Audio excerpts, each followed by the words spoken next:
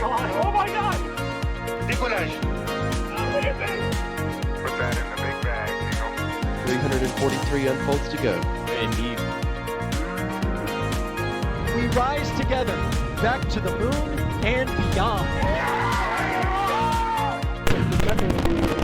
Flare, correct? Yikes. You bet. Sure. We don't need any more of these.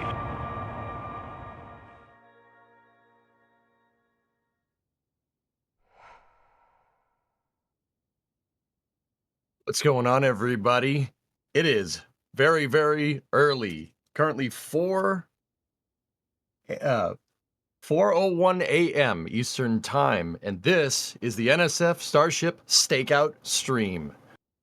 Hello, everybody. I am EJ, your host, and I'm still a little bit tired here, but you know, everything permitting, in about 12 hours, we should see Flight 6 take off from Pad A at Boca Chica and hopefully see another successful Starship flight chalked up into the books. Good morning, everybody. How are you? I am still sipping coffee, guys. I'm gonna need a lot more. It is a little bit early, but who would want to miss this, right? Who would want to miss this? I tell you who wouldn't want to miss this. My partner in crime for today's stream, Ryan Weber. Ryan, how are you? I'm doing fantastic, EJ. It's 4:02 a.m. Central, not Eastern. I think that coffee still needs to kick in a little bit. Yeah, yes, you are absolutely right. Uh-huh. But anyways, I'm glad to be here. Starship Flight 6. Let's go. Yeah. It's gonna be awesome. I wish I had a better speech prepared, but the hype is real. The anticipation is real.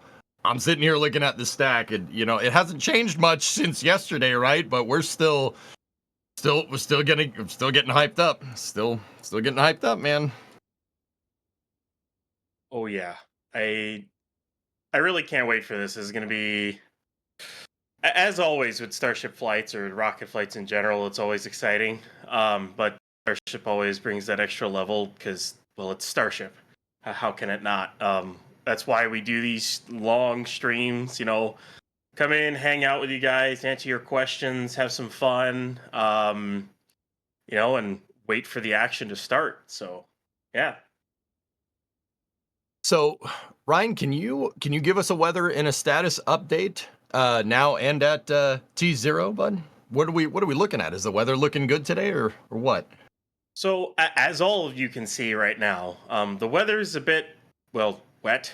The humidity's kind of high there right now, but the lucky thing is that it's expected to burn off a lot over the course of the day. Like, basically, the humidity's more or less expected to be cut in half. It's around like 75-80% right now, and expect to go down to like 40-45, or maybe even low 50s. But so it'll dry off over the course of the day, especially once the sun rises. Sunrise is expected at around 6:50 a.m. Central.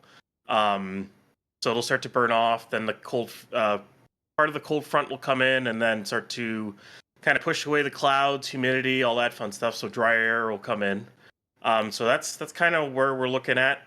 About 11 hours and 55 minutes till the opening window. And as of right now, SpaceX is tracking towards the opening.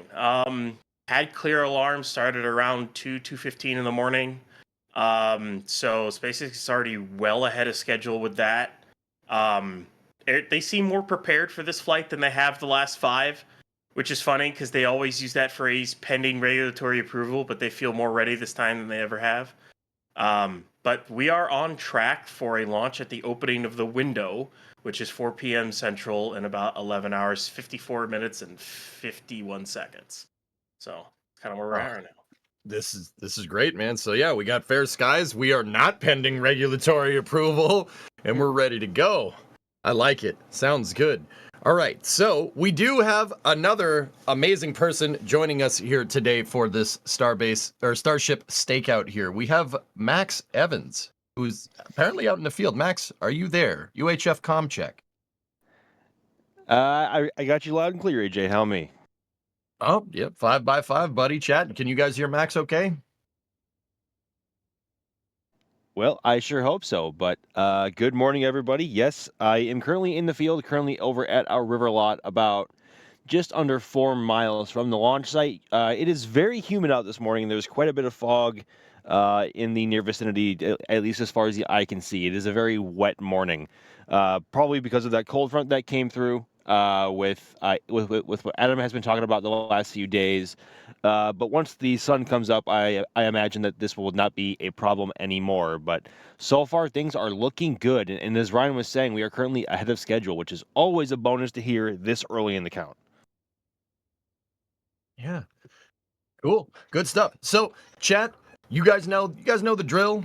This isn't anything, I mean, except for what you see on your screen. It's anything out of the ordinary. You have questions about what's going on, tag at NASA Space Flight. We're here. I have me, Ryan, and Max ready and waiting to answer your questions. So tag at NASA Space Flight if you have questions for us. Yeah, guys, where should we start? Like, we got a lot of time. You got a lot of time to burn, and they put me in charge. So this is gonna be a Who put party. this guy man. in charge? Yeah, dude, I don't know. I don't know who would do that, but here we are. Yeah, so this goes along with the weather update. So you'll notice a lot of our cams have some dew over them, some moisture and things like that. I was talking about earlier. We're expecting it to clear up. Hopefully, it'll all burn off, especially once the sun rises and that the leading edges of that cold front come in.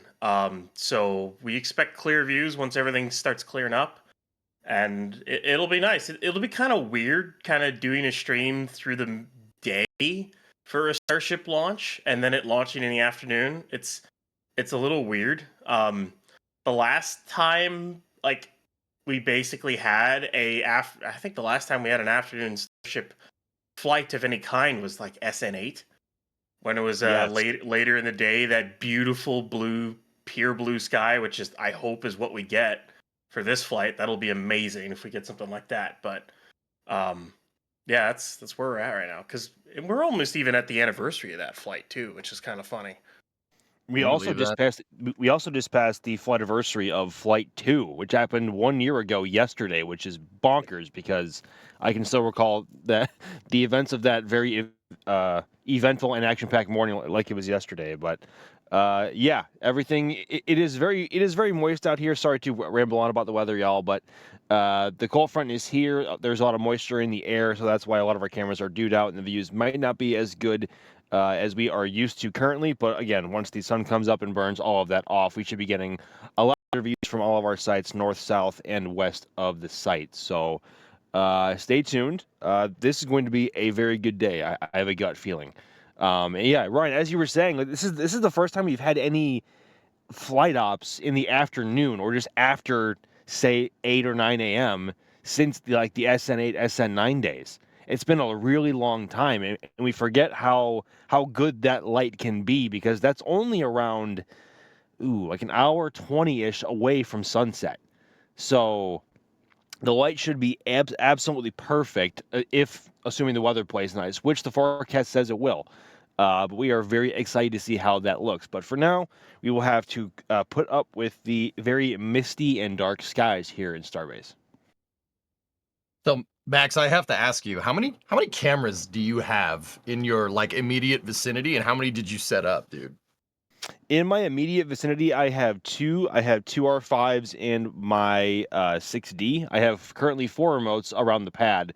I was going to deploy my 6D, but it was giving me a bit of issues earlier, so I didn't want to risk that being skunked, and I'd rather have it with me in a controlled environment where I can troubleshoot any issues should they arrive.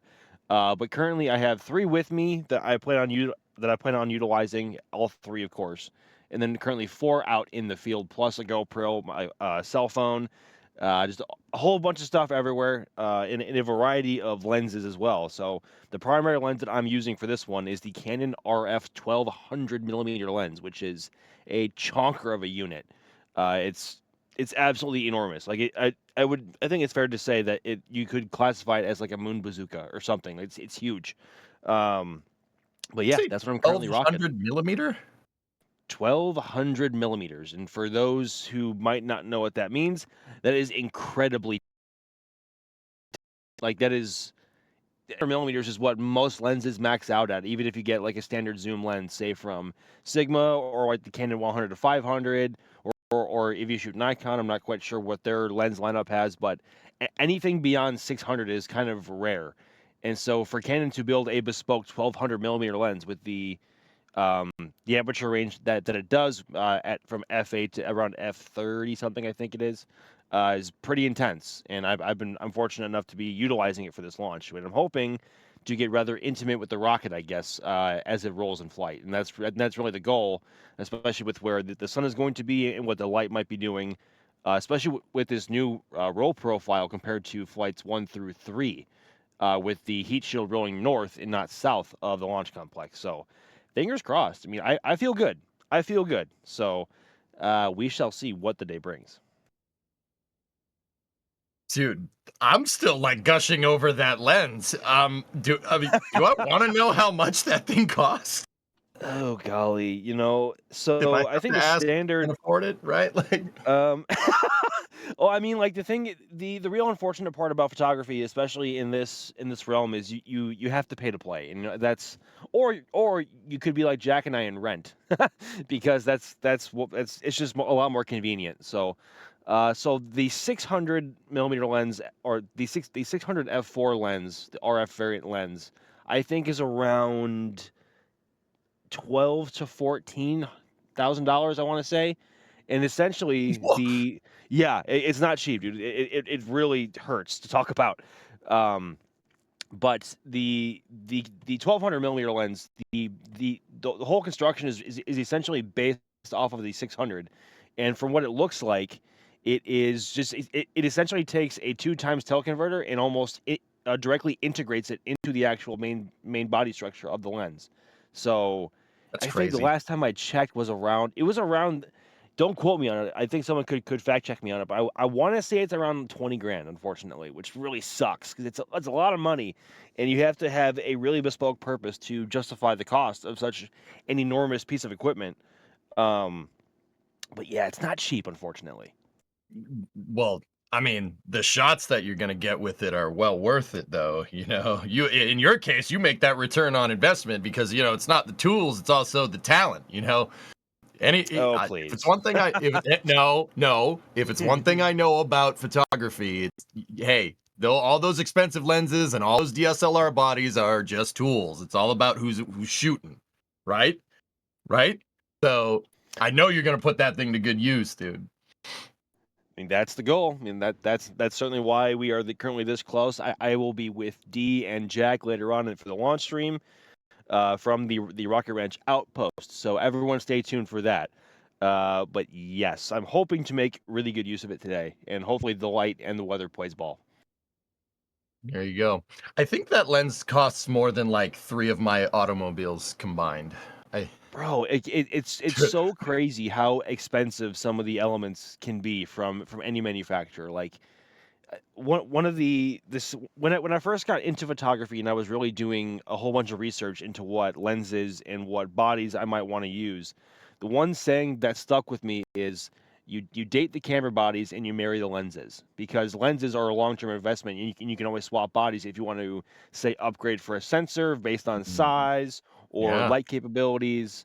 So I mean, the lenses you should be with for long term, and that's why they're so expensive, and that's why it's a lot more difficult to justify the cost for those. But yeah, it's not cheap, unfortunately. It hurts my soul. Yeah. But like I said, it's the tools, man. It's the tools, and I know you'll put it to good use. All right. So you're welcome, Jack. All right. So hey, let's I'm just gonna go to the support queue real quick, guys, because Matt's Ghostelar is going off in the chat. More like Matt's Brosolar going Wow. off there with 100. Wow. Yeah, I know it's early. I can be excused for that. All right. Who gave this guy the range this morning? Oh my Right? goodness. Hey, Adrian did. You can blame Yeah, him. let's say blame Adrian. So Matt's had 50 red team and then another 50 red teams after that. Zachary had a store message that's back for flight 6. And then we had a $5 super chat from Shasbert Toddbot, watching from New Orleans or Nolans. I'm not going to say it right. I'm from the north. I'm never going to say it correctly. Sorry about that. Do you think if I drive out to Grand Isle down at the very southern tip of Louisiana, you'll be able to see it? Oh, Ryan, what do you think? Probably not, because it'll be heading south from that. Like it'll still be heading more south from that.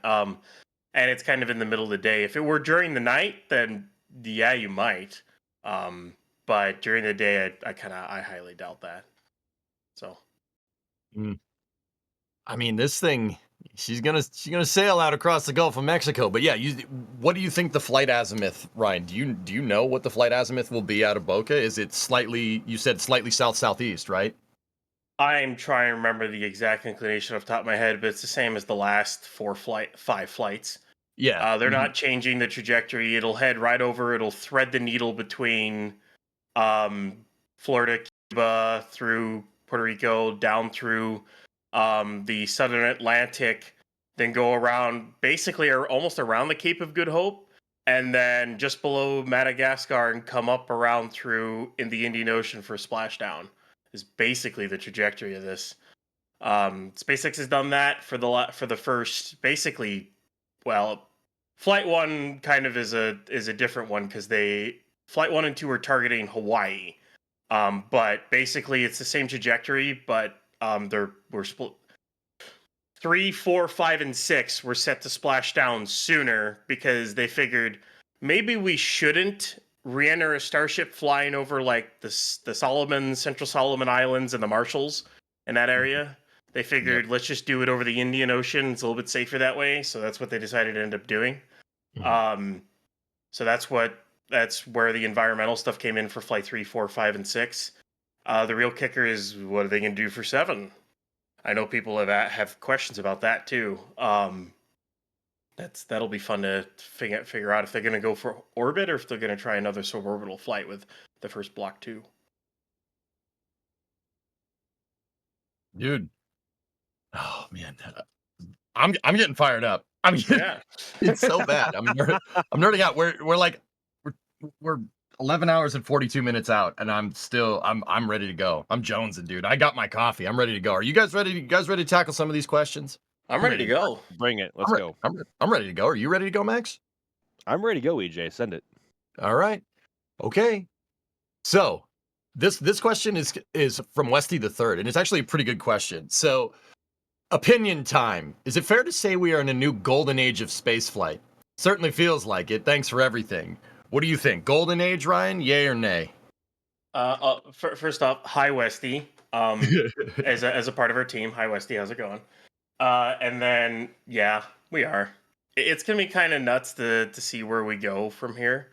I know we've talked about it before, but like, I want Starship to turn into something that basically puts raw materials in orbit and we build dry docks and star bases. Come on. Please. Not like a star base like what we're looking at. I'm talking like Earth space dock. That's what I'm talking. You know? Yeah. I don't know if we can build something that size, but one can live in hope. Some Starfleet style stuff.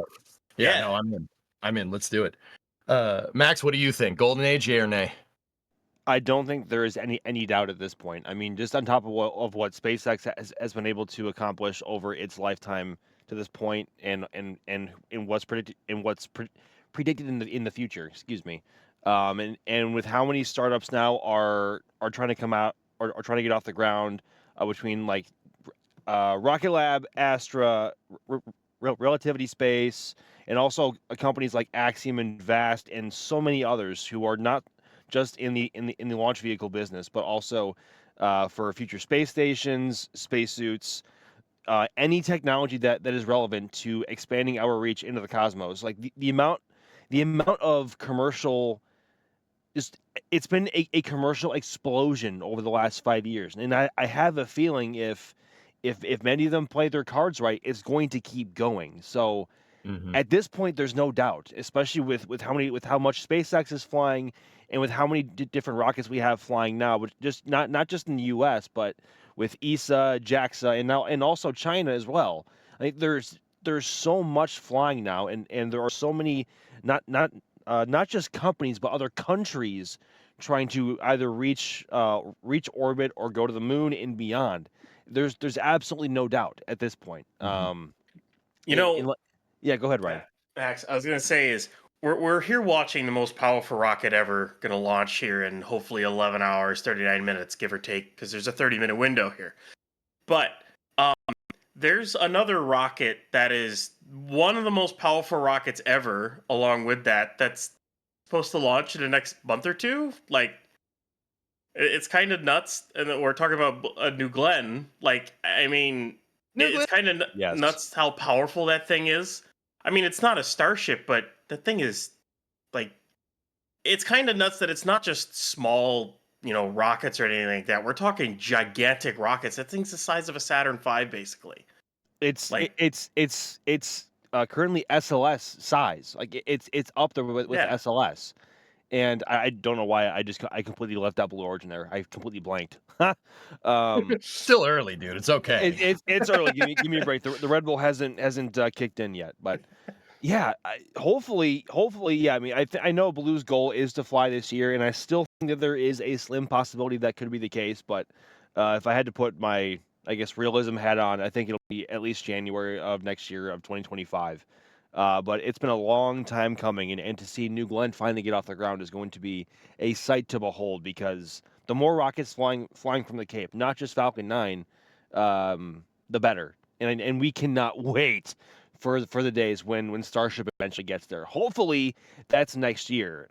Whether or not they are going to launch from either 39A or 37. Obviously, 37 is still not even touched yet for Starship Ops, but whenever they do end up start flying from Pad A over at KSC, it's going to be an absolutely wild time, and it's only going to get even crazier from here, folks.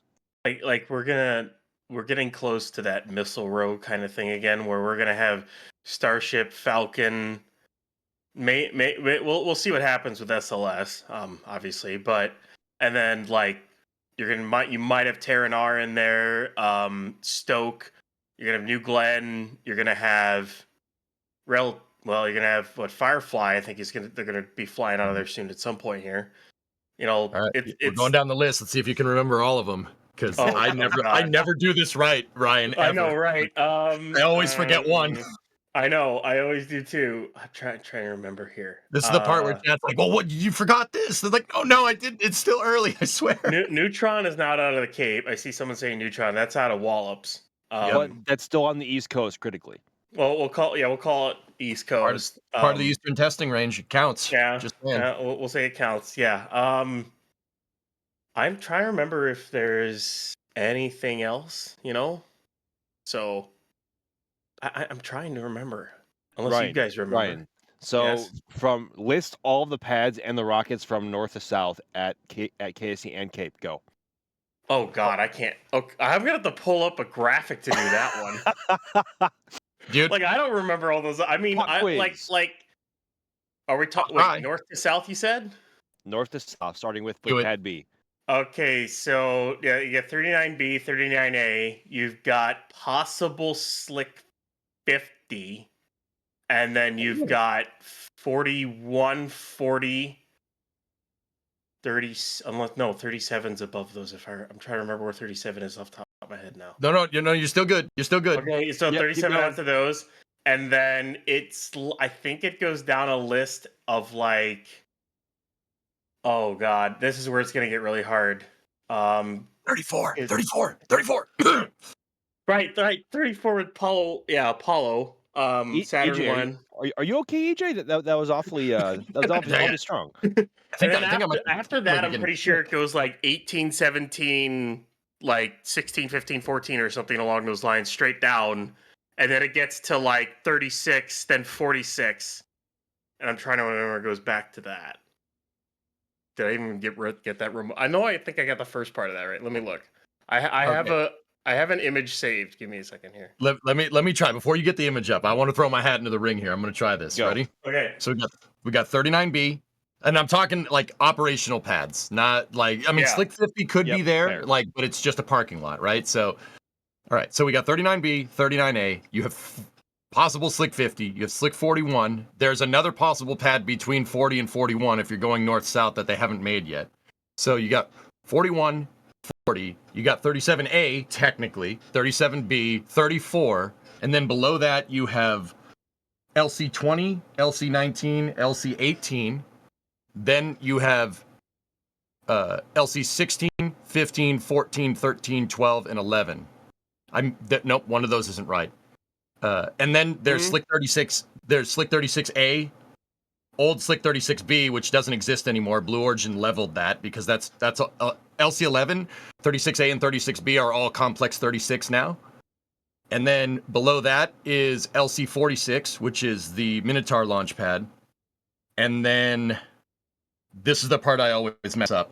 The pads below that, I know all the pads below that. I don't know them in geographic order. There's LC17, which is basically just a field. They demolished that. That was a former Delta 2 pad. There's 31, 30. There's LC5, LC5 and LC6, Mercury, which were Mercury Redstone pads. And there's 1, 2, 3, and 4 by the lighthouse next to the Missile Museum. And then the other pads down there are just, I forget those ones down there, dudes. So Very good, EJ. Very that good. was, Very that was impressive. pretty good. Yeah, That was yeah, pretty not good, bad, yeah. right? Not bad. Yeah, that's pretty good. There's the Slick 8 LC18 is below LC 31, 32, and 10, which is below It the was lighthouse 18. though. It was 18. Um, yeah, 18 'cause and it goes 17 were 20. yeah. It goes 20, 19, 16, 15, 14, 13, which is LZ 1 and 2, then 12, 11, 36, 1, 2, 3, 4, 21, 22, and 46. Then the lighthouse is what that's set up as. But yeah, that's pretty. And I forgot, it's not 50, it's LC 48, but it's kind of 50. I don't know, it's a weird area. But anyways. Yeah, they haven't launched it. It's basically just a cleared field with some concrete on it. That was if I remember right, it was supposed to be for Phantom Express, but you know, stuff happened. You know, yeah, stuff happens. Yeah, just stuff happening, guys. Yeah, guys, I'm a pad nerd. I launch pads are my favorite part of this whole thing by a long shot. I love the machine that makes the machine. You know, so standing here looking at Mechazilla like we are, I'm just like, very nice. I love how just the cave history and layout has just completely overtaken and just completely infiltrated a Starbase stream. I love it. But taking it back to Starbase real quick. For those of you who see the venting going on, they are still filling the tank farm. Last I checked, there are still tankers there unloading. So the venting you're seeing is the pressurization system on the tank farm working to make sure the tanks are good to go, that they're maintaining the correct pressures. And then if you see vents that come out, there's basically T vents that are connected to pretty much all the tanks, the LN2 and the LOX tanks. Those are just pressure relief valves. So as they're filling it and they're making sure the pressure stays the same, well, you can't let it get too high. So you need to open that valve to just vent, excess, so you don't overpressure the tank. So that's basically what it's for. So, So it's like a check valve, right? Yeah. Cool. Just pressure relief. That's kind of what we've been looking at a lot, which it adds to the cloudiness of everything, but that's kind of what they're doing right now. Yeah. Cool. All right. We're gonna pop through. We're gonna pop through more questions. That was a long answer for that first one, but we got more. So this is Chania Apple asking, when do you think the first flight of the Block 2 Starship will be? Flight 7, maybe? Max, this one's in your court. Let's go. So the actual Block 2 Starship, yeah, that will be Flight 7, the very next flight with Ship 33. This Flight 6, which is what's flying today, I feel confident enough saying that now, ish. Don't jinx us, man. I know, I'm sorry. But this is, I mean, in a way, this is almost a send off because the iconic shape of a starship that we've come to know and love over 5, 6, 7 years now is going to go bye after this one because the forward flaps on ship are going to be a little bit smaller and they're going to be moving a little bit more. I'm trying to orient myself here. So they're going. What's that? What's that, Ryan? Leeward is the word. Leeward. Yeah. So Yes. they essentially they are moving further away from the heat shield, and of course Starship itself is also being stretched by a little bit. So the overall silhouette is going to be similar, but it's not going to be quite the same. And so this is the very last flight of a Block 1 Starship, which has proven to be an invaluable resource for gathering data in for the initial flights of the Starship program. So the first Block 2 Starship will be Flight 7. However, when that will be, I wish I could say with certainty. Something tells me SpaceX may try and rush it off this year, but What? Yeah. I know, but I just don't want to get caught out of left field again. Um, All right. but it could be before the end of the year, but my gut tells me it could also more likely be maybe mid-January into February. But in terms of a Block 2, go ahead, Ryan, sorry. I was gonna say, if they were to get 33 flying this year, let's just, I mean, regulatory aside, because they're gonna have to change it because it's a new block of ship. But well, for one, they haven't static fired it, and second, they only finished stacking that thing in August. That would be a record for them to do it in half the time they've done it in the past. I don't think they're going to be able to do that. I'm thinking February, March, but that'd be insane if they were to pull that off. And that's just the actual Block 2 Starship itself. And we still haven't talked about the Block 2 variant of the booster. Yeah. Which is probably a year or more out, given the fact of we haven't seen that much in the way of of elements being stacked or let alone even tested. So at least a year out from a Block 2 booster as well. But just another very long-winded answer to your question. The first flight of a Block 2 Starship will be Flight 7, the very next one after this. There you go. There you go. I actually agree with Ryan. I think I don't think they're gonna be able to shoehorn this thing out during the holidays in the beginning of the year. I'm saying February. Chat, what do you guys think? Well, I see a lot of January 20. I want to agree with you, man. I want to. I'm usually like, yeah, let's go, man. There comes a certain point in which, I mean, it's a brand new vehicle. A lot of people are like, oh, it's still a Starship. Yeah, not. I mean, yes, but I mean, the entire transfer tube structure has been changed. The aft has been upgraded. The nose cone is significantly different than what's on 31 right now in so many different ways. Yeah, it's like, I mean, the flaps are just the start. They've redesigned the header tank and COPV setup. The flat frames are smaller. It's so much more efficient and a much more compact design. There's a lot of stuff they're gonna have to test and whatnot, and I think it'll be a bit before it's actually ready for flight. So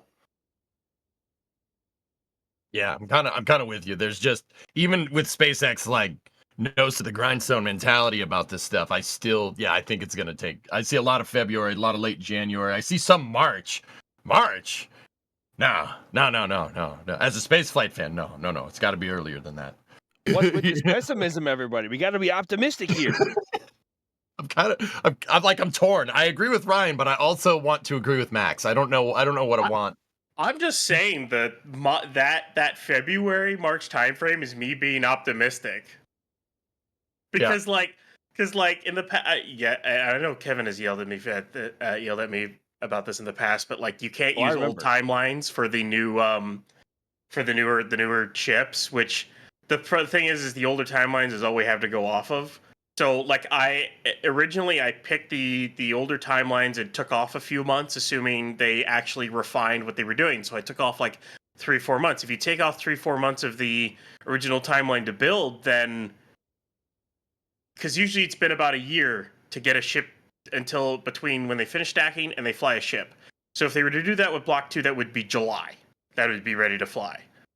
So I take a couple months off of that, say, 4 months off of that, and you get back to basically March. So that's what I think we're at. But yeah. Mm-hmm.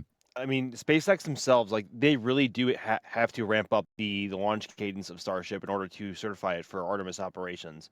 And so that is where, of course, we all just on skin level, like we all want to just see more rockets fly. We do, but the Artemis right now, one of the key, I guess, choke points of the whole program is getting Starship online and operational with what it's supposed to do in terms of landers and also orbital refilling. So we want to see that happen. We want to see Artemis on track, but we also have to see SLS get stacked and ready to fly for Artemis 2. So that's another choke point, which is a topic for a whole other stream. We don't have to go into that today, but we want to see Starship fly, and we want it to be certified for operations with the Artemis program and also for commercial use. And at some point, SpaceX is going to rapidly have to ramp up production and also the launch cadence in order to make that happen. So the future for Starship is bright, but they need to get the ball rolling on that front. And something tells me we are on the doorstep of seeing some pretty rapid iterations. Yeah. Judging by what I see inside of the Star Factory from pictures from the plethora of awesome NSF photographers out there, this is the calm before the storm. I'm kind of with you on that one. It does feel that way. I think that's Right. that's a very good way to put it. Yeah, it does feel like that. They're gonna Cool. have. I think the biggest hurdle overall is going to be just production. So the Ship 33, they took about a month and a half to stack it, basically. So that is about a month and a half to stack the first one. Now right at the end of the block ones, they took about it would only take them about a month to do it. So you kind of that's kind of where they're at. However, with Ship 34, it's been a little bit more iffy on that. Like literally just yesterday, they finished stacking 34. That took them 2 months. Almost 2 months to the day to fully stack that ship. So it took them longer to do the second block 2 than it did the first block 2. I don't know if that's an indication of anything or whatever's going on, but we'll have to kind of track and see if they can pick up the pace with Block 2 of Starship. Otherwise, they're going to be the one thing that really slows them down is their new transfer tube design, because in the past they could stack like the mid lock section, stick the transfer tube in, and then stack the aft. This time they have to put in their 2 lock sections that they have. Then they have to take a jig, put all 4 transfer tubes together, lower the ship on it, install the transfer tubes, take the jig out, and then bring in the aft section. So it adds a decent amount more time to it. So we'll see how they can pick it up. It's fun to watch them build these things. It is. It's cool to see the assembly line come together, man. Pretty cool. Anyway, we have a lot of questions to go through, and I'm trying to keep us paced because I like these long answers. These are my favorite, But we got another one here from Dragonwise, who is asking, will they catch both the booster and Starship this flight? Which one of you guys wants this one? No. They'll try to catch Booster 13. So they'll try to catch Booster 13, and then Ship 31 is going to splash down in the ocean. There's a fun caveat to that is the heat shield modifications they've done on 31. They're going to see if they can strip some they're going to see if they can strip 8 columns of tiles off here. Well, they already did strip them off, but they're going to see if they can do that on later ships so they can add catching hardware for stuff like that. So it's still a down the road, but this flight should help them figure out whether or not they, how they can actually add catching stuff to the ship. So cool. Yeah, so we got hopefully we got a booster catch. I want to just remind everybody that it was basically 5 weeks ago that pad that has the stack on it on the right side of your screen caught a booster. Which hey, EJ, what? Do you know they caught a booster? Chat. Oh boy, here we go. Chat. Did you know they caught a booster? I didn't know. I mean, now I do. Now Sorry, I do. Max, I had to. All right. This next question is from Huffy. How long is the window? Max, do you know the window? Yeah, the window is approximately 30 minutes long, beginning at 4 p.m. Central Time. So, not quite as long as we've seen before with the 7 a.m. to 9 a.m. launch windows, and sometimes it was I think Flight 2's launch window was only like 25 minutes thereabouts, and this one is going to be up there in terms of window length. But the current window is 4 to 4:30 p.m. Central Time here in Starbase. Okay, so we got a relatively small window, but I mean, that relatively small window doesn't mean anything with Starship because they can just cycle it and go, right?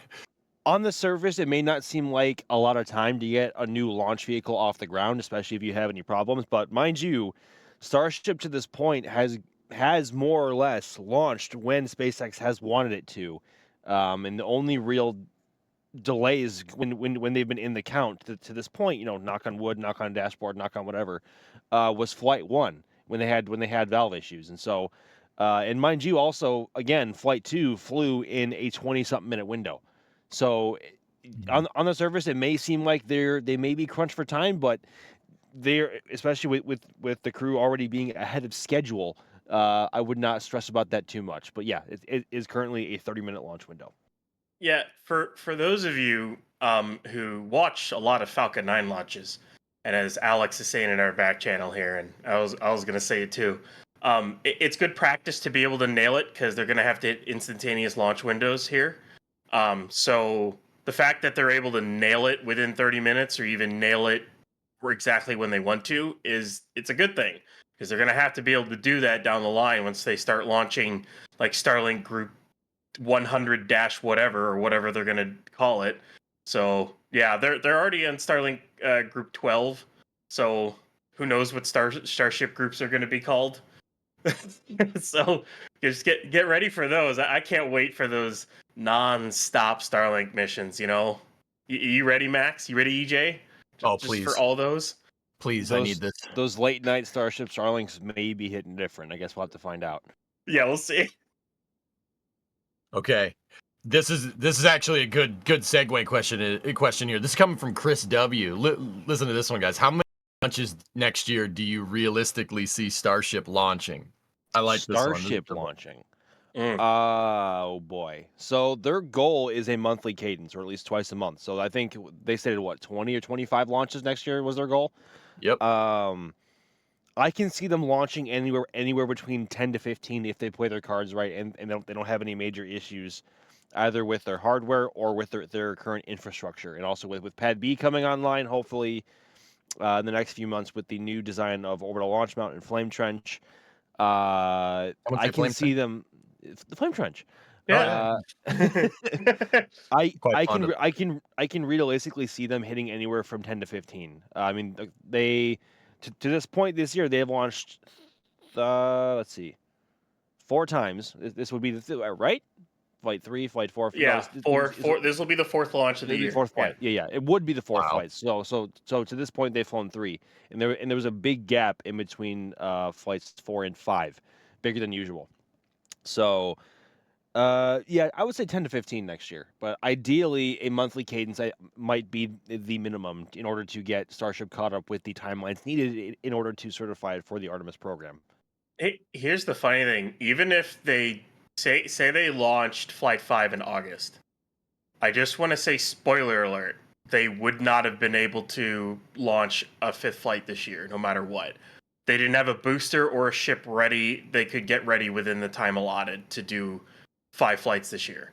Back when it was earlier this year, I think it was in the summer, they'd released like an FCC filing and whatnot that they wanted to just test some new Starlink stuff on Flight 7, and it was like, well, that has to be Block 2 then, because they didn't have that new stuff on 33. And as we got closer to August and then September, it was kind of like, well, they haven't touched 33 in a while, and to get 32, in order to get 32 flying, it would have taken a solid other 7-8 months. So there would have really been no chance to even get 5 this year. I'm thinking 8 to 10 next year. That's kind of where I'm at. Double it, or maybe a little bit more than double. It's gonna be tight because if they're only able to, they want a monthly cadence, but they're not reusing ships right now, and their current production schedule for Block 2 ships is one every 2 months. You can't have a monthly launch cadence if you can't build a ship a month. So unless they pick that up, and yeah, I'm going by timelines for the new block. So yeah, unless they pick that up, they're not hitting that 1 month, one every month. I think they'll get there. They're gonna have to at some point, Ryan. At some point, they will get there, Max. But right now, they won't. But it should be about 6 to 7 months before that pad B's operational. But they still need the regulatory side of things, the tiered environmental assessment. We are still waiting on the new public hearing dates from the FAA. They still have not released those yet again. They need that public comment period and then do that final TEA in order to approve because right now they can only do 10 launches from Starbase. They need that TEA to do 25. And they need that TEA to launch from Pad B. So until that gets done, they're not launching more than 10 and they're not using the new pad. So as unfortunate it is, they have to get that done too. But Okay. Yeah. I mean, I'm thinking about it. I want to answer the questions too, but we have a lot more questions to get through. I'm sitting there. I'm like, you know what? But no. Let's go to the next one. Let's go to the next one. David Shepard's asking, what flight profile for Starship on this flight? Ryan, I'm pretty sure it's the same. It's the same one as Flight 5 with some minor alterations, right? It's the same one as Flight 5, except for they're going to try what I guess is going to be a pro-grade burn for that in-space Raptor relight that they're going to do. And then the only other change will be a slightly higher angle of attack at the end of the descent phase of Starship. That's about the only two differences they're going to have. And I say pro-grade because if they want to do retrograde, they have to use the RCS to flip the ship around. And then they have to be confident enough that they can flip the ship back around in order to test the heat shield. I don't know if they're confident enough in Block 1 to do that. So my guess is it'll just do a pro-grade burn. So for like a second. Yeah, it's going to be a small one, but that in-flight firing is actually huge. I mean, once they get that in-flight firing good to go, that means I pretty much opens up the door for starships going full orbital. Because you got to remember, these ships aren't getting all the way to orbit. They're like getting 99.5% of the way there. The reason why they're doing that, Ryan, you were talking about this a little bit earlier. The reason why they're doing that is because, one, it's easier to land it in the Indian Ocean. You're less likely to, have it come down over a population center. And two, if they send it to orbit and they can't do that relight burn, you're stranding a gigantic, huge piece of Starship on orbit, which is not, that's frowned upon. We don't want to do that. All right. Cool. That was a great question. All right.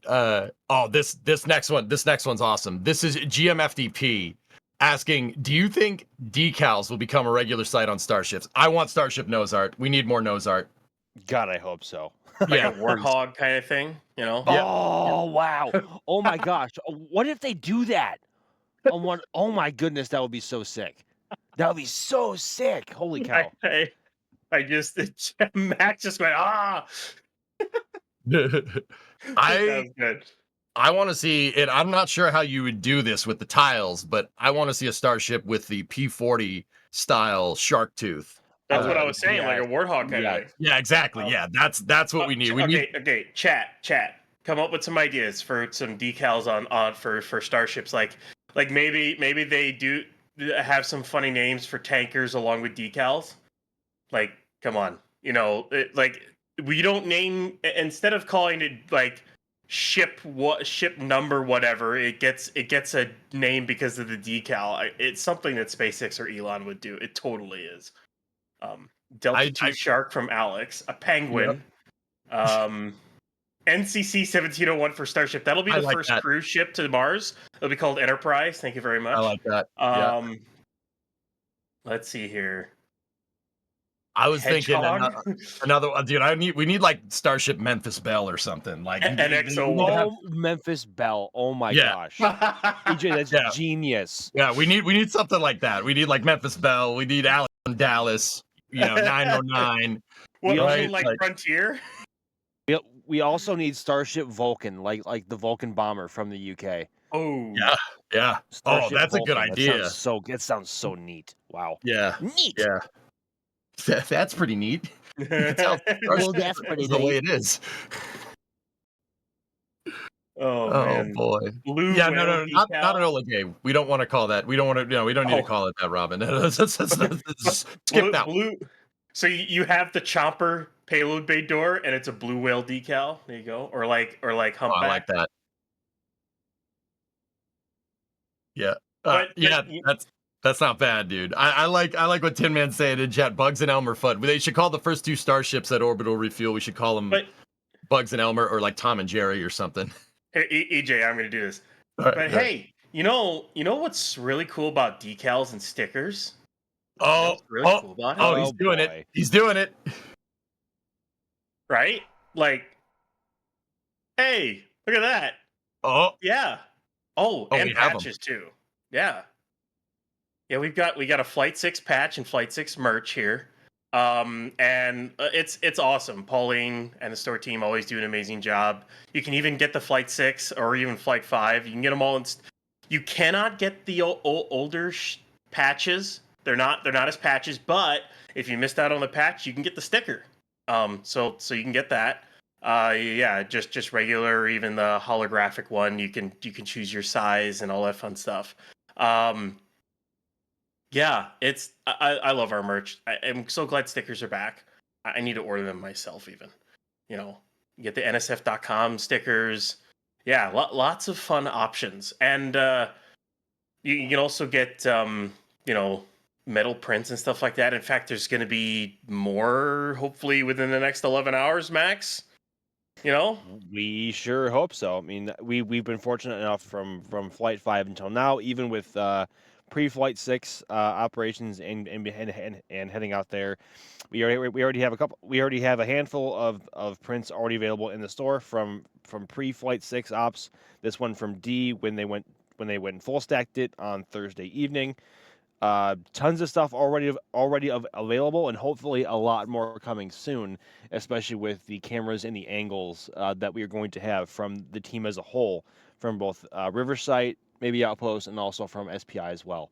So hopefully a lot more to come. I mean Flight 5 is going to be very difficult to beat, but something tells me that the theoretical light, I should say, for this afternoon should be pretty epic and should make for another very beautiful setting for some more. So we shall see.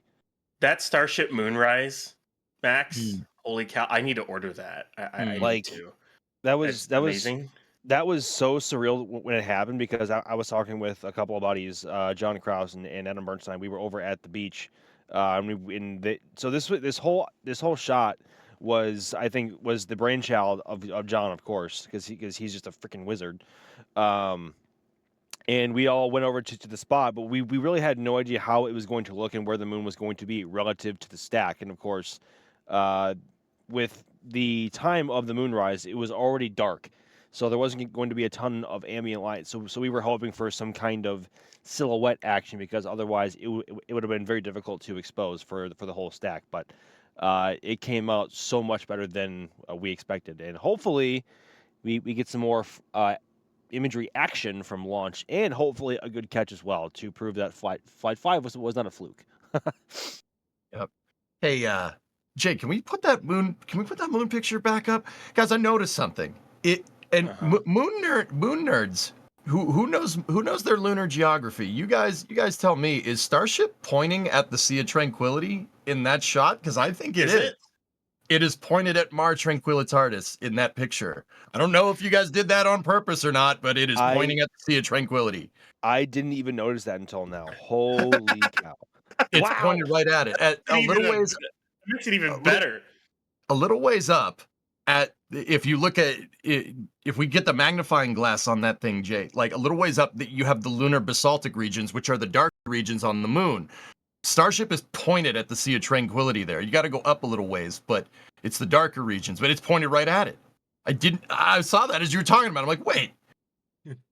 Oh, that's fantastic. That's It's right like- where 11 landed. I'm gonna go there someday. Well, it's gonna go to the South Pole, but still. No.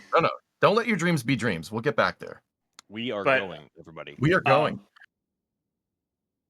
Yeah. But also, if Jay wants to hover over the top of the tower, you may also see some people up there, silhouettes of people. So you have a bit of a sense of scale for how big Starship really is.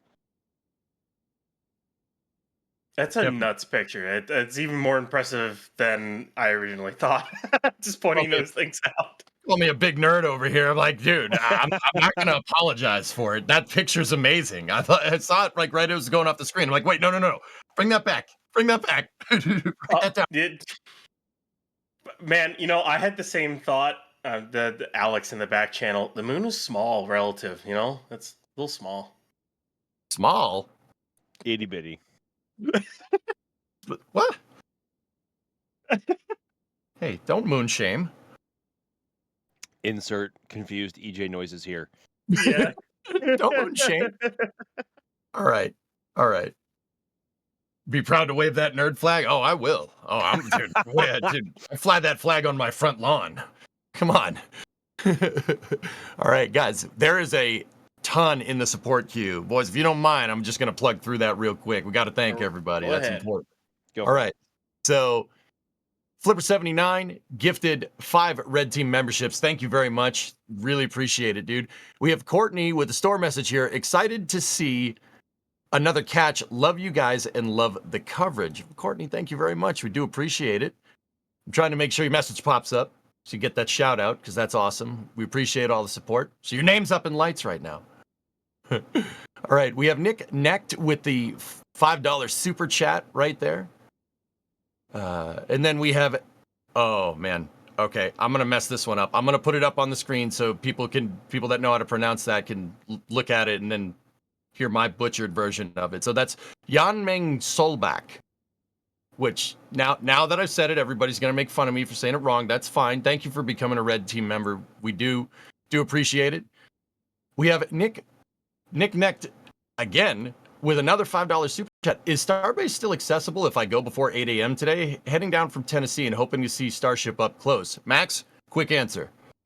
Probably not, unfortunately. So I was out setting up cameras with Jack and D earlier over at our highway location, and we talked to one of the sheriffs that pulled up to make sure we were all good because it was obviously dark and you couldn't see anything. But I heard that they're going to start shooing people out at around 6 a.m. So if you go right now, oh boy, actually we're getting kind of tight here. So I don't want to say no, but I don't want to say yes. I want to say your chances are not likely because of them trying to shoot people out at 6. So unfortunately, I know with the road closure going was supposed to be at 8 a.m. this morning, and I'm aware that a lot of you may have been wanting to go out for one last sunrise to go see Ship 31 and Booster 13, but it sounds like that might not be the case anymore. So I don't think so. Cool. All right. So we got Meep Meep becoming a Pad Ret member. Do appreciate that very much. We have Mr. Lyric becoming a Red Team member right there. Thank you very much. Booster 1058 gifting 1 Red Team membership. Thank you very much, Booster. You rock. OGs of the watching the NSF streams. We appreciate you. Also, shout out to Wormy. Rip Wormy. Rip Dang waves. Okay. Gautam. Oh gosh, here we go again. Gautam Natarayan. Probably not. If I said it wrong, let me know. I want to know how to say it right. I'm not gonna lie, but I guarantee you I can't get my mouth to make some of these noises, but I'll try. So that's a 199 super chat saying when V2 booster and ship with all V3 engines. Ryan, I think we're a little ways off. Yeah. It's that'll be that first full stack with all Raptor 3s and both vehicles being Block 2. That's gonna be the first flight out of Pad B, and based off the fact that we have not seen a Block 2 booster start getting sacked. We might have seen, I think Jack might have caught a booster Block 2 header tank, or not header tank, at least a landing tank. Maybe, maybe not. It's really hard to tell. It does look a little different from other stuff that's sitting in the factory. So, but my guess is that it's still a year more out, at least until we see a full Block 2 stack with all Raptor 3 engines. At least a year and a half at this rate, because it's going to be a while before they start a Block 2 booster. Yep. Cool. We're gonna keep plugging through here. We have Kemiel Kengen. I'm not saying that name right. It's Dutch, and I know I can't make my mouth make those noises. All right. So I really appreciate it, Kemi. That's a 1268 super chat. It said, watching from our own television studio in the Netherlands. Awesome. That's great. Really, really cool. Thank you very much. And then we have a next one coming from Jugger KY here. Good morning, NSF. Go SpaceX. Go Starship Flight 6. Let's light this candle. Let's go, dude. Jugger, the hype is real, man. The hype is absolutely 100% real. I'm ready, dude. I'm sitting here getting fired up. I already got coffee, good to go, and I have a queue of coffee ready to go throughout the day, and I'm just gonna be strong the entire day. Let's go, man. Let's go. Dude, I'm in.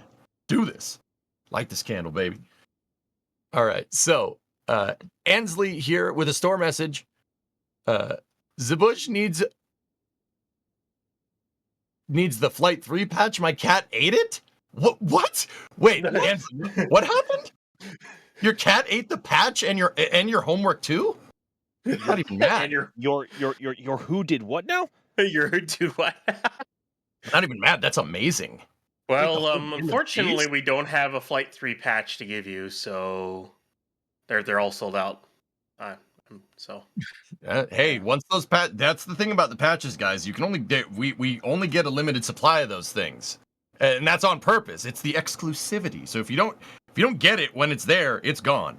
Now, I always ask this because I think it's cool. Who has all of the NSF patches for every Starship mission?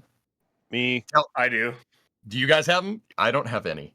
Well, EJ! Flight 6 is I on the know. way, I know. but I I'm have awful. all the NSF ones. I know. I'm awful. I'm awful. I'm the outlier here. Yeah.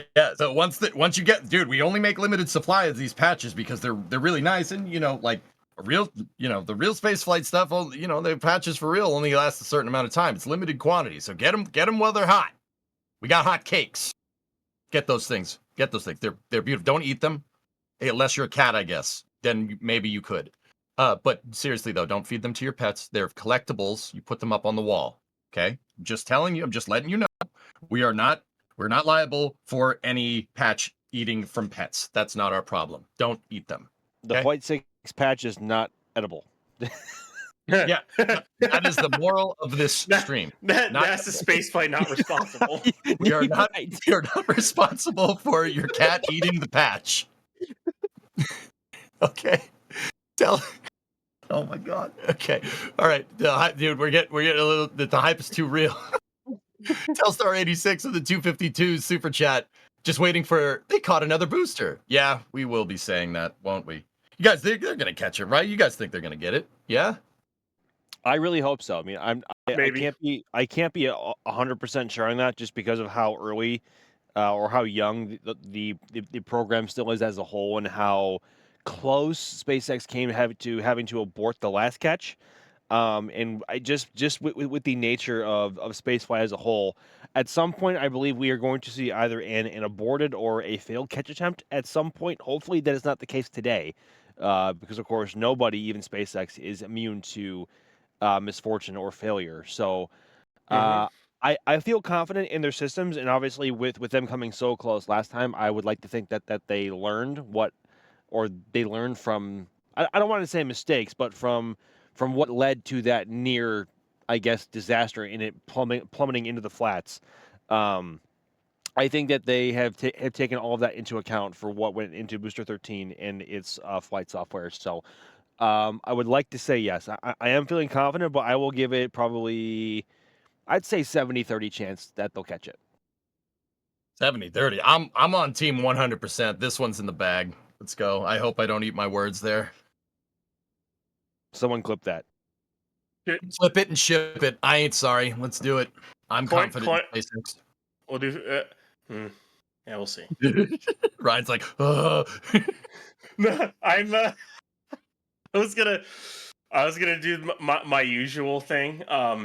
Because I said this on the CTL XSL, the extra long edition of Countdown to Launch we did. Not even like 12 hours ago or so. Yeah, literally not even 12 hours ago. So like, I don't know if it's just me, but these flight tests have gotten better and better each time, and it feels like SpaceX is, they're getting. I don't want to say lucky, but it feels like a lot of things are going their way, and I'm waiting for that point at which this prototype vehicle doesn't go their way. I'm waiting for it. I mean, like Falcon. Falcon was chugging along, and then 3 anomalies this year. So we'll see. Maybe it slammed into the wetlands. Ryan's like, oh, optimism? Jinx! No. No, we do not allow that. All right. It is We're gonna- forbidden in these parts. Yeah. We understand that you're harboring our optimism, are you not? Hey, somebody has to be the pessimist. I might as well. Yeah, that's fair. That's fair. All right, so dude, the support queue's coming in faster than I can clear it. I don't know what to do about this problem, but I'm gonna keep going until that queue is empty. All right, so we got Flip Diaz again with the $2 super chat. How much you want Tank Farm ASMR on multi-view? I mean, Tank Farm yeah. ASMR would be nice. Yeah, no, I'm here for it, man. Let's do it. Let's do it. Okay, so Jesse with a store message. Yay, I don't have to watch at work this time. I know what you mean. I know what you mean. I can't tell you how many people, like, because they've been launching like early in the morning and for the past couple of flights, right? Actually, for pretty much all of them, right? Like, they're like, I had to miss it because I was commuting to work. I'm like, well, that's unfortunate, but I'll be honest with you, there's probably going to be more in the future. And now here we are, Jesse. There we go. All right, we have another one here. Shashank, thank you for becoming a Pad Rat member. Do appreciate it. Here we go. Astro Knucklehead, what's up? What do we got here? Why a launch window when there's no planned rendezvous? Oh, Ryan, I know you want this question. This is a good question, actually. Yeah, they need a window for a lot of reasons. Like, they need a window so the FAA knows when they have to close airspace, things like that.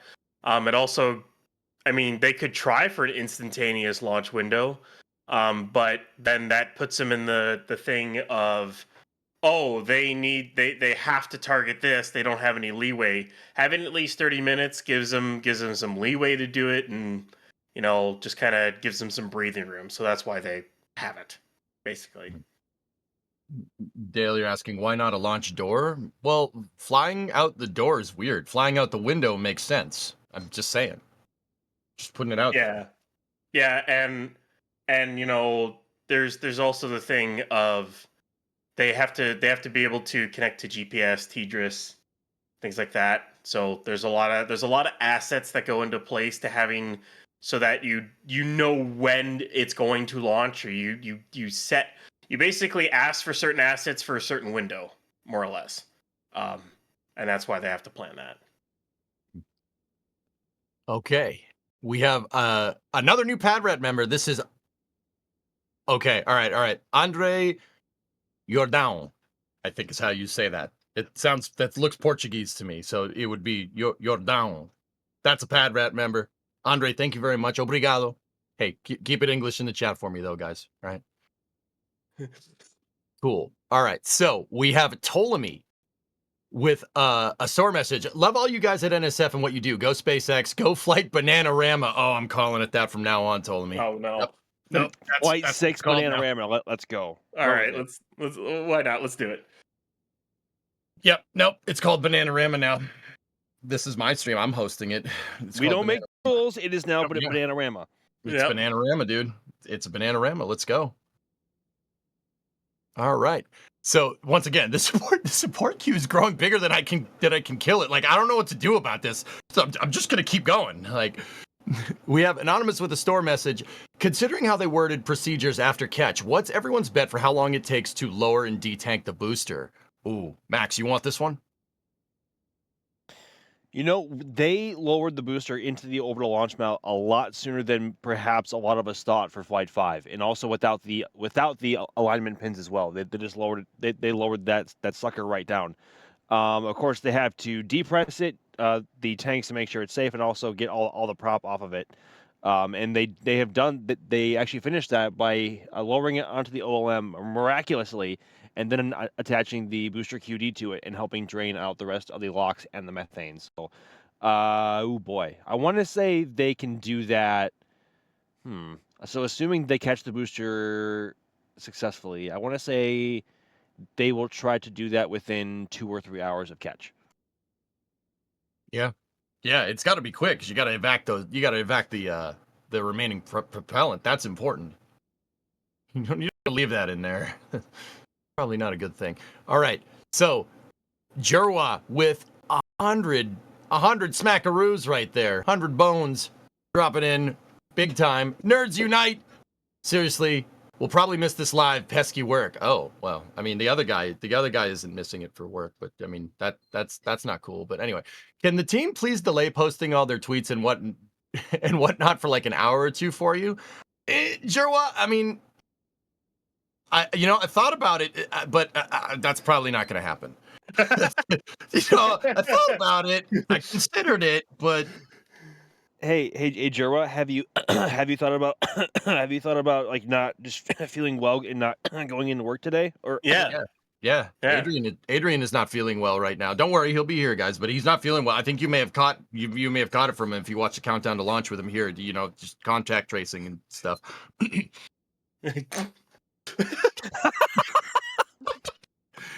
Sorry.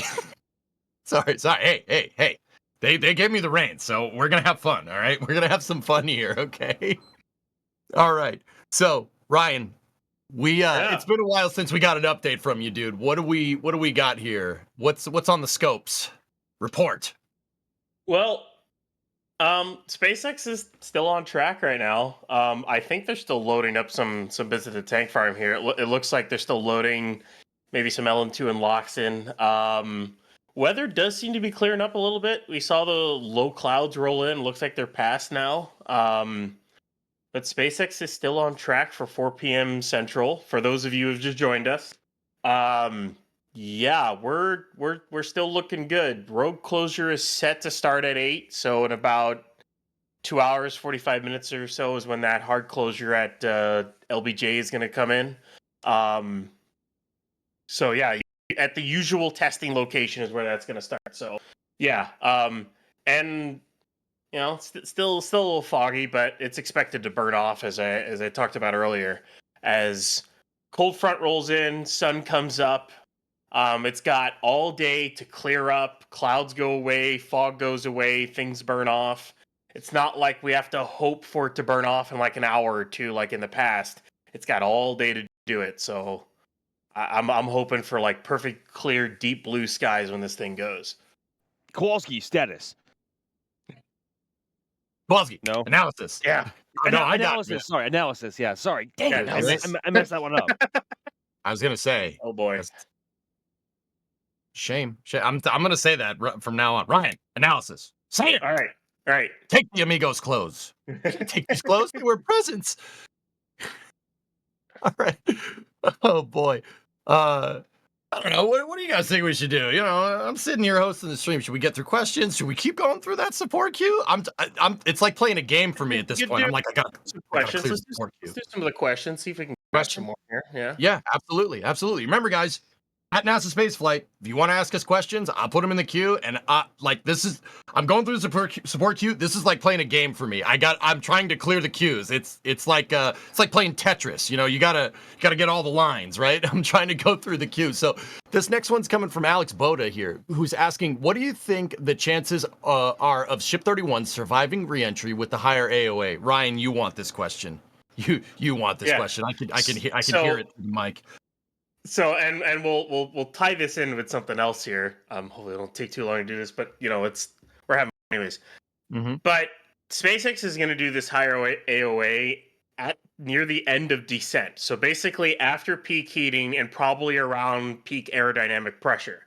Because what they want to do is they want to test out different landing profiles and stress on the flaps is what they were talking about.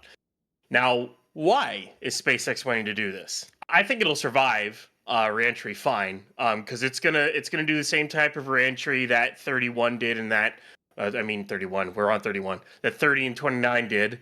But the real kicker is going to be they want to test how well they can control this ship in different profiles with the flaps. So like they want to I think their plan is to try to see what kind of cross range capability the Starship might have with that higher AOA they want to do at the end, and I can just hear EJ, cross range, right? Yeah. Happy shuttle noises. But I think they want to do this because say you're right, you're about to come over, you get through reentry and you're aiming towards the launch site, but say you're off a little bit. Say the reentry knocks you off something, who knows what the reason is as to why. The whole point of this would be, can you use the flaps and some kind of cross-range capability to get you back on track, and how much margin do you have to do that? I think that's where SpaceX is going to try to test this.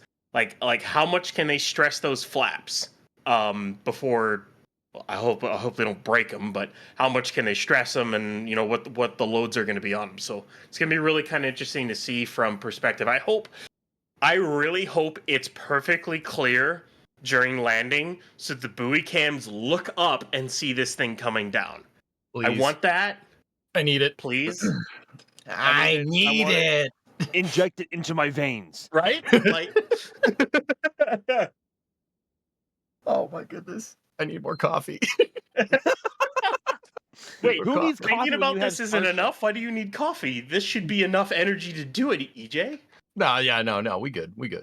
I'm on an IV drip of coffee. I'm not, but I figuratively I am. I'm not, but I am. Yeah. Yeah. No. Wait. Yeah. Nah. Sorry. Okay. All right. I gotta stop giggling. I got the giggles right now. All right. Cool. Next question. No, you do. You don't. You do. You don't. I should buy a boat. Anyway. All right. Sorry. Moving on. Sorry. Okay. We're going off the rails here, guys. All right. We're gone. Jerwa. See ya. We're gone. Jerwa. Yep. Hey, I'm here. They put me in charge. Not only they put me in charge, they put me in charge of this for 5 hours. All right. You reap what you sow, man. Adrian might regret this in the end. Adrian's gonna wake up. He's gonna be like, "Oh yeah, I'm nice and present. Oh, what is EJ doing? Oh no!" All right. No, So, I'm looking at this question from Jerwa here, and I'm already Yeah. like face palming at. Oh no. what do you? Oh no, I'm clearing that off the. I mean, you can answer it, but no, Jerwa, do not call it that. Do not. Jack is not here. Do not call it that. But Max, answer the question. So for those who are listening, Jerwa's question is: who reaches orbit first, Starship or New Glenn? Well, if you want to get technical, I believe New Glenn will reach orbit first. Real orbit first, because obviously Starship technically targets a suborbital trajectory, and the reason they do that is in the event that they lose control of Starship does not come down in a populated region somewhere in the world, and it comes down, or it's guaranteed to come down at some point in some area in the world. So, New Glenn, I believe, will make it to, I guess, in quotation. It's not so much quotations; it's real. Real orbit. So, New Glenn, I believe, of course, will reach real orbit first, but Starship got to orbital velocity first. How about that? Yeah. Okay. All right. Yeah. That's good. Yeah. That's fair. Don't ever call it Glenny. All right. I'm hosting the stream. The fact that Jack literally has a shirt that says Glenny, and yes, I've seen it. It's real. Can you? If like, I had burn hair, that? do I what? Can you burn that, please? Like in a safe and responsible manner. No promises. About the safe part. Okay. So let's see. We got another question here. I'm trying to clear this queue, guys. I'm telling you. I'm trying to clear it. It's a game to me. All right. So Supersonic Retro Propulsion asks, with the chopsticks on Tower 2 being much shorter, does that mean OLM 2 will be closer to the tower? Yeah. Ryan, this is you. This has got your name written all over it. No, it'll be the same distance away from the tower. So the way the shorter sticks are designed is that literally the very end of them is what will attach to the booster in the ship. Now you may be thinking, well, that's a little short. Well, if you remember, Booster 12 actually landed closer to the tower than the center of the sticks are, and their plan is probably going to target even closer with Booster 13. So they shouldn't have too many issues landing that, and they're not really going to have any issues lifting the vehicles up or anything like that. They need them shorter.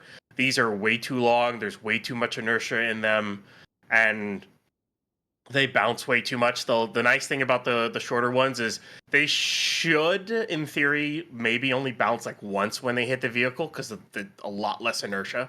They're cutting a ton of mass off of them, so they should like kind of maybe bounce once, hit the vehicle, and then the vehicle just slide down and sit on the landing rail. So that's their plan with the Tower 2 and the shorter sticks and whatnot. Cool. All right, we got. I'm still trying to clear this queue here. Let's see. We have then. This is an awesome name, Gord from Ort.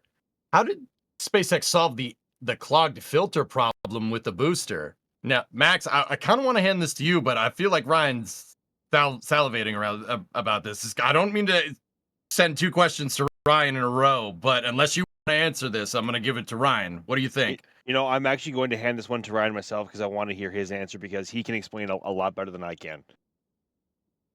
So the basic thing is they haven't.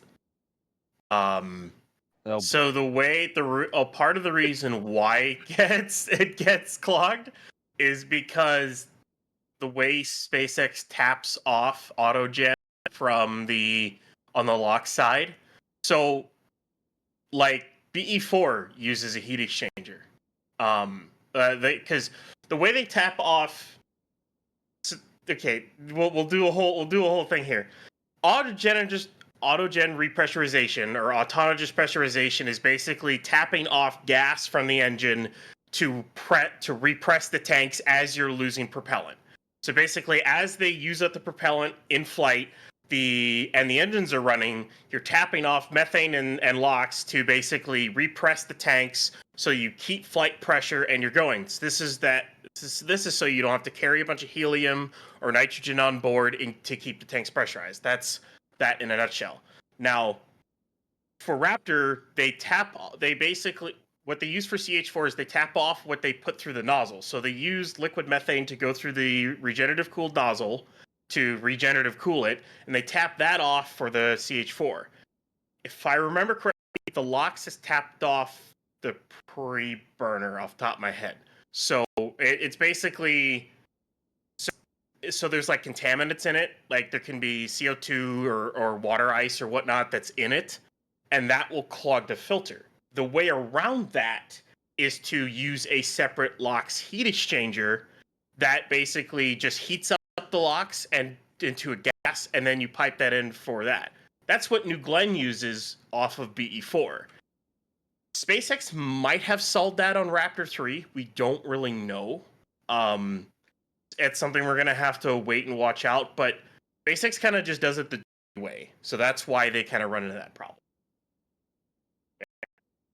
And Alex is tapping in the back channel. He might correct me on something. And he goes, Raptor 3 may be worse. It's because we don't really know the way they're going to do it with Raptor 3. So, but that's kind of how they do it. And unfortunately, I hope they do a heat exchanger like they do with BE4 at some point. But, you know, one can live in hope. Right? Like, Yeah. Okay, so let's keep going with the queue. There's only 4 left in the queue. Remember, guys, tag at NASA Spaceflight if you have questions. Don't let me clear this dang queue. Don't let me do it. I'll consider that a W for me. You know, I'm a Twitch streamer. Twitch streamers, it's just L after L after L. Don't let me get a W. I'm serious. All right. This one's coming from Keith Tegg. When will they fly the first reused booster? Which quarter of 2025? Max, what are you thinking? Well, I was kind of hoping it was going to be Booster 26 as a reflight, but Oh, you know what? no. It's fine. It's fine. My heart will never get over it. It's whatever. It is what it is. I'll stay heartbroken. Reflying the Block 1 of Booster is going to be a lot bigger of a challenge than it will be for the Block 2, simply for the fact that the Block 2, the Block 1 variants of the booster will have a lot more dry mass than the Block 2 variants due to how many modifications that SpaceX has had to do in order to structurally reinforce the booster itself and also make improvements so it doesn't come apart and doesn't have any excessive failure points. So, oh boy, a reused booster. I want to say it's going to happen within the first half of 2025, as optimistic as that may sound. And honestly, depending on how this catch goes, I believe Booster 13 may be a contender for that. So I don't, but you know what? We don't know for sure, and especially with the Block 1 variants of Booster being phased out, hopefully in the next 12 months or so. Yeah, I want to say in the first half of 2025. Yeah, I think so too. Guys, I think it's important to understand that Super Heavy is like that's like the Achilles heel of this whole program. If Super Heavy doesn't work, the whole Starship refueling thing, HLS to the moon, that doesn't work. They have to get that the booster reuse and quick turnaround done. Because if you okay, I've always said this, and this is more my opinion on the subject. So I mean, if someone's gonna tell me I'm wrong, and that's fair. It's okay. It's the internet. It's all right. I'm cool with it. I'm cool with throwing it out there, and people telling me I'm wrong. That's fine. I think you could afford to send HLS to the moon with totally expendable starships. I think that's fair. You could probably do it. What you can't do is do 16 or however many refueling flights, refilling flights they need for a ship. You cannot do that if you're expending boosters. I mean, Ryan, you know good and well how long it takes to make one of these things, right? A Super Heavy definitely is your production bottleneck here. Oh, so the way they do boosters right now, so they have 2 turntables in Mega Bay 1 at the moment, and they have 3 work stands. So the way they start a booster, they start it with the common dome, go down, build the LOX tank, then they move the LOX tank from you're staring at the opening door of Mega Bay 1. They move the LOX tank from the right turntable to the left. And then they start the methane tank on the right one. Once that's done, they then place it on a stand, swap the bridge cranes basically from the right to the left bridge crane. Then they pick that up and stack it on the right turntable. Then on the left turntable, my bad. And then on the left turntable, it then sits on there and it gets all of its CO2 tanks, autogen repress lines. It gets its raceway. It gets its COPVs, and it gets all that kitted out. And then it gets moved on to a work stand to get its chines installed and everything else. So they have 1 turntable for stacking and 1 turntable for kitting it out, and then they have the work stands for work and engine installation. But so the whole thing with that is the holdup is going to be the fact that it takes a while to build these things, and it takes like 2 to 3 months to stack one, and it takes a while to get it ready for flight. So yeah, it's just going to take a while to get to the point where they can get that production bottleneck ramped up and whatnot. So the quicker they can reuse, the better. So we'll see if they reuse a Block 1 maybe next, sometime at middle end of next year or not, because they're going to have a production bottleneck for a while. I mean, there's all this other stuff, but I think the straight production bottleneck is just the thrust structure. Just putting 33 Raptors in there, that takes time. Installing 33 engines takes a good bit of time. I mean, Ryan, how long does it take to swap an engine on an airliner, right? That is not a That's something like you take the airliner, put it in the hangar, and leave it there for like a week or so, right? Like I don't know what's the turnaround time on swapping like If you yeah. get a good team that knows exactly what they're doing and has done it before, you can do it outside in a day. Less. Wow, Like a that's actually CFM 56-7 off a 37.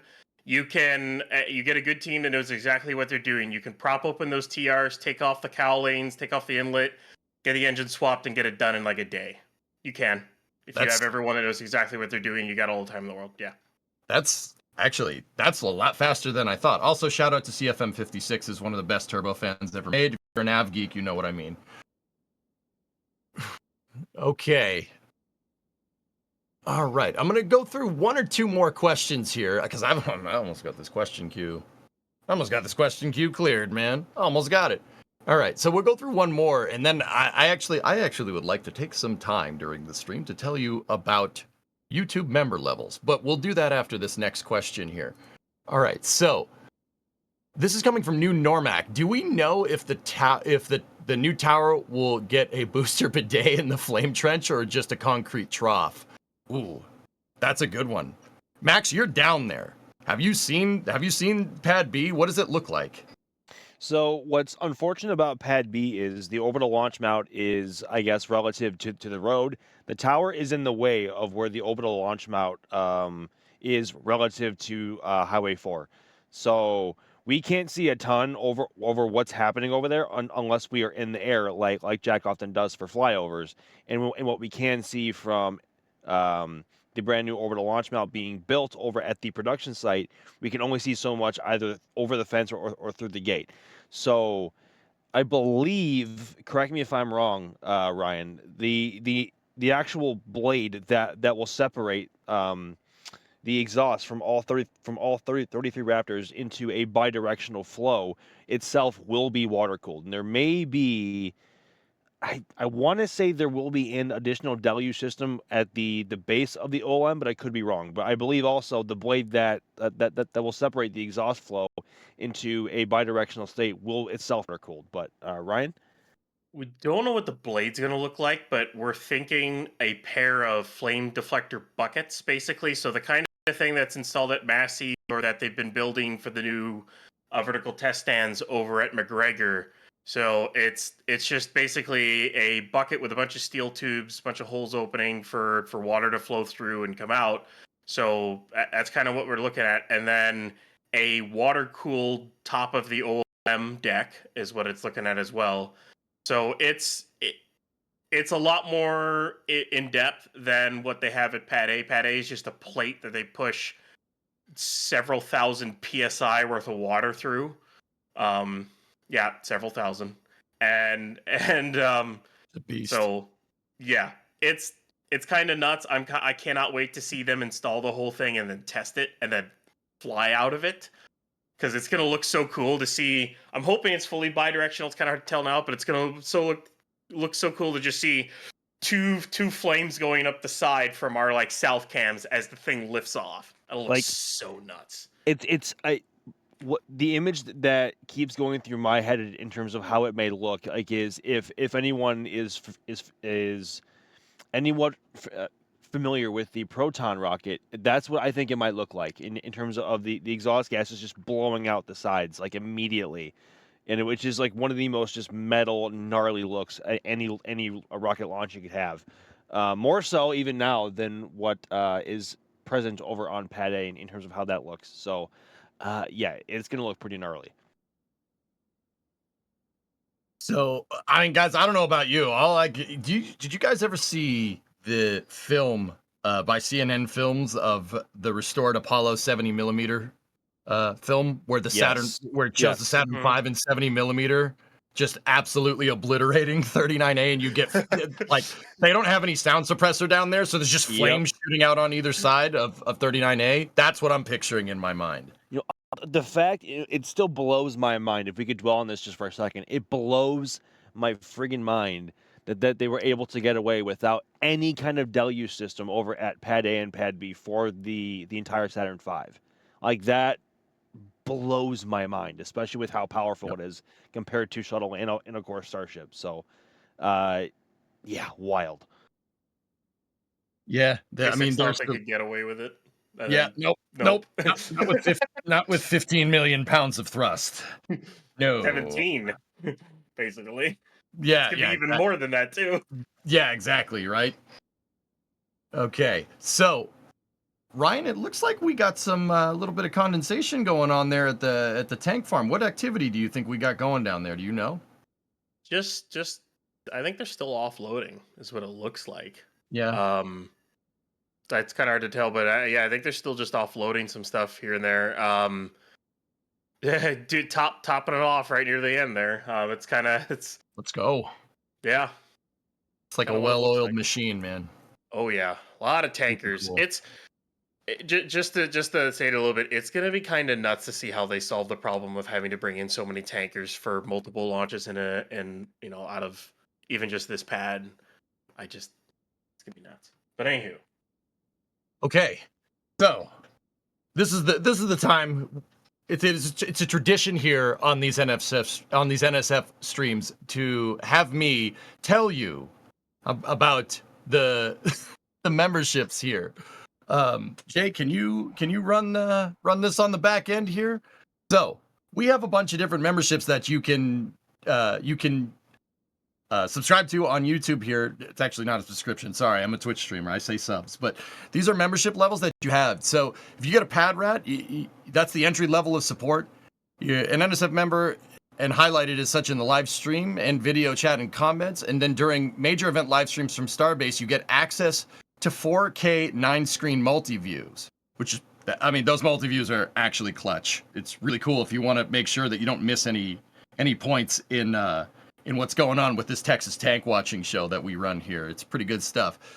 And then after that, you know, that's the entry level. Then you got a red team after that. It's all of the above, everything that I just mentioned, with additional access to NSF YouTube member content, including photo uploads from the NSF team, historical photos from L2, and video such as behind the scenes and cool clips. I mean, I don't know about you guys. You guys heard me spout off about all the pads. I wouldn't know as much as I do about these pads without L2. I'm not gonna lie. You know, it doesn't hurt having all this knowledge. If you're a space nerd like me and you really want to know every single thing about every nut and bolt on these pads and all these spacecraft, that's a pretty good deal. Okay.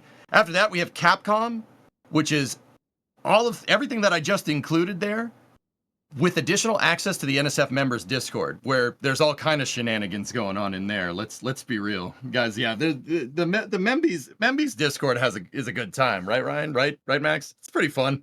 oh yeah, It's a pretty fun time in there. It's a little rowdy, little party going on in there. Yep.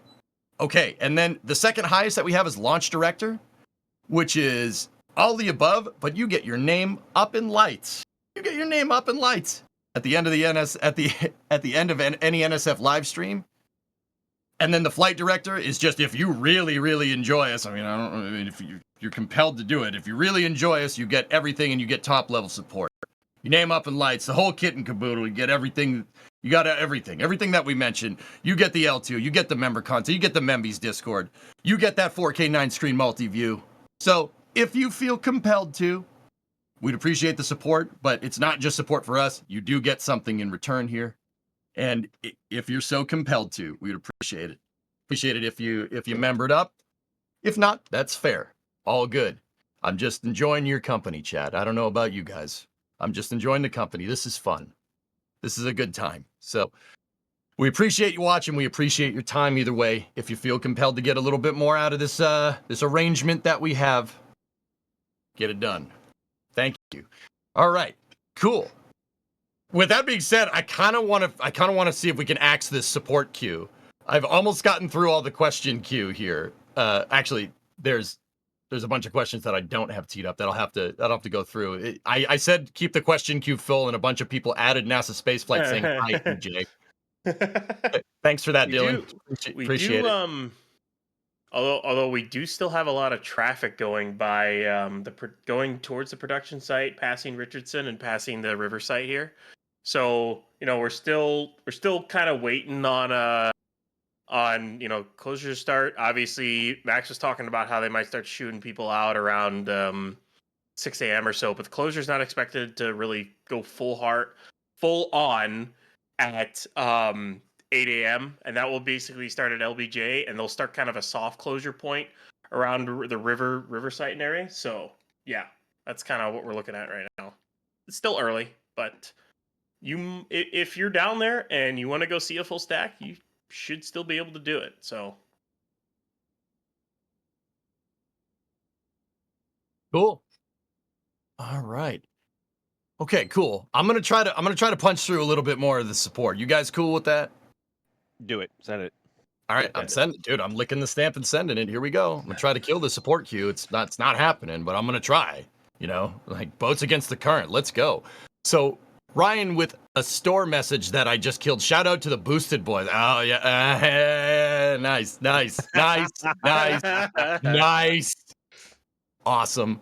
Okay, so Jeff Ramos gifting us 5 Canadian, I think those are poutines, I think is what they're called. Oh, dollars. No, oh, yeah. Okay, cool. Oh my gosh. I think they may be called poutines or like 5 Canadian polar bears or something. All right, Jeff, what's on your mind, man? Last launch, we had civilian boats in the flight path delaying it. Please, people, don't do that. We're launching here in a New York accent. Yeah, you're lucky Sawyer's not here, but you're lucky your boy can do that. We're launching here. Get the heck out of the way. Thanks, Jeff. Appreciate the support, man. full on Boston. No, whoa. That was not that. No, That was not that. That was New York. I can't do accents. I'm just horrible with them. I mean, other than what you're talking about, I don't know what you're going on about, bud. I was just gonna say, Ryan, but Yeah. you beat me to it. Hey, for what it's worth, Canadians, I love poutine. Poutine is amazing. It's the best American, not American food around. Okay? I'm just, shameless there. Michael Bullock, becoming a Pad Rat member, getting access to all the good stuff that I just said a second ago. Appreciate that. Let's see. Got to get the support queue. Matt Hicks with the $2 super chat. Here's to a great day. Indeed, Matt. I'm ready, dude. I'm ready. It's gonna be a good day, man. It's gonna be a good day. You know, we'll see if SpaceX earns the sunset. If you know what I mean, you know what I mean. Who earn that sunset? Hopefully they do. Because, right, Max, we're gonna see a landing in some golden hour action at landing. It's pretty cool. I think just having the privilege of hopefully seeing a stack fly in the late afternoon now with the sun in the opposite direction of where it normally is for a morning window is going to be a treat, especially if the weather plays nice and the light does what we want it to. So, absolutely, I think this is going to be very reminiscent of the SN8, SN9 days when if anyone goes back to any of the photographers who shot or streamed the SN8, SN9 hops, you will know what I mean. Just with where the sun was, with how blue the sky was, just how lovely and soft the light was. It was glorious, and hopefully we can have some more of that today. And if the forecast does what it is saying it will, weather-wise, I think we will have that, and we will have some pretty epic visuals for everybody. Yeah, gonna be, dude. Oh man, I don't know about you guys. I was supposed to go to sleep at like 8 p.m. to try and wake up. You wake up at like, the very very early dawn here on the East Coast. I was like, I'll go to bed. I'll go to bed at 8 p.m. I'll get a nice 8 hours. No, nope. I went to bed at 2 in the morning. I'm running on like 2 hours of sleep, and you know what? Doesn't even feel like it. That's how hyped I am. I was gonna say I saw your chat in the back channel in the evening in the early morning. Like, yeah, EJ is still awake. He's pumped. He's hyped. I think Yep. he's wired to a point where he can see sounds. He's so hyped. Yeah, yes, I have echolocation, like Mermaid Man and Barnacle Boy, away! That was scarily accurate. Yes, yeah, I know you, old coot. All right, so Robert with another store message. Love you all 10 patches, original and NSF, in your office. Let's go, Robert. You are a legend. That's awesome, man. Good stuff. Okay, Jason, we got another store message. Love your coverage. Go Flight 6. Indeed. I'm ready, man. I don't know if you guys could tell from the way I'm being right now. I'm ready, dude. I want this thing to go right now. I mean, obviously not when people are close, but you get the idea. Aaron Dorr, thank you for becoming a Pad Rat member. Do appreciate it. And then we got another store message here from Riley. Love you guys. Keep up the amazing work. Do you think the ship will survive re-entry? I mean, we talked about this a little bit earlier. Riley, I think it's gonna make it through. I think it's gonna make it through. Ryan, you said possibly. Yeah, I mean that high AOA. Man, what do you think? I think it'll get through reentry just fine. I think especially the heating part of it. I don't think it's going to be an issue because we've talked about the bow shock of this thing, how massive it is, with how massive the vehicle is alone. It Yep. should be able to push the plasma away, and it shouldn't wrap around and where the tiles have been removed. I think it'll be fine. And the higher AOA itself, that's just kind of, as we talked about before, testing possible new landing profiles. I think that's going to be more aerodynamic pressure than heating. So I think it'll be fine. Yep. We got NQ Viper there becoming a red team member. We got Methane Subcooler, awesome name. $4.99 super chat. Thank you, NSF, for all you do. Go SpaceX, go NSF, go Flight 6. Let's go. Let's go, Methane. I'm ready. Or is it methane? Which one do you say? Chat, what do you guys say? Do you say methane or methane? Methane. Yes, I'm starting this conversation. I say methane. I'm sorry. You know, honestly, there have been times where I have actually said methane. I don't know why. I just it's It just like brainworms you. I mean, I guess. I mean, I say some words in ways that usual Americans don't. I can't give you an example off the top of my head other than methane. Sometimes being the key word. Max, you don't drink Yes. tea, do you? I do not drink tea. I don't. Okay, good. Besides the Red Use it Bull fully that I correct. just drank, I normally don't drink caffeine either coffee or tea. Like this is au naturel, baby. Au naturel, but with Red Bull. Okay, yep. No, that makes sense. Well, no. Normally it's all au Yeah. naturel, but like Oh, running okay. off All right, of all right. 3 hours of sleep and not well, I'm of course very excited for all this, as I hope everyone else watching is. But these late night Starship pre-stream and stream events do take a toll on everyone, and we are all giving our best to make sure that the coverage that everyone is seeing and hopefully enjoying is the best that it possibly can be. So I think a Red Bull is a welcome substitute for now. There you go. There you go. Mark Wyman has a $5 super chat. With a late afternoon launch from Texas, do you think it will be possible to see a jellyfish from the Florida Keys? Ooh, I don't. Well, I think That's a tough one. there's a big Oh. question mark there, because I think one thing we have not seen yet is what a potential, like, what would a jellyfish look like for a methane powered rocket? I mean, we know what it looks like for a rocket that uses RP1 in solids, because the exhaust particulates that are expended are big and then therefore also emit and reflect light a lot better than methane does. And you can see that directly in the exhaust brightness from Starship to Falcon 9, where Falcon 9 is very, very, very bright, because the RP1 is a carbon-based fuel and has emits a lot of black body radiation upon combustion. Methane does not. It is, especially in the light that we may have, it may be just a little bit brighter than ambient. Like it's really not that bright unless you are looking directly up into the engine bells. So, and what we don't know is how that is going to look in a low light situation or a twilight situation. I mean, of course, we saw Terran 1 fly, and that was beautiful, but it was a lot dimmer than what we've seen from either Atlas 5 or Falcon 9 or, of course, SLS. SLS was stupid bright. But, to answer your question, I don't know.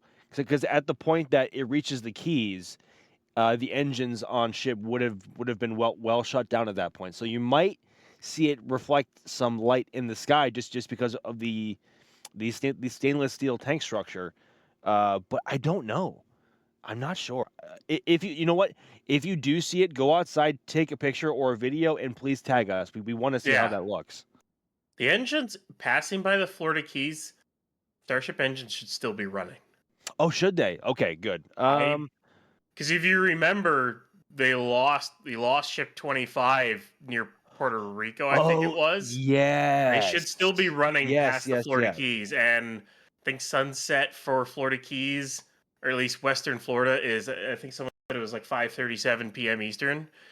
So there's a solid chance if you're able to see it, you might see that Yes, exhaust plume yes. off Starship. So, So but yeah, yes, please take go video and outside. pictures. Please go outside. Grab if you have a camera, grab your camera. If you have just your phone, that's perfectly good too. Grab some pictures, grab some videos. Please post it on X and please tag us. We want to see how that looks. Oh We are yeah. so curious to see. So we got 1058 again gifting a one red team membership. Appreciate that. We got oh no, Eric, I can't. I'm not. Nope. Not trying to say that. I'm not trying to say your last name. I'm not doing. I'm just Eric. Yeah. €2 Yeah, super chat. Eric. Watching from the Netherlands. Let's go. Let's go. Skipple and Stroopwafel. Yeah. No, see, that's why I didn't try to pronounce your last name. But I appreciate it, Eric. We appreciate you here. Thank you very much, dude. Sorry, B with the $2 super chat. Do you think Starship will make the reentry? Yeah. Sorry, we were talking about that a little earlier. I think she'll make it through. I mean, might get a little toasty, but she'll make it through. I think SpaceX just generally didn't realize how much you can tank heat with stainless steel. Like Starship can absorb a crazy amount of heat before something goes wrong. We saw that on Flight 4. It does, and also I think one of the biggest, I guess, comparison points between Starship and say Shuttle, which utilizes they both utilize very similar TPS constructions and applications. So Shuttle needed the TPS, otherwise it would completely just be destroyed upon reentry because its substructure was aluminum, which has a lot lower thermal threshold than what Starship is made of, which is stainless steel. Steel, but on its own, has a lot higher thermal threshold and tolerance than aluminum. So, and the goal at some point with Starship is to forego the FTS. I almost said FTS. Oops. The TPS that we see on ship Get that currently. memo? The goal is to eliminate as much TPS as possible, if not the entire thing, to of course save as much weight as possible and optimize how much payload you can take up to either orbit, the moon, or Mars, wherever Starship is going. So, having a little less TPS on will test just to see, especially in peak heating, where that heating will reach on Starship's structure and how that will affect the ship's integrity as a whole. So, I I'll think, say this. yeah, go ahead. Comparing aluminum to stainless steel. So SpaceX used aluminum covered tiles on the last flight on the edges where they took those tiles off. And the Yes. reason why they did this is because if the aluminum melted, because aluminum melts around the time stainless steel starts to weaken, basically, or it's kind of somewhat similar. So they use the aluminum as an indicator, so that if it melted, then you knew that the stainless steel would also start to degrade in strength and everything like that. You can see those tiles get red hot, but I don't see them like degrade or melt or anything like that. At least I didn't see it. I think some other people pointed out that might have happened, but personally, I didn't see them like melt or anything like that. Um, which basically said to SpaceX, well, I guess we can remove these tiles, and we might actually be able to do it without having to lose any structural integrity on the Starship. The fun thing will be, and I hope we get to see this, especially with the daytime, is from the flat cam. I want to see if we have that like discoloration on the tank wall from just the heating. I Oh can't my wait to see if goodness, we yeah. have that. Oh my goodness, Yeah. yes. I mean, we saw a bit of that on Flight 5 on the flap where it went from like yellow to blue to purple, almost like titanium. And of course, ship itself is subject to a lot higher peak heating than what booster sees on reentry because it's coming in obviously a lot faster and endures that heat for a lot longer period of time. So I'd be curious to see what a multi-flown booster will look like at some point. I really want to see that like super duper coloration. Mm-hmm. Dude, I'm in. I don't know. Like, do you think they're gonna be sooty at all, dudes? Like, maybe a little bit because of the methane, right? Like, I mean, RP1, like the biggest reason Falcon 9 is sooty is because of the soot deposit from the Merlins, which run on RP1 and LOX. So, and as we saw from Booster 12, there was no soot. It was just temperature discoloration and I guess burn marks from reentry. So I don't think, yeah, no, soot should not be building up on Super Heavy. Now, all right, okay, all right. I'm gonna segue this into a quick trivia question. Now, Max, I don't mean to put you on the spot, but do you know why Falcon 9 has so much soot? Do you know? I mean, RP1 is a carbon-based fuel, and that is just one of the particulates that I guess becomes as a byproduct of the combustion. So it flies through it. That's right. Here, chat. We're gonna learn something. I'm gonna learn you at 6:55 in the morning. All right, you're gonna put on your learning caps. So, Falcon 9 has an open cycle generator or a gas generator on it, right? You have the dump over the side that's just spewing soot out the sides. Now, why is it doing that? That's not very efficient. Well, hold on a second here. The name of the game with first stages is not necessarily efficiency. It's about making power because you got to get that second stage and payload up into space, right? So your first stage actually will end up being more efficient with a lower specific impulse and a higher characteristic energy. So because of this, they send the fuel all the way through those Merlin engines. They're running extremely fuel rich, meaning the amount of fuel on oxidizer is heavily favored on the fuel side of things, right? That's why you get all those particulates coming out. You get all those particulates coming out of the bottom of the engine. And when Falcon 9 is doing its supersonic retropropulsion and its landing burn, it's flying through all of that. And that adheres to the side of the booster. It's basically rolling coal. If you know what I'm talking about, you know what I'm talking about. It's running super fuel rich. The reason why they do that is to keep the engines cool. Now, in air to fuel or oxidizer to fuel mixtures, you have something called stoichiometry, which is like the ideal amount of fuel and oxidizer going in. And when you have that, right, you get a very efficient burn, but you also run really, really hot when you run stoichiometric. So they run these engines super cool by flowing a lot of fuel through the gas generator, very fuel rich through the gas generator, and very fuel rich through the engine. That's why you get carbon soot buildup on Falcons. You don't necessarily see that with Super Heavy, right? Because as Max was saying, you have the stage combustion cycle, full flow stage combustion cycle from the Raptors, and because of that you get a much more efficient burn, right? Because methane versus RP1. And you just get discoloration on the booster. So yeah, I know that was a little early for that, but there you go. Well, that and also methane itself just, I guess, simply burns a lot cleaner than RP1 or kerosene does. And also, like, to add on to your point about the open cycle combustion on Merlin, one of the main benefits of that is just simplicity, especially compared to a full flow stage combustion system. And the main goal with Falcon 9 was to make it reliable, to make it work every time that they need it to, and also to make it heavily reusable and require minimal refurb with the Merlins and the actual tank structure itself on the first stage. So it burns a bit dirtier. It's not quite as efficient, but it is simple and it is reliable. So that is the main benefit of open cycle. Yep. Yeah, a lot of people in the chat are saying that too. Yeah, there's also simplicity. I mean, SpaceX knew if they want to start mass producing an engine, you got to keep it simple, at least initially. And then like a decade and a half later, they just cook up Raptor 3. Like, no kidding. Been doing that. That's good.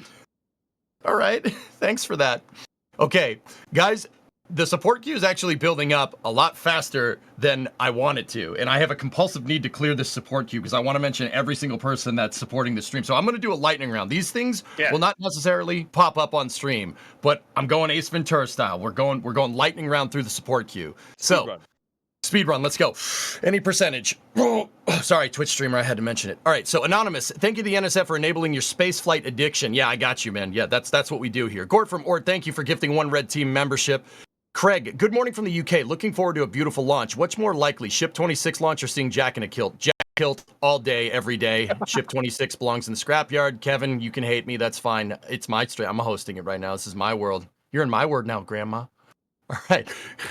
BNZ, GRL, or Ben's Girl, thank you for becoming a Pad Rat member. We do appreciate it. Astro Knucklehead, SpaceX left the tile pins in. No point heat worries? I don't think so. I think we're good on that one.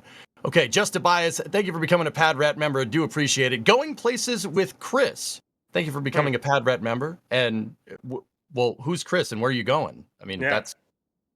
It's kind of important. It's kind of important. You gotta let us know. Samuel Smith, thank you for becoming a Pad Rat member. We have Ben. Do you think SpaceX will ever start building supermassive ships on orbit so they could build it as big as they want without the worry of getting it off the ground? Yes. Even if Yes, please. even if yeah, I think that's more me and Ryan just saying yes, we want this. We need this in our life. I think they will. You know, Starship is basically set up to do what the shuttle was supposed to do, and then only a lot more. Like if SpaceX can get bulk transport to space, like of raw materials for in-space manufacturing, oh yeah, you'll see bigger things. Absolutely. Just gonna say, give me the San Francisco Fleet Yards and Utopia Planitia Fleet Yards, please and thank you. Yeah, oh yeah, I'm in. No, yeah, you don't need to tempt me with a good time. I'm in. All right. Barney, thank you for becoming a Pad Rat member. Stefan Klaas, thank you for becoming a Pad Rat member. Thomas N, thank you for becoming a Pad Rat member. Neil, thanks for the great coverage. Here's to a great test. Absolutely, Neil. Let's go. Let's send it. I'm ready. Sean Peel, hey, thank you for becoming a launch director. Sean, oh, thank you very much, man. It's good to see you, buddy. Pauline B, how does Alex get his hair so shiny asking for a friend? He uses the most very advanced hair care products from the south of Spain. Is that a good enough answer? Would you believe Yeah, that? sure. Yeah, that'll work. Oh, Alex is typing. Oh god, I'm typing.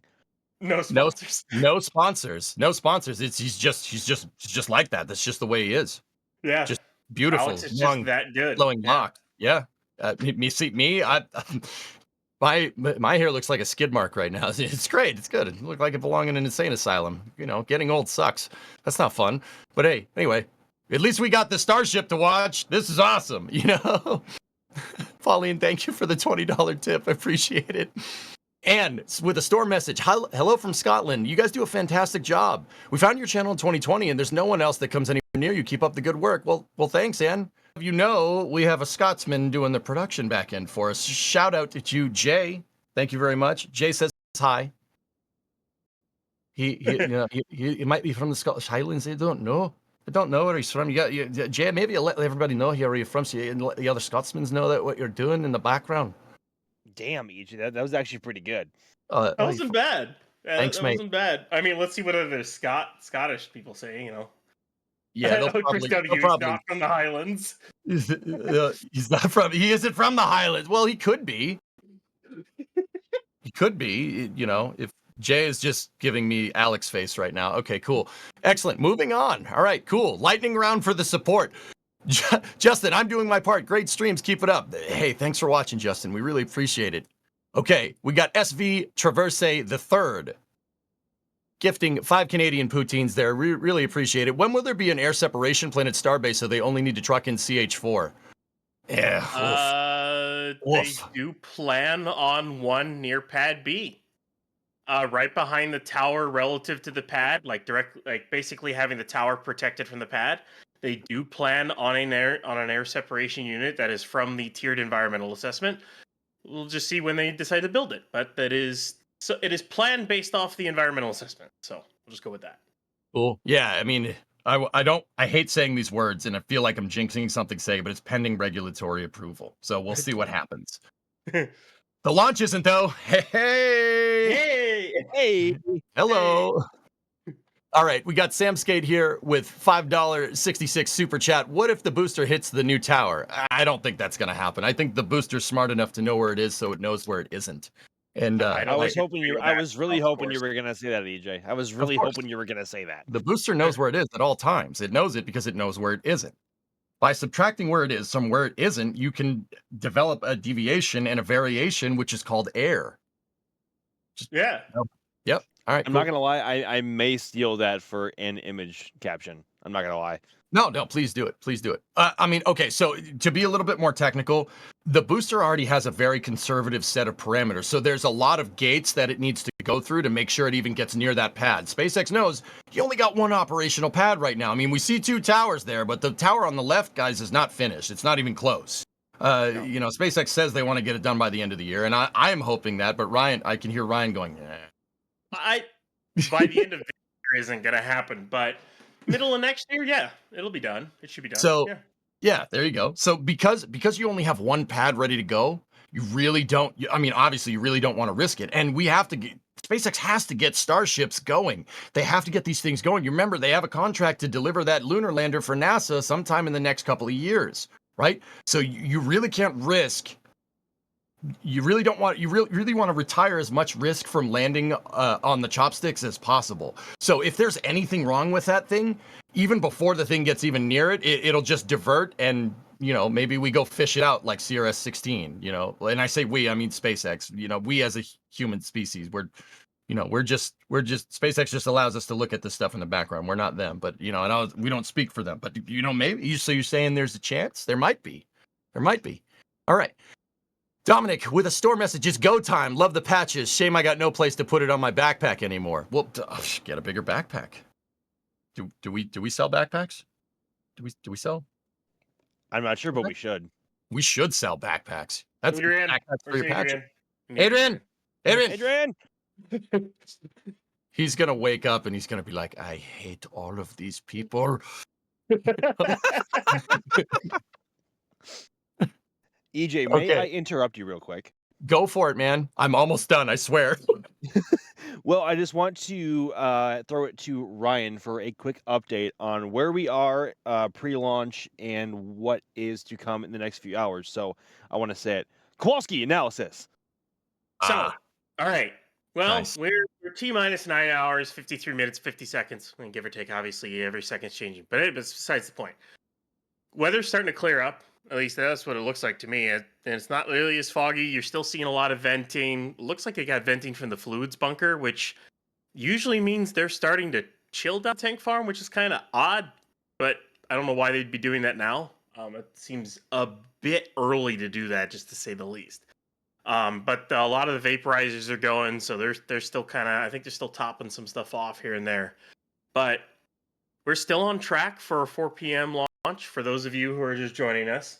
Yeah, Alex in the back channel, a bit early. It's about 6 hours earlier than what they need to, because chill down should start around noon, give or take. It's usually around T-minus 4 hours from launch. That's a decent truckload coming in there. I wonder where that's going. Maybe to the pad. But anyways, yeah, and also Jay in the back channel, they forgot they're not launching at 8 a.m. That they'd have to be well into chill down before that. But we're still on track for 4 p.m. At the opening. Haven't heard anything different from SpaceX or anyone else. There you see cops every once in a while around there. Road closure isn't supposed to start for a little under 2 hours. So we're just kind of chilling here and waiting for cops start showing up, people start clearing out. The pad should be fully clear. The pad clear klaxon started at like 2 a.m., which is really early. Usually they do that once the road is closed, they fully clear the pad. So I think SpaceX is wanting to get this thing like go right at 4. Like, just go and get it over with. So we'll see here. But yeah, we're on track and we're looking good so far. Good stuff, man. That has been Ryan with your hourly update on the status here.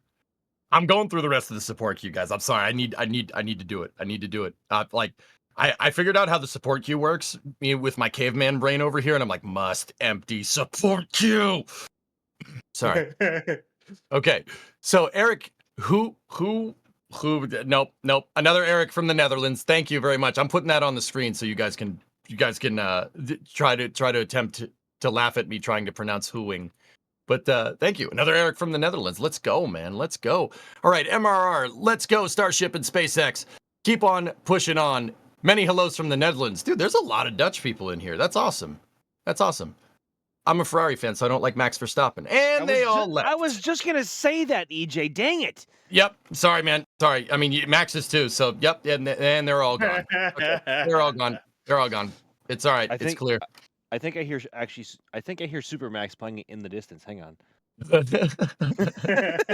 No, he's a good driver, guys. In all seriousness, good driver. But I could sit here and talk about F1 for 8 hours too. So we will turn it right back to the support queue. Zotek with a $10 super chat. Is there any other realistic way to cool Starship during re-entry, the tiles just seem so fragile and finicky to be the long-term solution for rapid reusability. Ooh. Remember the transpirational cooling thing they wanted to try? Remember Yep. that? I mean, Sure do. I don't know. you could get away with that. I mean, it's possible. Zotek, here's where I'm at, and you guys, I'll answer this one. You guys feel free to chime in. I think the reason why the tile seems so finicky is because we haven't seen anybody go rapid iteration on tiles. We just have the silicate-based tiles from the shuttle program, right? And those proved to be really good at retaining water and heat, which was not ideal if you're using a water-soluble adhesive for the tiles. So I think tiles get a bad stigma, but we're entering a new era here. There's a new era of tile design and production, and because SpaceX is rapidly iterating on this with these kind of Mark II tiles, I think it'll get to the point where the tiles are robust enough to not seem like they're finicky and they fall off, and they're very fragile. Because like I said, that's something that happened with the shuttle program. The shuttle program, they had silicate-based tiles, so they were basically a porous rock almost, right? Yes. The way to get your orbiter to come back is to glue a bunch of rocks to the bottom, very porous rocks, right? So, but go ahead. No, I was gonna say so in order to really push the rapid reusability, you need to come up with some kind of new material. We're talking like tetraburnium, dirtanium, or like tritanium alloys, and you need to come up with some kind of inertial dampeners and stuff like that. So I mean, that's the really long-term thing we got to do, right, EJ? Inertial dampers, dilithium. Yeah. Yes. Warp Yes. drive? Yeah. Yes. No. Please engage. I would like the Yeah. ship to go forward. If you get it, you get it. Good for you. Yeah. So Zotek, I think they're going to work on these tiles enough to get them robust. I mean, dude, look at what we've seen. Like back, when they were doing the suborbital test, tiles are falling off left and right. But during these orbital missions we saw in Flight 5, they didn't lose many tiles. The only tiles that they lost were the ones that were made out of aluminum. Yes, I said it that way on purpose. And that was for testing purposes. Yes, I like to rock the boat. I don't know if you guys realize this. Okay, cool. I'm almost through the support queue. So, Sam with a store message. Got my car stuck on the beach last night. Whoops. Jack and Anthony were so gracious to spend their precious time to help dig me out. You got Jack to help you with something? That's awesome. Yeah. That's awesome. Jack's an amazing person. He is. He's awesome. So is Max. Jack is my dad, so I can't really say anything bad about him. Yeah. What? He's Trevor's dad too. How do you not Don't know this? That? Yeah, he's Trevor's dad as well, and Dan is grandpa. So yeah, I was just gonna say that. Does that make me the crazy uncle? Yes. What am I? What am I in this then? The annoying stepbrother. Oh, you grilled him on stream in front of a bunch of people. Stop. Why would you do that? Okay, another store message. I'll take it. Yeah, there you go. I got something. I'll take it. Another store message from Chris. Kick the tires and light the fires. Let's go, man. Let's go. Light it up. Light it up. Roasted, man. Yeah. We light the fires to roast Ryan. That's how this works. Yep. He didn't start the. Sorry, copyright. Nope.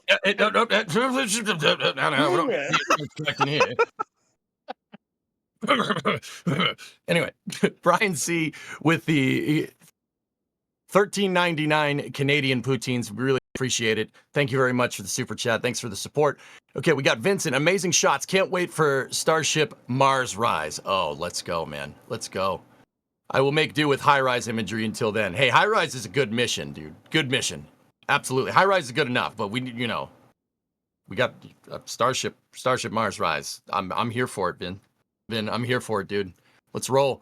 So Harry Dymock, thank you for becoming a Pad Rat member. And then Patrol, 50 Red Team memberships. You are a gentleman or gentlewoman and a scholar.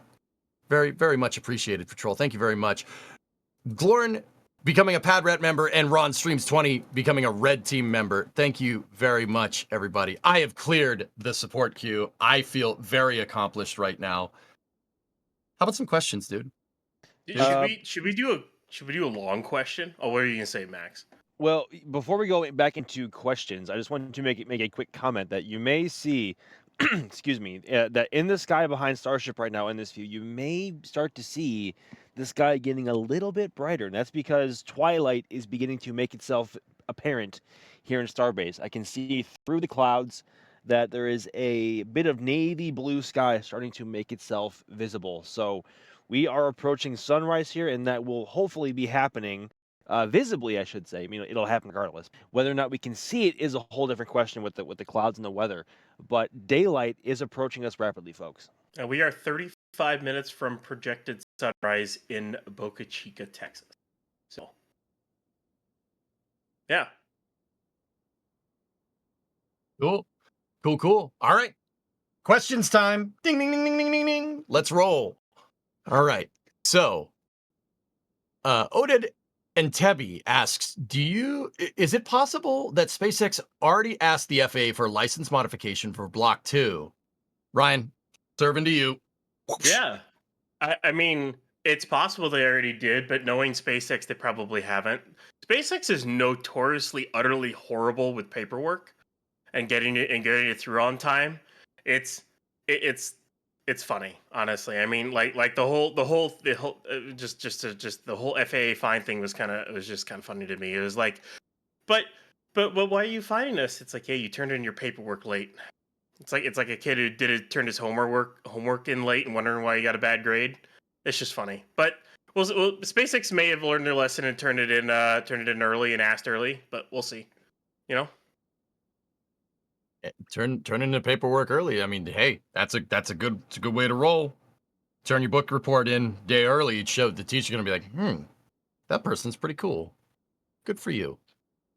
All right. So, Jerry, British Overseas Airway Corporation, Jerry BOAC, do you think they will do delivery flights from the build site to KSC in the future? Ooh, I think this is one of those things that we want to see, but I'm not sure if it's going to happen. Max, what do you think?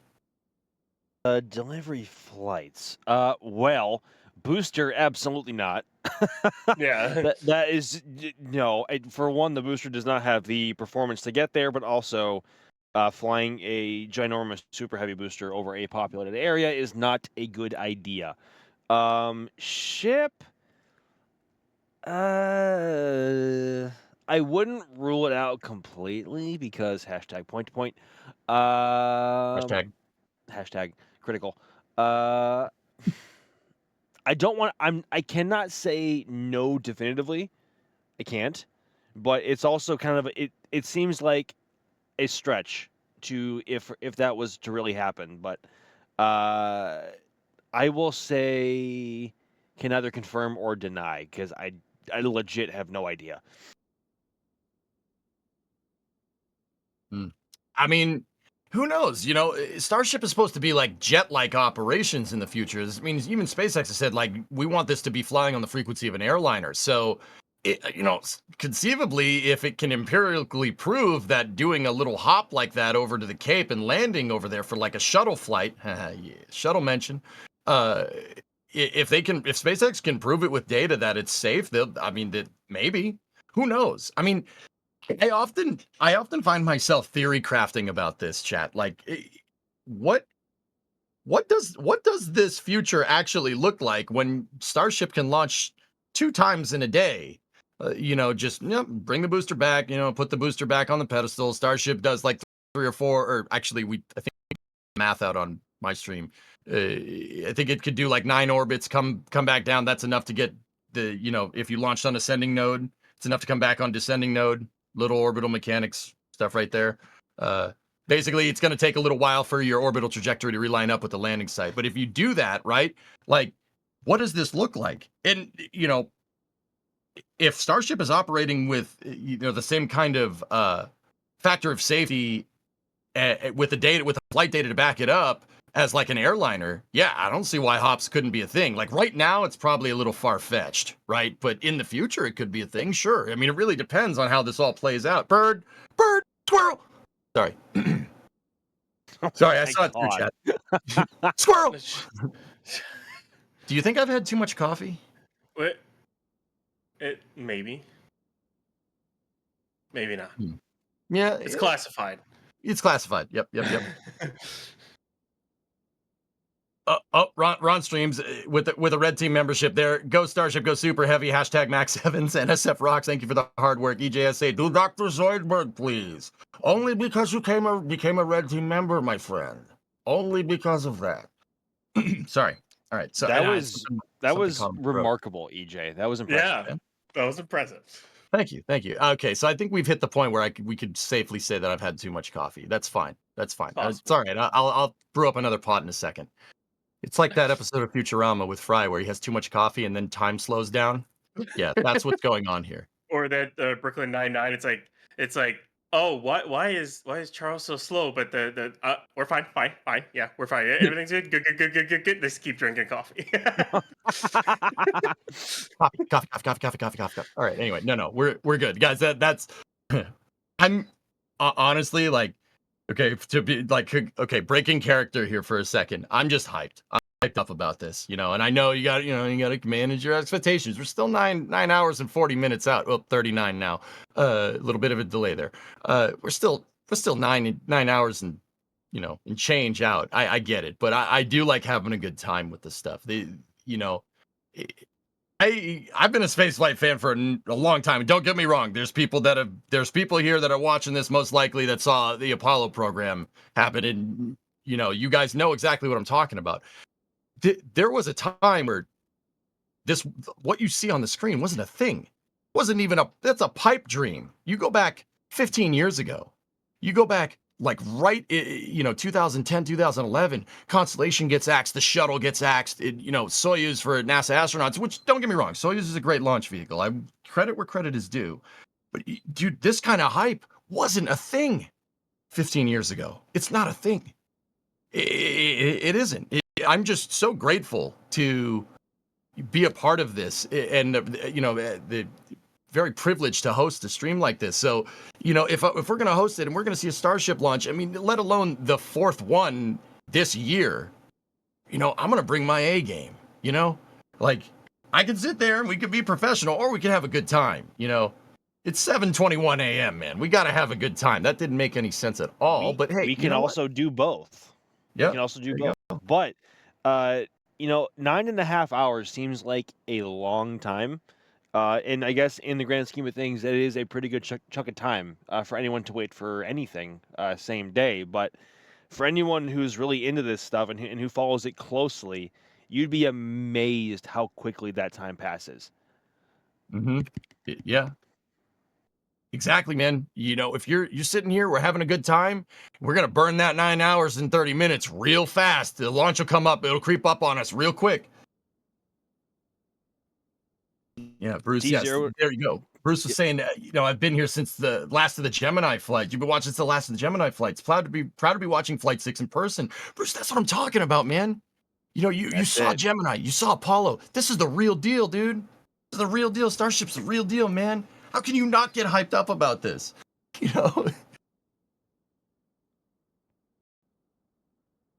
Okay.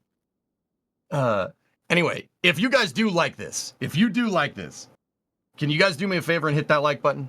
I know, it's cringe to ask. I get it. You're not wrong. But dude, if we get that like button up, this VOD gets promoted more on YouTube. You get that like, get that chat comment up. This VOD gets promoted on YouTube. We get to share this with more people. And once again, it is a privilege being here, and it's far from me to ask. But if you could do me a favor, do me a solid, I'd really appreciate it. Once again, I know it's kind of like taboo, like hit that like button, bro. But trust me, you want to get the word about this stuff out. We want it. That's the reason. That's what drives the passion for me. I don't know about you guys. That's what drives the passion for me. Telling people about this. It's so cool.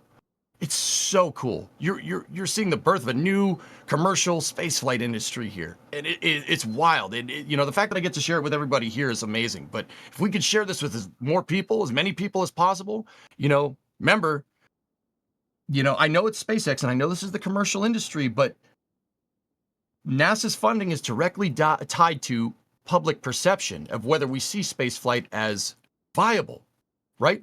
And NASA is one of SpaceX's biggest customers. So if we get the word out on this and we get more people knowing about this kind of stuff, that could potentially lead to more people seeing that spaceflight is a thing that we got to do. And I firmly believe that we have to. So you hit that button for me, we get the word out, we tell more people about space, and we see more rocket launches, baby. That's how this works. So if you could, do it. If not, and you think it's cringe, I kind of agree with you on that one. All good. Really appreciate it. All right. So I'm gonna crank through the support queue here. We have GC54 becoming a launch director. Oh man, that's way up there, dude. You're gonna get your name up in lights. That's awesome. All right, we have Cad Monkey FPV becoming a Pad Rat member. You don't get your name up in lights, Cad Monkey, but you know, Pad Rat member is still cool. We appreciate the support. I mean, you could get your name up in lights. I mean, but if you don't want that, I understand that too. Anyway, so Goat Pilot with a $10 super chat. Is a heat shell via additive manufacturing or a type of ceramic-infused spray-on coating feasible for better coverage, holding tighter to body lines? Ooh, that's a good one. That's a good one. You guys, can I answer this one, dudes? Is that cool? Go ahead. Take it, EJ. Yeah. All right, cool. So the interesting thing here, Goat Pilot, is that when you have a thermal protection system, one of the things that you have to worry about, so if you have a tile-based TPS, right, you have to worry about adhesion. Interestingly enough, you got to take into account the thermal expansion that's going to be encountered from reentry. I don't know if you guys knew this. Reentry gets a little hot. It can get up to 1700 Celsius. That's a little toasty, right? And the interesting thing is that if you have a spray-on type of heat shield, this heat shield would have to take into account the thermal flux of the vehicle. All right. So basically, you know, Starship's going to get hot. The metal is going to expand. All right. It's going to expand. And if you have a spray-on shield, you're going to need to be able to make sure that that spray-on shield can expand with the thermal expansion from heat flux on the vehicle, right? That is the actual reason why the tiles are spaced out. If you ever look at these tiles up close, guys, they have they're like shimmed. They have a small, like maybe, I don't know, 5 millimeter gap between them, right? That is to take into account the thermal expansion. So when the vehicle gets hot and the tiles gets hot, they actually do like a Spartan formation where the tiles start to push up against each other when everything gets hot, and it actually forms a nice seal. The same was the case with the shuttle. With the shuttle, right? The glue actually heated up and actually got a little bit soft. The glue that they used to glue the tiles to the shuttle. So when the shuttle's aluminum hull or aluminum, I'm gonna keep calling it aluminum just to make everybody mad. When the aluminum hull got bigger, right, it actually allowed the tiles to move around a little bit and butt up against each other. So like a spray-on shield could work, but you'd have to find something that can spray on that won't crack, because if you don't have the gaps in between, you're like how the tiles are, if you don't have those gaps, when the whole thing heats up, you're going to crack your spray. So the spray needs to be like the glue on the tiles. It needs to be able to take into account the thermal expansion encountered during reentry. It's really, really important. But I mean, it's possible. I mean, there are spray-on thermal protection systems. They're just not used for reentry. That's the foam on SLS's core in the shuttle external tank. It's not the most far-fetched idea. I mean, you could. It just hasn't been invented yet. Maybe dude, Goat Pilot, tee it up, man. Tee it up, get it done. You invent a spray-on thermal protection system, you're gonna make some dough. Okay, man, the support queue's filling up again. I don't know whether to be really happy about this or really annoyed. It is orange. What, you let it fill up? Let's go some questions. I don't know. It's up to you. Dude, You're hosting. We can tee up the questions. I'll let the support queue build so I can do another lightning round later. Oh yeah, also guys, there is the like button, but if you guys want to follow us on the socials too, same idea as the like button, dudes. If you could. I know it's a lot to ask. You know, it's a cringe, like, hey, can you hit this? Can you do this for us? You're giving us your time, especially at 7:30 in the morning. You're giving us your time, and we appreciate your time more than anything.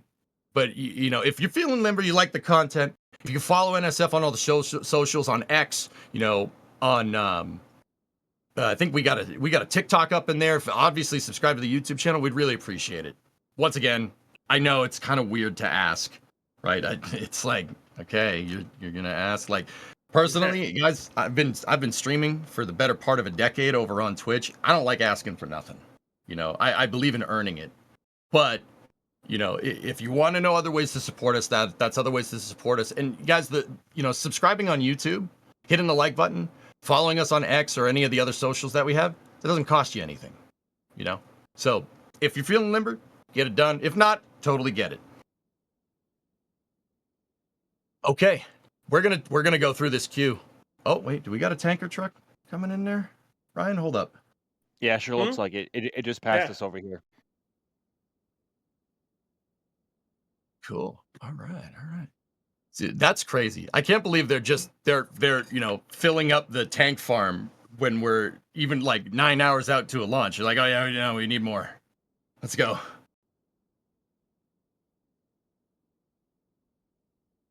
Okay, so let's go through the support queue. So Sandeep Kunur, what do you got for us?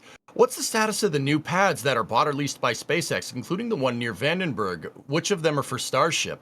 Ooh, Ryan, this is you. This is you. It's got your name written all over it. So the new pads they've got they're working on. So they're still working on 39A. They have a new environmental impact statement to go through, new EIS for that one. I think that's slated to be done by end of next year at least, the EIS, and then they're hoping the pad will be ready next year, hopefully. The problem is they don't have a facility to build out of yet. They would have to transport vehicles there if they want to fly out of there. Then there's 37, which is currently undergoing an EIS. That's either the Slick 50 or the 37 option. My guess is they'll get 37. It has to go through that, and then once that is done, they can start work on that pad to put in Starship Tower pad and all that other fun stuff. The one at Vandenberg is going to be for Falcon 9 and Falcon Heavy. Yeah, that's right, Falcon Heavy out of Slick 6. That's going to be really cool. Mm-hmm. And the really, really long-term one, as far as I understand, is LC 49, just north of 39A. 39B. Well, it is north 39A, but it's farther north than that. That is going to be a more long-term thing because there's no development there at all right now. It's just kind of marshlands. So they're kind of going through a lot of paperwork to get that done. The last thing we heard was 6 towers there. Whether that's 6 operational pads or 3 pads and 3 catch towers, we don't really know. But 6 launch pads would be just bonkers. Imagine the amount of propellant required to fuel those pads. You're talking at least 5,000 tons per rocket, so that's gonna add up quick, just to say the least. But that's kind of where they're at with all the pads at the moment. Just kind of waiting on a lot of paperwork to go by. And of course, Pad B here, hopefully being operational within the next 6 to 8 months, give or take. It'll be operational January, Ryan. Yeah, January. Yeah, January. Yeah. Operation. I was looking at that, so the new OLM they're building. Based off the thickness of some of those steel plates, like they're gonna have to do like 20-30 passes of welding beads or more just to weld that thing together. Get the stick welder out. You're gonna need to do some heavy welding there. And there's another tanker that's going down the highway. Yeah, but baby. yeah, they're it's gonna take a while to weld that thing together, just to say the least. So John, January 2026, maybe. Oh, dude, no, 2025. That's what Gwen said. You calling Gwen a liar? All right? Yeah, that's what I thought. Yeah, ooh. yeah. I don't know. Anyway, all right. Next question. All right. Daedalus Hex, what do you got for us? Let's see. What are all of the changes that you expect for the Block 2 booster? And when do you think we'll see Block 2 hardware? Max, you want this one? So I think we already. So actually, before I go into that, so some of the changes that we can expect for the Block 2 booster it's going to be a little bit taller. The hot staging ring won't be so much a ring anymore because it will be integrated into the actual booster structure and not a separate element, and it will look a little bit different in the fact that the openings will be a lot more. It will almost look like what Soyuz and the N1 look like, or N1 looked like, I should say, in terms of just how their hot staging structures are constructed to allow gases to pass through upon upper stage engine ignition.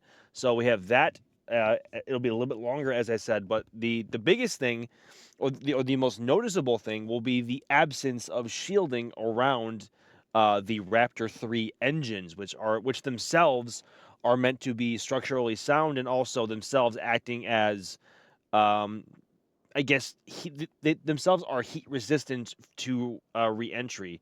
So the absence of the skirts around the engines at the very bottom of the booster, and the hot staging ring, and of course also being a bit larger. Ryan, what else? So, like, one of the big things is right now they use those 20 outer Raptor QDs for startup. That's going to go bye bye. They have had a lot of issues with aligning that as well as having to refurb because every time they do that, they have to swap out the lines because the hoses get fried.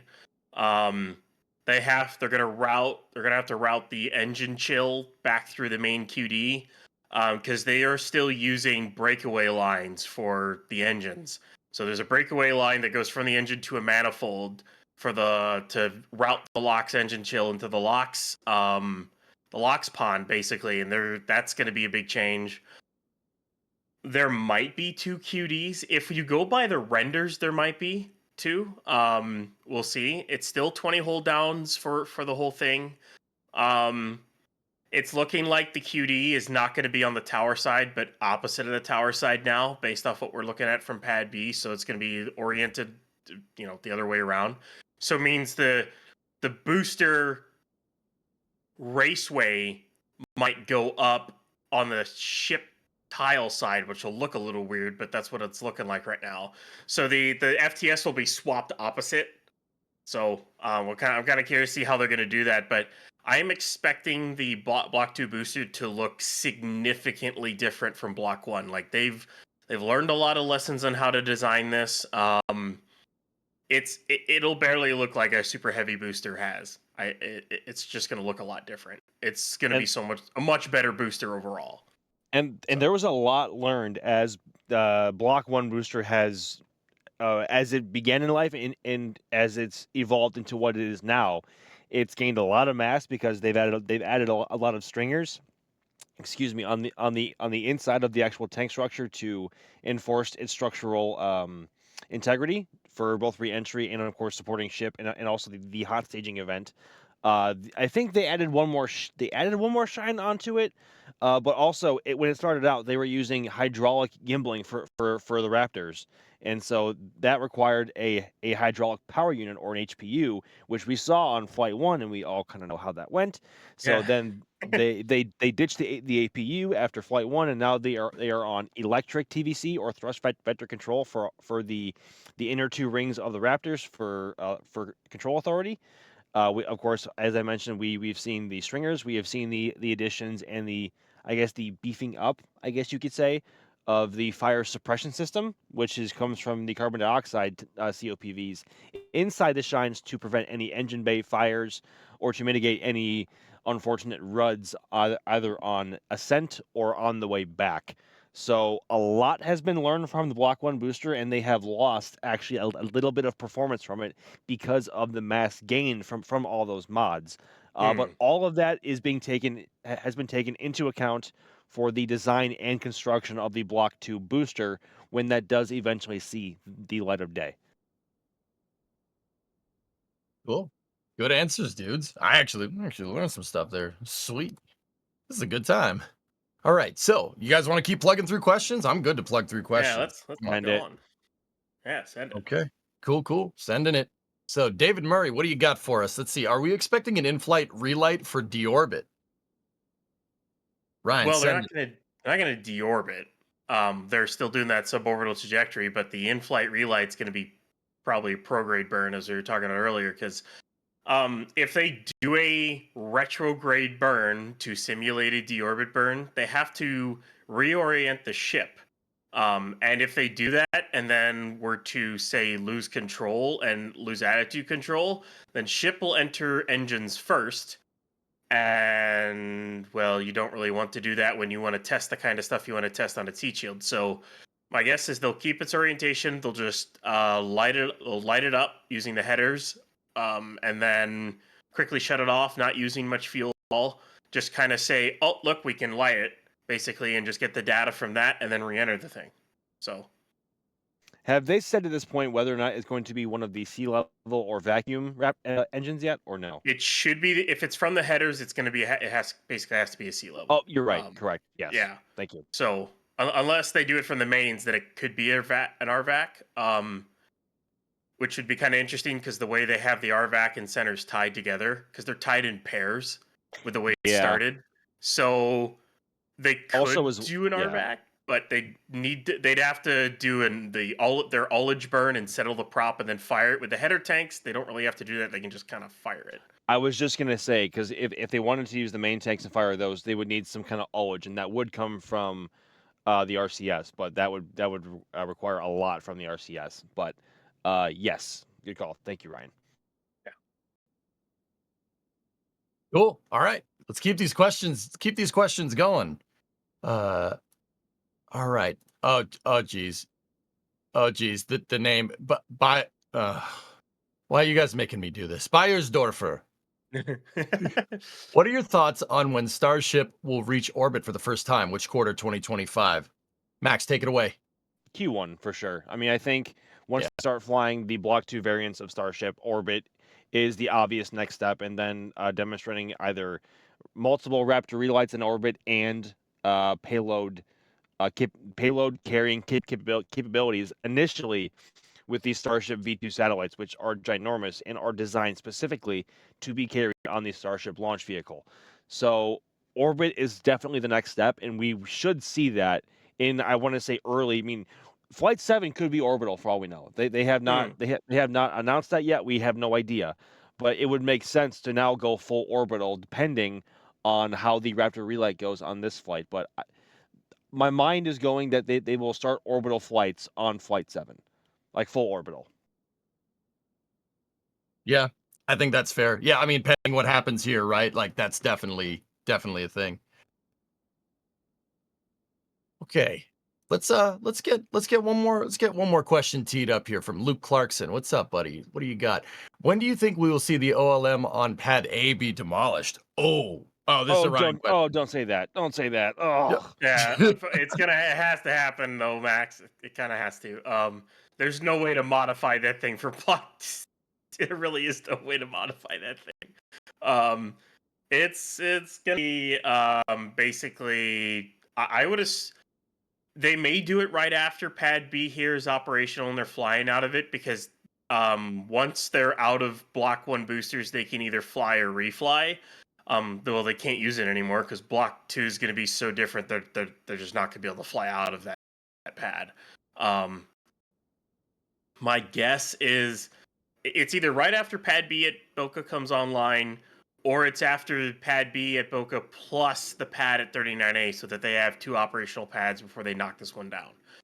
It really depends on Block 1 booster availability, whether or not they have any or not to fly or refly, basically. So. Yeah. I mean, it's gonna stink seeing that thing get canned, but yeah, I mean, onwards and upwards, guys, right? Like SpaceX it's like a blackboard. They write something down and just erase it, write a new thing down. You know, it's not nothing is sacred. They scrapped SN15. Like, what? You scrapped something that flew successfully. Eventually, they're gonna need that booster transport stand that 12 is sitting on within the next 7-8 months. They're gonna need it. Maybe 9 months. It really depends on how quickly they build the boosters, but they're going to need that transport stand. So either they need to come up with some kind of stand to put it on, they have to bring an LR11K over to the rocket garden and build a permanent stand to put it on, or the 12 gets scrapped. But the fact that they took off the Starlink antennas and put caps on the top of the chines and they fixed the chine says they're keeping it. It says they're keeping it. But they're going to have to figure out a way to deal with it one way or the other because they need that stand that it's sitting on. So, it's going to be a sad day when we see the last launch out of this original orbital launch mount design.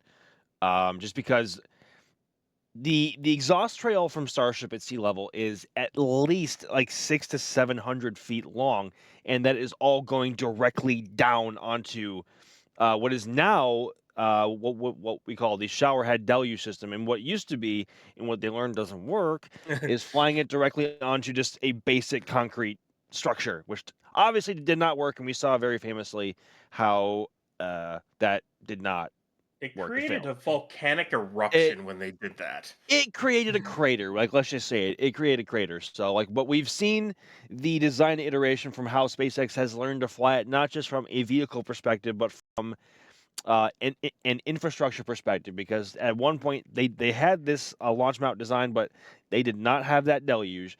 They were using a vertical tank farm and not the current tank farm they have, and also they were not using the hot staging ring, so they the original ship QD design was a little bit different. So we've seen this pad itself evolve into what will hopefully eventually become rapidly reusable for the Block 2 variants of Starship to use a lot more. So go ahead, Ryan. I heard you inhale there. Oh, sorry. No, that I didn't mean to. I just kind of picked it up. Like, keep going. I was But like, no, like it's like with that new flame bucket design, we are not going to see how like just how much exhaust just impacts the ground. We are only going to see the exhaust exit out of the flame trench. So Guess we it's going get to be those weird. cameras inside the trench. Maybe cameras Oh, inside the trench. you think those are going to survive? I mean, one can hope, right? One can hope. I mean, they have it figured out at Massey's to have a super slow mo camera survive, but that's only 6 Raptors and not 33. So Yeah. Cool. Cool. Man, dude, this conversation, I'm just like, guys, I'm listening. I'm like, oh, this is a good conversation. I'm serious. I'm listening. I'm talking to chat. I'm like, this is great. This is a good time. I hope you guys are having a fun time. This is good stuff. This is good stuff. All right, keep the questions coming, boys. You ready? You hungry? You want more? yes, sir. Keep them coming. All right. Well, I'm the chef, and I'm cooking up a plethora of questions for you. So here we go. Chris L asks, maybe solve a fuel supply with ocean-going LNG tankers in a pipeline. Ooh, I like that idea. That's a good call. What do you guys think? I think that's what they're going to need to do long term. Otherwise, how many trucks are you trying to bring in? Like, I mean, right? Like, especially for like multiple pads at the Cape. Like, what are you going to do? Truck that much methane in, or even just at locks for that matter? Like, it's just to say, what was it? I'm trying to remember that Eric Berger article he had where he was talking about like a certain number of launches in a year would or something along those lines. There was a quote for taking up like all the world's like liquid oxygen production supply in a span of time. It was just like nuts at how much it's going to take up. But like, yeah, I'm really curious to see the logistics of Starship when it comes to prop and whatnot going forward. I mean, Because just one full prop load of one Starship launch vehicle takes up a significant percentage of the available locks in the USA. I don't know the exact percentage, but it's a lot. So they are obviously going to need to find a way to solve that and mitigate that issue becoming a bottleneck in future designs, especially if they want to fly more. I think LNG tankers in an offloading pipeline is actually that's not a bad idea, Chris. That's a really good one. I hadn't even thought about that. That's a good call. so let's see. Yeah, I think I can find this here. Now I Chris, gotta down the find you're it. only answering questions if you pay money. No, dude. Tag at NASA Space Flight. I mean, the people that do support us do ask questions, and we do questions from there too. But all the questions that we're teeing up right now, it doesn't cost you a thing. Just at NASA Space Flight, we'll put it in the queue. If it's a good enough question, we'll answer it. So choose wisely.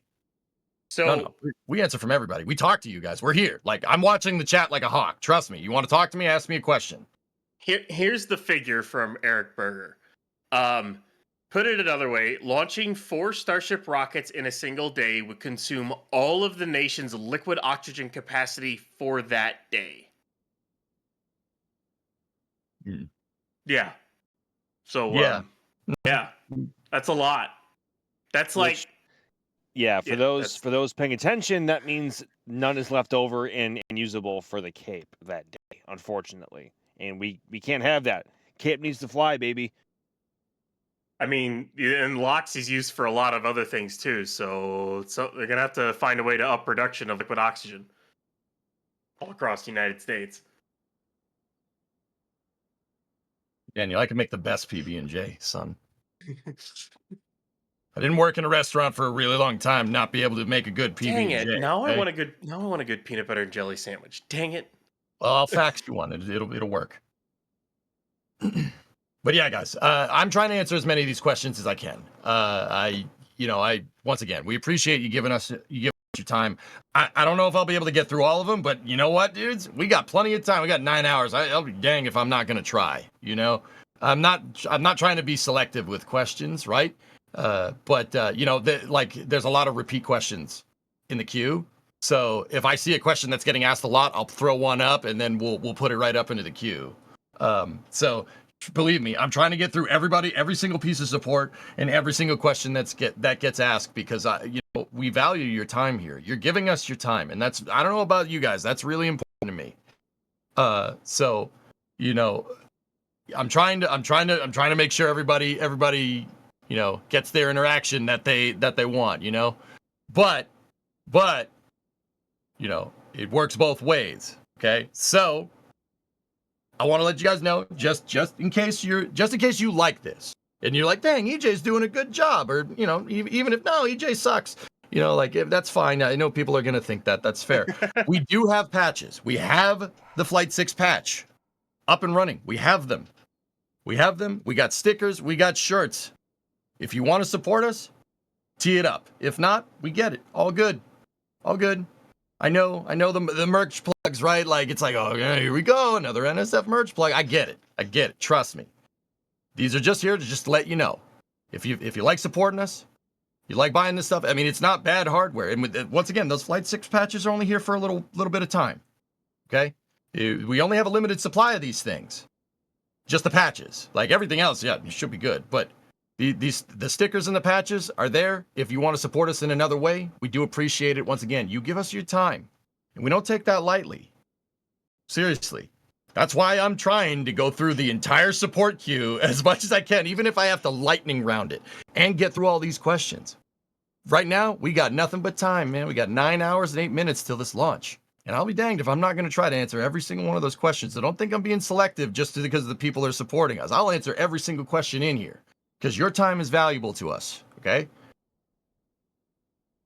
Send me my first patch for Christmas for a Christmas present. I don't know where you live, Ron. Why would I do that? I don't know where you live, man. You don't know me. Anyway, the patches are there. If you want to support us, we do appreciate it. No pressure. I get it. But once again, I just want to let it known, you guys are giving us your time. You're giving us your time, 7:52 a.m. for me in the morning.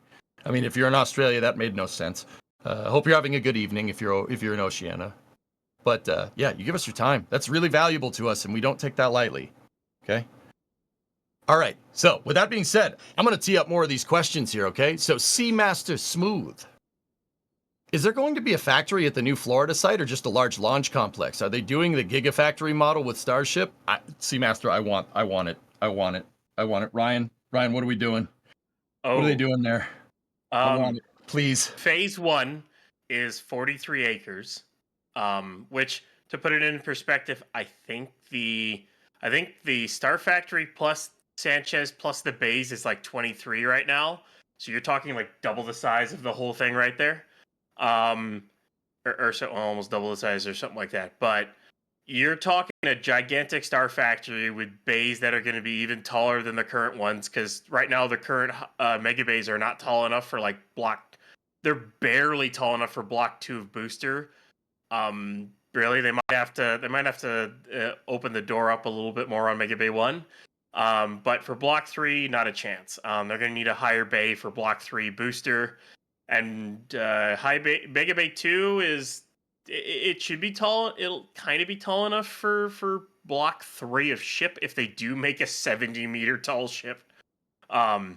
The lifting it though might turn into a little bit of an issue and whatnot, but yeah. So they're planning to build something far larger than what they've built here, which is kind of nuts to think about.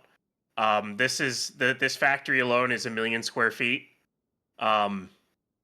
which I'm trying to remember how big the Everett factory is for Boeing, but it's not like you're trying to build airplanes or anything. You're trying to build starships, so you don't need the surface area. You need the height, so you can stack these things. So we'll see a gigantic factory plus a gigantic bay or bays go up, basically. I It mean, looks we're so gonna cool. we're gonna see something analogous to like Everett, Washington, with Boeing, the facility that they built to manufacture 747s. It's gonna be something like that, guys. So not small, right? Like Not small.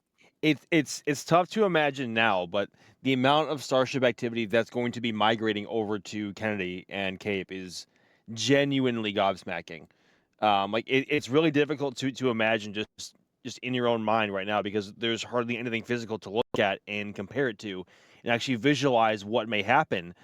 But there is so much that's going to happen at KSC eventually. Even though we all know and love Starbase now, and we always will. But Starship will be flying from Florida eventually, and it's going to be a spectacular sight, especially with how often they want to fly. Mhm. I mean, I think there was a Baron Capital meeting that Gwen Shotwell was at very recently, where she said 400 starships in the next 2 years. I'm like, Or he said okay, 4 years. I was like, 400 please. starships in 4 years. I'm like, as much as I want to see that, um, I could see maybe 200 in the next 4. It's just I I need to see we need to see the pads go online and them to, because like the factory they want to build, they only have one factory right now, and that's at Boca. They kind of have some bottlenecks for production, as we were talking about earlier with boosters and whatnot, but like the Cape area is marsh land right now, and they have to clear it out. They have to, do a ton of groundwork, then get the factory in, get everything and then once the factory's built, then they have to bring in the tooling. They have to set up the lines. Like, I'll just say this: they started building Mega Bay 2 before Flight 1, and they're still not done with it. They're still putting in work platforms.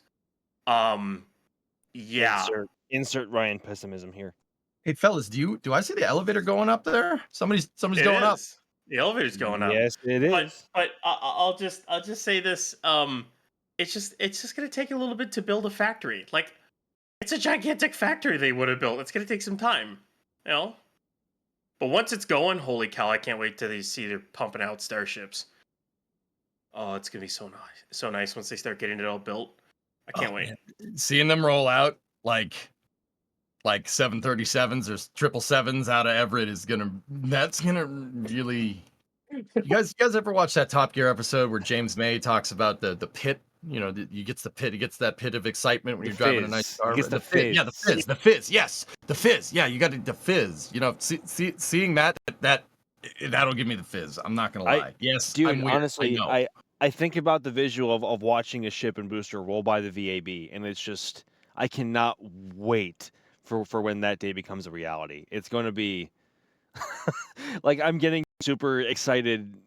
I'm getting I can't even talk about it. It makes me Yeah. so happy. It's such a happy thought, and it's such a welcoming thought too, to have the entire Starship program actually begin to expand outwards into its true potential. And that in Florida is what will really unlock what Starship is able to do and what SpaceX is able to do with Starship. So the quicker that they can get Starship in Florida online, the better. And that may be coming sooner than we think. You know, I got. Can I just say I'm glad they're not launching at like 7, 8 in the morning right now. Absolutely, yes, you can. Yeah, because we wouldn't. The stack would go through the clouds, and then we wouldn't see it anymore. And then, although I will say, I mean, just a little bit, it would be like, all right, where's the booster? Where's the booster? And all of a sudden, you just see this shock wave go through the clouds as the booster just went right back through it. That would kind of look nuts. But That one I that would, one video that SpaceX posted from the buoy from Flight 4 of just that shockwave propagating and opening up a hole in the yeah, clouds, like that's what we would see. And that depending would look on nuts. it would look nuts, but also unless you had a prior track to the booster, unless Yeah, you were aiming your camera in exactly the right spot, it would be so difficult to capture. you just have to go Um, wide on everything. You wouldn't be able to like close in yeah, on it either. I know, but like Yeah. we like punching in tight though. Like I don't know, maybe that's just me. Well, okay, Max, not to camera nerd out, but if you had a wide angle lens and you shot it in portrait, right? You could if you used a wide angle lens with high resolution, you get that crop shot, you could get it, right? Like that's doable, yeah? You could get Yeah, that tight but shot like with wide angle. if it's super cropped, you lose a lot of detail. The image size shrinks, so it limits the amount of what you can do with it. Um, I mean, more focal length the better, so long as you have a visual. Yeah, portrait, guys. So vertical video. The DSLR equivalent of vertical video. That's what it's called. It's called Jack portrait. has entered the Portrait landscape. chat in screaming fury. Why does he not? What is he Oh, have? What is it called? Jack, Portraity or something? one of Jack's biggest like hates in the world is vertical video. Like Jack, like do not mention vertical video around Jack. He will go on an absolutely unhinged tangent. It's hilarious. I want to see it just once now. You know what? Spoiler alert, once we are live for the actual launch stream outside of our stakeout stream, me, Jack, and D will be live over here from the outpost at some point. And I will make sure to mention that to Jack just in passing, like on stream and just to see what he does. Hey, chat. Hey, chat. You know what's funny? You know what's funny? Hoppy. Yeah, you hear that, Jack? Hoppy. You hear that, Jack? There's nothing you can do about it. Hoppy. Nothing you can do about it. Sorry. Ryan, we'll do- like Ryan, you had stages there in your life. You're like, like you're like ramping up. All right. We'll I don't do a know. couple I'm more questions. hilarious. It's Like, 7 in the morning here. It's like and 7 in the morning at you Starbase. could hear the humor just building up and clicking in his head as in like real time. All right. All right. Oh. So we'll do a couple more questions, and then I'm going to do lightning round support queue again. If you guys don't mind, Flamey Trench, you can call it whatever you want, Normac, but that's not its name. Hoppy. All right, this is coming from Aiden Horbachewski. Aiden, did I say that right? I think I did. You tell me. You let me know. All right, is the new tower taller to account for V2 and V3 of Starship? That's a good question. Ryan, tee it up. It is not. We're expecting the pad basically to be lower, which will basically serve the same function. There's a thinking that pad could be 4 to 6 meters lower than the current one, in a relative. So basically, if you were to take a Block 2 booster, which will be slightly taller, along with a Block 2 ship stack on it, and you put the ship QD arm at the same spot it is on Tower A right now, the QD will look the same as it did for basically booster ship 20 booster 4, which is when they had the QD a ring lower on the ship. Because the reason why it's moved up on current Tower A is because, well, they moved the QD up one and then they added the hot stage ring, so the QD plate on the ship moved up. What is it? Basically 4 meters, give or take. It's 1.82 meters per ring, so it's about 6 feet. So on Power B, they'll be able to put it at the same level for the QD arm, lower the pad, and still have no issue. So that's kind of basically their solution going on. And then they might be able to move, depending on where they do put the QD arm in that pad, they might be able to move it up a little bit for a Block 3 booster. But we'll have to just kind of see what their plan is on that one going forward. But I wouldn't count the heights of Block 3 Starship to be written in stone, because that's going to be a decent ways out. So, yeah. It looks like we got the elevator going down now. Yes. Going back down. We saw it go up, and then, We're just here came right watching back. elevators. Yep. Oh, wait. Texas elevator watchers. I can't There say you it without go. stuttering. Shoot. Joke ruined. Yeah, I- ruined. I'm changing Ruined. subject. We're ruined. Ruined. Soiled it. Soiled it. Soiled it. All right. Robert Wells has a question here. Let's see. What's this one teed up here? It's not going into the queue. Come on, baby. Come on, work for me. There we go. When will Starship deploy satellites? Predictions, please, and thank you. Max. Flight 7. Flight Yeah? 7 Starlink V2 demos. That's not any inside info. That is just like a prediction. I'm sorry. Just for the record. For the record. Dean Flight said, Flight 8? Yeah, I Flight think 8. that's fair. I think that's fair. Dean says, were you Second, expecting the ship elevator to go 34. sideways? It could be a Wonkavator, dude. You don't know. Ship 34, though, you think? Yeah, okay. Ship I'm sorry. 34, I'm sorry. Flight 8. I'm sorry, EJ. A what elevator? A Your what hurts? Wonkavator. What's a Wonkavator? What? Oh, Ryan.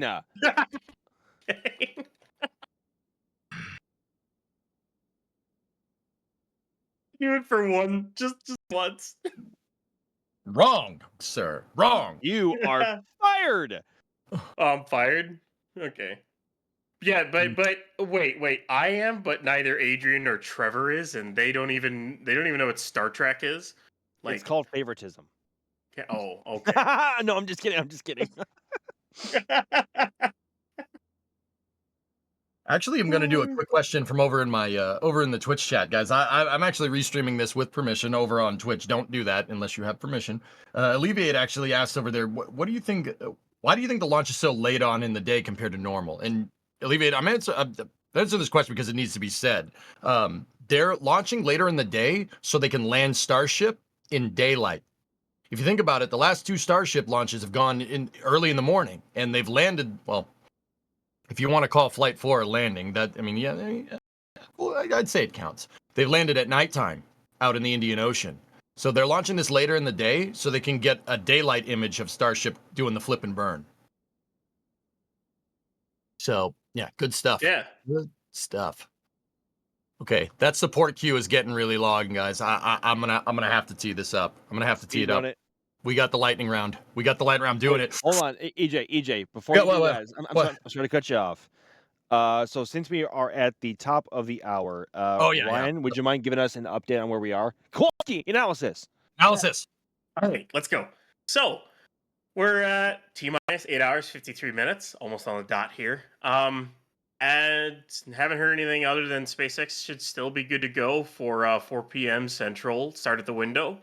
As you can see, sun's up, but clouds are kind of blocking it at the moment. But those clouds should go away as the day goes on here. And we're less than an hour from the start of road closure at this point.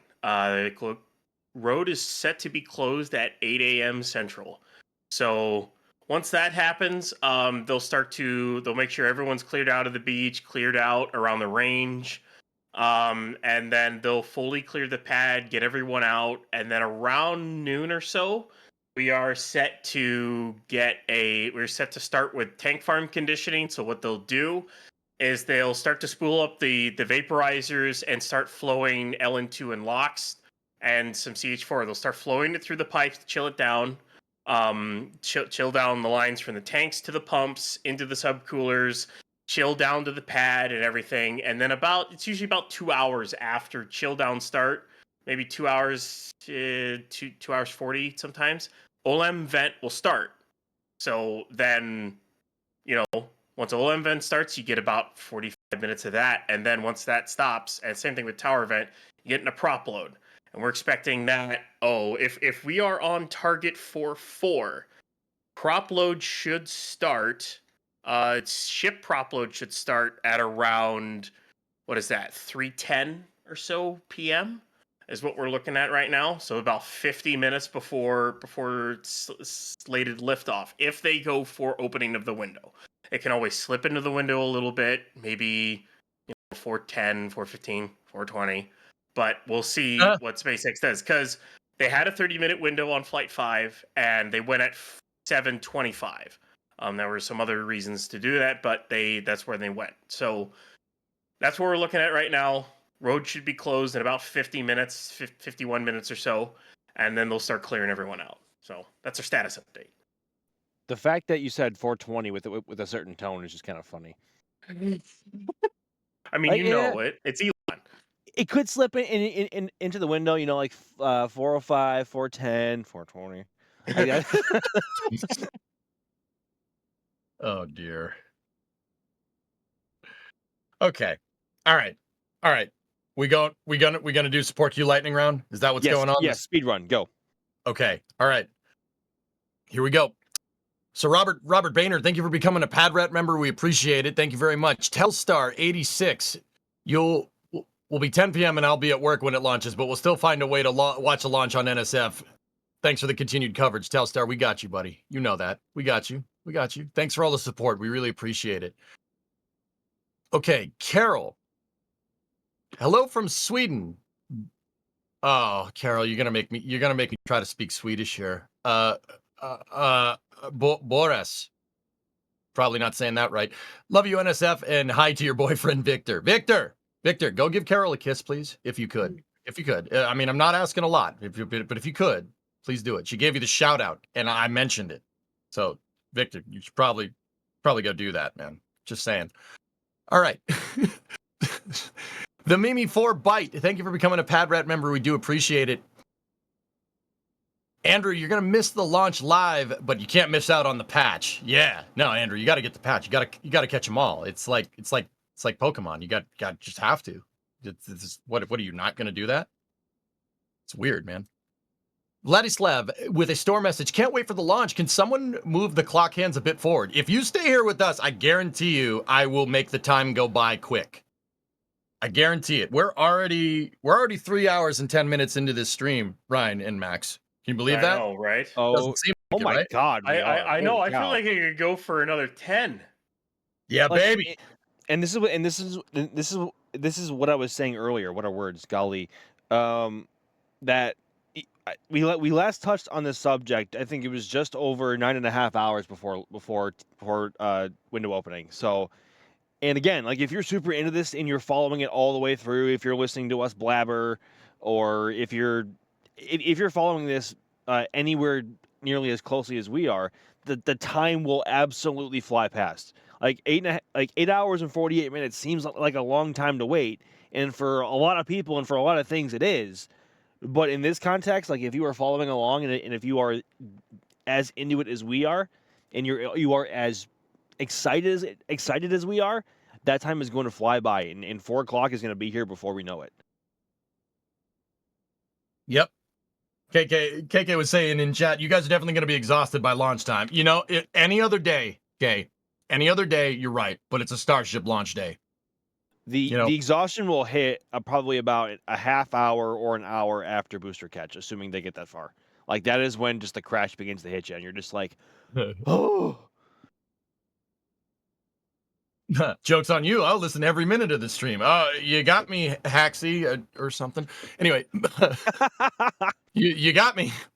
Zotek, I'll be able to buy I hope I'll be able to buy a ticket to space in my lifetime. It may not be cheap, but reasonably priced, like going on vacation. Zotek, we're close.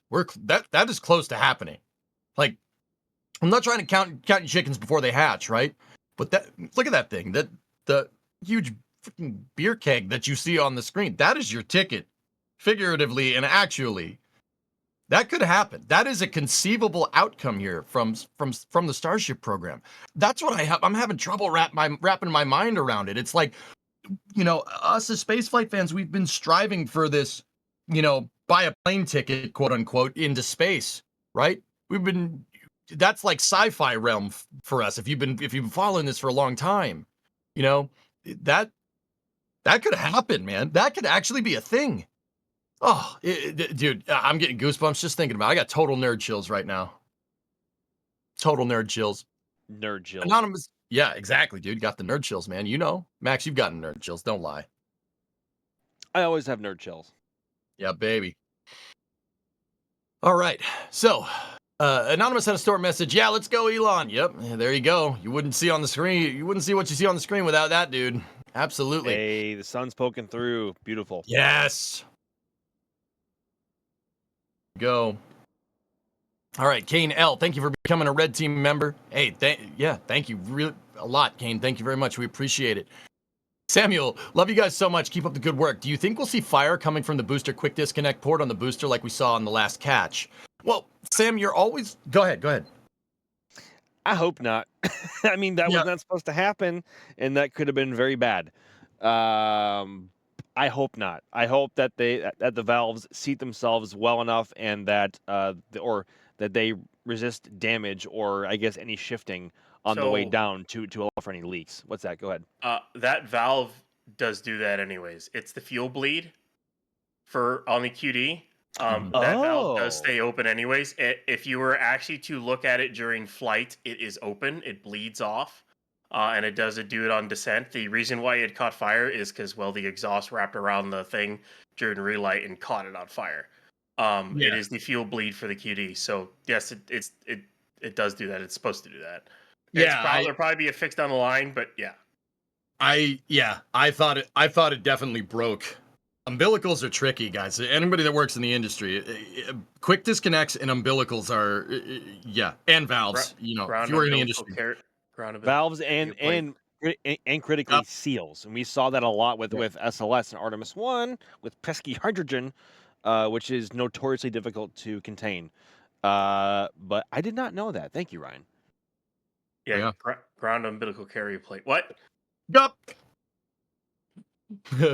I just gave EJ the.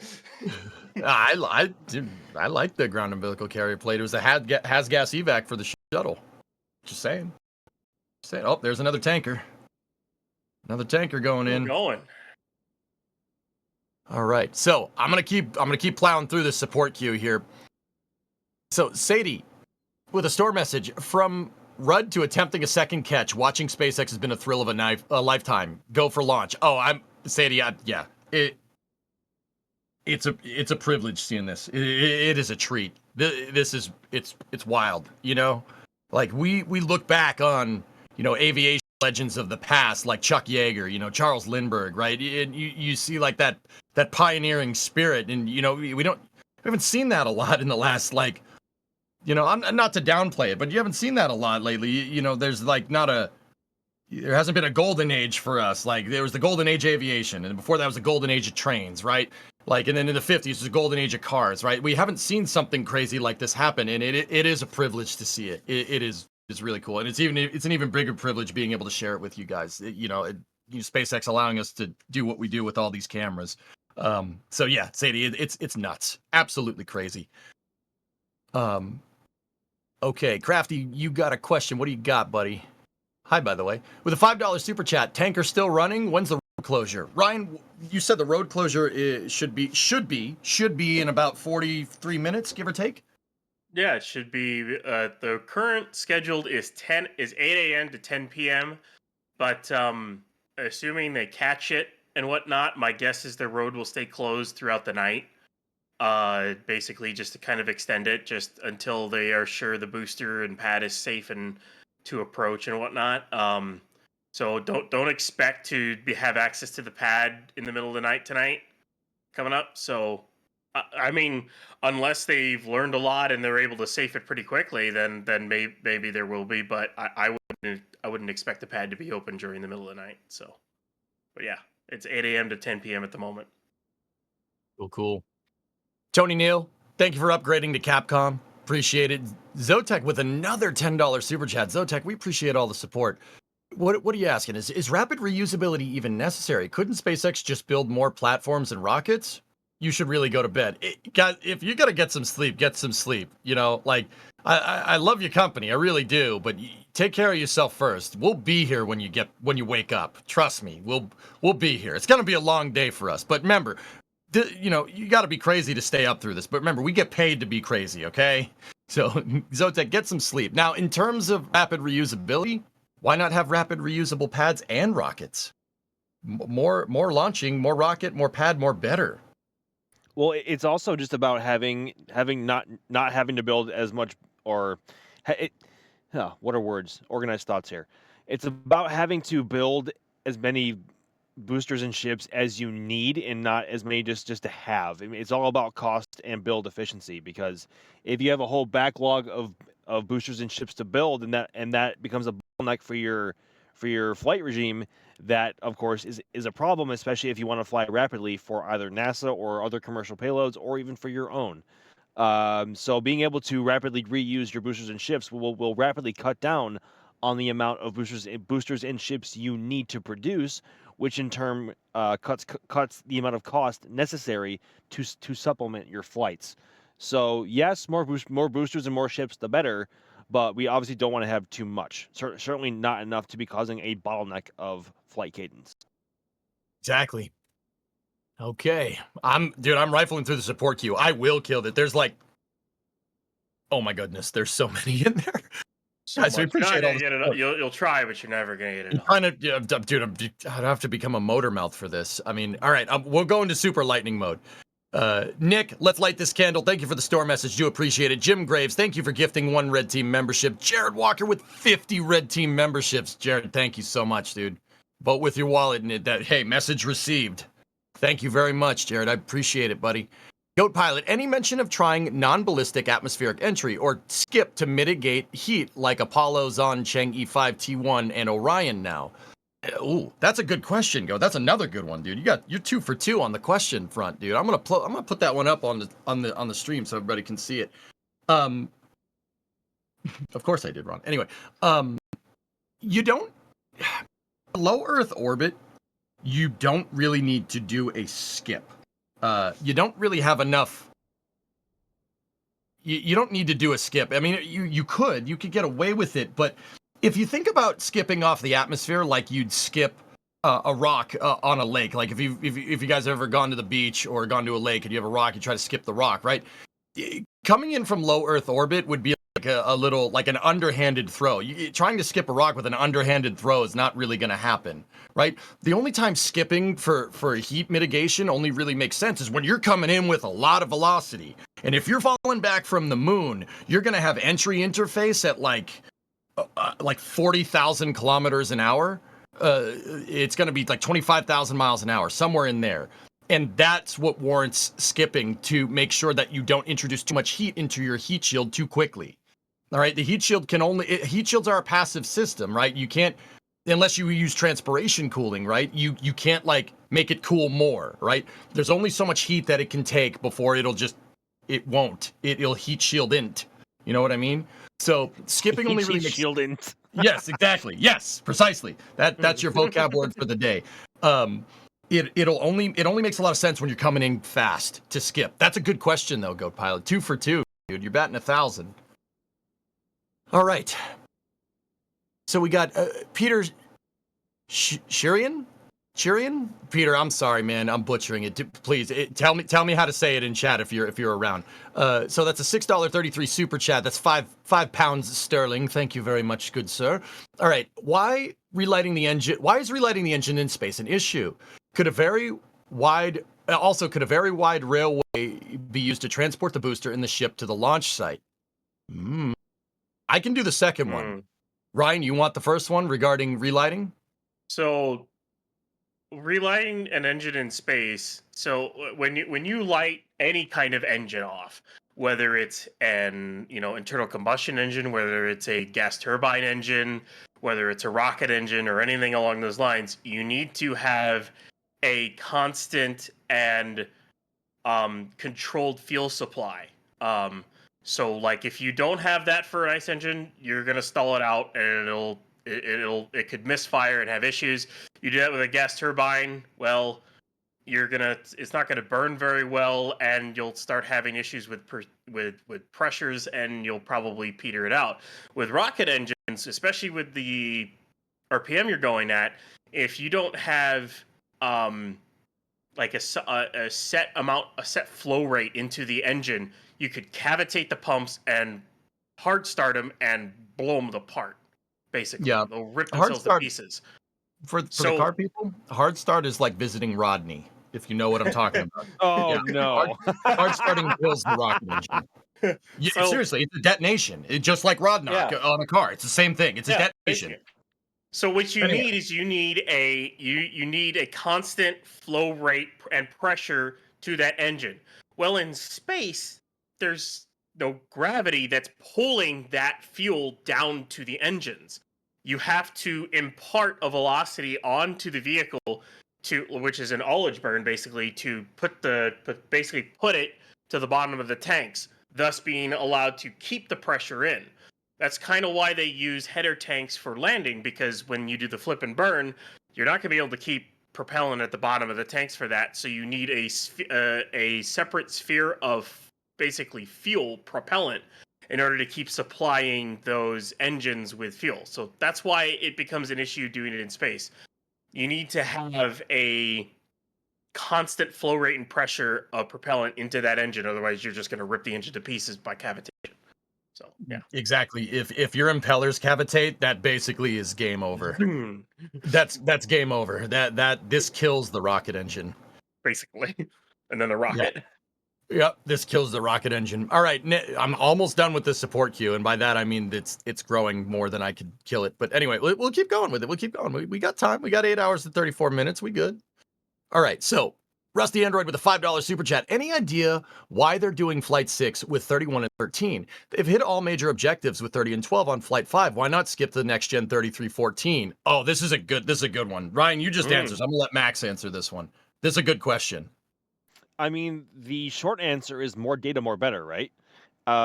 You have these ships, and you know, they know what they learned from the flight of Booster 12 and what they could use from that to implement Booster 13. I guess the long story short for the booster is the Block 2 booster isn't ready yet. They still have a lot of work to do to get even the first one out to testing, let alone flying it. And of course, with Ship 31, one of the objectives they wanted to gain was to see how little FTS or how much I said FTS again. Oops. TPS you could take off the ship and still have it survive, with their eventual goal of not needing a TPS system like they have now because of the stainless steel architecture. And also, the next gen ship is not ready yet. So, and Ship 31 is ready, and because of that, they want to implement as much data gathering and I guess new philosophies in terms of either TPS or in flight, in orbit relight of a Raptor, all the things that they cannot currently do with V2 because V2 is not ready. So, long story short, the vehicles are ready, and more data, more better. Yeah, absolutely. I just saw something real quick in chat. RSAPs, how do they make sure there are no air bubbles when relighting the engines? That's a really, to build off that question that Ryan answered a second ago. How do they make sure? Well, they chill down the engine. They prime it and they chill it down. If you're using frozen, like really, really cold propellants, like frozen propellants, like densified LOX, you trickle the propellants into the turbine machinery to get them to cool down and make sure they're fully saturated. So when you go to start spinning that impeller, you don't get air bubbles around it. Yeah, you'll hear that like if we watch a Falcon 9 launch, and there's a lot, so don't worry, you'll hear this next time you watch it. They have a call during staging, right before staging, called MVAC chill, right? That's when they start flowing propellants into the second stage engine to get it to start and not explode. I mean, I don't know how much you guys know about rocket science, but if you're exploding in more than one direction, you most likely have a problem. You want the explosion to go in one direction out the nozzle, But yeah, sorry, just to build off that, that was a good question. I think just to go off of that as well, thermal flashing as a whole in terms of flowing. Yeah. Thermal flashing is when is flowing any cryogenic propellant or liquid into a pipe or any kind of system that is either at or above room temperature. That causes a whole lot of issues in terms of rapid evaporation, which of course when a liquid turns into a gas, it rapidly expands, and that's not good when you have a very small confined space. So, and that can cause a lot of issues both on the vehicle side and also on the pad and infrastructure side. So, you will actually see that as well on Falcon 9 launches when you see, as we call, the big vent at T minus minutes, that is when they begin to thermally condition the propellant lines in the transporter erector in preparation for stage 2 liquid oxygen loading. The last thing you want to do is flow either liquid methane or super chill RP1 or liquid oxygen or hydrogen in some cases through a pipe or an engine that is not already chilled down, because then, as we just talked about, you'll have a lot of sudden evaporation, gas expansion, which can cause ruptures, or in the worst case, explosions, which of course would make for a bad day for everybody. So if you long TLDR, if you want to flow any super chilled cryogenic propellants through any orifice or pipe, you want it to be at the same temperature or close to the same temperature as that propellant. Yep. That's that. Yeah, this is all a. It's a dude. It's a complicated balancing act to get these things to not pop when you when you turn them on. All right, I'm gonna keep going with the support queue here. Hey guys, just be sure. Like, I understand you giving us your time, and I do appreciate it. Just be sure to hit that like button for me, dude. We're trying to get the word out on this stuff, and the more spaceflight fans we have, the better. The better for spaceflight, as far as I'm concerned. Hit that like button so more people can see the stream, if you really could. Like, if not, I totally get it. You know, I know it's cringe to ask. I understand. You know, it's like, okay, all right, you know, smash the like button. But if you could, we want to get the word out on this. We want to get the word out so we can show people how cool this stuff is. You know. So if you're feeling it, hit that like button. If not, totally get it. All right, there is. Travis had a question here, but I forgot to actually answer the second part of the other question. Trains. Why not build a big train track going from the build site to the pads? Well, here's the thing with the train tracks. You're gonna have to build a lot of tracks next to each other to move something like super heavy. The reason why is because train tracks have a weight limit. You got to remember, we're on wetlands here. You're on wetlands. The water table is really high, meaning you don't need to dig that deep of a hole to get to water. You could probably get away with trains if you want to do that way. Maybe just a bigger road in the SPMTs. But, you know, definitely in the future, SpaceX is going to probably need some type of dedicated avenue to move mass starships to the pad. So maybe it'll be a train in the future. My money's on like a crawler transporter. Or just keep going with SPMTs on a specialized road. You know, who knows? SPMTs work just fine, honestly. Right? Uranus, have I heard of the manhole cover that went into space at 37 miles per second? Yeah, of course. Yeah. That's what happens when you put a nuke down a huge bore and then you put a manhole on top and then blow it up. You inadvertently create the biggest cannon ever. And for what it's worth, I don't think the manhole made it to space. I'm pretty sure it burned up on the way up. Insert space cannon here. I'm pretty sure it burned up on the way up. Okay.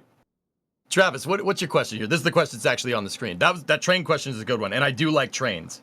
Trains are amazing. I saw Bruce in the chat as DD40AX in his name. Yes, DD40AX are awesome, but I'm a G-Tail kind of guy. If you know, you know. Okay, Travis, with the launch being delayed to today, is there anything going on that could delay it again? Oh, Travis, why are you going to hit us with the bad juju like that, man? Why would you do this? Why would you do this? I think they scrubbed yesterday because of the winds, right? It was an overall weather concern. Go ahead, Ryan. Sorry. Yeah, no, you answered it already. Doesn't matter. Yeah, it was an overall weather concern rather than any vehicle or system issue, which is always good because SpaceX can control the vehicle and the surrounding infrastructure, but nobody can control the weather. And the forecast today looks the best of their 3 targeted launch windows from Monday, Tuesday, or Wednesday. So today could be the day, and the weather is forecasted to be playing ball with us. So we will see if that pans out. Cool. Travis, thank you for that question. Yeah, we're popping through all more of the support queue. I'm trying to get through it. They're really like cutting it close here. They're still dropping, and there's the sun out, by the way. They're still dropping off tankers and filling up LN2 and locks, because it's only LN2 locks that fill there. The methane is inside the launch site from the road, because, well, there's certain regs you have to follow when you're offloading methane and all that other fun stuff. So, yeah, they're doing it right down to the wire here. So, Don't the water trucks also come in over there? for the detonation suppression system, yes. For the water deluge, they go over to the actual deluge farm. Copy. Yep. Yeah. Cool. So All right. So, more lightning round support queue. Jason Hess, thank you for upgrading to Capcom. I do appreciate it. Gresh, keep up the amazing coverage. This is your 6th patch. Love the design. Yeah. Pauline does the patches. She does amazing. They're amazing. It's such a good job. God tier. Yeah, so good. I thank you for buying 6 of them. We really appreciate it, Gresh. Keep it up. You got to catch them all, right? Let's go. All right, Jason Hess, thank you for upgrading the launch director. I do appreciate it.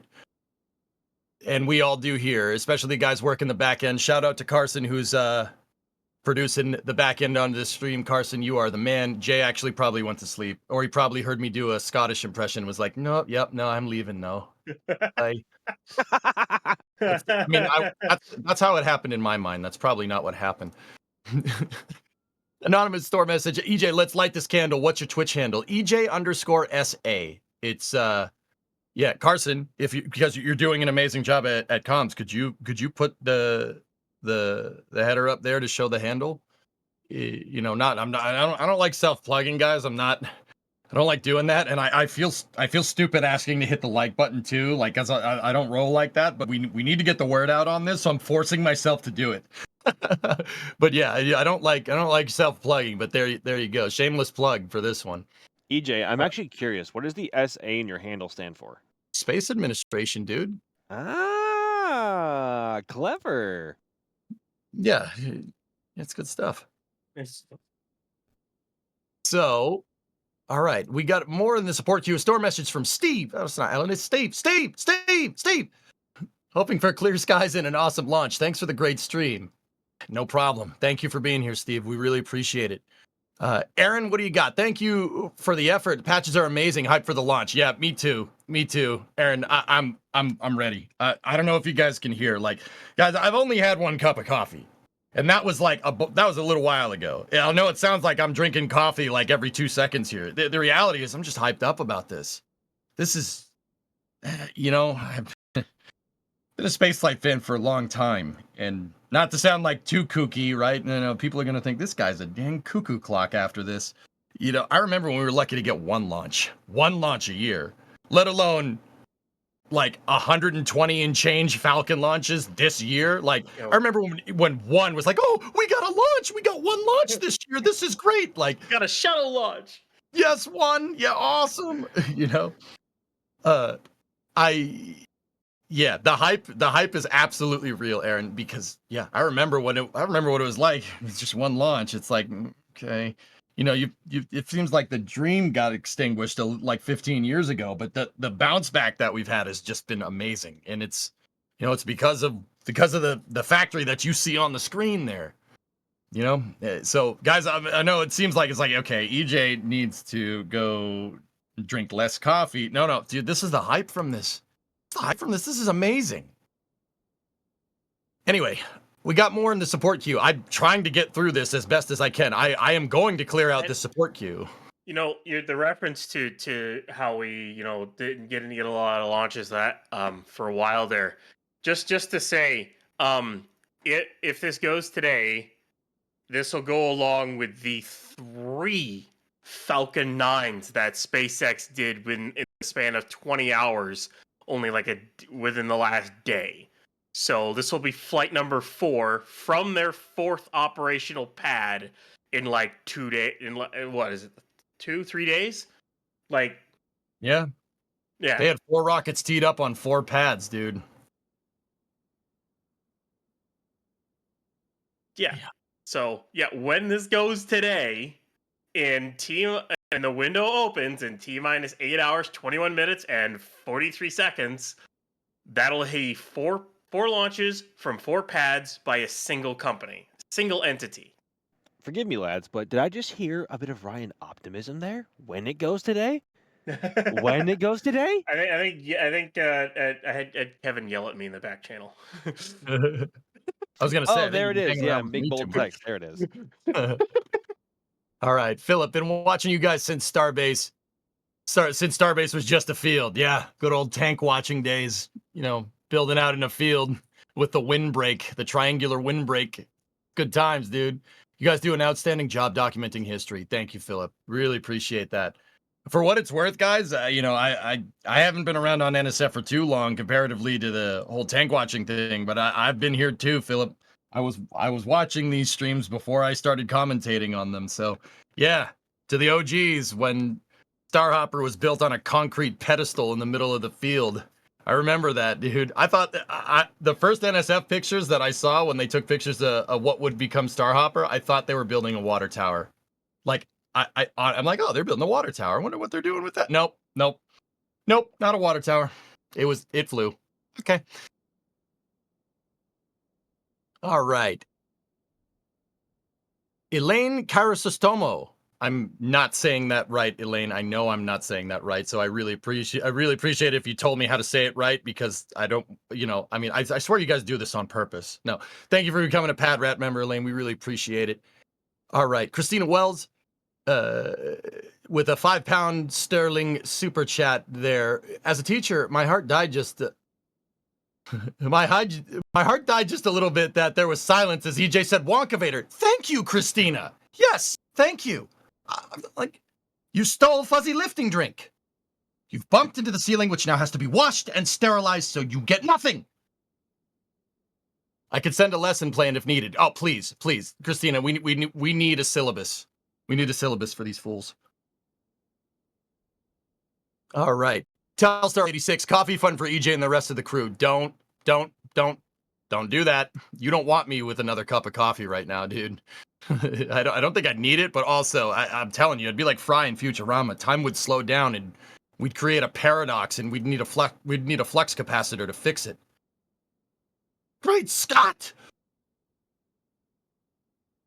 Okay, Jeff with another store message. Excited for Flight 6. Yeah, me too, Jeff. I don't know if you could tell. Joshua, thanks for the coverage. I've been watching since SN9. Yeah, baby. Yeah, SN9. That was... Yeah, that one didn't go too well. I was here for that too, Joshua. That was, I mean, we got to see an explosion. That's kind of fun, right? Nick Anderson, Eagle or Leroy? Oh, dude. Leroy. Because old school. All right. Cameron, Starship. Thanks for the coverage. Thanks for the store message. Thanks for buying some, Cameron. We appreciate it. Jason, thank you for all the streams. Go Starship. Yeah, baby. Let's go. Anonymous, thanks for being here. NSF, thanks for being here, Anon. We appreciate it. Okay. I'm almost through this. Max, Ryan, I'm almost through. We're almost done. All right. So, Christopher with the store message. Flight 6 already? That was quick. Might miss the launch, but not going to miss the patch. Oh, thank you very much. Question for you all. What has changed between 5 and 6? And has SpaceX made any changes to the TPS on Ship 31? Yes, they have. Ryan, I need you, bud. Yeah. Oh, yeah, the 8 columns of tiles they've taken off on the thing, as well as and stuff like that. Yeah. It'll be interesting to see how it fares once it re-enters, hopefully in... Oh man, my timeline. That'll re-enter. It'll be around, assuming it goes at 4, that'll be re-entry around 5 p.m. Central or so. So yeah, that'll be fun. Yeah, baby. Okay, so Lars Edblom, hello from, oh no. Lars, why are you doing this? Why are you doing this to me, man? Hello from, okay, all right, I'm gonna do it. Ornskoldsvik, Sweden. I just want to hear EJ try to say that. Well, there you go. And I know you're laughing right now, and I could hear it through the dang computer, okay? But it wasn't bad. That was close. It was close. I know it was. But also, I mean, if you guys want to do that, you guys want to hear me butcher your native language, I mean, you can if you want to hear that. I mean, it's the internet. You can laugh at me. I don't care. It doesn't bother me. Don't peak early, David. I'm fine, dude. I'm totally fine. I could do this for another 12 hours. Ask anybody that knows me. I've been doing this for a long time. I'm fine, dude. I'll keep up the hype the entire way. You don't know me. Okay, Ryan. Yeah, I see it. Yeah, dude. Maybe we'll. I gotten the support queue down to to about 20 minutes ago. So we'll switch back over to questions here in a second. So Martin Cooper with 50 Canadian poutines. We do appreciate the poutines. Thank you very much. Did the last ship get detonated to make sure it sank, or did it blow up for some other reason? You're talking about when Flight 5 landed, when Ship 30 landed. Max, what do you think it did? I'm pretty sure that was an intentional kaboom to sink it and get it out of the way of any, say, ships, or just to have less debris in the ocean. And of course, that is some very proprietary technology that SpaceX, I'm sure, does not want any prying eyes on. And so that also, I'm sure, plays into it. But I'm pretty sure that that explosion was intentional. Yeah, yeah, I would say so too. I mean, it's possible that something went haywire, but I mean, yeah, it's hard. It's kind of hard to say. We didn't see that much of that thing landing, but yeah, I would say they sank it on purpose. They don't want you don't want anybody you don't want anybody getting their hands on that stuff. Anyway, all right. So guys, I still have a little bit in the support queue. I haven't cleared it out completely, but I see the support queue. But we're gonna go back. We're gonna go back to questions here. So Tom Smith has a question here. I just checked the FAA license. The license on the FAA website says it is effective October the 12th, not November the 19th. Does SpaceX have a license for today? Oh, Ryan, you want this one. I can hear it. I can hear it through the computer. Yeah, it's yeah, they have a license for today. When they got that license for Flight 5, they also got it for Flight 6, knowing there might be a little bit of changes here and there, like the Raptor in Space burn and other stuff like that. So yeah, it's that's kind of what we're looking at. And we just got a tweet from Elon here, some stating about some of the objectives for today. Speaking of, what they plan on doing. So it looks like here we got a restart of Raptor engines in vacuum, so which will probably be one of their sea levels. The daylight of landing and ship, which we were talking about, is why they're going later in the day, so they can land during daylight in the Indian Ocean. Higher peak heating, steeper reentry. That kind of says that they're gonna reenter at a higher AOA at the start rather than at the end, but we'll kind of see on that one. And then a faster and harder booster catch, which is interesting. I wonder if instead of at a kilometer, they're gonna start the landing burn like closer to the ground or something like that. And of course, the thousands of small design changes that they always do between flights and things like that, little tweaks here and there. Yeah, that's kind of a recap of what we're looking at for Flight, which the window opens in 8 hours, 13 minutes. So, Yeah, baby. here we go. Here we go indeed. All right. The next question here is from Yuri Karatin. Yuri, I did it. I got it. I said it right. All right. So, check. How are you all feeling? Excited, confident, in full mission success? I'm confident. I'm excited. I don't know if you could tell. And I think this one's going to be perfect. We're going to see another Flight 5. They're going to catch a booster. Starship will do its thing, even with lesser tiles. I think she's going all the way. 100%, Yuri. What about you guys?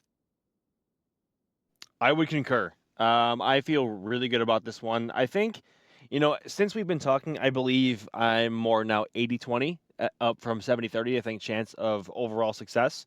I mean, there is a lot more to go wrong here, especially if, I'm curious to know what Elon means by a faster, harder booster catch, in if that means they're coming in at a steeper profile, so it's re-entering a lot faster, or if it's that, or if they're reigniting the engines closer to the ground, or some combination of both. I would love to know. But as to go on a point that we were talking about earlier, about why not just jump to the V2 variants of both booster and ship. The more data you can get from any of the Starship launch vehicles, the better. And so with this being the last V1 Starship, they can pretty much push it as hard as they want to, and that data will then be used and implemented into future flight profiles and design philosophies for Ship V2. So, I mean, they have no payload on board as far as we are aware. So it's all about flight data. So they have nothing to lose here and everything to gain in terms of knowledge. So yeah, I feel good. I feel good. Yeah, I'm in. Ryan, let's hear the flip side. What do you think? No, I'm excited. What do you mean? We I'm got him excited for happy. this launch. What? We did it. Chat, we did it. I wanna see this. I think Ship 31 will go through, and we'll see if they catch. I mean, it's the whole thing of I hope they catch. I really hope they do. I mean, but yeah, of course you always gotta yeah. But I really want to see this thing succeed. I mean, what? It's not like I want it to fail. What? Right? Like you saying I want it? No. I follow the Starship program as much as I do because it's incredibly fun to watch. It's incredibly fun to see something like this, and I want Star Trek like stuff coming true in my lifetime as much as it might Yep. not. I want it, and this is the fastest way to get to that. So I want it. Let's go. Yeah, I'm with you. Ooh. I'd also We like got- to remind everybody else that in Star Trek canon, the Constellation program happened. Just saying. They got to Mars and Constellation is canon. Yep. That's right. Yep. Thing. I mean, there's a couple other things that are canon that haven't happened, but yeah, We need a Zephyr Cochrane moment. right. Okay. We're gonna keep rifling through the questions if you guys are cool with that. Let's keep rolling. So Creative Bytes TB, do we know what all the changes are that have been made to the flaps to reduce the burn through that we saw in the last re-entry of Starship? Dude, another good question. Thanks, Creative. Max, you want to tackle this one? I can try. So, I mean, based on from what we've just seen, so I brought the 1200 millimeter lens out to the flats a couple of times to get a closer look at the flaps, both the forward and leeward flaps. So, it looks like they just tried to patch the gap with bigger tiles. The gap that is the gap in between the actual flap and the body of the ship itself. It looks like they've just tried to patch it with bigger tiles. And I think I have a photo here somewhere of what that may look like. But that's what we look like, and it looks to be obviously a temporary solution because on the V2 design of Starship, the flaps are more. Uh, how do I say it? So the flaps on the V2 generation of Starship are further away from the heat shield, thus out of the direct flow of the plasma. So burn through should not be as big of an issue or an issue at all theoretically on this new design iteration. So it's more of a stopgap solution for now. But if it works, it works. And especially with the steeper reentry profile, the safer that they can make the ship or that they can build the ship to keep it prevent. I cannot word anymore, man. It's been a long morning so far. It's basically the more that they can do to help ship survive reentry, the better, and that's what it looks like they've done. Mm-hmm. Yep. Yeah. Dude, I also can't word. I'm just too hype. I'm just too hype. There's the thing. Okay. I'm gonna keep rifling through these questions. N0 body or no body? What's the difference between catching and stacking? Heat tiles removed on this starship to allow for catch hardware? How do they stack without the hardware? Ooh, Ryan, this is a Ryan question. Ryan, batter up. So they stack by using they use pins that go into basically sockets on the ship. Is the way they stack the ship right now. The boosters with the catch pins. So for catching the ship, they're gonna need pins because there's almost no physical way for them to hover in place and move the sticks in to put the pins in the sockets and lower the ship down so they lock in place. There's like almost no way they're going to be able to pull that off. That's that. As much as SpaceX's GNC is good, that's a no. Not with current technology. Maybe if you get impulse engines and inertial dampeners and stuff, maybe not now. So they're gonna need to basically just They're going to need to do some kind of pin, deployable pin, or just a pin sticking out with an arrow cover. That's kind of what they're going to have to do for catching. Yep. David, stop cherry picking questions and comments. Man, there's too many of you. There's only one of me. What do you want?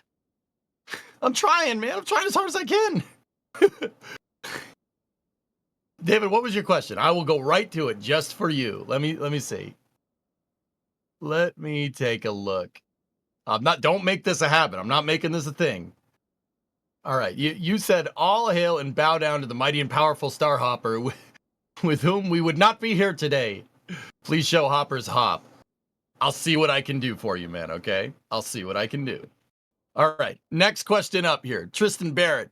When will we see the tank farm spool up? Max, what are we looking at here?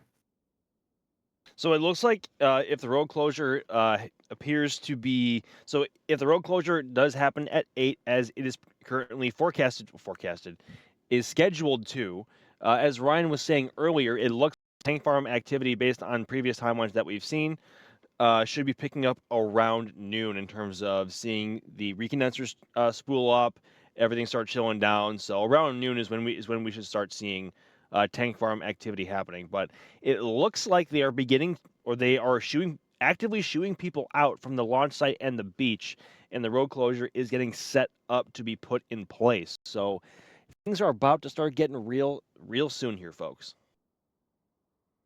Yeah. So, we're going to see the roadblock here real quick. If you want to know what the roadblock does and why it's there, we got a video teed up for you here. Carson, let's roll that. Let's roll the roadblock video here. Get everybody educated on this stuff. On the day of a Starship launch, many events need to happen in order for the flight to take place successfully. One of the first events will be clearing of the ground hazard areas, which will see the closing of Highway 4 and Boca Chica Beach several hours before the launch. During this clearing, law enforcement officials from Cameron County, in coordination with SpaceX Security, will perform sweeps of the beach in order to evacuate members of the public and keep them safe during the launch operations. 3 roadblocks will be set up on Highway 4 to control access to the beach. The first one, nicknamed the Soft Checkpoint, will be located about 15 miles from the pad on the intersection between Highway 4 and Oklahoma Avenue. Beyond this roadblock, only those with property there and law enforcement officials can pass. This also includes SpaceX employees. The second roadblock, nicknamed the Hard Checkpoint, will be located at the intersection between Highway 4 and Richardson Avenue. Beyond this location, only essential SpaceX personnel and law enforcement officials can pass. A third roadblock will be located on Highway 4 right after its intersection with Lyndon B. Johnson Boulevard, which is at the end of Boca Chica Village. This intersection is the last one at Highway 4 before arriving at Boca Chica Beach, so it's used to control direct access to the beach. Once closer to liftoff, the roadblock is vacated as it's too close to safely remain there during a launch. Along with ground hazard zones, SpaceX will also work in coordination with the U.S. Coast Guard to clear the nearby waters around the launch site. Once the ground hazard areas have been cleared, SpaceX will proceed with tank farm conditioning. This process starts roughly 4 hours prior to launch, although sometimes it can vary by 10 to 20 minutes. During tank farm conditioning, the subcoolers on the tank farm will slowly be filled with liquid nitrogen. Shortly thereafter, the liquid oxygen and liquid methane propellants will flow through the transfer lines from the ground tanks to the subcoolers. During tank farm conditioning, you'll probably see venting every now and then, including the now famous Pope vent. This is completely normal and expected. Although the timing can vary, especially if the launch is delayed into the window, this conditioning should last until about 1.5 hours prior to launch. This is when the conditioning goes from the tank farm to the propellant lines that go to the launch area. This conditioning will see the flow of propellants from the subcoolers out to the launch mount and launch tower.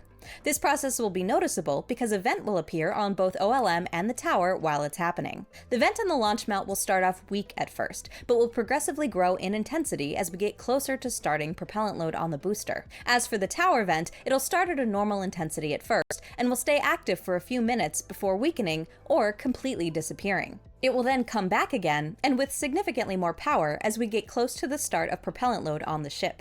Around this time in the countdown, we should also see venting from the booster chines closer to the launch tower. This is a sign that carbon dioxide is being loaded into the tanks, which will feed the vehicle's fire suppression system during flight. While conditioning is ongoing, the SpaceX flight director will conduct a poll with operators to decide whether or not to proceed with propellant load. Here's hoping that later today, everything is go for Starship. On the day of a Starship launch, Okay, so now you guys are educated up on the roadblock. Elise's videos are always super helpful. It's very, very, very good. We run those for a reason, and she does a dang good job narrating those guys. But Max, I think your time is up, man.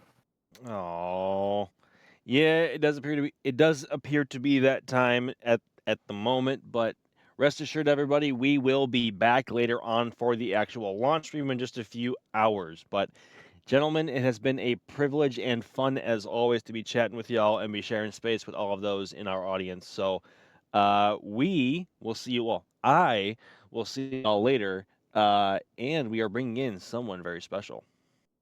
Yep.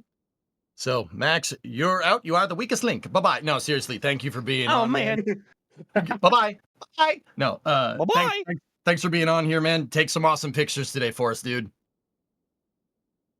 All right. So Max is out, and we have swapped in. We're calling an audible here. We've swapped in the great Trevor Sesnick. Trevor, can you read me?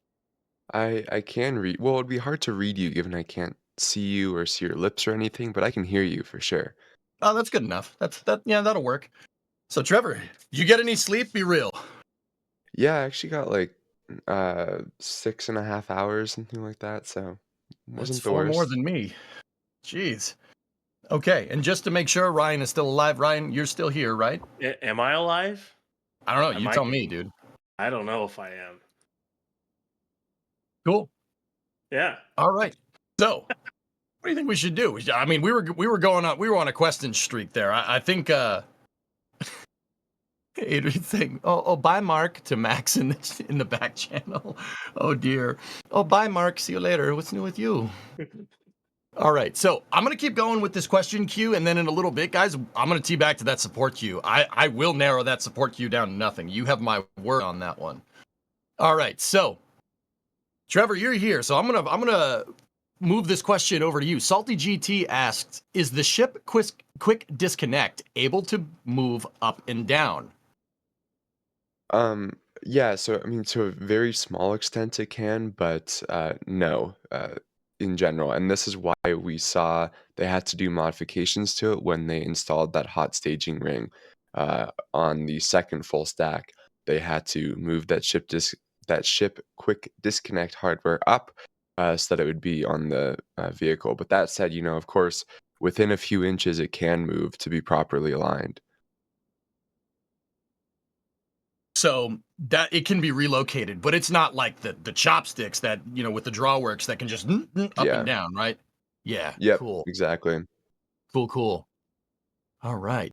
So we're going to do a couple more questions, and then we will get Ryan with the weather update. So the next one is from Eric Leith. I heard rumors of an orbit refueling test in March of 2025. Thoughts on that? Ryan, what do you think? Orbital It's not refueling? going to happen that early.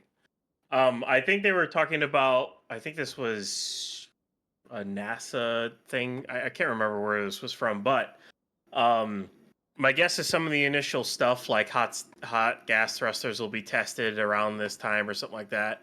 I think they wanted to do the actual test in the summer. We'll have to see what ships do it, because the ships that do it are going to need certain hardware on the QD and docking hardware as well. And right now, as far as we can tell, 33 and 34 do not have that. So we're probably still looking at waiting till like ship 35, 36 for that to happen. So I would expect either end of this year or it gets pushed into 26. We'll have to really see when they plan on doing it, but it's going to be a couple flights down the road before they do that. Mm-hmm. Yeah, good question, Eric. Thank you very much. All right, we got Jedi Knight Todd with the next question here. Will Starship Block 2 have 9 Raptors, or will they wait until Block 3? Trevor, this one's right up your alley, dude. Yeah, Block 2 is going to have the same configuration with six Raptors, and we know now that those are going to be six 2 engines, not Raptor 3s. So we were thinking that there'll probably be like a sub block upgrade where they go to Raptor 3s on Starship Block 2. And then the full 9 engine elongated ship that Elon has talked about on several occasions will not be until version 3. Yeah, so it's going to take some time before we get to that. But I mean, SpaceX is going to iterate. They're going to iterate all the way to that. I mean, Trevor, like they said they're going to move. SpaceX wants to move like 150 tons. Like that's what they want. That's their stakeholder expectation for Starship's payload capacity, right? You're going to need that much TWR to move that as your if you want that as your like baseline, right? Yeah, I think Elon's even talked about the possibility of Starship V3 being over 150 tons. I feel like he said at times that it could be like between 150 and 200, which is just ludicrous. Um, so yeah, a very important part of that is getting that TWR of the stack to be as high as possible. And that's something that those Raptor 3 engines will help a lot with, since not only are they reducing a lot of mass from the booster, since they will not need any of that heat shielding, but they also will have substantially more thrust on them. So you get like less weight, more thrust, even higher TWR. Dude, I'm trying to picture like 9 Raptors burning with like 150-ton plus payload capacity. You know, like I like this timeline. This is pretty cool. We should do that. It's a good idea. We should do that. Yeah, It's no, I'm with you. it's already impressive if you compare like Starship's liftoff acceleration curve to that of like Saturn V. Like Saturn V crawls off the pad, Mhm. and Starship's TWR is substantially higher already. Yeah. Trevor, do you think it would be fair to say that Starship kind of stands on the shoulders of giants here? Because the Saturn V was like, that was the first super heavy launch vehicle like ever devised, right? And that was kind of hmm like the first dipping your toes into it. You think they learned something from that inadvertently? I think they did. Yeah, I mean, right, SpaceX has the hindsight of the shuttle, of Falcon, of uh, s- um, all of Russia's vehicles and Saturn Atlas, V. Delta, So yeah. just go down the list. So of course there are tons of lessons that they learned, uh, that these engineers learned and things figured out over the last few years that SpaceX is able to take advantage of. Hmm. Absolutely. And it's beautiful to see, might I add. I mean, while you were explaining that, Trevor, I found myself just kind of staring at what's on the screen here. Like, just look at what you see. It's Yeah, it is ridiculous. just properly insane the times that we're living through. Like if you have not been down to Starbase and have not had the opportunity to see this vehicle in its full glory, you need to go. It is just insane. Yeah, it just monumental Herculean effort here. You know, bringing together the last like 50 plus years of spaceflight knowledge to make this. I mean, like Starship is basically. I mean, it's not derived from these designs in any way, shape, or form, but it's like the best parts of the shuttle and the best parts of Saturn V just kind of like rolled into one. It's amazing, dude. Amazing. It's hopefully going to turn into what Shuttle wanted to be so desperately and Yeah. failed at so miserably. Huh. Ugh. I want to be upset by that, but I can't argue with results, I guess. Listen, I love Shuttle, but like it was not really reusable. Yeah. Refurbishable. Yeah. I mean, I got to put this in there because I have to defend the shuttle's honor. I don't know why I need to do that, but I think the shuttle was a programmatic management failure. I think the design is actually pretty dang sound, but the shuttle really would have benefited from rapid iteration, and that just didn't happen. You know? The two massive flaws on the shuttle, in my opinion, in my very educated opinion, and this is when Chris is going to start yelling at me in chat, Well, he's is asleep. Don't worry about it. the fact that it's side mounted and the fact that humans needed to be on every single launch. The Oh, latter yeah. meant that you can't iterate on it, and the former meant that you had a lot of the TPS problems. Yep. Yeah. Agreed. If they made that thing remote control and did excuse me, did what SpaceX is doing with the rapid iteration on the tiles. Ron. No, that thing's a piece of junk. At least No, it was I'm not remote controlled. Yeah. And it had liquid boosters, not solids. Dude, I don't have any problem with solid rocket boosters on human rated things. Solid rocket boosters are very simple. They have like 2 moving parts. You can't convince me that a solid rocket booster isn't as safe for people. Dude, it has 2 moving parts.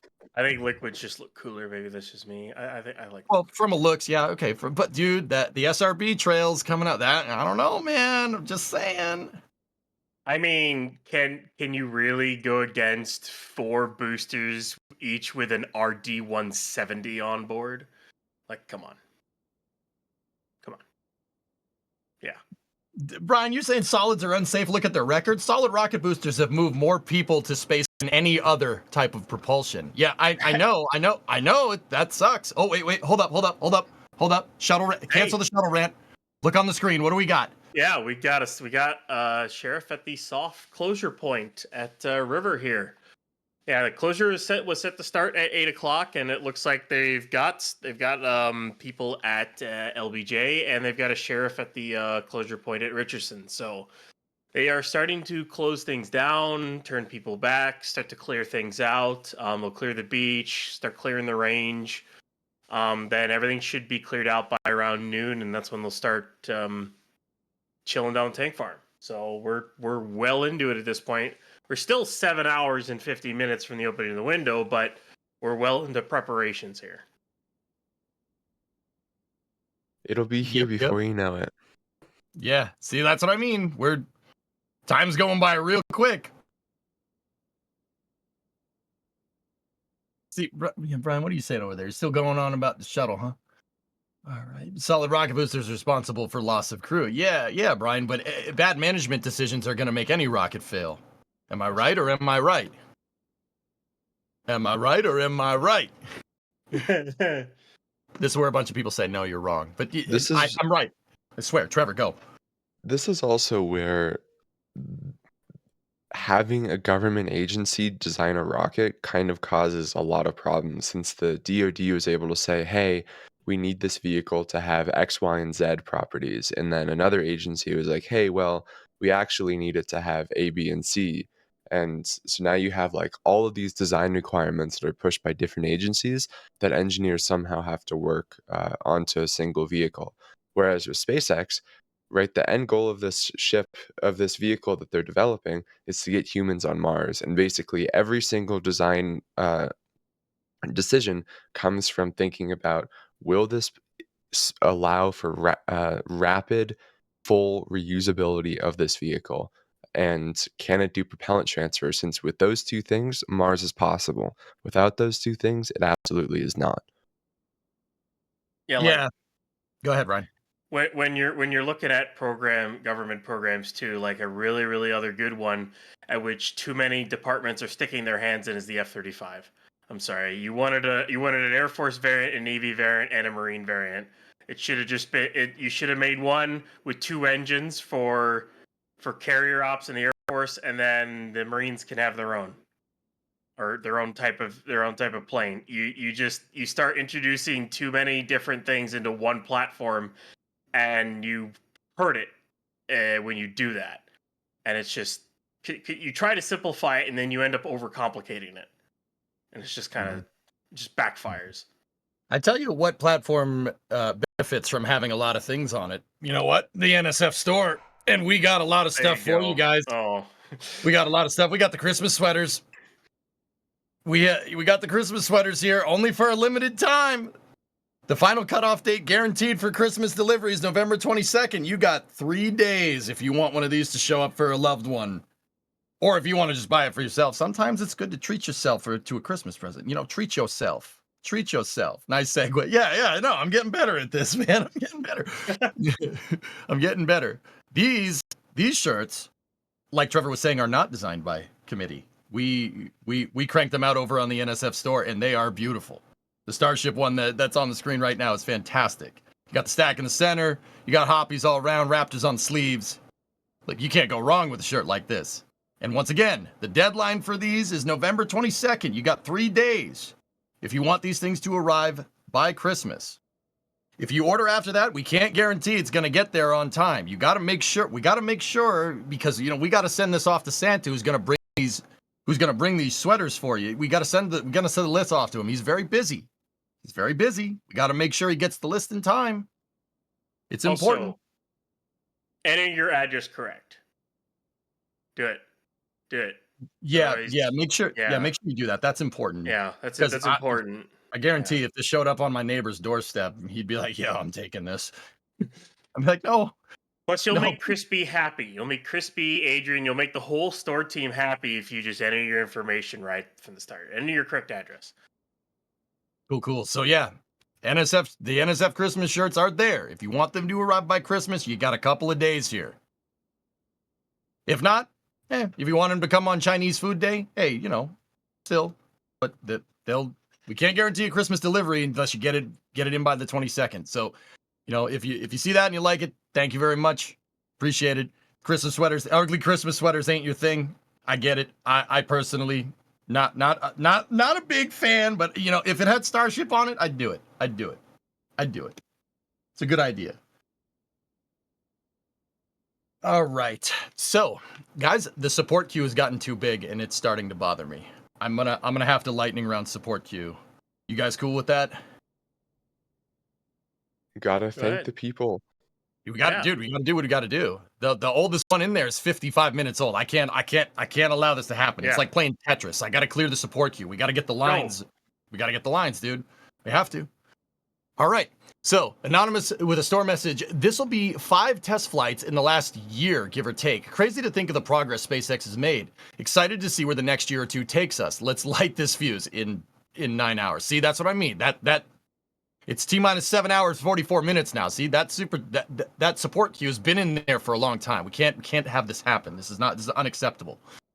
All right. So, with that being said, I will lightning round through the rest of this. Robert, with another store message. Can't wait to see Flight 6 today. These launches get more exciting with each one. And I can't wait until Starship brings forward a world where anyone can go to space. Robert, I'm here for it, man. I'm here for it. I'm here for it. I don't know about you guys. I need to see Earth from low Earth orbit once. I'll be happy. But, if we can go further, that's great. If I could, take a vacation on the moon, I'd be good with that. But all I just want to see Earth from orbit with my own eyes once. I don't know. Chat, what say you? How far would you go? You want to go to Mars? You want to go to the moon? Where do you guys think? I'm gonna keep going with the support queue while you're typing that out. So, Stuart bought a Flight 6 patch. Stuart, thank you very much. Remember, those patches are in limited supply. Once we sell out, we sell out. You ain't getting another one. So Stuart got the patch. Stuart doesn't need to worry about that because Stuart's cool like that. Jimmy De La Cruz, what do we got here? We got a 12 euro super chat. Thank you very much, buddy. I do appreciate it. We all appreciate it here. And then we got Matthew Dahl.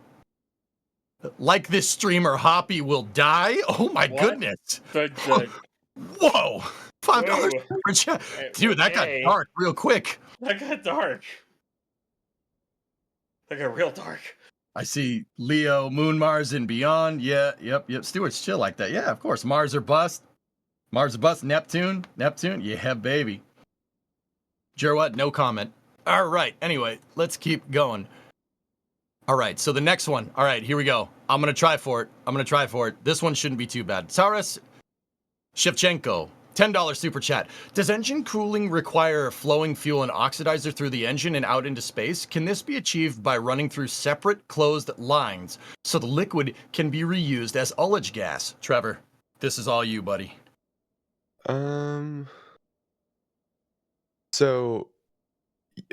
Engine cooling does require flowing fuel and oxidizer through the engine, but it does not require it to be vented into space. So the way that this works on Raptor is there are basically 2 ways that the ullage gas is used, or 2 different ways to get ullage gas on ship. So the first is while the engines are running, there's basically a tap off from the liquid from each preburner that goes into the tank. So, right, you have a liquid oxygen rich side, which is oxygen-rich gas, comes out of that preburner, and that gets routed into the oxygen tank. And then you have a CH4 side that is rich, and the gas is CH4 rich, and that goes to the CH4 tank. And that is what the vast majority of pressure comes from. However, that only works, that's called autogenous pressurization, and that only works if your ship engines are running. So for these long time on orbit, like they will have during today's mission before that Raptor relight burn, they do have a little bit of other gas especially in the header tanks, which I believe, Ryan, that's nitrogen, right? Not helium? For gas in the headers. It's nitrogen. Yes. Yeah, Yeah. it should be nitrogen. For those, yeah. I can't remember. Yeah, They and might even auto-gen those headers sometimes. I'd have to look at the piping again, but yeah. yeah, I think there. I know for a fact that there is the um, uh, gas bottle, the COPVs for the header tanks with nitrogen gas in them, since that's needed when the ship's engines are not running. So, but very good question. Hopefully that somewhat answers it. Guys, the thing about propulsion is that there's more than one way to skin a cat here. Don't skin cats. Don't do that. It's a figure of speech. There's more than one way to do it. If you really want to get a good understanding of how propulsion works, you need to really understand thermodynamics and how heat moves around and how you can use heat energy to actuate things. That if you want to get into propulsion, learning about thermodynamics is the first place to start. Because that is needed to get all the plumbing. That's needed to understand how all the plumbing on these things work. Super, super important. But if you wanted a place to start, that's a good place to start. Okay, I'm going to keep going down this support queue. We got Ben Ubienski. Ben, I'm sorry if I butchered that. I feel like I have to do that every time because you know what? You guys are doing this on purpose. You guys are putting in long names. I see the support queue. You're doing this on purpose. But anyway, Ben with the $5 super chat. How do we keep cryogenic fuel at temperature for long flights like Mars? Ryan, this is all you. Well, they could put a system basically in to go ahead and like try to recondense it. The other solutions are like adding insulation, so just basically adding new material around the vehicles and whatnot to just insulate it and make sure that you don't get as much boil off as you would if it were just bare stainless. There's a lot of things SpaceX can try. I can't wait to see exactly what they do for those like long duration flights to Mars and beyond. So yeah, there's a lot of options they have. Yep. Like I said, engineering is about finding the best way to do something that suits whatever your end goal is, guys, right? So if you want a theory craft like what we do, thinking about where SpaceX is going to go, you got to think, what are they trying to do, right? That is the fundamental thing with any type of engineering construct, what's called stakeholder expectations, figuring out what you want to do. I mean, any engineer is going to ask this when you say, hey, I got an idea about this. The engineer is going to say, what are you trying to do? And if you want to try and piece together in theory, craft out where SpaceX might be going with their design, you got to know the end goals, right? Going to Mars, building a sustainable city on Mars, making life multiplanetary. Start with those and kind of work your way back. And you can kind of extrapolate what they're going to do with this stuff, which is super cool. That's like one of my favorite things to do. All right. Anyway, Andrea with a store message. Thank you for the amazing coverage. I always wished I was alive when the earlier space programs happened. The last Apollo mission splashed down exactly 1 year before your birth. Yeah, Andrea, I'm with you. I would have loved to have seen the Apollo missions, but I am just grateful to see what you see on the screen right now. Once again, when I started liking space, you were lucky to get one launch a year, like on a good day, right? Now we're going to, daily launches of Falcon 9, 4 Starship missions, in a year. This is only the start, right? It is truly a privilege to be able to witness this. I hope you guys are enjoying it as much as we are. Steve in Oregon, not Oregon, it's Oregon. Becoming a PadRat member. Thanks, Steve. Really appreciate it. Okay, Reginald Amanita, you got a $10 super chat. I have a question. Do you think Elon will be accepting ship captains after Artemis concludes? I wish to explore the cosmos. Reg, I want Starfleet. I want Starfleet just as much as the next guy. I would certainly hope so. Ryan, Ryan, what about you? We about to get the dilithium going or what? Let's do it. We gotta find it first, though. Yeah. Well, unless we could find make it. some Ezo somewhere, maybe we'll find Ezo on Mars. You know? Yep. Yeah. Mhm. Mhm. I'll take a Mass Effect drive. Yeah, that's fine, dude. Hey, Yeah. whatever works. Whatever works. I'll take an Maybe FP. there's a Mass Effect gate just sitting out in the outer solar system. We just haven't found it yet. Maybe it's out there. Maybe we should go find out. Just saying. Yeah, we should go find out. We should go find out in our starships. Another tanker going through the. Yep, there it goes. There it goes. So it's like Ryan was saying earlier, we got a soft roadblock, right? So some traffic is allowed to go through, but not all traffic. The only traffic that's allowed to go to and from the pads, Ryan, is like authorized personnel, like SpaceX personnel, and the tankers, obviously, right? Yeah, tankers are allowed through so they can finish off doing stuff, and then there's obviously going to be some stuff that'll be parked and kind of waiting for the launch to go by, so they can get access to the launch site after the fact. But yeah. Okay, Sidelinks, thank you for becoming a Pad Rat member. Zach Osborne, launch director. Zach, look at you. You're a big shot now. You're in the big leagues. Thank you very much. We appreciate the support, man. All right, Anonymous with a store message. Thank you to the whole NSF team. Absolutely love everything you do. Go SpaceX, go Mechazilla. Catch that thing. That's right. That is right. That's the hype that we need, Anon. We need the good vibes on a launch day, right? Okay. All right. Here we go. Look at this next one, guys. See, I told you that they're doing this on purpose. Look at the bottom of the screen. Lakani videos. Hello from Gothenburg, Sweden. Since Gothenburg is easy to pronounce, EJ gets to try. Nope. Yep. Nope. IKEA furniture. All right, cool. Next thing. Pauline Brock with $7 Canadian. EJ, our currency is not poutine. It's loonies and toonies for real. Oh, well. Okay. Yeah, I can call it that from now on. That's fine. All right, it's Carl Magnus. Yeah, it's Looney and Toonie. I guess. Yeah. I guess. I was just gonna call it Beavers or like Maple Leafs or something. All right. Carl Magnus Berglund with $4.56 super chat or 50 SEK. Thank you very much. I need to hear EJ pronounce the Swedish city. What? Why? Why are you doing this to me? What did I do? All right, Ornskoldsvik. Ornskoldsvik. This is turned into EJ tries to pronounce names is what this has turned to, and as Carson is saying in the back channel, I need Adrian to join this. Yeah. Yep.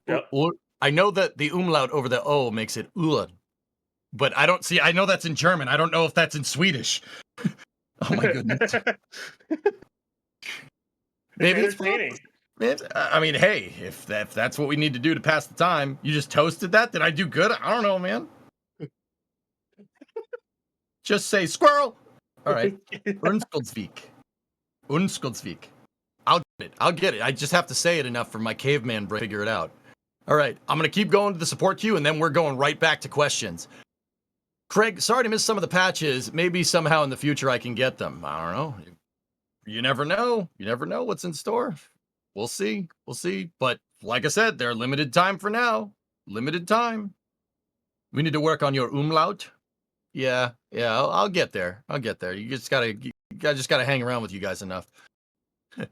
That one already went through. Jao Vitor Amaral, new member. Thank you for becoming a Red Team member. Obrigado, Jao. Appreciate it. But I know I'm speaking other languages here, guys, but be sure to not go overboard. Keep it English in the chat, all right? We gotta keep it to English, all right? I only speak 2 languages, English and bad English, all right? Okay, Foolish Mortal with a $10 super chat. Why not have the ship land at a pad, SN-15 style, instead of splashdown for the best recovery of data? Trevor, this one's you, man. Yeah, so the ships right now do not have any way to land. There are no landing legs on there, and the landing leg style that they used for like SN15 would not work because of those Raptor vacuum engines. So right now they don't have a way of landing the ship on a landing pad, and they're just committing to the catch. Where hopefully next year we will see them catch a ship in a very similar way as we saw them catch the booster. And I also just don't think they want to overfly the land yet with a reentry. Yeah, I think it, Trevor, we were talking about with the shuttle a little earlier, right? How the shuttle program would have benefited from uncrewed flights, right? With Starship, we have that benefit here, but even when you have that benefit of uncrewed flights, you still got to prove it, guys. It ain't what you know, it's what you can prove, and flight data is king in this regard.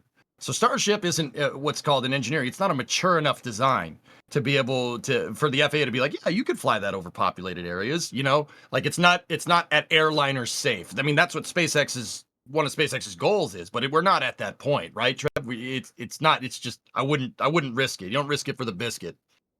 Yeah, I mean, sorry, Starship has flown what? Like, this is its sixth flight. Hold on, I need to cough. Let me mute. Yep, all good, man. All good. Sorry All about good. that. Clean it out. And airliners fly like what hundreds of tens of millions of times a year, if not hundreds of millions. Like, and each year there's maybe one crash of these commercial airliners. Like, aviation is absurdly safe and absurdly proven, and Thank you, we're just FAA. nowhere near there yet. Thanks to the FAA on that one. That they would not be as safe as if it wasn't for them.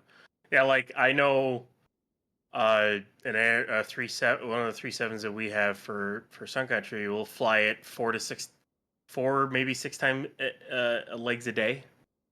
So one flight, like 4 to 6 flights a day, basically. It adds up. Mm-hmm. Yep. Okay, let's keep going. I'm gonna keep teeing up through the support queue. I've gotten the margin down from 50 minutes ago to just 15. So we'll do 2 more and then we'll go back into the queues. All right. So Donald with a store message. When will we start seeing nose art on the starships like World War II fighters? I nominate the Enola Gay 2. I do not think we should name Starship that. No. But I do want nose art. Trevor, if you were going to put nose art, no, it can't be of Taylor Swift. If you were going to put nose art on Starship, what would it be? I mean, doesn't this ship already have nose art? Yeah, it has a Yeah. banana on it. But if you were Yeah. gonna, if it was like Trevor's Starship, what would you put on it? The NSF patch. There you go. Touche. There you go. Touche. Good answer. Winning points. That was good, man. That was pretty funny. Oh, Luke, that's a great super chat. I'm not putting that up on the screen. Luke Warmer, yeah, I'm not doing that. Thank you for the 5 Canadian dollars, man. I'm not putting that message up on stream. That's messed up. Funny, but messed up. I have to at least maintain some semblance of professionalism here. Just a little. Here, you want me to pull out my pessimism here, EJ, even though it's not pessimism because it's totally realism. Because Elon did a tweet, so we're talking about how current Starship's more than twice as powerful as Saturn V, and Starship V3, he goes on to say, which hopefully flies in about a year. That ain't happening. No. Sorry, no. No. You don't Nope. think so? No. Surely It's you not do not know happening. more than Meme Lord, man. It's not happening.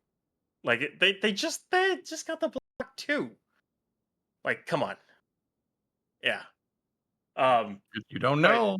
No, it's not happening. They don't even have a Block 2 of booster yet. What are they going to do? A Block 3 in a year, and they haven't even built a Block 2 yet? So what happens if we're magically at the end of 2025 and we're doing a flame trench, Ryan, and this happens? Can I be like, yo? If they actually get a Starship V Block 3 booster and ship flying in a year, okay, you could tell me I'm wrong, but good luck. Good luck. All right. Yeah. All right. My memory is a steel trap, dude. Just saying. Plus, no. Just Why say no when it feels so good to say yes? Yeah. Yeah, you don't have an answer for that. uh, I love you, man. All right. Booster 4 with another good question here. What makes full flow stage combustion so unique compared to any other cycle? Trevor, you were talking about pre-burners here a little while ago. I feel like you'd be good to answer this one. Yeah, so it really comes down to full flow gives you a gas-gas interaction. So since you have those two pre-burners, as I was talking about earlier, all of your liquid oxygen is a gas, so it's now gaseous oxygen, and all of your methane is also a gas. So you're able to mix these two gases in your main combustion chamber and get to incredibly high pressure at fairly low temperature.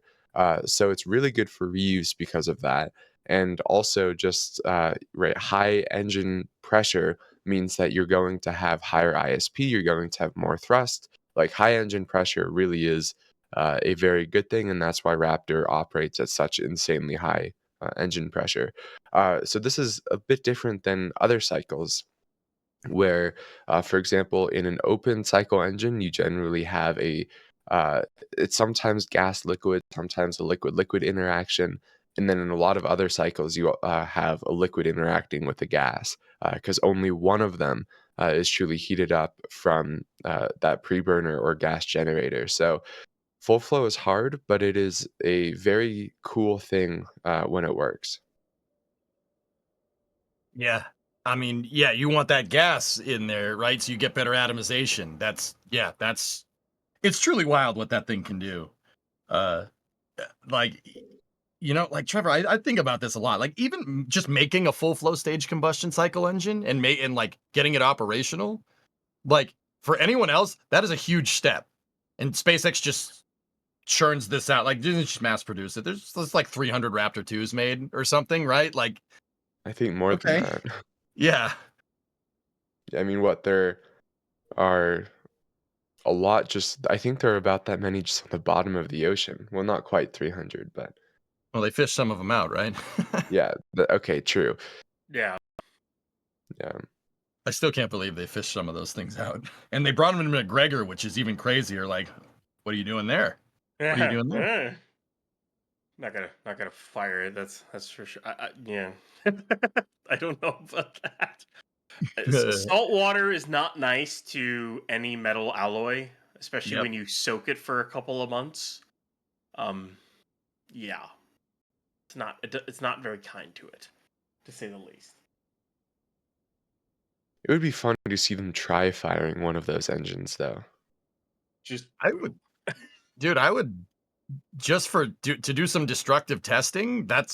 I would do it, right? Like, what do you got to lose? I mean, they did get, the tripod stand at McGregor. We saw this on NSF's McGregor live streams. They pulsed that engine 37 times. How do we know that I mean, don't get me wrong, it's far-fetched. Like I understand it's far-fetched, but how do you know they weren't testing maybe a component that came off of one of those rocket engines, Like it's the last time you're going to use the test stand, we saw them dismantle it. Who knows?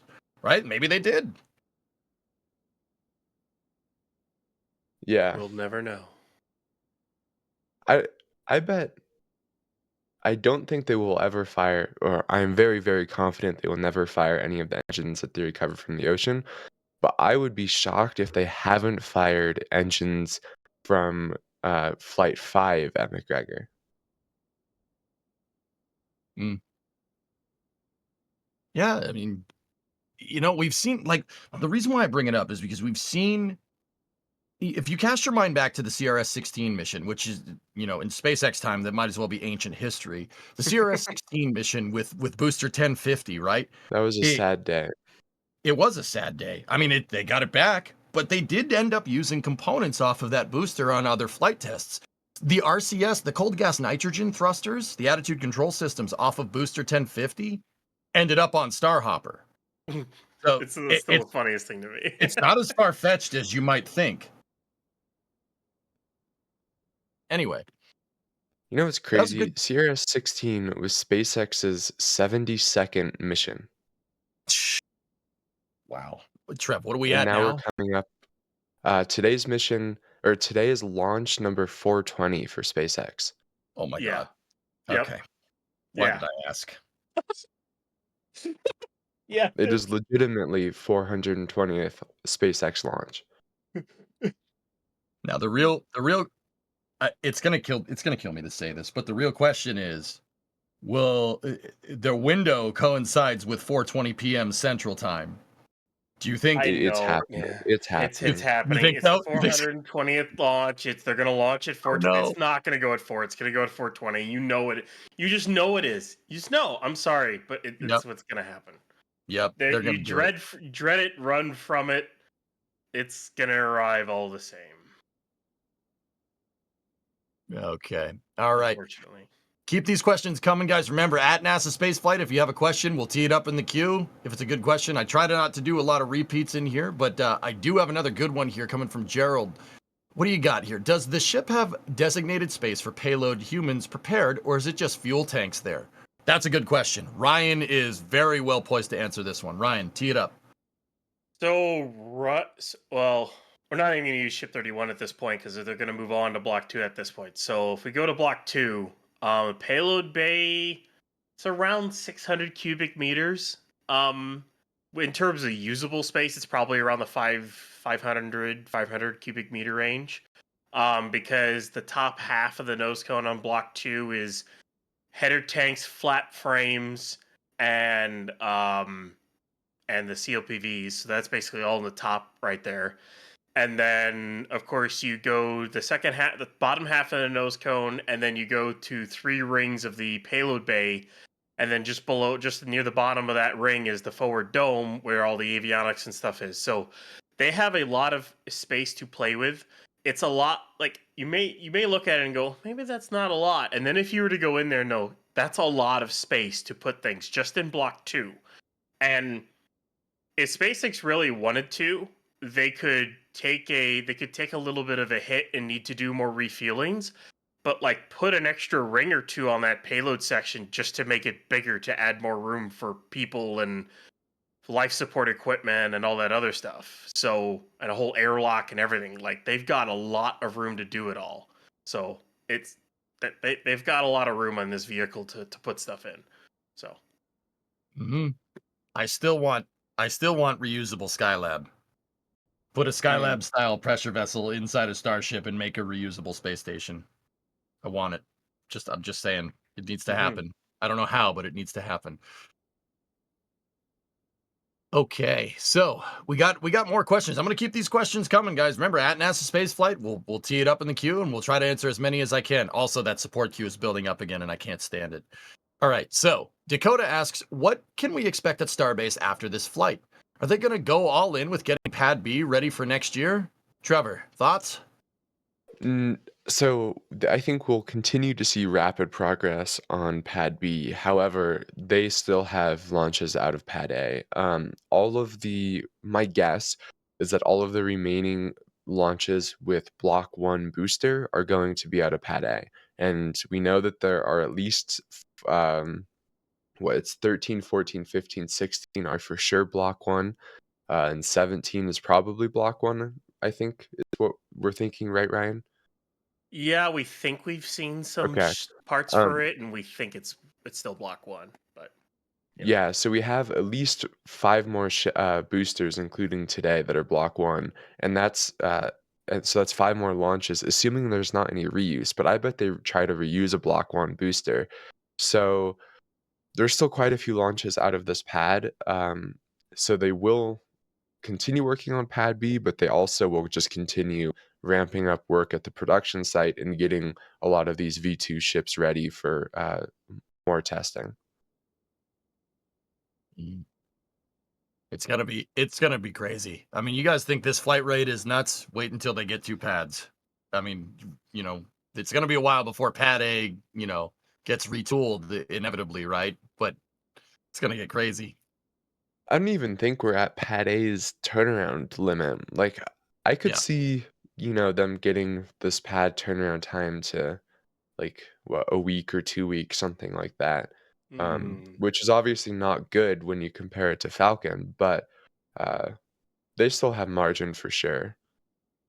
The biggest issue so far with this pad has been the fact that every time they've launched, they have to get the alignment rig back out and align the clamps, the Raptor QDs, and the hold down arms. They've had to do it every time, and that takes like a solid 2 weeks to do. It takes about a week to replace all the lines, to refurbish stuff, and then it takes about 3 weeks do the alignment and finish refurbing and replacing some stuff. So it ends up being a month one way or the other. I don't think they're going to be able to get it shorter than that. To be honest, I think the 1 month turnaround is the quickest they can do for this pad. Um, the next pad though, I'm going to assume that thing's going to be a week or less, maybe hopefully a couple of days, maybe lower than that, because it's going to be all water cooled compared to the current one. It's a little bit more beefier. You don't have the Raptor QD issue. I think it's going to go much, much faster. I can't wait for that pad to be finished. Mm-hmm. Yeah, it's gonna be crazy. I like personally. I'm partial to the Flame Trench pad. I'm partial to Pad B, right? Because Flame Trench. He said the thing. He said the thing. But yeah, I'm really excited to see what the future holds, because I still think that Pad B is going to have a mobile launcher platform that's not going to be like easily removable like 39A or B, but they'll be able to swap it out, kind of like Massey's. That's what I'm seeing. Trevor, what do you think? Do you think the thing that they're building at Sanchez is going to be like easily removable? I have no idea. I have not been following the construction of it close enough, to be honest, and I would not trust my speculation on it, even if I was. So I don't know. We'll have to wait and see. There's my cop-out answer. Hey, you know what? If you're comfortable enough to saying you don't know, with saying you don't know, I respect that, man. That's pretty good. All right, guys, we're gonna dial in some support here. Real quick, we're gonna do a lightning round. The oldest message in the support queue is a half hour. I can't have this. I just can't have it. I gotta clear out the support queue. It's my job as the host. All right, so Chris, get in mind with a store message from getting a patch. Thank you very much, Chris. We do appreciate it. Mark Wood, thank you for becoming a PadRet member. Do appreciate it. And then we have Mark Montz with a $10 super chat. FYI, Elon tweeted this morning that hopefully Starship V3 flies in about a year. Yeah. Ryan expressed his opinion about this with a grunt. About 10 minutes ago. Mark, you probably asked that before we gave that explanation, but yeah, I mean, dude, like I said, I think SpaceX is getting to a point where stuff's going to come at you quick. It's like Falcon 9. We were getting like maybe 20 Falcon 9 launches a year, and then 2021 rolled around, and then it was, it went from 20 to 40, and then it went from 40 to 60, and then went from 60 to like 106. And now we're at 122 Falcon 9s on the year, I think. 100. This will be SpaceX's 119th launch this year. 115 of those have been Falcon. See what I'm saying? Like, it's gonna come out of nowhere, dude. That's for sure. Anyway, so I'm gonna keep rifling through the support here. Kareen, thank you for the great job. Thank you for starting so early. Thank you for starting a so early live stream. I enjoy work and being here. Yeah, Kareen. Well, hey, if we can be your background noise, it'd be a great honor. Thank you for choosing us. We appreciate it. Let's see. What else do we got? Jared Walker with another 50 Red Team memberships. Jared, that's like 3 times that you've done that. I mean, I'm not saying don't stop, but also I just want to point out that we really appreciate it, man. Thank you for all the support, guys. To put it Jack's way, we wouldn't do what we do without you guys watching our back. I mean, it's true. We all really appreciate it here. And you're giving us, it's like, like what I just said about being background noise. You're giving us your time, and that means a lot. I personally don't take that very lightly. That's why I'm making it a thing to go through every single question and every single part of the support queue, even if my voice can't keep up with brain. That's what I'm trying to do. So thank you for giving us your time. We do appreciate it. We know your time is valuable. Thank you. Really, truly. All right. Let's see. What else? What's up? I just realized it's like a little bit ago, like I saw 20 minutes ago, we had a bus enter the pad, and I don't know why. I'm trying to think in my head of why they would have put a charter bus into the launch site. Huh. It's kind of weird. I don't know. We'll have to see when it comes out. When they clear everything out, so. Yeah, it was like, you think it's like a VIP tour or something? I don't know. Maybe right before the launch or something. I don't know who or what, Yeah. because there wasn't really any like security alongside the bus or anything. So it's kind of begs the question of who or what it was. So yeah, it could be picking up workers, but usually at this time, any workers that are there are with their own cars and they'll clear out on their own. So I really don't know. Yep. Tour bus gone wrong. Oh, well, hopefully it doesn't stay there, Starhopper. Jeez. You probably don't want to be where those cars are in another 7 hours. Just putting it out there. Okay, so I'm going to keep going here with the support queue. Ben Creasy.Vision, $10 super chat. Where are the folks on the ground watching? I'm soaking up the view from my balcony at Margaritaville. Beautiful day for a flight. Let's go, Lucky 13. Yeah, guys, if you're out and about near South Padre Island, Port Isabel, or near Boca Chica, you guys let us know. We want to know how many people are actually down there. Did you guys get to go? I gotta get down there myself. I really do. But if you're down there, let us know. That's super cool. The hype is real, man. Dude, look at the campground. Boys, you see that? The campground's already filled up. That's something else. Gonna be a heck of a sight once it's because as the day goes on here, we're gonna start having more and more of it burn off, and it's gonna get really. It's supposed to just keep getting more and more sunny and less cloudy as the day goes on. So, I'm hoping for that deep blue, clear sky like we had on SN8. I want a full stack launch with that, please and thank you. Absolutely. All right. Next door message is coming from Jeremy. Let's go light this candle. Yeah, baby. We got Grant here popping in with another storm message. I appreciate the production, knowledge, and effort put by everyone. The content continues to get better. Grant. Well, hey, thanks, Grant. We appreciate those kind words, bud, and thank you for the support. All right. Okay, the next bit of support here is coming from Alexander Ash. 2 pounds sterling here. Elon says booster landing harder and faster. Potentially a bang, maybe? Ryan, you think it's going to crash? If they're going for hard and faster, maybe it doesn't work. We'll see.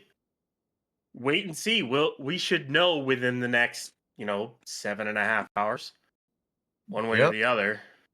Either way, we're going to have a catch or an explosion. Yeah. Either way, we're all going to have a lot of fun, right? Yep. All right, great Mewtwo. Thank you for becoming a Pad Rat member. Paul, love you guys. Keep up the super work. Thanks, Paul. We appreciate those words, buddy. We appreciate it. I'm trying to bring my A game as much as I can because you know what I was about to say? I was about to say it's not every day you get a Starship launch, but also, that comment, I'm really hoping that comment ages poorly. All right? I'm really hoping. Gary 011701000111010. Oh, wait, no, don't want to get DMCA'd. Anyway, Gary, thank you, or Gray, excuse me. Thank you for becoming a Capcom member. I'm reading too fast. But I'm going to keep doing it. I'm sorry. Randy, we got to make it more pointy. It's not pointy enough. No, how are we supposed to instill fear into our enemies? Trevor, do you think the nose cone's too pointy? No. Yeah, I think it looks fine. It looks great. I think it looks fine. Yeah, it's I used to think Starship looked terrible, and I now love how it looks. So it does have an aesthetic. Yeah. Yeah. At first, I was like, "What is it?" Okay, all right. It's gonna look so weird with a Block 2 from this angle because the flaps are gonna be a little off. It's just gonna look weird. I think part of it was also when the initial ships were coming out, they were just like rusty, the weld lines were terrible and whatnot. So like when the manufacturing quality was low, like the ships looked kind of bad. But then now, like that they have Star Factory, that they have the high bays and everything, it just looks so much better than it used to. Like for reference, this is not only the last Block 1 ship to fly, this is the last ship to be for any of its parts to be built inside of a tent. Everything from here on out, whether it's a ship or a booster, is built within a factory. So, yeah, the quality is definitely increasing, and especially quality with welds now that they have the doors on the bays, so they can keep the environment a lot more controlled for stacking and welding. So yeah, it's after this launch, SpaceX is entering into a new phase in the program, and I can't wait for it. Okay. This next. Oh no. Oh. What am I supposed to do with this? Oh, it's Oh, Polish. It's Polish. Pierogi. Oh no. I can't. You're just here to see your name butchered. All right. Okay. I'll do it. I'll do it. I'll do it. All right. Wodsic. Zapatozny. It's something. I'm kind of curious if you got it even close. Oh, I feel Nailed it. bad, man. I feel bad because like someone's gonna come in here and be like, "Wow, this guy can't pronounce my native language. What an idiot!" I mean, you're probably right for what it's worth. Like, was I close? Was I? Domingo's not even close. Someone said nailed it, so I don't even know where to start. Well, Yahowitz. I can't even pronounce American names, so good on you for even trying. Greetings from Poland, Lucas Yeksamash.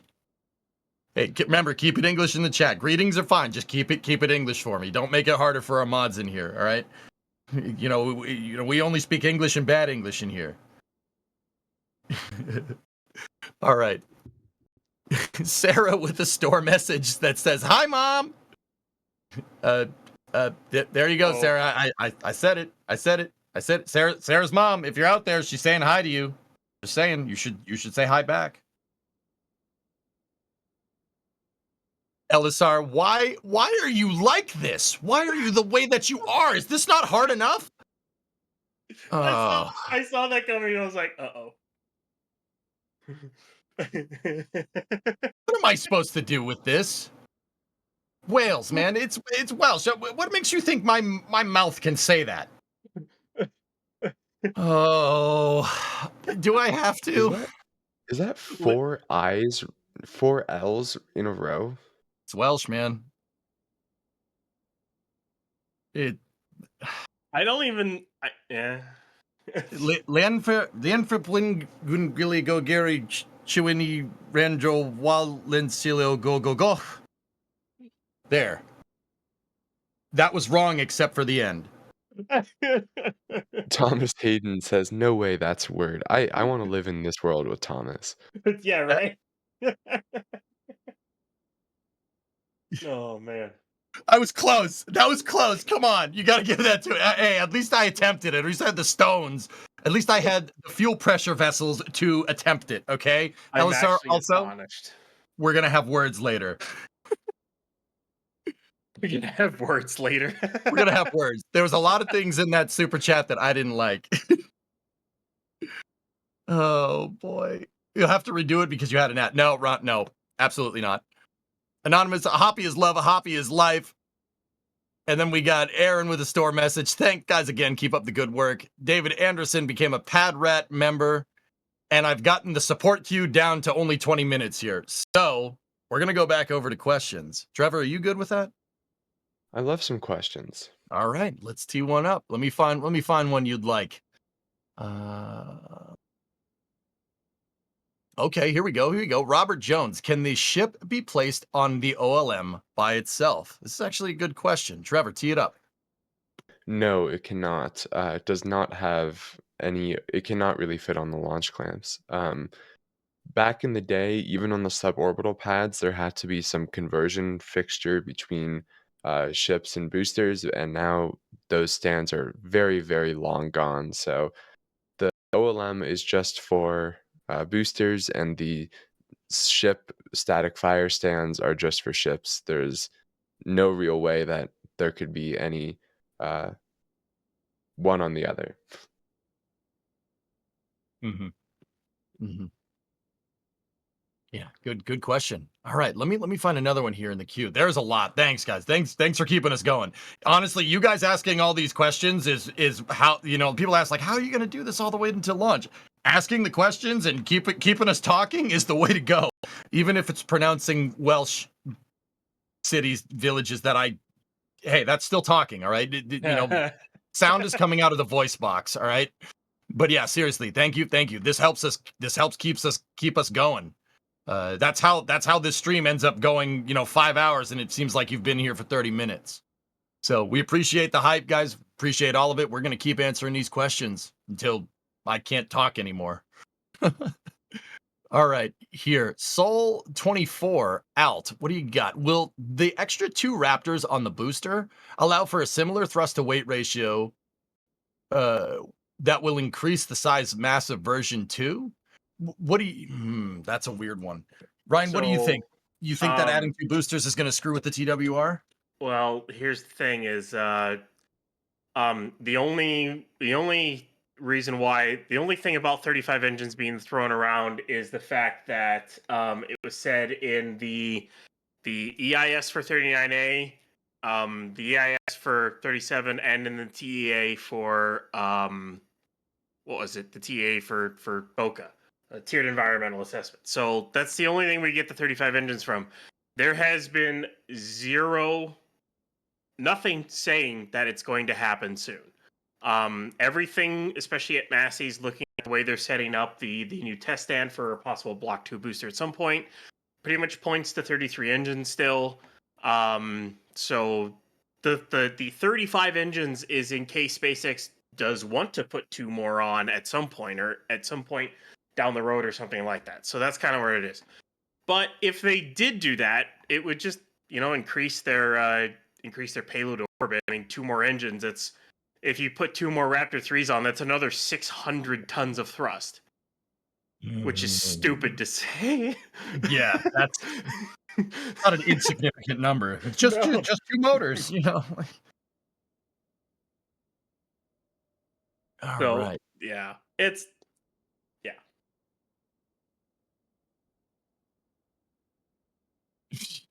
Okay, But we're gonna do one more question. We're gonna do one more question here, and then we're gonna segue into something. No, it's not a merch plug. Yeah, I said it.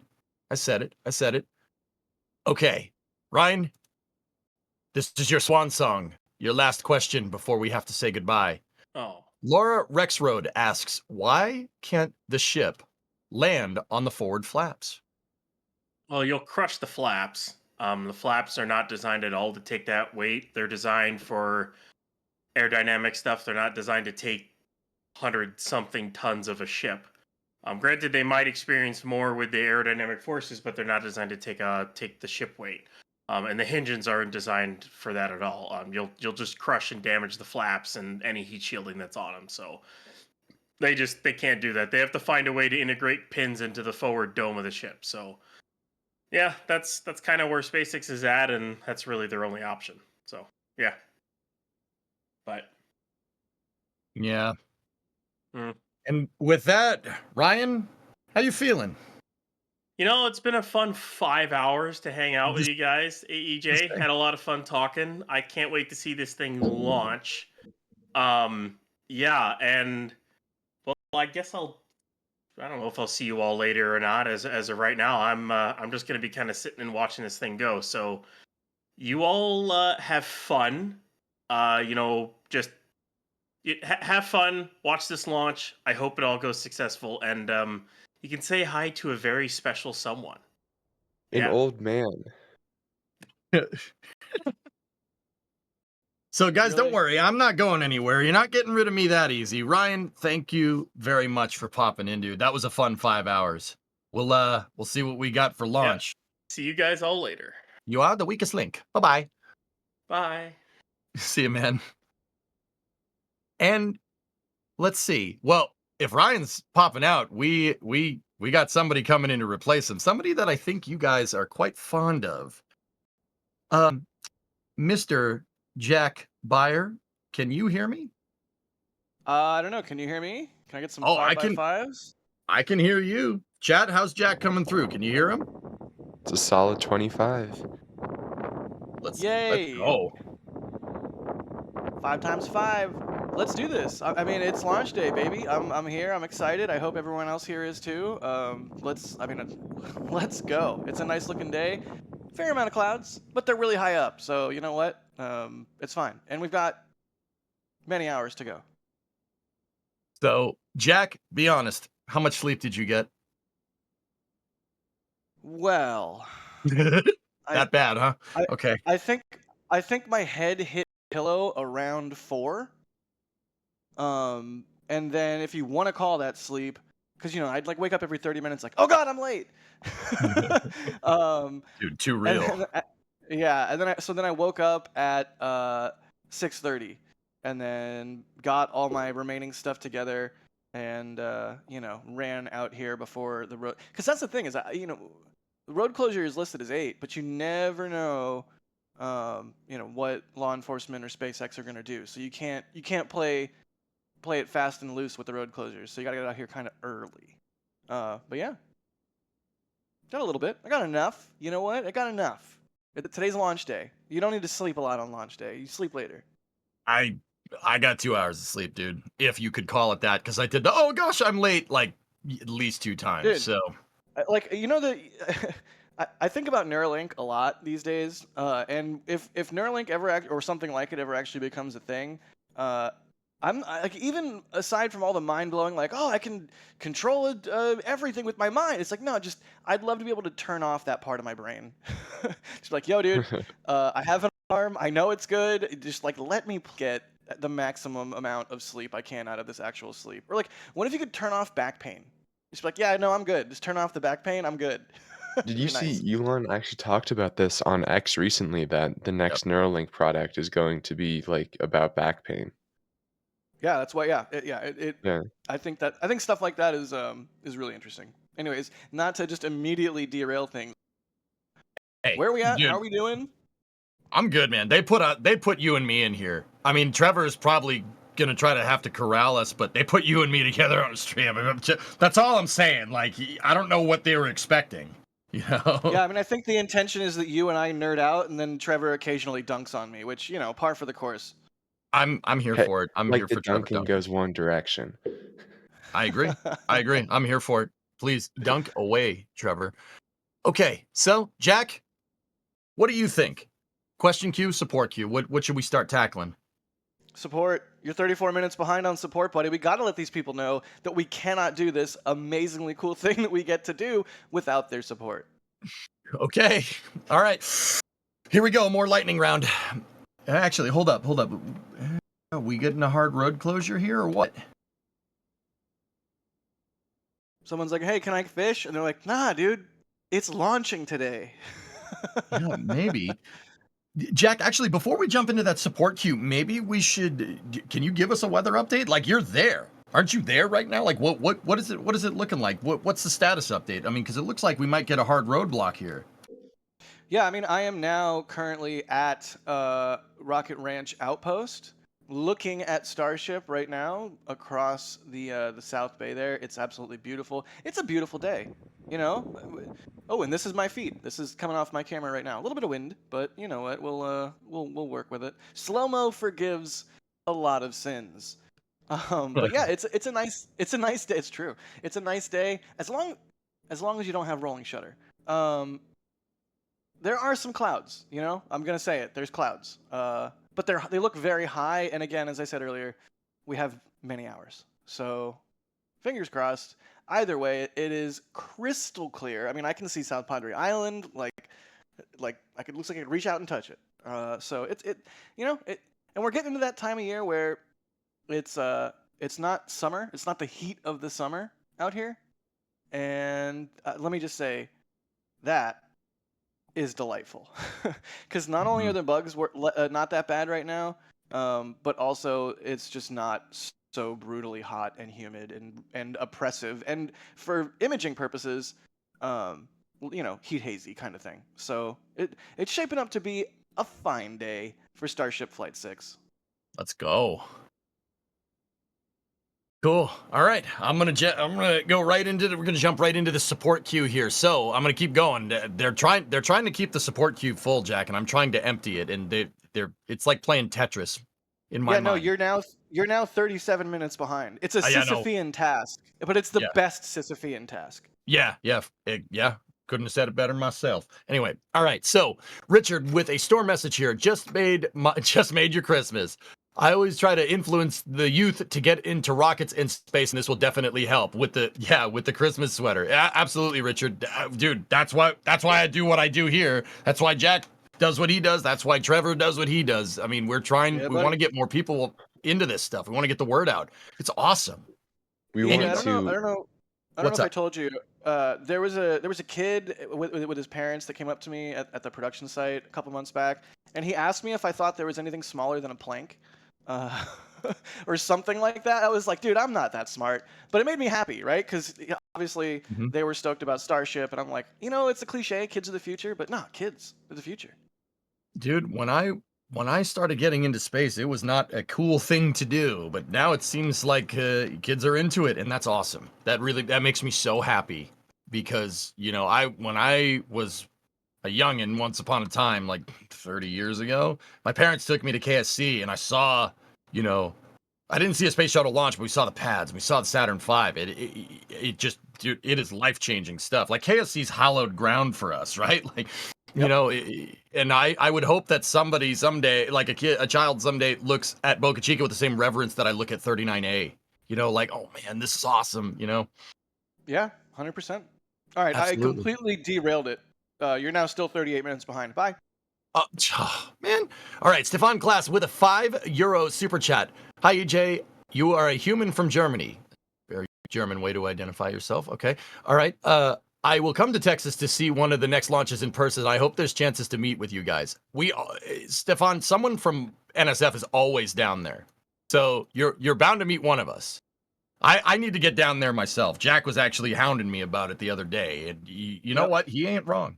Jack Shout was out to telling me for years, like, come down now because each year, like each month, right, there's a little bit more fence that goes up, a few more areas you can't access. And for years, I ignored him. And I'm so glad I went down because it is just unbelievable. And I wish I would have gone down in the like Hopper era and uh, Starship suborbital test flight era. The cool part is it's still early days. Like, it doesn't feel like early days because we're launching full stacks and we started from a water tower that could fly. But yeah, I mean, everything is still completely janky prototype out here. But we're always out here. You'll definitely have a good chance to meet up with us when you're here. Shout out to viewer Sam, who got stuck on the beach last night, and Anthony from Rocket Ranch, myself, Caesar, and a couple other guys all tried to get him out of the sand. Didn't do extra good at it, but we did eventually find a tow strap, and a Cybertruck was able to pull him out, no problem. So, yeah, it happens. But we're all down here. We all like to hang out, and just come up and say hi if you see us. Also, most of the time, I think we've given away all of them. Most of the time, we have these cool NSF patches. They're not the flight patch. It's just a patch that says NSF on it. But yeah, if you come up to us and say, hey, you get a patch. That's the rule. If we have them. Okay, I'm going to keep going through this. What the heck? All right, I kind of have to elevate this in the support queue just because. Do you guys, Yeah. am I looking at that right? I did a double take too. Whoa, Jared, dude. What? What? I don't know what to do with my hands. I felt like I was on a spaceship. I That is. How do you even? don't know what to do with my hands. Ship run real good. Jared did a similarly insanely generous tip on the last Flight 5 live stream. So, wow, Jared. Yeah, Thank you. I mean, it's so much money. Words, Jack, go. I can't word. No, I mean, it really is hard because that is an immense amount of money. But are a huge team here at NSF. But we're not a big company. We're just like a scrappy little startup, and it's amazing what we're able to get done with the resources that we have. And we say this constantly. We can't do this without y'all support. And the number of things we could do if you doubled our budget, tripled our budget, quadrupled our budget, buddy, it'd be insane. So every little bit of support we get that lets us do cool things and here and there try cool new stuff, and it means the world, because again, we all love doing this. We absolutely love it. You know that. You guys watching us, listen to us, you can tell. And to be able to continue to do this and continue to get better at it and continue to add more cool features, more cool views, whatever it is, y'all, Jared, thank you. It's what do you even say to that? That's so much money. Thank you, Jared, and again, thank you for the similar donation, or not donations, for the tip on Flight 5. Yeah. Fun fact: you can go to tips.nasaspaceflight.com and support us that way. One of the many ways to support what we do. Jared, Jack, thank you. And this is in addition, by the way, to 150 gifted memberships. Yeah, Jared's going off today. We appreciate the support, man, so much. Thank you. That really helps. Guys, to be honest, we money's great. We appreciate it, but we do this because we love it, and to get that validation, it does mean a lot. But it's not everything, but I'm not gonna sit here and pretend like it doesn't help. That's great, man. Thank you so much. Also, Jack, did you say data isn't cheap?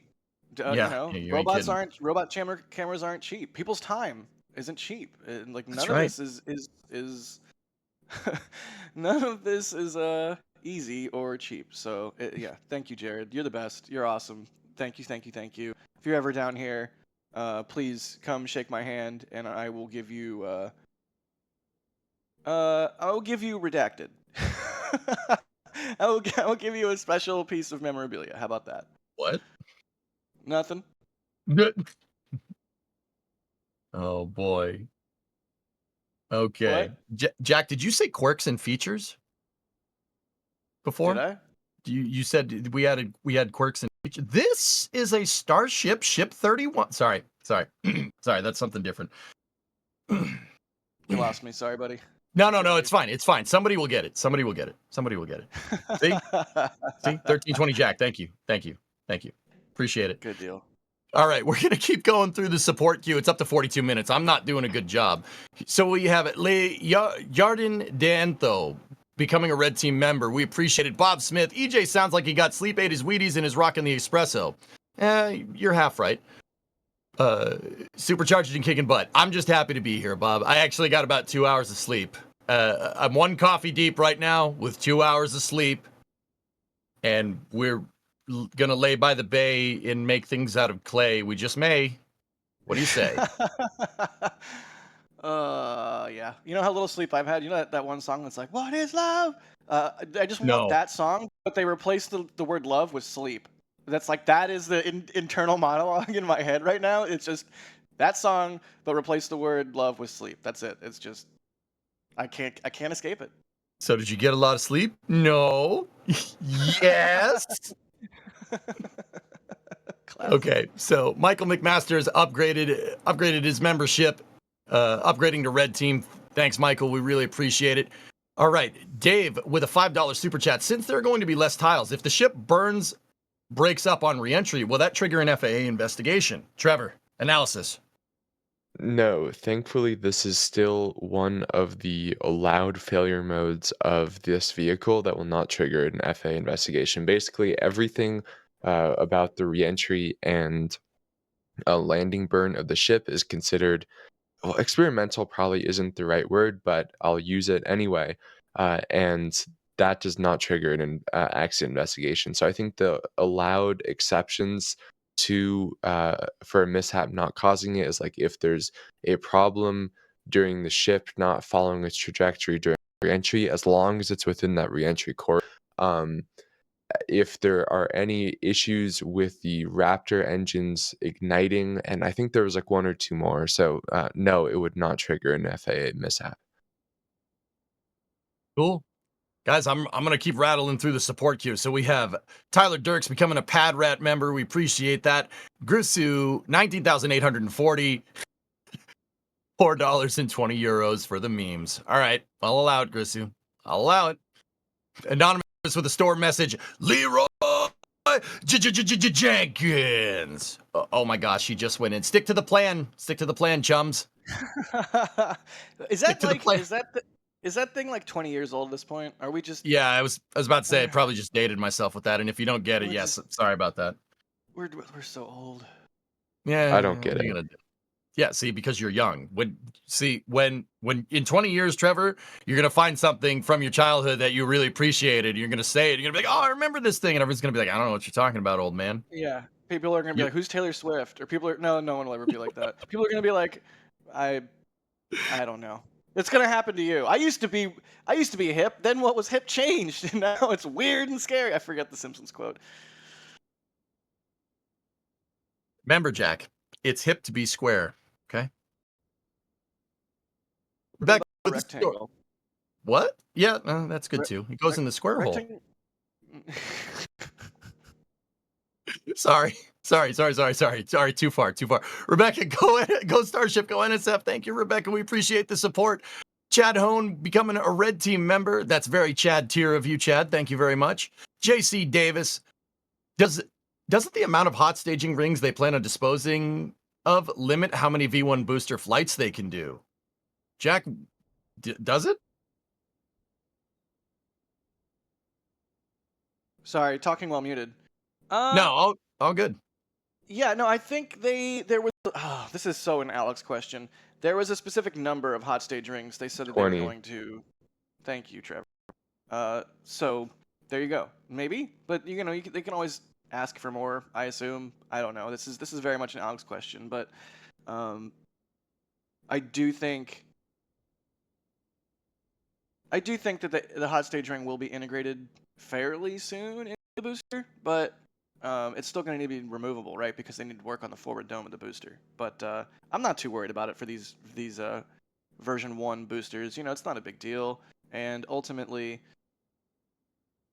I do think we will see a version 1 booster reuse. I don't know. What do you guys think? Do you think they'll reuse like? I don't think there's like a limiting factor on booster 1 number of flights, other than at a certain point they are just going to move on to version 2. Trevor, what do you think? You think they're going to put a new hot staging ring on a reused booster? Yeah, I do. I think Yeah. it'll probably be like the V1.2 non-block 5 boosters to the Yeah. Jeez. The yeah, first so it'll Falcon be 9s where they only ever reflew them once and they changed out the interstage and a bunch of other stuff kind of thing. yeah, did they change out the interstage? I don't know. I thought I, so. I could be wrong. They yeah, I don't know, swapped an but interstage to like a Falcon heavy nose cone, if I'm recalling correctly. Like I don't know about swapping interstage to interstage though. Yeah, true. yeah, but They have done the Falcon Heavy nose cone conversions, but yeah, I'm not sure about the interstage.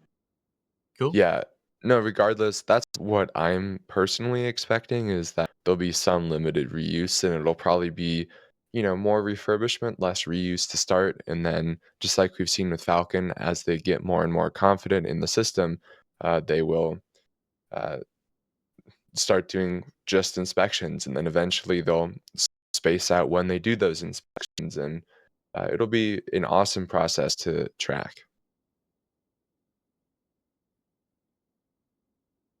Mm-hmm. Yeah, it's definitely going to be a good time. Yeah, I think we'll see them do that. But you probably want to move to full hot staging ring integration sooner rather than later. All right, we will bust through a little bit more of the support queue. You guys are going faster than I can clear the thing. You know what? I'm not upset, but also I'm. To be fair, I'm also kind of just delighting in slowing you down. So. Oh, geez. Okay, Aaron Crosby with a $5 super chat. I'll be ordering my Flight 6 patch before getting my Flight 5 patch. Thank you, Chris, for hooking me up after USPS lost the first one. You all rock. Oh, yeah, no problem, Aaron. Yeah, Chris is good people. He's the man. He's the Burgonator. Okay. Anonymous with a store message. Good luck, Ship 13. Starship, Booster 13, Ship 31. Fly high, land well. Guaranteed excitement. Yeah, baby. Let's go. We got Okie Dad becoming a Pad Rat member. I do appreciate it. We all appreciate that, Okie. Thank you very much. Anonymous with another store message here. I missed the Starship Flight number 5 patch. Will it be offered again? Right now, if it's gone, it's gone. Maybe in the future, but there's no guarantees. Unlike the booster here, unlike the flight today, excitement, I don't know, excitement guaranteed here, but we got no guarantees on those patch. Once they're gone, they're gone. So we'll see, but who knows? Who knows? Yeah, I mean, if you're driving right now, like pull over safely in a safe place and buy it now. Like if you want it, you should get it now. Whatever you're doing, you should do it now because it's gonna sell out. And I'd hate getting the DMs from people who are like, "Oh, what do I do?" And it's like, "I'm sorry, it's out. Like it's just how it is. I'm sorry." It's out of our control, man. It's out of our control. Derek S. gifted 10 Red Team memberships. Derek, thank you so much for the support, buddy. Really appreciate it. Really appreciate it. All right. We got 12 with a $2 super chat. Let's make this water tower fly. I'm in. Let's go. Brad Neese, thank you for becoming a Red Team member. Do appreciate it, Brad. All right. Telstar86, time to go to work. See y'all at the launch with a £2 sterling super chat. Thank you very much. All right. David with a $10 super chat. What do you got for me? All right.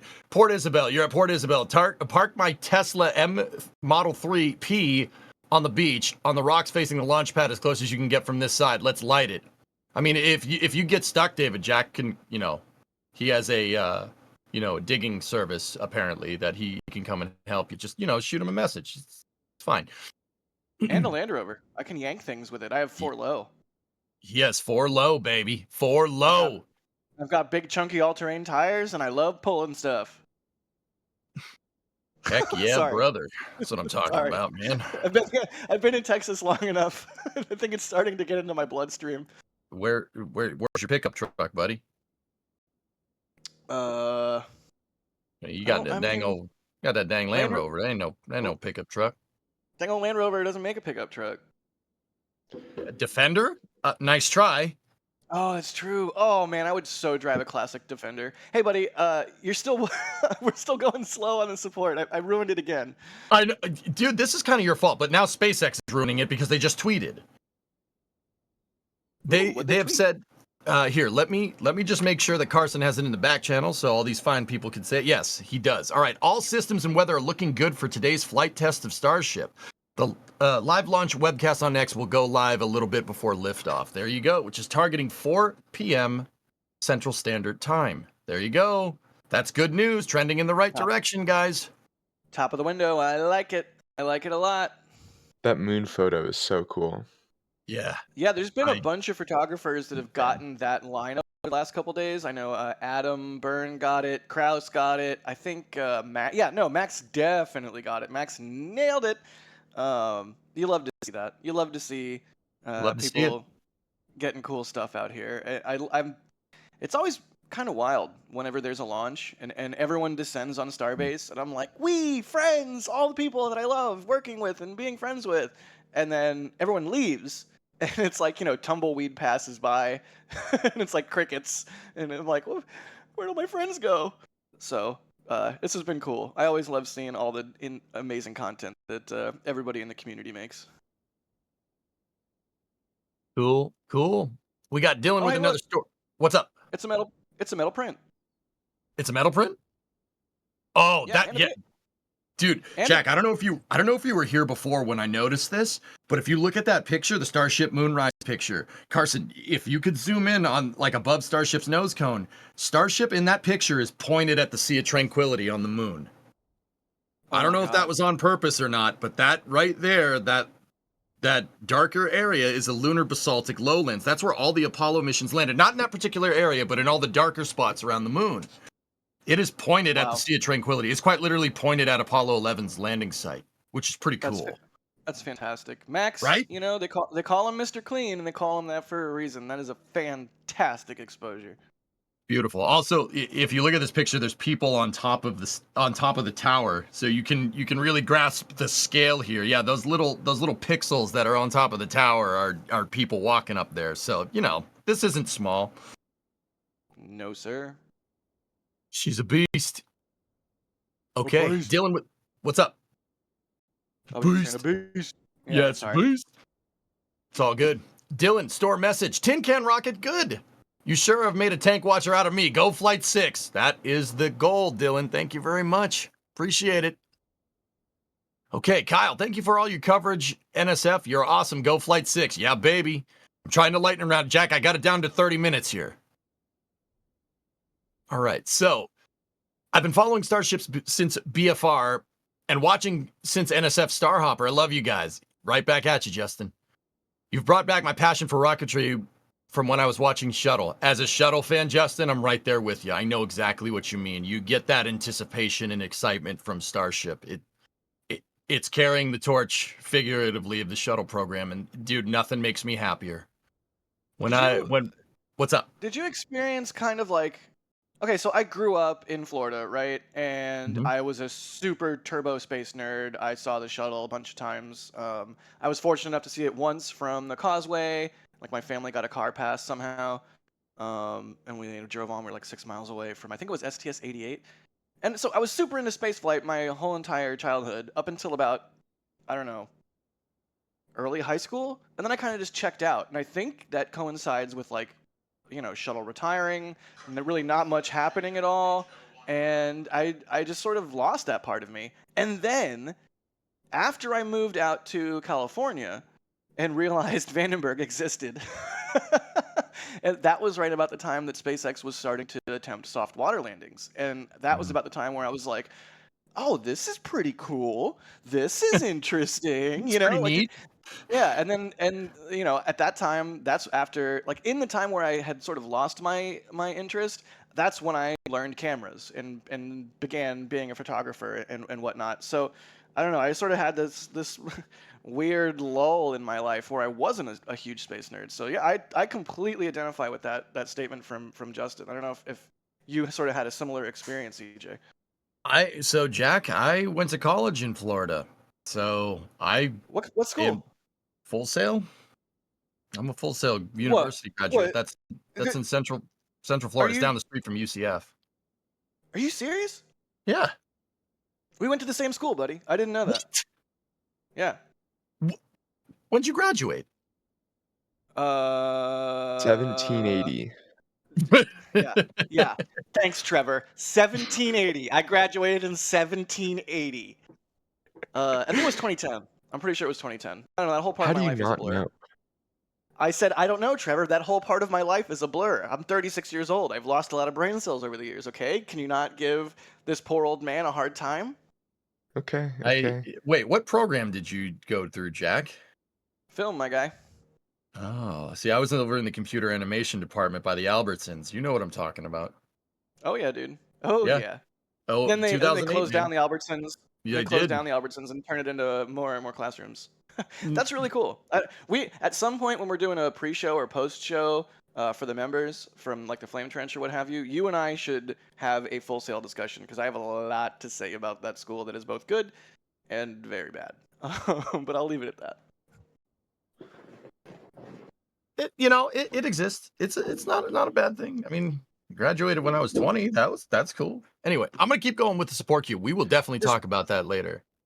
Just really quickly, if anybody out there wants to do something like that, and you're like, oh, but it's so much money. Pro tip: go in some sort of armed service and then use the GI Bill to pay for it. A lot of people did that. It'll take a little bit longer, but guess what? No student loans means you are in the zone. Anyways, let's move on. I mean, either that or treat Full Sail like a hey, look, graduate school. That's the way to do it. Is that the last car leaving, or one of the last cars? Yeah, last cars are leaving, and the last tanker actually left in the middle when you were talking about living in Florida. Yeah, tanker went out, dude. Let's go. Let's go. We're seeing steps trending in the right direction, along with a tweet from SpaceX to make. Yeah, we're trending right. That's good. Trending good for a launch. All right, I'm gonna keep going through these super chats here. Justin, that was an awesome thing in the support queue. Thank you very much. So we have Echo Deal with the $2 super chat as long as we don't get big bada boom. Well, excitement's going to be guaranteed either way, buddy. Okay, the Guardian 441. What's up? Big bada boom. Bada boom. Yeah, big bada boom in a cab, remember? You actually do kind of sound like Bruce Willis, just Yeah. naturally, and then of course you're good at accents. That's highly Yeah. amusing. I'm not from New York, so it's kind of insulting. Just saying. I'm just kidding. Anyway, so we got €5 from Guardian 441. Thank you so much, all the NSF, and your incredible output and coverage. Yeah, hey, no problem. We wouldn't be here unless you guys were supporting us. Seriously, we really appreciate it. So, Matt Sherwin, $5 super chat. Could SpaceX create a man-made pool as a backup to landing? Have a man-made body of water to easily recover vessels, easy rather than if the tower got damaged? Trevor, you want this Oh, one? I assume they're talking as an abort, like instead of hitting the tower, abort into some pool. But the good news for SpaceX is they don't need to make a pool. There's a massive one called the ocean right next to them. And what they do is they actually target a spot just like a little bit off the shore in the ocean, so that if there's something wrong with the vehicle, they just go splash into that spot. Can Just we like we can we saw on Sirius 16, and then it's not until last minute where they really do that translation to get over to the launch site and go for a catch attempt. can we take a moment and just really think about this? Because at some point there's going to be an abort of a super heavy landing, and the memes when that happens are going to be just completely amazing because it's going to be coming at the tower and then it's going to nope out and go into the Gulf. I assume. Yeah. like that, like the "I must go, my people need me" kind of like it's going to be very meme worthy. Yep. Okay, people are saying it's the Gulf, not an ocean. It's essentially an ocean. I'll stand by my comment. 6, half a dozen. If we were standing on South Padre Island and we were standing on the beach and somebody said, "Hey, look, the ocean over there," you'd know what they were talking about, guys. I'm with Yeah. Trevor on this one. It's an extremely large body of water beyond which you cannot see any land masses, and it will kill you. Ocean. And there's salt. Oh So yeah, also salt. Yeah, it's kind of Mhm. important for ocean. Yep. Yep. Papa Hawkeye 4077, $5 super chat. Is this the flame trench part of the stream? I mean, Jack and I are here, so yeah, pretty much. I'm trying to right the ship though. I'm trying not to run the ship aground like what we usually do, you know. Trying. This isn't the flame trench portion. This is the sleep the sleep deprivation portion, I think. Yeah. Dean with a $5 super chat. Here you go, EJ. Longest place name in New Zealand. Nope. Okay, next. Nope. I thought for a second, like, you got me. I thought for a second you were gonna Nope. you were gonna attempt it. Yeah. Nope. No, I'm good, man. I don't need to do that. Okay, Varya here with a €2 super chat. Ilya is a little kitten. Yes. Ilya is a little kitten. Thank you very much. Jerwa with the $20 super chat. Greetings from. What happened earlier in the stream? Like, what happened 34 minutes ago that everyone is doing this?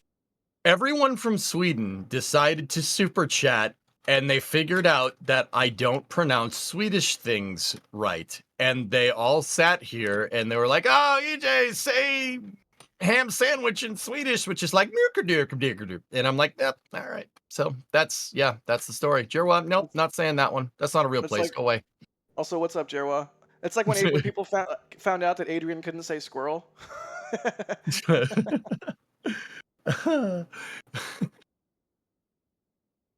Okay, dude, I'm trying to keep up with the support queue. It's not working, man. I'm trying, dude. I'm trying. All right, we got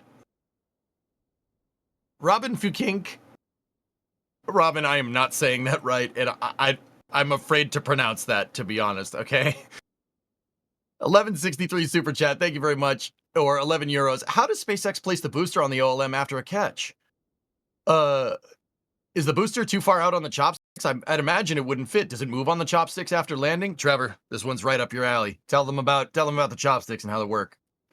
yeah, so I think there are a little bit of control for both rotation of the vehicle to align it with all of the pins and also um, the translation of the vehicle. But I'm honestly not entirely sure what that system looks like. And they've done several modifications on it. So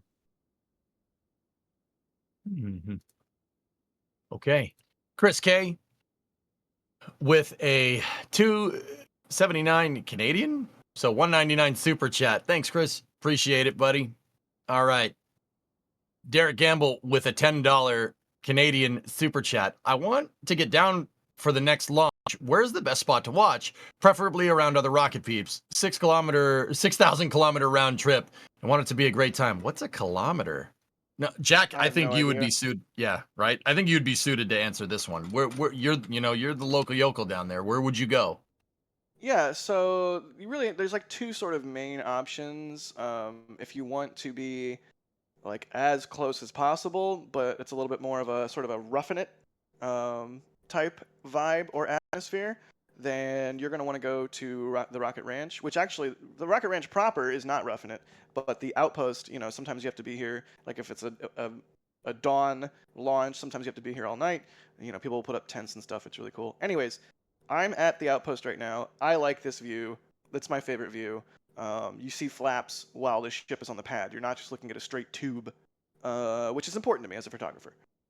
That said, if you do not want to do Rocket Ranch, or if you're like with your family and a whole bunch of like really little kids or whatever, although I feel like you'd be fine at the outpost, you can also do like the resort vibe and go to South Padre Island and watch from Isla Blanca Park.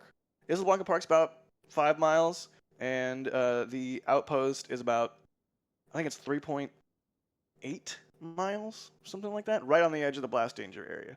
So, yeah, Rocket Ranch and in South Padre Island. Also, South Padre Island is awesome because it has, like I said, the resort experience. The Margaritaville is there. That's where they host some of our cameras there. Margaritaville rules. It's a really nice hotel. There's restaurants and stuff in it. They got a bunch of pools, all that. It's a whole 9 yards. It's right there on the beach. If you get the right room, you can see this. Would be your view out of your balcony. So you could even theoretically not even have to go to the Isla Blanca Park, which you can see in the foreground there. You could just hang out in your balcony. So shout out to the Margaritaville and shout out to Rocket Ranch. This is the view from Rocket Ranch. So yeah, can we just like toggle back and forth right quick a couple times? Like, see what I mean? You get flaps from the outpost. I can see the flaps. Here it's kind of like a tube, which is sick because the rocket does roll very shortly after it lifts off. So you do need to take that into account. But yeah, those would be my recommendations: is South Padre Island, Isla Blanca Park, stay at the Margaritaville, or Rocket Ranch Outpost. Both excellent options. Okay, Eric Fraser trying to get me to pronounce something that I can't pronounce again. Thank you for the $5 super chat, and it's gone. It's gone, Eric. Please move to the back of the support queue, and it's gone. Thank you, Eric. Thank you, Eric. Ooh, helicopter. All right. Yeah, there we go. Austin Skirvin with a $5 tip. Flight 6 hype. How much bacon could fit in the full stack? Will Captain Jack wear a kilt while videoing the launch in a kayak? No. Didn't somebody ask ChatGPT how much bacon would fit in the nose cone? I feel like they did.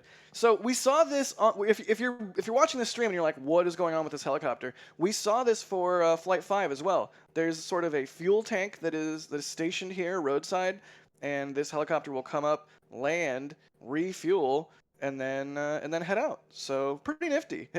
just so happened to luck out and have our highway location and cameras be literally directly across from the road from where this happens. I assume this helicopter is being used for range security. So pretty neat to see. You love to see it. That's pretty neat. Yep. Okay, pretty neat. so if you guys, so they got with an two. electric Hummer. Oh, Is neat. it? Oh, it is. Yeah. It's must towing a diesel generator, though, Trevor. Yeah, it's towing a diesel generator. It's called a range extender. That's the best hybrid car ever. Yeah, you can go anywhere, buddy. Oh my, that's pretty funny. I was gonna say, yeah, the vehicle on the left is shore power for the helicopter, the electric Humvee, right? And the vehicle on the right, if you notice, they're pulling a trailer, and the trailer has a load indicator on it. It's that red diamond at the back of the trailer. Now, if you're carrying over, people wondering what's that diamond for? If you're carrying over a certain quantity of any particular commodity, you have to indicate it on your load. The reason why is if something goes wrong and a firefighter needs to come, they need to know what you're doing so they can know how to fight the fire correctly. In Yeah, this those particular, safety placards you always see on semi trucks and whatever. I always love when like I'm on a road trip and I see like a new one. It'll be like a black diamond with an 8 on it. The higher the number, the worse it is. And it'll be like, ooh, what is 1508 corrosive? And like the icon is like a hand with a beaker pouring liquid onto it, and the hand is like melting away. But yeah, you gotta know what's spilled if something spills, because that stuff's hazardous. I always love identifying what is what. Exactly. DOT regulations say when you carry over a certain quantity, you have to indicate. And let's say that fuel tank that truck is towing is over the quantity. I believe it's 100 gallons. And if that doesn't make any sense, just it's you know, it's a lot. You have to carry a lot. Some people have gallons. I don't know what that means. But if you notice, that one said 1863 on it. 1863 is jet fuel, or well, in this case, helicopter fuel. So that's I'm pretty sure that's Jet A. Somebody in chat just double check me just to be absolutely sure.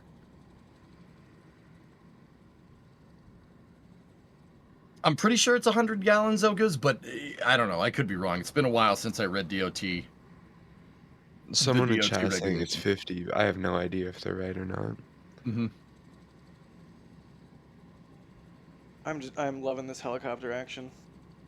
Jay, yeah, I'm right. Cool. All right, it's been a while, dude. I do like trucks. If you don't know me, guys, I like trucks. There's Dodge Ram quad cab dually right there that's pulling that trailer. That's pretty cool.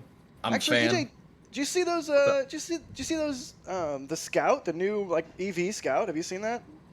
I have. It looks What like do a you think? Rivian with a Scout logo on it. It looks better than a Rivian, in my opinion. Yeah, it's cool, but the Scout had 2 doors. It's a 2-door personal off-road vehicle, like a Jeep Wrangler or something. But then Right. again, Jeep Wranglers have 4 doors nowadays, so Right. what are you gonna My do? Land They Rover got has rid 4 of the doors. worst design decision of the Rivian while still looking like a Rivian, so. That's what I'm saying, Trevor, right? Like, The front, like, what was Rivian thinking with the front headlights? They are truly awful. Wiimote, maybe? I'm with you on that one. It's very, very weird. Like, I love everything about their vehicle except for the stupid front headlights. They're just, What do you think of rockets are Cybertruck's cool. headlights? Yeah. I agree. Somebody was telling me the Cybertruck headlights fill up with snow because it's recessed. I saw that in a YouTube video. We'll see. We'll see. That's suboptimal.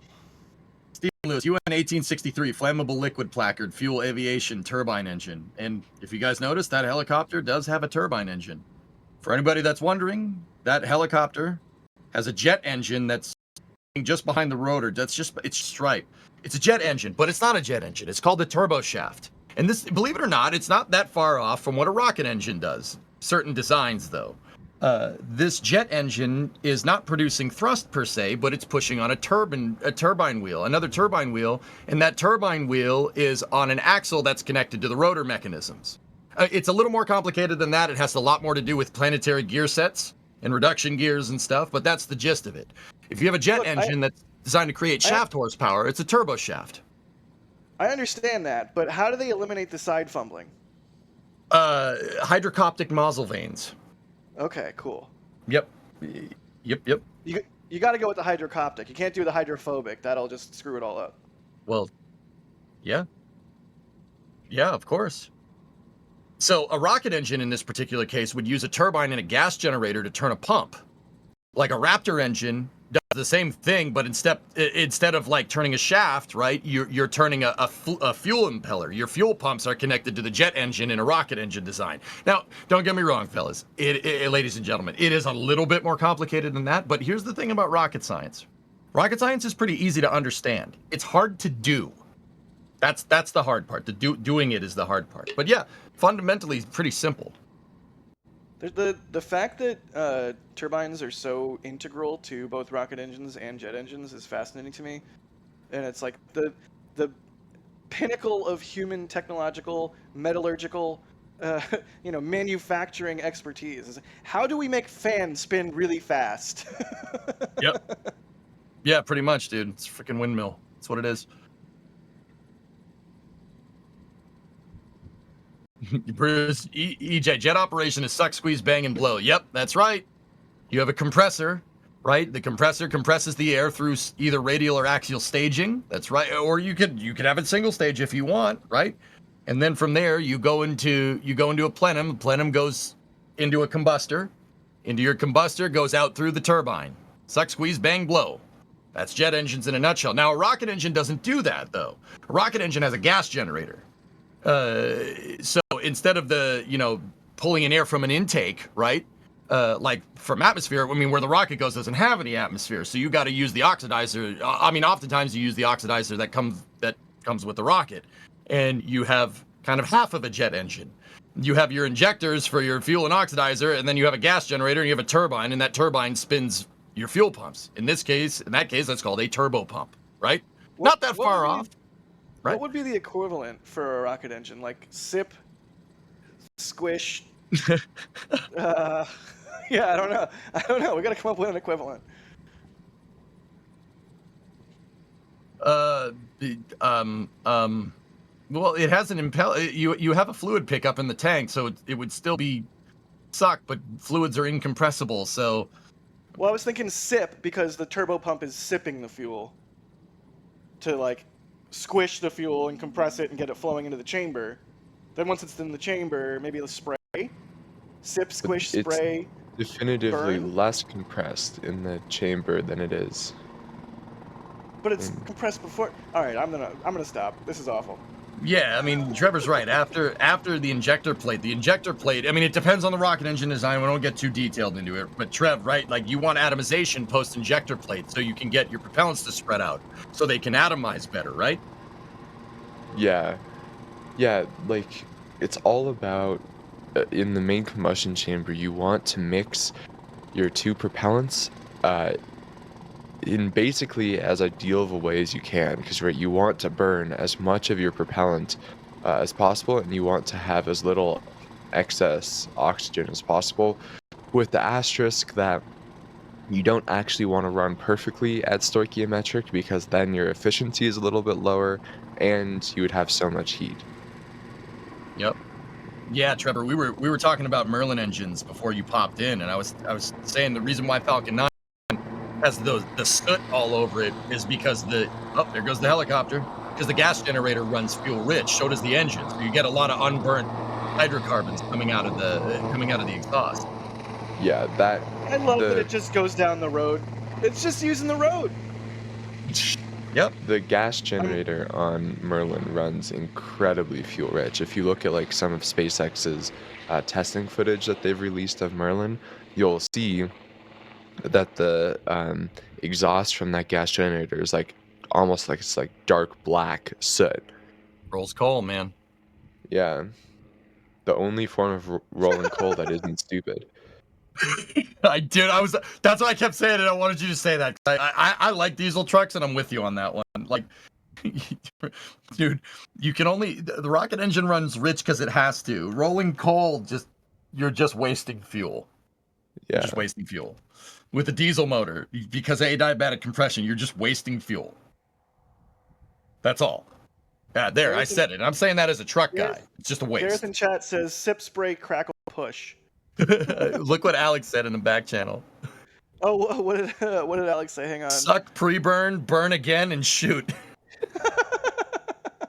That's pretty good, man. Also good. Oh boy. Okay, a little bit more support here. Snackless with the $2 super chat. EJ, you're wearing the good luck hat. I am. I have my SpaceX hat on, and I have my SpaceX Dragon shirt on. I have my SpaceX Dragon 1 shirt. I was wearing it during the first ever landing, Falcon 9, Orbcom 2. I was there. And then I wore it during the first ever Falcon Heavy landing. I was there as well with Das screaming like a madman. So, yep, still kind of cringe to watch. But hey, the rocket growled at me. I had to growl back. I'm sorry. It was just some primal instinct that took over. I don't know what to tell you. I really need to go back and watch. I assume it's on Twitch still, on Das's Twitch. I need to go back and watch that. It's there. Yep. And then I had this shirt on during the first booster catch too, and actually every Starship mission. So this is the lucky shirt, Snackless. We got it, man. Okay. All right. You guys want to switch over to questions? I totally lost the support queue. We are an hour behind on that. Ugh. Oh boy. Uh-oh. I see people tagging Bideford in yeah. Okay. Okay. Okay. Yep, Bideford's here, Jack. Sorry, Oh, I was completely muted. Sorry. Yay! What's up, Bideford? Always love seeing with her the- name pop up in with the chat. Hundies. Oh, holy crap! With a Hyundai, Bideford. Yes, the Hundies, dude. Come on. Thank you, Bideford, so much now and always. You're the best. Mark buddies. Thank you, Bideford. Cool, cool. Do you guys want to switch over to questions, or should I keep trying to keep up with the support queue? I feel like that's... I've been throwing some questions in there, and I know you got to go soon, so let's do some questions. All right, question it up. Y'all, you don't have to send us money for us to answer your question. Just at NASA Space Flight in chat, and we'll see your question pop up here and maybe answer it. So, EJ, do you want to pick the questions? Or Yeah, do I'll I pick need one, you to dude. pick the question? Go Yeah, for it. no, I got it. We good. I'll move hosting duties over to you in a little bit. So That sounds good to me. yeah, all right, man, let's get her done. So this question here, coming from the question queue. Remember, guys, you can at NASA Space Flight. We'll answer the questions. I'm trying to get through as much of this as I possibly can. This is from Admiral Marith. All right, what do we got? Were there any obvious changes to Booster 13 from Booster 12 noticeable when Booster 13 rolled out? This is a Trevor question. Am I wrong? The only real big thing that I noticed is there's definitely some more reinforcement on the chine, so hopefully we won't see um, the chine ripped off again during that landing burn. However, largely Booster 13 and Booster 12 are very similar. The obvious changes, or the changes were much more obvious on the ship. Yep. Yeah. I mean, it seems more or less similar, right? But that doesn't mean that every booster coming out in the future is going to be similar. SpaceX changes stuff, and they change stuff fast, and they change a lot of things. So we'll see. We'll see. All right. All right. We got Chaos King right here. What will SpaceX do if they find out the missing tiles for the catching hardware are essential? Ooh. Ooh, this is a good one. This is a good one. Jack, you want this one? Yeah, I think at that point they're gonna have to start to think about some sort of aero cover with tiles over it, or some sort of retractable kind of deal. But obviously the best part is no part. So if they can get away with it and just stick some pins on the side of the ship like they have for the booster, then go with that. If those pins melt off when you do that, or if the tiles need to be there, or what have you, then this is how you iterate. It's like first principles kind of things where you're making sure you're not doing unnecessary stuff. And that's part of the reason why this is such a cool mission, because they are sort of going intense with the heat shield. Yeah. Yep. I mean, guys, here's the thing. Can anybody honestly sit here and tell me that even if that's the case, SpaceX won't find a way around this? I mean, they caught the booster, all right? They caught the booster. That was their solution to rapid turnaround, catching the booster. An idea that up until when it happened seemed completely unorthodox and crazy. But here we are. I'm like, I don't mean to just be a complete fanboy, but you'd be crazy to go against SpaceX's technical capabilities here. Like, they'll figure it out. They'll figure out a way to do it. Whether it's less parts or more parts. I mean, most likely, like what you said, Jack, it's going to be less parts. But hey, wait a minute. Are those chopsticks moving? Yeah, they're moving. They're opening up. Oh, excellent. Another step closer to launch. Sorry, I'm in a good mood today. Can you tell? Dude, I think you are. You're in such a good mood. Do you want to take over writing this commanding this ship? Because I've been steering the ship for the past, I don't know, 6 hours. You want to take command? I gotcha. Okay. Are you still hanging out? Yeah, I'll be here. I'll be here until I am relieved of duty. He said duty. All right. And you do a good Peter. Wow. All right. let's do some more questions. Oh, here's more of a statement. Airbreath says the Gulf of Mexico is a small ocean basin lying between the North American plate and the Yucatan block. For those of the people who are saying it's not the ocean, it's the ocean. We were talking about booster abort earlier, and Stephen Lewis said, "Doesn't the go/no-go for catch happen at boostback?" Yes. However, it is my understanding that the booster can still abort up to a certain point. I think there is probably a point of no return. That would make sense to me. But up to a point, the booster can be like, nope. So yeah, that'll be funny to see someday. Although, it'll be a bump in the road for the Starship program. But who knows? Maybe it'll never happen. Okay. Dampferfreund? Hopefully I'm saying that right. They say, is it known whether SpaceX has buoys in the target area again, or are there only pictures from an aircraft? I believe our very own Gavin had some tweets. Yeah, was it yesterday about some ships out in the Indian Ocean? So I would say that's highly likely that they're out there deploying buoys in the recovery area. That's pretty neat. What do you guys think? Or You as think we'll get Chris buoy would cam again? say, a boy. Dude, I can't call it that. They're I hate admitting this. They're technically right. Buoyancy, dude. It's buoy. All right. I'm sorry. Yes, You I guys may have agree. invented. Yeah, right. So you guys may have invented Yep. the language, but we appropriated it. It's ours now. We took it. Okay. Yeah, you can't have it back. Sorry. You can't have it back. All right. Well, I think EJ, we're gonna swap you out for good old Sawyer. So I EJ, am the thank weakest you. link. Goodbye. Oh, all right, guys. Well, hey, it was very fun steering the ship for the past 6 hours. I hope you guys enjoyed it. But we do have Sawyer coming in. My buddy from the Northeast, even though he's from New York, we still love him. And he's not from New York, he's from Jersey, for what it's worth. He'll correct me on that. But yeah, it's my time. See, the alarm's going off. It's my time to go. It's my phone's going off. It's my time to go. Thank you very much for having me. I hope you guys enjoyed it. I hope you guys enjoyed the hype, and we're gonna keep going. Jack's here now, so the hype train is intact. And Trevor, I'm Let's sure you can go. tell from his enthusiasm, his very, very big enthusiasm, that the hype train is not stopping. Trevor, am I right? We are under 6 hours from launch. It's the hype is getting hyper. As you can see, those chopsticks are now in the getting close to that launch position. That's what we want to see. Excellent.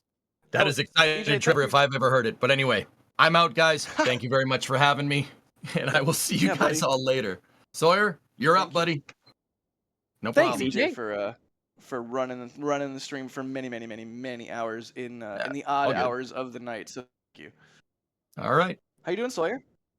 I'm doing great. I think it was smart on whoever planned the schedule here that it's not good to have the entire Flame Trench crew on at the same time because this would devolve into somehow even more chaos. But I'm excited to be here. Excited that we are at launch day finally again for Starship. Yeah, I don't even feel like finally is applicable. A month still feels like an eternity for Starship. Yeah, fair. But yeah, welcome, Sawyer. Thank you for jumping on stream, good buddy. My pleasure. How about do some more questiones? See. Dylan is asking, I've asked before but got overlooked, how do you think starships or super heavy boosters will arrive in Florida? Will they launch from Starbase and land in Florida, or a second factory in Florida? Trevor, what do you think? Yeah, so they definitely aren't going to be launching from Texas and landing in Florida. So the two real options are production in Florida and barging vehicles in somehow from the Cape, from Starbase, not from the Cape. I personally still am a little skeptical of the barging idea. If anything, I see them doing it more as sending parts from Starbase to the Cape for final assembly. But I would be pretty surprised if we see full vehicles barge. My guess is that they'll be produced in Florida. We know that there has been talks of barging them. And also worth noting that in Yeah, the what, last what do you think, flyover we Sawyer? did of KSC, that we saw them already starting to put up tents that could potentially be for Starship work. We know that there's an over 40-acre plan uh, to expand the Roberts Road facility, and it's very likely that would be for Starship, if I had to guess. So I think a lot of it's going to be shifting production to Kennedy. Maybe barge the first couple, but otherwise, I think KSC is going to start seeing Starship building. Yeah, just like barge a used booster over there. If anything happens to it, wave hits it, sinks into the sea, no big deal. And then once you get it there, you can use it for like fit checks and stuff. Make sure everything is working. Maybe do some proof tests with it. Make sure the tank farm is working right, and then yeah, good to go. And eventually, of course, they're going to build that big honkin' factory there for Starship.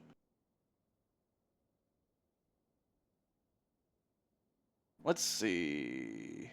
Ron Stream S20 is asking, is the B-57 NASA plane out for this launch? I believe it is.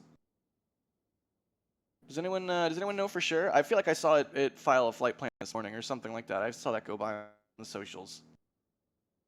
Yeah, I think I believe saw I this saw that. too. I'm sorry, I believe I saw the flight plan as well. We should have the WB-57, which for those who don't know, it's NASA's high altitude plane that they have that has a giant tracking camera on it. A lot of times you'll see it used for capsule reentries, but I believe that we will keep an eye on flight radar, and certain Mr. Map will be keeping an eye on the flight map as well. Good deal. Yeah, I love the B-57. It's one of my favorite aircraft. It's like a 1950s, 1960s era, like World War II, or not World War II, 1950s, 1960s era, like super old design that has just been sort of kept up and kept going over the years for different purposes, using a really cool gimbal stabilized camera system in the nose. It's just a cool plane. Everyday Space Nerds asking, when do you think the first humans will launch on Starship? This is a good one. Oh, should I go first and give you two the time to think, or do either of you have like an answer ready to go? I don't know. It's gonna be a while. True. I mean, I'm gonna say 2028. It's kind of what I was thinking. I feel Define like that's humans on Starship, because are we talking launch. launching from the Earth Yes. on Starship, Yes. or just being in Starship for the lunar lander? Let's go with launch on Earth. Then yeah, I think 2028. Although when it comes to human spaceflight, I think the main focus when Starship starts is HLS, Human Landing Services, getting that uh, vehicle ready to return to the moon for Artemis 3 and 4. I think then we'll start to see them work on, hey, maybe we can have this as a crew vehicle and then start doing all of the other cool, awesome flights that hopefully they have planned in whatever the Polaris program ends up doing with crewed Starship. Right, That's one interesting. So interesting the first humans to launch on a Starship vehicle might be the ones that are ascending off the lunar surface in an HLS Starship. That's funny. one Sorry, interesting Trevor. thing that Stepped on you. could Go ahead. um help answer this question is we did get that comment from Shotwell the other day where she noted that she thinks in the next 4 years there are going to be 400 Starship launches. And if we combine that with the previous information that I think Elon has said, that they want hundreds, if not thousands, of launches before the first crewed one, like 2028 sounds like a pretty reasonable net date, but for crew. But then again, there's also that comment from Shotwell back in like, oh boy, this is probably like 2019, where she said if they didn't fly humans, and then maybe it was like 2020, if they didn't fly humans in the next like 4 or 5 years, it'd be a huge company failure. So who knows? Yeah, it'll be really interesting to see how that plays out. Because I was also thinking of that quote from Shotwell, Trevor. Like, if huge company fail, doesn't sound like something that they, sounds like something they're taking seriously. But at the same time, that was a really aggressive timeline. Yeah. I mean, that's the SpaceX way. Set absurdly aggressive timelines that no one suffers the disillusion is going to be met, but it keeps teams under schedule pressure, so you end up delivering way faster. Let's see. KK14 is asking, where's the nearest location at Starbase where they could park a barge for transport? So Starbase is right next to a shipping channel that leads into the port of Brownsville. And when we've seen, for example, the HOS Ridgewind, which is a recovery ship that has come out and pulled pieces of Booster 11 out of the Gulf, as well as its hot stage ring, as well as Booster 12's hot stage ring. All of that comes into the port and then got transported down Highway 4 to Massey's. So over the last several years, there's been a massive utilities project underway to remove all of the overhead lines, all of the overhead power lines from Highway 4. So from Starbase all the way up to the Port Connector Road and then across to the port, it is clear. So in theory, they could just roll a ship the same way they roll, or a booster, the same way they roll them to Massey's, just keep on going all the way up to the Port Connector Road and then all the way over to the port and then just chuck it on a barge right there. Not a big deal.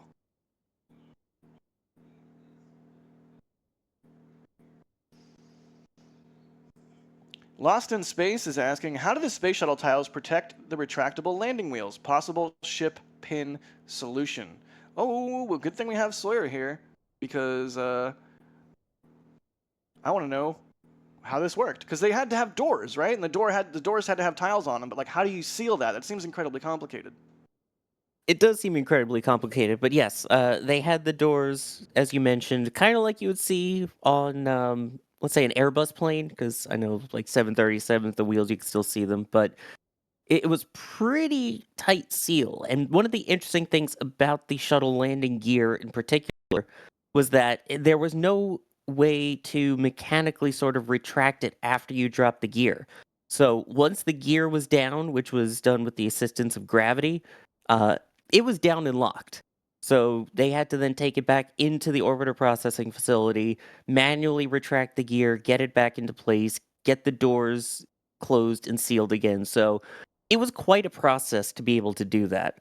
I think they'd be able to maybe get it more refined nowadays, especially with the mechanics that they already have with things like the grid fins. But it was quite a process. I simultaneously miss and don't miss the shuttle. But yeah, I don't know. We'll have to see what happens with the ship pins here whenever they end up implementing catch hardware. We often talk like whenever you see new hardware show up here in Starbase, it's like another piece of the puzzle. And ship catch hardware on the first ship that has it is going to be a really interesting puzzle piece for sure. Let me do some support really quick so we don't get too behind. It's like there's no way we're going to be able to read them all the way out. You're But an hour thank you so behind. much, everybody. Trevor, don't do what I did to EJ to me. You can't just learn from what I do and do it back to me. That's not okay. So you're saying I shouldn't Yeah, try and slow you down then? Ben Creasy Vision, thank you for the support. Yes, I am traumatized from the dawn launches. Mr. Stufus, thank you for the $9.99 curly L's there. And I'm not gonna read that. Sorry. Mats Gosselar again with 20 Red Team memberships. Thank you so much, Mats. Bill, thank you so much for the super chat. Yep, there is a VIP TFR today, so we'll see what happens with that. Jason, thank you for grabbing a print from the store. Looks like it's a Max print. Fun fact, if you didn't know, photographer that took the print or took the photo gets a portion of the sale, and it really makes all the difference for when you're renting gear, buying cameras, buying lenses, buying gas to get here, all of that stuff. So I know Max appreciates it. Stockbridge Locomotive Works, that's a cool name. Thank you for the $20. They say thanks for the great coverage. When the time comes, how will SpaceX handle booster and ship FTS with a rapid turnaround? I think we saw a rapid increase in speed of FTS installation for this flight versus previous, and I think as time goes on, that will only get faster, and maybe they even just start leaving it on there or something. Who knows? Roland Hines, thank you for the support. They say, today's my birthday, and I'm excited for the launch. Happy birthday, Roland Hines. Everyone in the Happy chat, birthday. say, happy birthday, Roland. Happy birthday! And if you're not Roland, but it's your birthday today, happy birthday today. You just completed another orbit around a star. How crazy is that?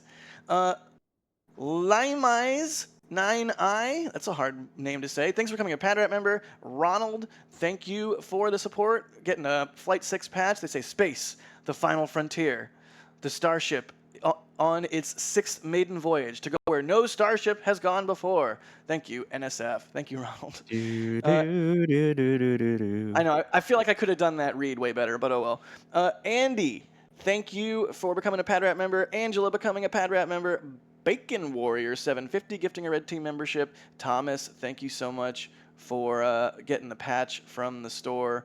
Once again, once it's gone, it's gone. So if you want it, get it now. Thank you for the love from Germany. Anon with a $20 tip. Thank you. They say, just want to share some of my Rocket Lab profits with my most viewed channel. Let's go Flight 6. Heck yeah, thank you, Anon. Papa Hawkeye for 4077 becoming a flight engineer. Holy cow. Papa Hawkeye, thank you. The membership program is so key to helping us do what we do. But you know what? When you all come out with support like this, it means we can only continue to upgrade our game as time goes on. So thank you so much for becoming a flight engineer. You get all the sweet perks associated with that, including Discord access and your name at the end of NSF Live. You get flair in chat. You get all kinds of cool stuff. So thank you so much. Deuce, thanks for the super chat. They say, I got to nerd out for just a second with y'all just before Countdown to Launch XXL yesterday and got my blue NSF patch. Looking for red and white now. Let's go. Thanks, Jack. That's awesome. Yeah, that's you got to collect all the patches. Come to the Cape. I've got the red. Nice. Oh, looks like the helicopter is rolling out again. Excellent. I must go. My people need me. Poochie died on his way back to his home planet.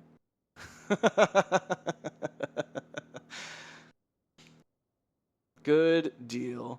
Alex Wilson becoming a Padrat member. Wayne First gifting 5 Red Team memberships. Thank you both. Mateo got a Flight 6 patch, looks like. They say, let's light this big pointy stick. Let's indeed. Wow, okay, I'm still like an hour behind, but it is what it is. You know what? You don't have to support us. 10 minutes. You don't have to support us monetarily, y'all. We appreciate y'all just the same. You know, if you don't have the funds, that's all right.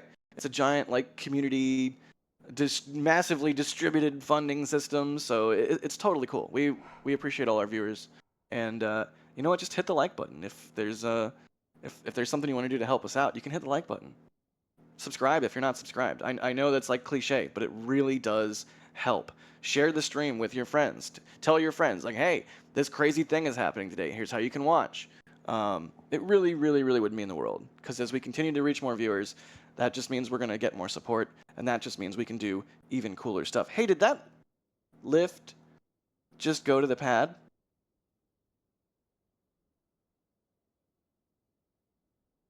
I looked away. It was at the roadblock, and then I looked away, and then I looked back, and it wasn't there. Did it go to the pad?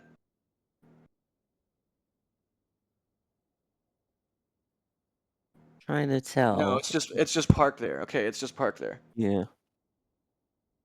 Okay, well, is it a lift? It looks like a crane. All right, we'll keep our eyes on it.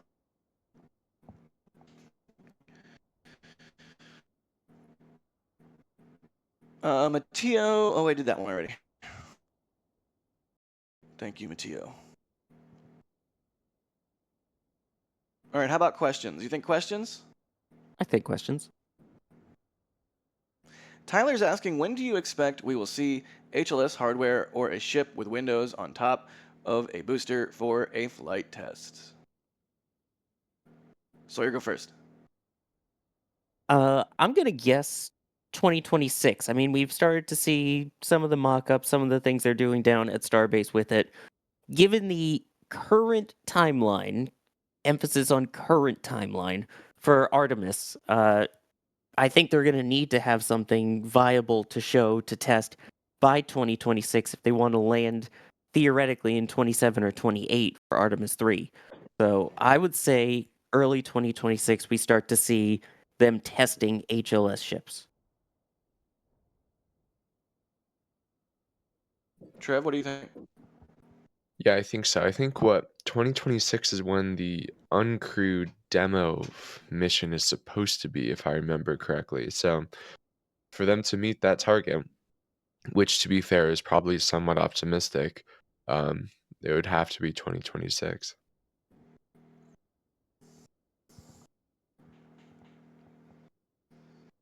Man, I'm just trying to think, like, 2026?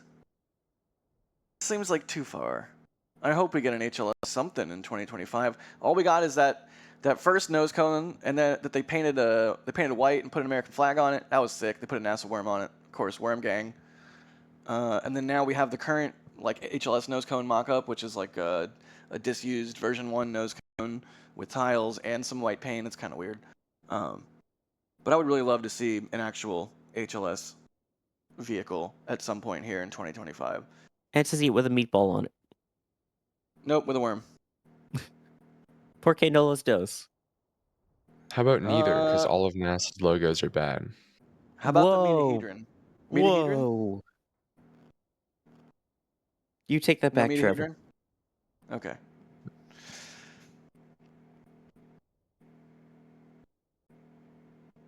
Ricky Nixon is asking, Jack, where did you mount your new tracking camera? Is it remote or are you going to monitor it? Did I say I had a new tracking camera? Nope, it's just my standard one.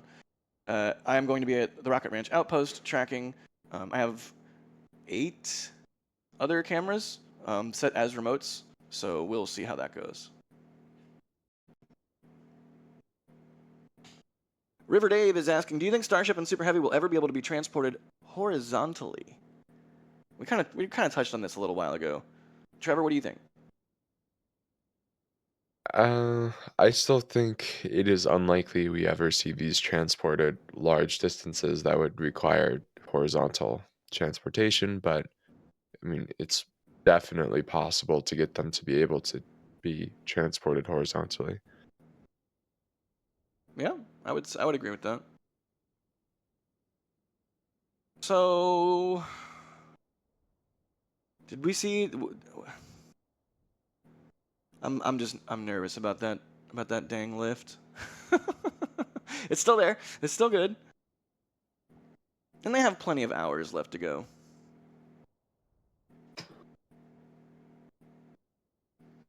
Ronald D is asking, will the forward flaps hold this flight? Keep up doing the great work. Thank you, buddy.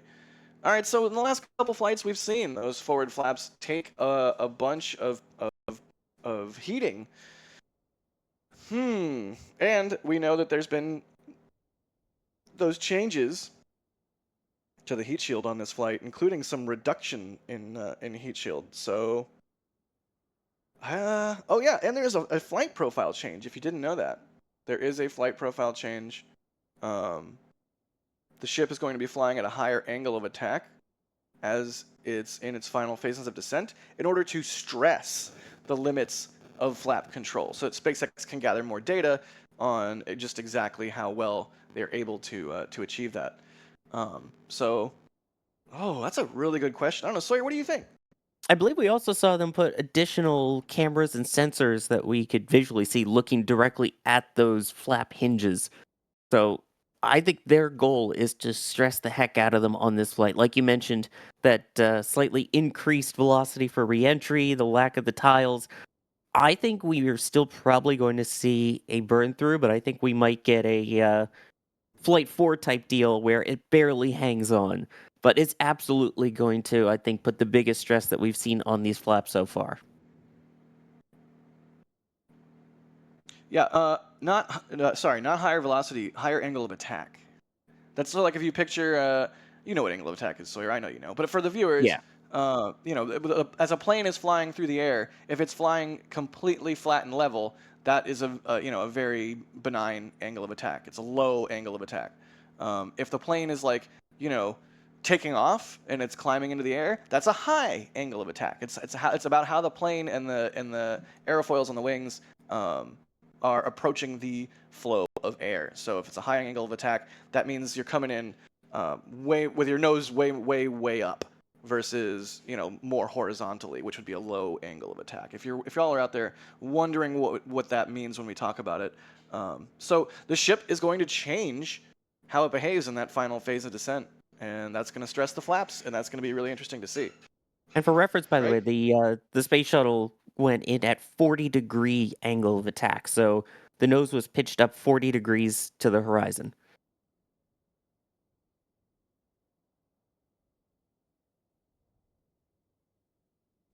Let's see here. I'm so excited for the entry, though. Either way, it's going to be so exciting, especially because we're getting that daylight entry, so that should be a real serious treat. Let's see. Aiden is asking, what is the objective for this launch? Sorry, I haven't been keeping up with it. Trevor, do you wanna take a stab at this? Yeah, that's a really good question and probably a good thing to highlight. So this flight profile is in general quite similar to last flight. However, they're doing a few minor flight profile changes that they're wanting to test, in addition to thousands of like small hardware changes on both vehicles.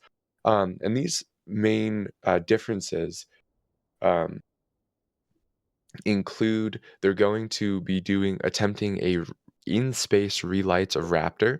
So that's probably going to be a pro-grade burn, and they will briefly start up a Raptor engine to prove that they're able to do that.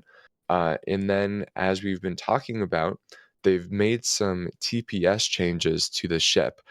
Primarily, they removed a large amount of tiles. I believe on the order of about half a ton of them, and it was 8 columns on either side of the ship. And the reason why they did this is because they want to get data as to if they need tiles there for when they go for a ship catch. Additionally, we've learned this morning from Elon that they are planning on doing a harder catch. Not entirely sure what that means, but this probably means that they'll start the landing burn a little bit later and slam on the brakes harder during that landing burn.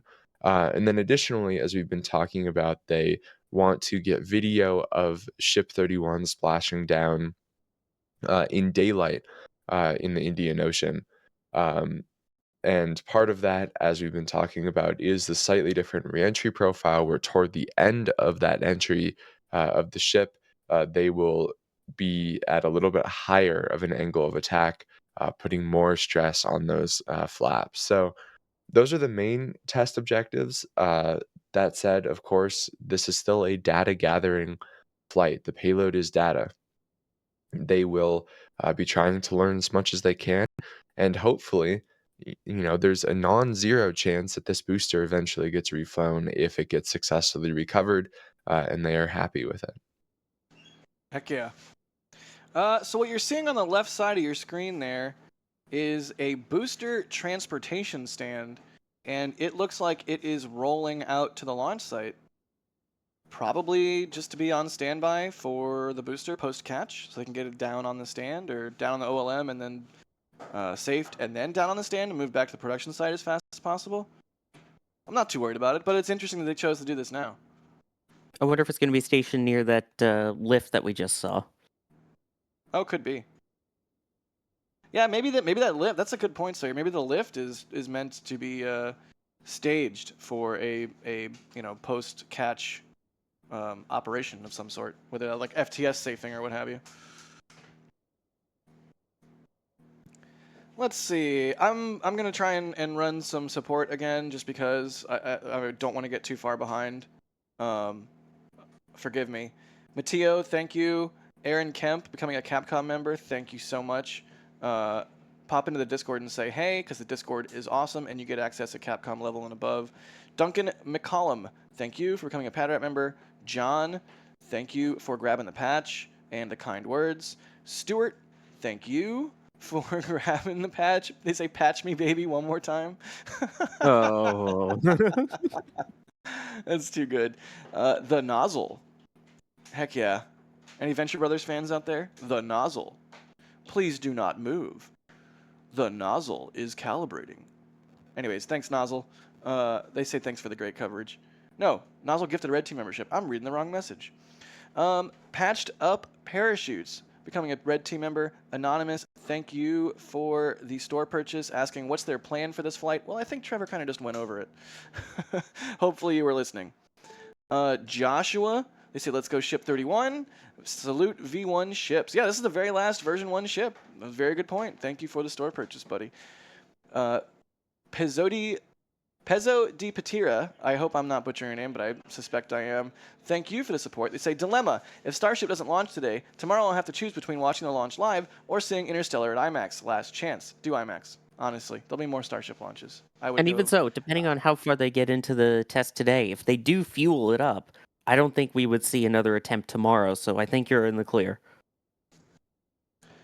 Honestly, like, yeah, I'm a film nerd, so obviously I'm biased. But one of my favorite things about living in LA is every so often a very small, like 2-screen theater will do a 70mm film print. You're not looking at a digital IMAX. You're looking at the film projected onto a screen as the film gods intended.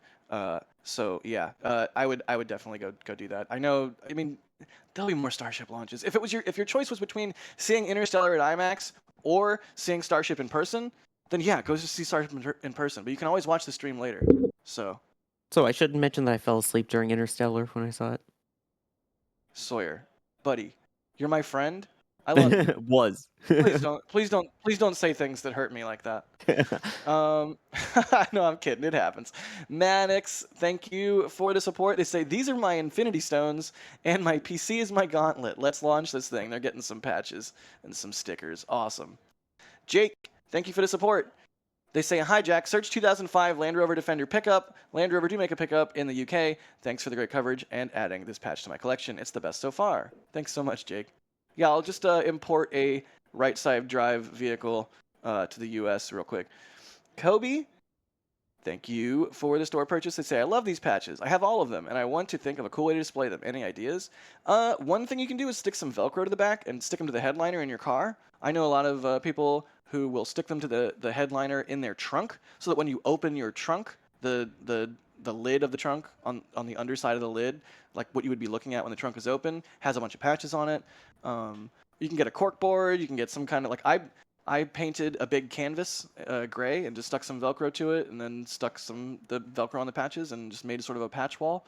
Yeah. Put them on a jacket. I wish I had a sweet jacket for it. Yeah, I don't, unfortunately. I don't know. What do you, any patch suggestions, Sawyer?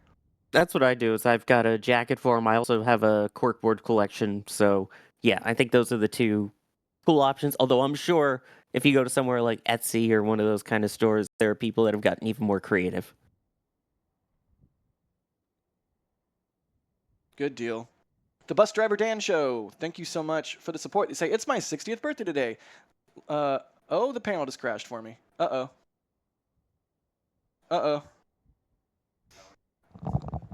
Okay, here we go. It's my 60th birthday today. Lifelong Rocket Man. How great is this? Happy 60th birthday, Dan. Absolutely fantastic. Just like, was it Roland earlier? You just orbited the star one more time. How cool is that? Orbit Everybody in baby chat one more say- time. Nice. Everyone in chat say happy birthday to the Bus Driver Dan Show. And anybody else out there that's his birthday, happy birthday. I'd rather be flying an X-Wing. Thanks for the $5 tip to tips.nasaspaceflight.com. They say, morning, guys. They talked about this briefly yesterday on Countdown. Since this launch will be SpaceX's 420th launch, will it really, Trevor? Yes. Are It you will serious? be SpaceX's 420th launch. I kind of hope they launch it at 420. Yes. That would, like, 420 at 420 would be amazing. It'll be the All right. 119th launch of the year and the 420th total SpaceX launch. So yeah, I'd rather be flying an X-Wing is asking what are the odds the T0 slips to 420. I would say non-zero chance that happens.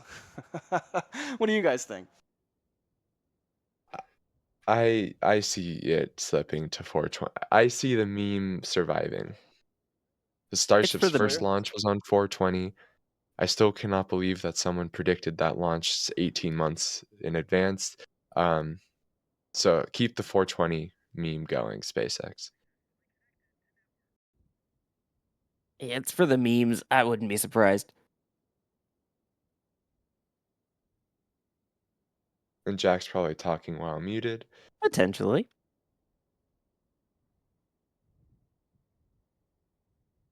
Hi, I'm Jack, you Jack. see I wear a that kilt. microphone Oh my God, icon? You have to I click was it. I was muted. I'm a There. dumb idiot. Thank you. Snot Garden, thank you for gifting 5 red team memberships. Cole, thank you for the purchase from the store, getting a Max print. I know Max appreciates it. Shout something, Max. Thank you. I don't know if you heard that, but Max says thank you. They got the moon print. That thing's selling like hotcakes, Max. Yeah, so let's see. There was a couple of these that I really wanted to call out right now. Let me see if I can find them. Here we go. Annette. That means that's Bideford. Bideford with a $100 tip. Thank you so much, Bideford. Once again, they say, yeah, another special NSFer now on. Welcome, Sawyer, with Jack and Trevor. I am so sorry that I did not know YouTube takes 30% of what is donated. Tips only from now on. Thank you, Bideford. Don't be sorry. Honestly, like really don't. There's all kinds of ways you can support if you prefer to do it through YouTube, because that's easier for you. By all means, just do that. No worries. If you want to go to tips.nasaspaceflight.com, you can do that. If you want to get something cool in return, you can go get some merch. There's all kinds of ways, and it doesn't have to be a monetary thing. You can just hit the like button, tell your friends about us, hit the subscribe button if you're not already. We appreciate you just the same. So thank you, Bideford. That is insane generous of you. Yes, also hi, speaking of Bideford, and thank insanely, you. speaking of insanely generous, Brock.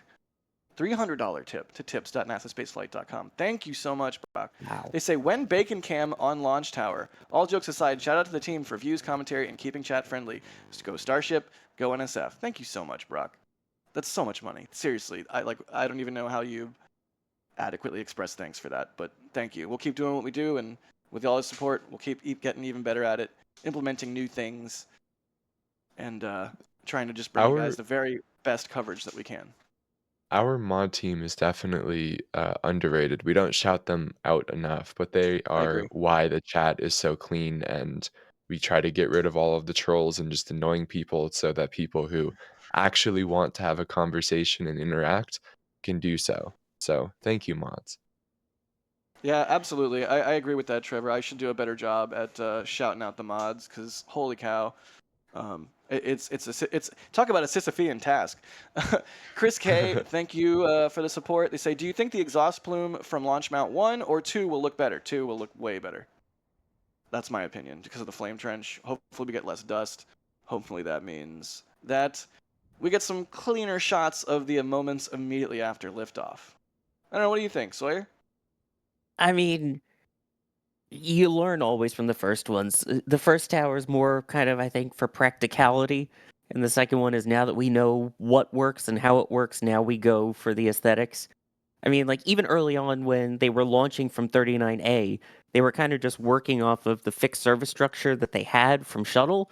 And then as soon as they got rid of the rotating service structure, then we got the fancy paint jobs, we got the new buttons in the elevators. That's when it became SpaceXy. Yeah.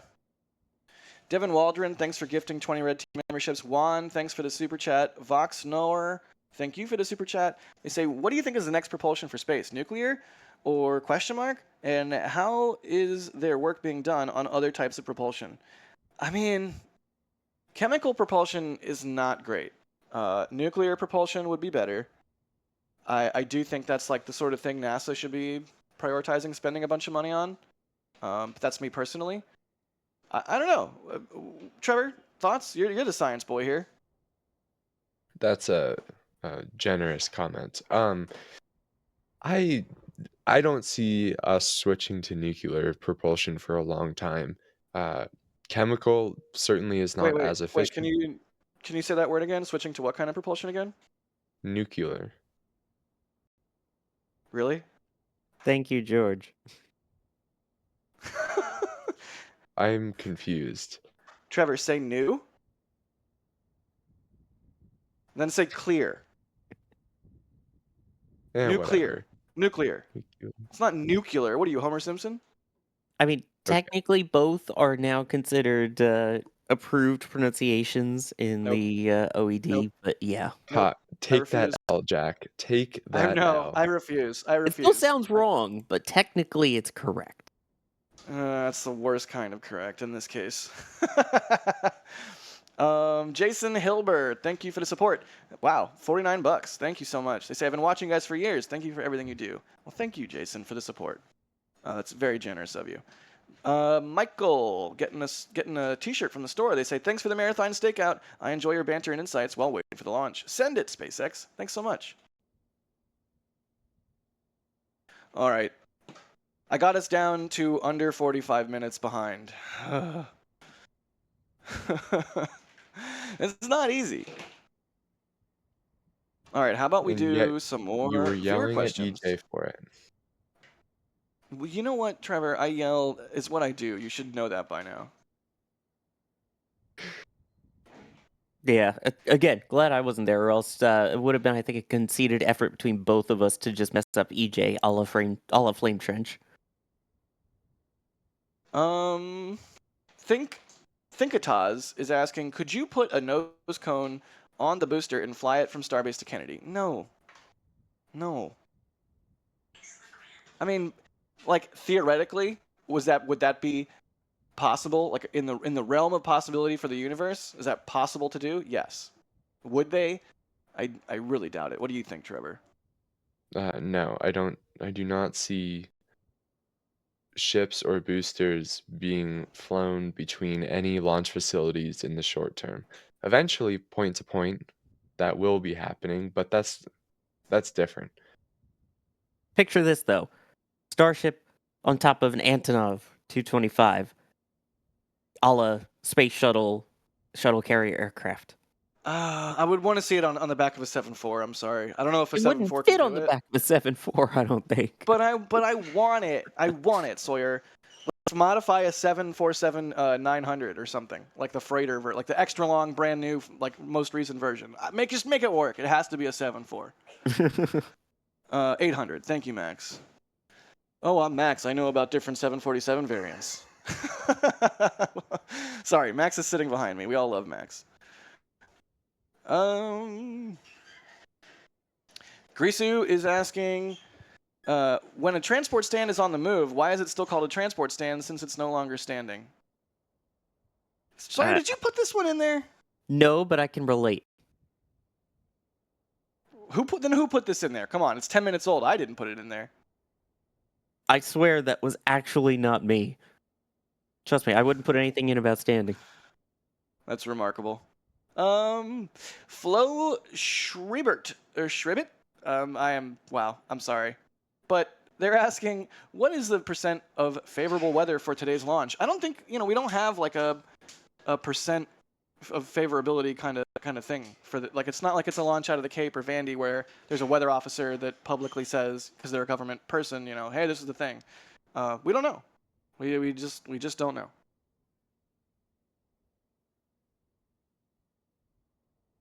I think that helicopter is flying over the Rocket Ranch outpost right now. I hear it. Get to the chopper. Foxtrap is asking, will they test the Starlink dispenser door and any other payload deployment methods planned? I'm surely there will be other payload deployment methods at some point.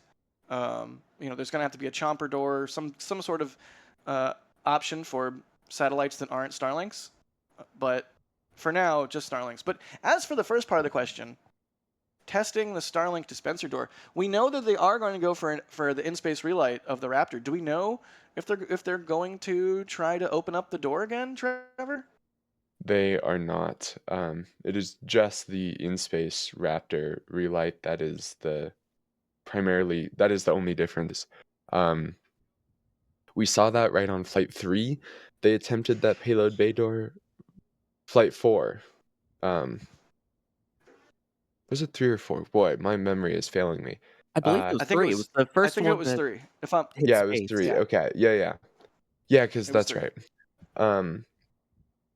And we saw that they definitely had some problems with that.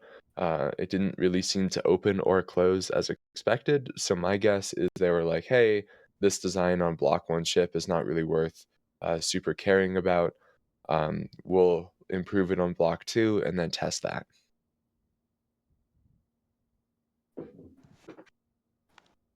Just have to wait and see. I can't wait for Block 2. It's going to be amazing. Ooh, Yakiger?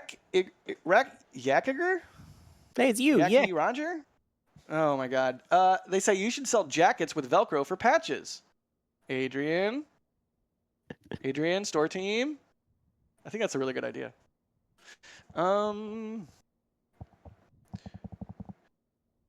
is asking, what did they use as igniter on the Raptor 2? I have missed that. Trevor, what's going on with igniters on Raptor 2? Does it even have igniters anymore? So each pre-burner does have a torch igniter, but the main combustion chamber does not have any igniters. The somehow I'm guessing just that, right, they have super high pressure, high temperature, uh, oxygen-rich gas and fuel-rich gas, and I'm guessing that basically just acts hypergolic in that environment where it doesn't really need a spark or anything. Yeah. Pretty wild. Pretty wild. God, I can't wait to see Raptor 3. That's going to be awesome. Yeah, no Oh, kidding. here's a really interesting one. Supersonic Retro Propulsion, which is the best name, is asking, if Block 5 is the final version of Falcon, what block do we guess will be the final version of Starship? I don't think it's 3, that's for sure. I think they're going all the way to 5 again. Who knows? What do you guys think? I don't think there will be one. You don't think there will be a Block 5 Starship? I do not think that there will be a last block. Just like there's no last block of aircraft, like they're continually upgrading them, making improvements. Picture this: Starship, 35 engines, 12-meter diameter, launching from the Cape, Block 5. Calling it now. How many meter diameter? Yeah, you heard me. Monstrosity. 12. Make it big. All right, that's someday. When Starship Sea Dragon? But yes, imagine that. It's like you got Saturn 5, now you got Starship 5. That would be cool.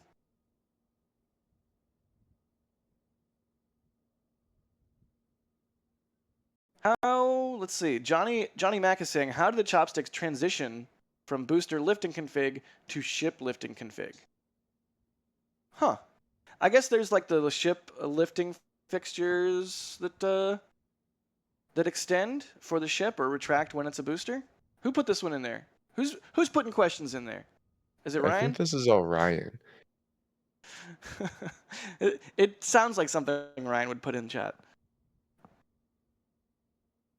But yeah, there are some little shipped lifting fixtures that get extended when they are lifting a ship and retracted when they're lifting a booster. All right, let's take a second and well, hang on just a moment. Really quickly, I do want to address this one from P Gamer Elevators. They're saying some people are saying this is the final Starship flight. Why? Well, it's not the final Starship flight ever, but it is going to be the final flight of Starship version 1. Right, Trevor? That is correct. Ship 31 was the last V1 that was finished. So the first V2 ship is 33, and 32 has been sat in the rocket garden for like a year and has not had any work done on it. So the next flight of Starship will be with the version 2 of ship, which has a number of improvements, especially the main one that we've been talking about is those forward flaps are being relocated. So yeah, it's very much not going to be the final Starship flight. I think Starship will be flying in some form or another for many, many decades.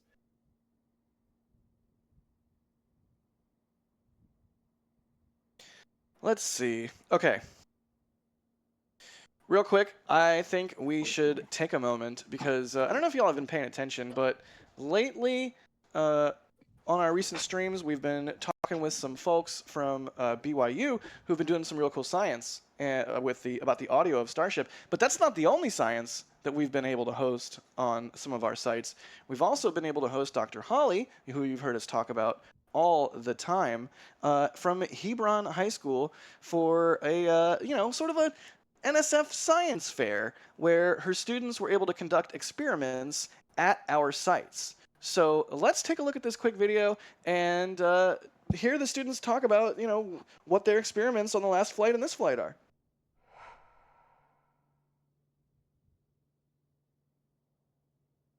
Hi everyone, my name is Miguel Kachu. First, I want to express how grateful we are to both NSF and John Galloway for giving us this incredible opportunity. Clay and I are seniors at Hebron High School in Louisville, Texas. This is our second year participating in the Star-Based Science Fair, where we've been building seismometers for Test Flight 3, 5, and now Test Flight 6. As a quick reminder, seismometers are instruments used to record vibrations or movements in the ground. Before diving into our work for Test Flight 6, I'd like to briefly showcase the seismometer we built for Test Flight 3. Thanks, Miguel. Hi, everyone. My name is Clay Lamar. Last year, we created a total of 8 seismometers deployed across 4 testing sites. 4 of these devices recorded seismic activity along the z-axis, like this one, while the remaining 4 recorded activity along the x and y axes. Using basic classroom materials, we successfully detected significant movement. Interestingly, the weights on our devices began shifting only after the rocket's roar was heard.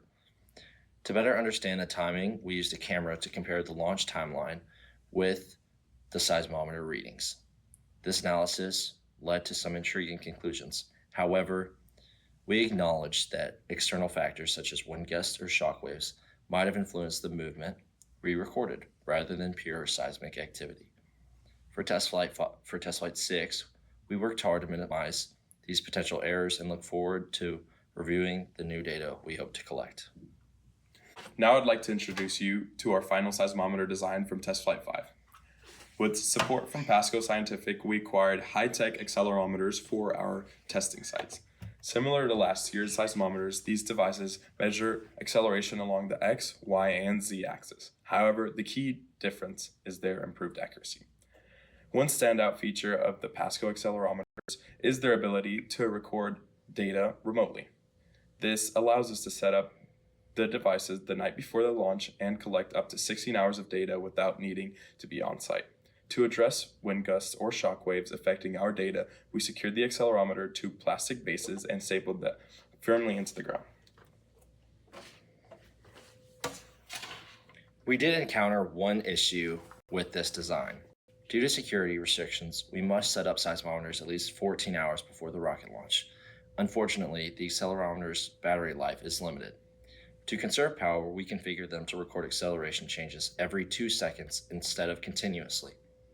With this approach, it extends battery life. However, it also misses critical data points. This resulted in insufficient data from Test Flight 5. To overcome this, we led the accelerometers in fishing lines, creating a consistent sway that responds to any seismic activity. This setup ensures we capture all valuable data. For Test Flight 6, we will have 2 of these accelerometers on site and 2 of the design from Test Flight 5, staking both into the ground using these metal staples. With this advanced system, we are confident that we'll be able to accurately collect seismic activity during the rocket launch. To wrap things up, we want to thank both NSF and John Galloway and everyone involved making this experience possible. We're excited to analyze the data from Test Flight 6 and hope it provides meaningful insights. Thank you. Thank you so much. Hi everyone. Man, that is so cool. How cool is that? I love the NSF Science Fair. More science, more better. And I wasn't doing anything that intelligent in high school. I'll tell you that right now. That's really neat. Special thanks to Dr. Holly for facilitating that. I wish my high school physics class had me going out to the launch.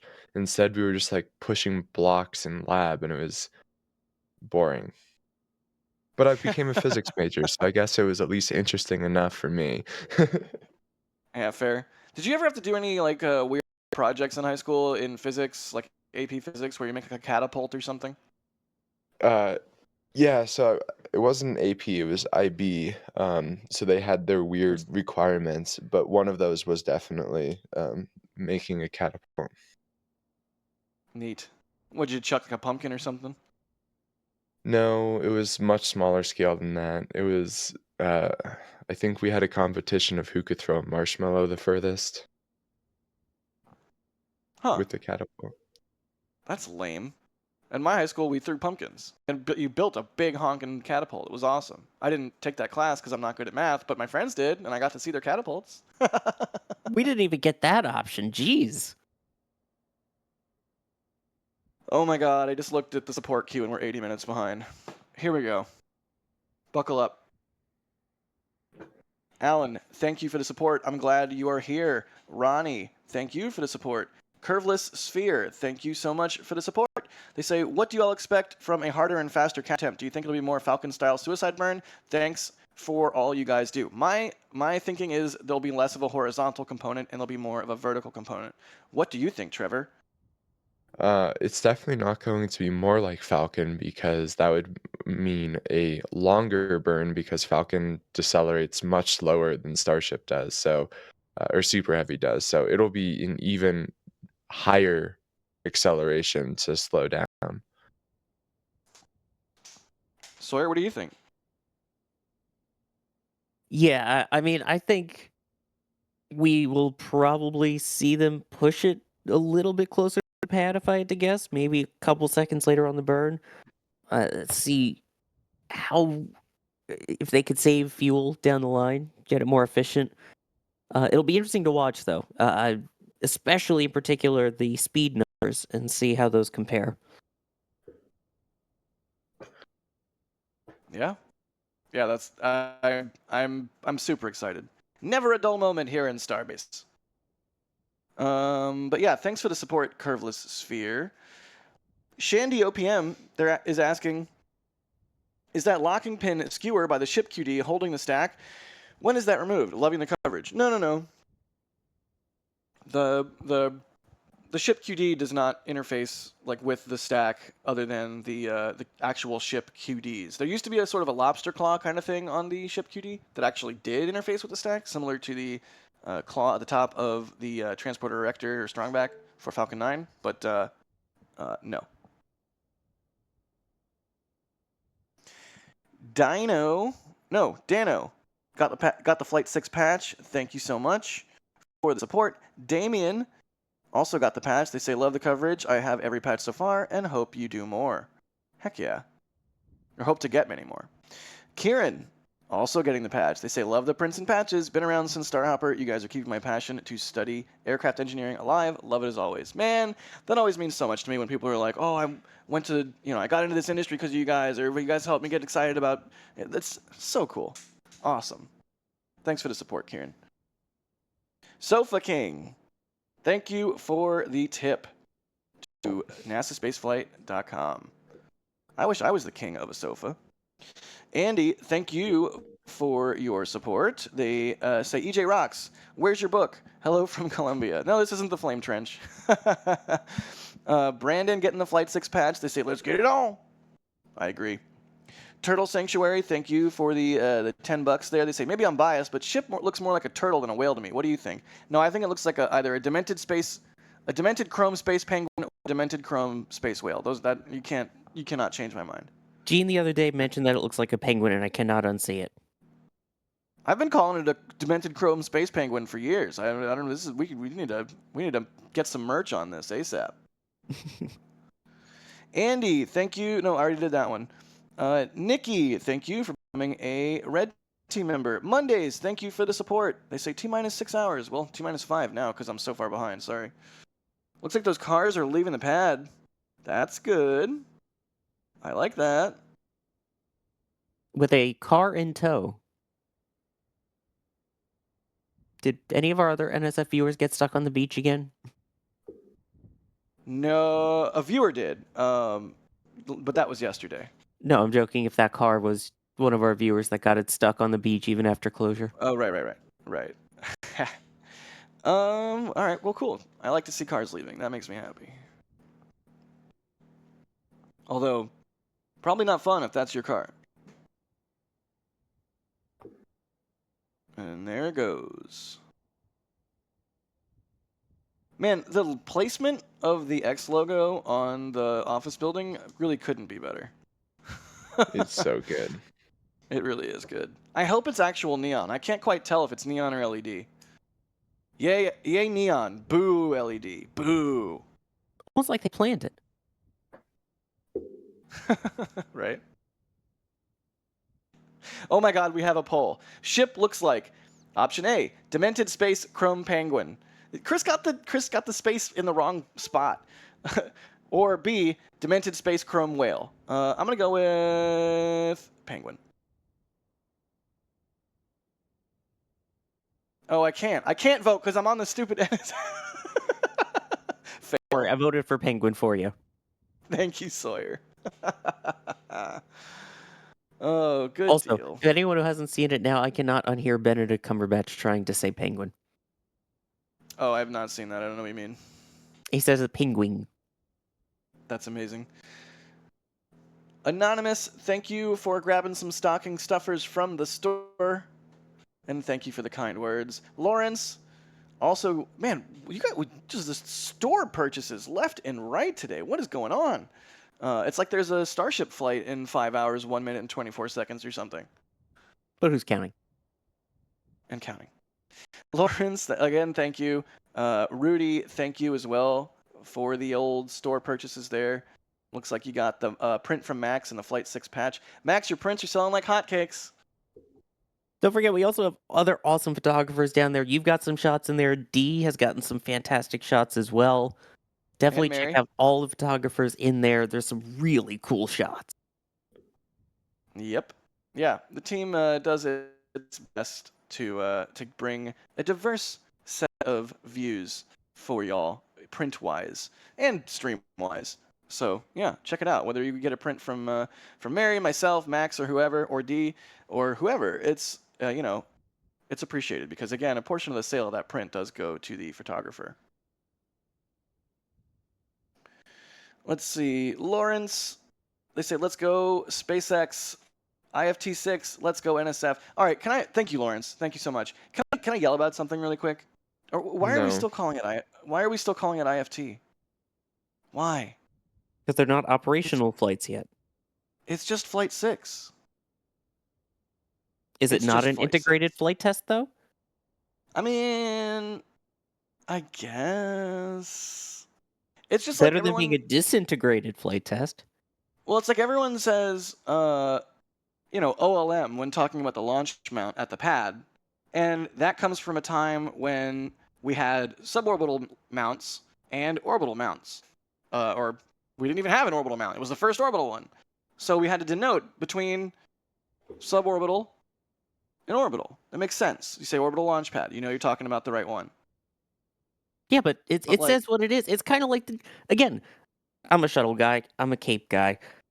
Cat 39A. You have the fixed service structure is what we still call it. That's because during shuttle there was a rotating service structure in addition to the fixed service structure. One moved, one didn't. To this day, we I still never call it the call it fixed the service fixed structure. service structure.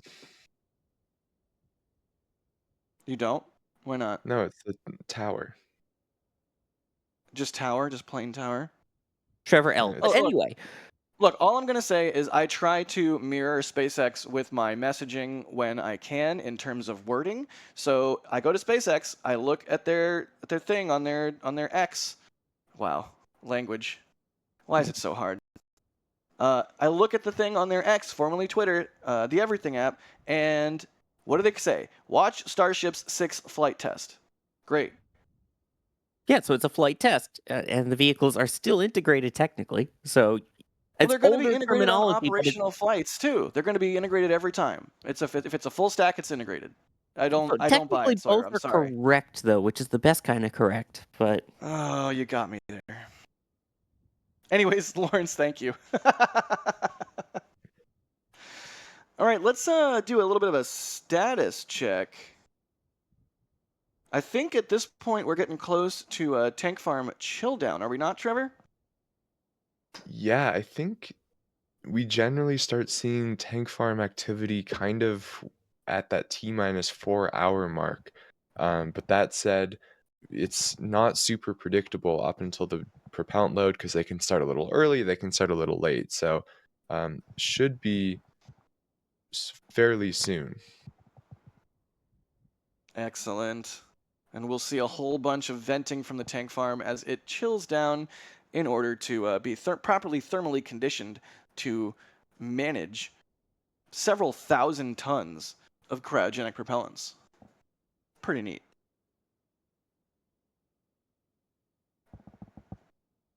Hal 9000 is asking, how many boosters do you think SpaceX will use once Starship and Super Heavy are operational? Like, how many boosters would they have in their fleet?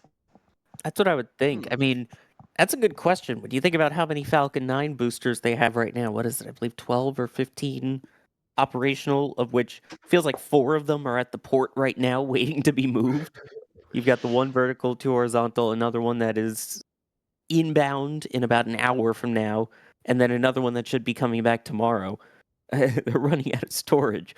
But I feel like we could see something similar pace-wise to what we currently have for Falcon 9. Of course, as they go for even more rapid turnaround times and reusability, it may grow, but I think 12 to 15 would be a safe bet to start. Yeah, that's fair. Well, that's a reasonable number. It really just depends on how rapidly they can reuse them. Right, and eventually when they get to the point of not even having to take it off the launch pad, just put it back down after the catch, refuel, and go again. Once we get to that point, you'll need probably even fewer boosters. But more boosters, more better. I mean, yeah. Let's see here. Not.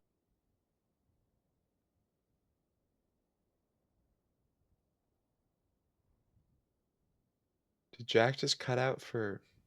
I believe so. I was just making sure that it wasn't my internet either. Yeah, I thought it was my internet. Wow. That's. I think. Oh, is he back? Am I here? Can you hear me? We have You're Yak here. back. What is? Can you hear me? Am I good? Yes. 5x5? Yes. Question mark. Okay. Sorry about that. What do we think about this question? How are they going to put a payload in a ship? I think the answer is if a ship is caught, it's going to get set aside and then processed with the payload and then brought back to the launch site. Meanwhile, a pre-processed ship will be lifted onto the booster. Like, I don't... Because how else do you get the payload in it? That's a good point. I know how. Carefully. Nice. Good work.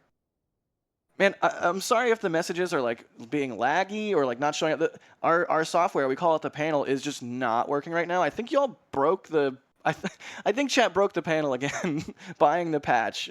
I'm like, I click and I wait for the question to show and it does it or it goes away. Like, so yeah, that chat broke the panel. Thank you, chat.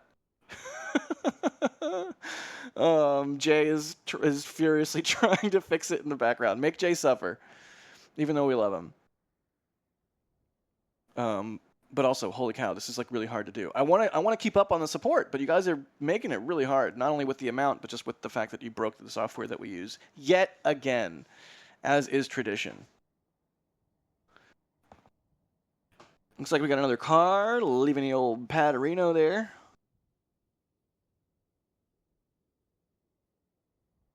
Good deal.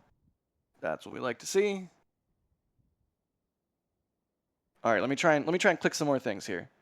Rob, thank you for getting the Flight 6 patch and breaking the panel that we use to thank you.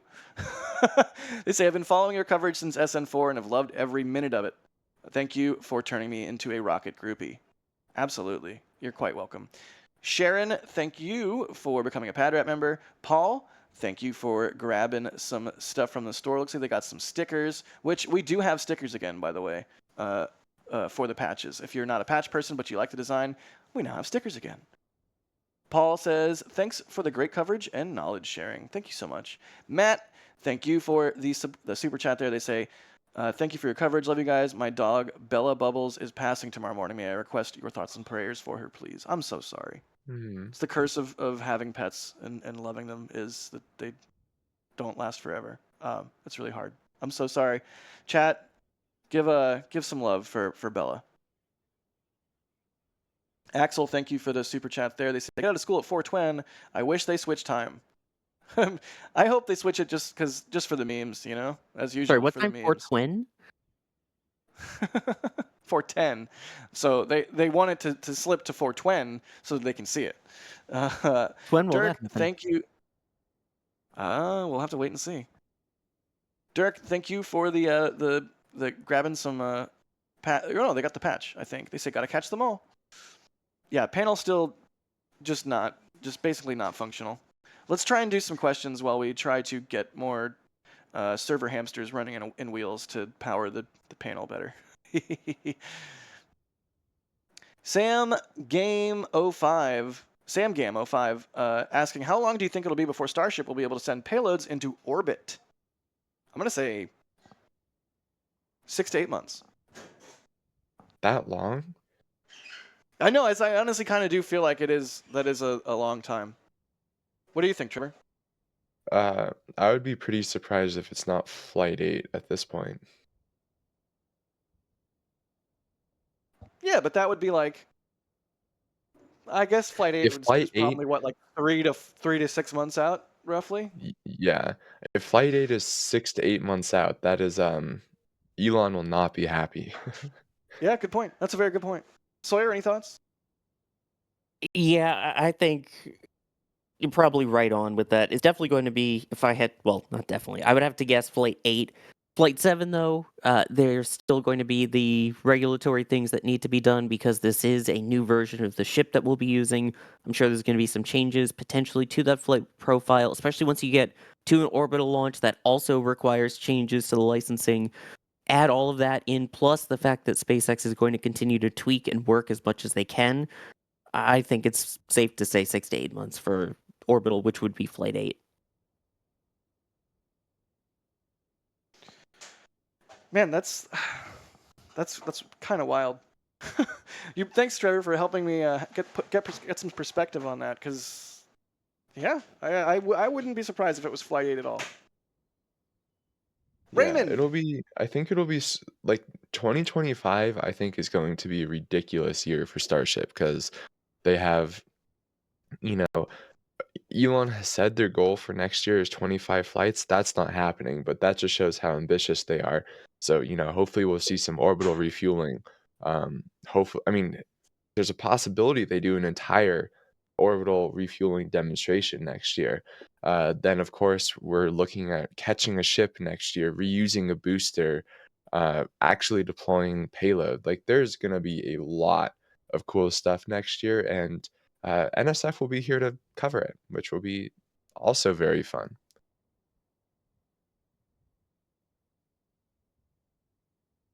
And Jack's talking while muted again. Yep. Thank you, Trevor. Okay. Let's see here.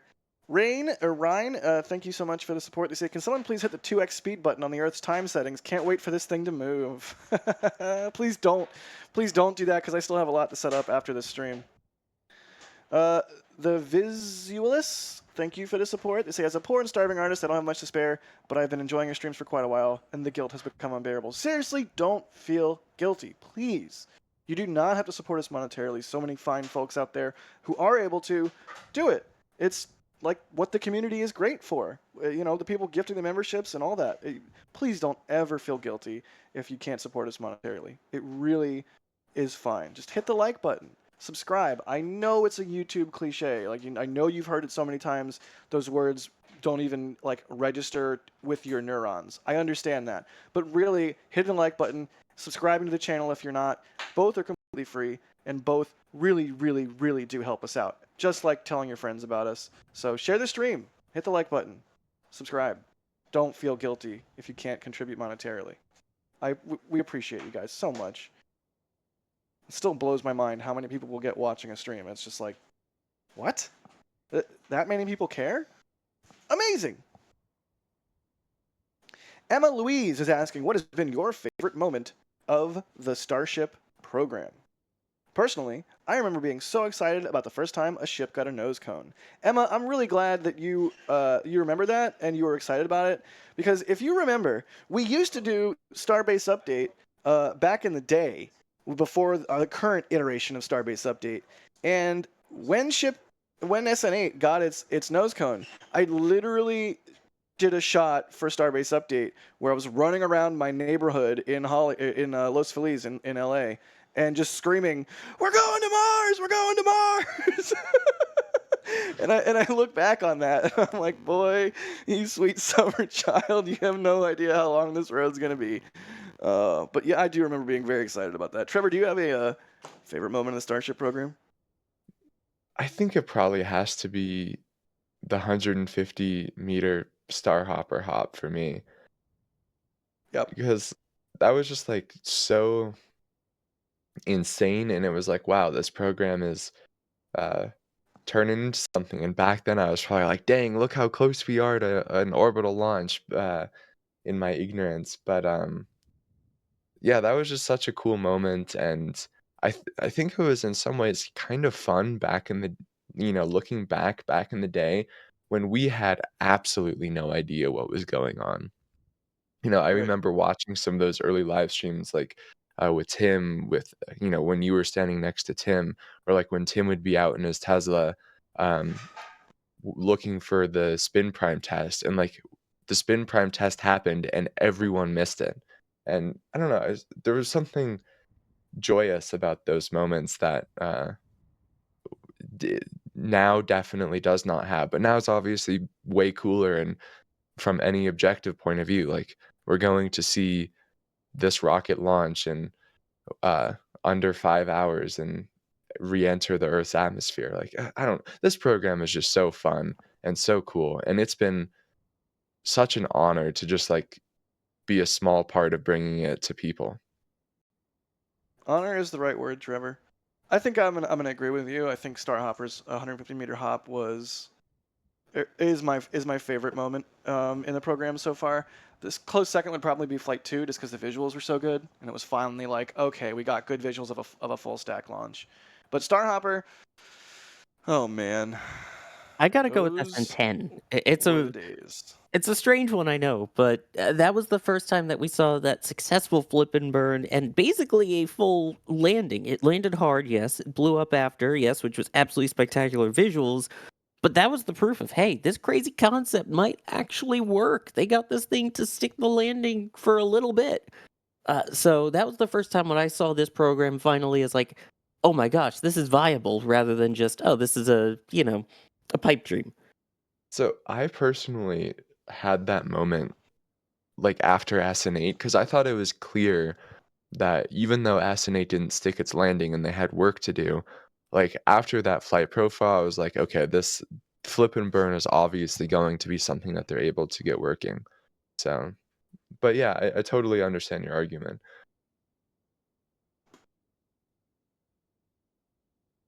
Let's see here. That's a really good question though.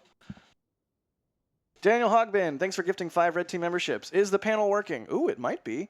Avon got the Flight 6 patch. They say just picked up my 6th patch. Keep up the great work, guys. Only 6 hours to go. When is the earliest you think we'll see a double Starship launch? Ooh. I'ma say 2026. Trevor, what do you think? What does a double Starship launch mean? 2 Starship launches in the same day. Ah, yeah, I would I say mean, 2026. I think it's unlikely that by the end of next year they have 2 pads online at the same time because I suspect, like 39A, I don't think will be done next year.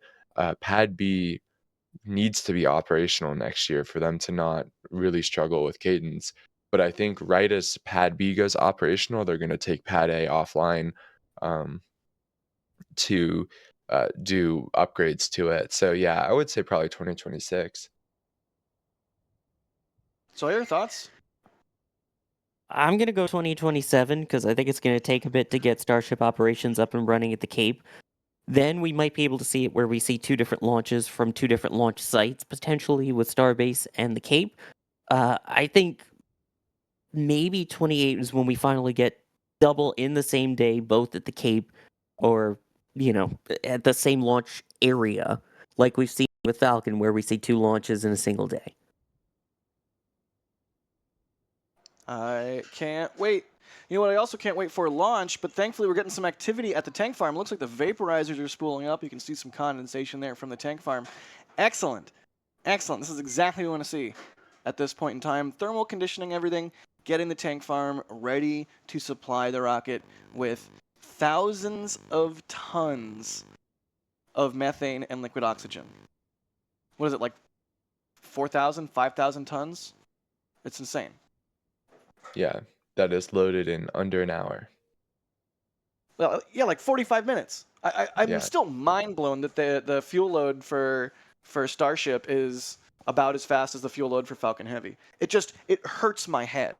There's no universe in which any company develops a new thing that's way more complex, way bigger, and way more groundbreaking than their previous thing, and then it like is able.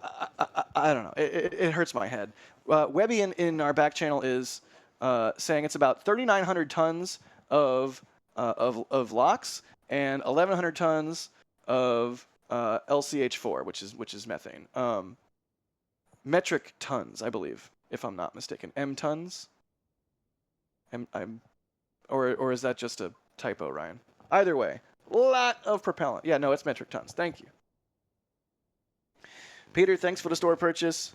Dino Walpa, thank you for the support there. They say, could a carbon fiber cable get dragged to the outer limits for an Earth to space elevator? Carbon fiber is not strong enough. Space elevators are cool, though. Hopefully someday we'll have materials that are able to make one, but not carbon fiber, unfortunately. You need like carbon nanotubes or something.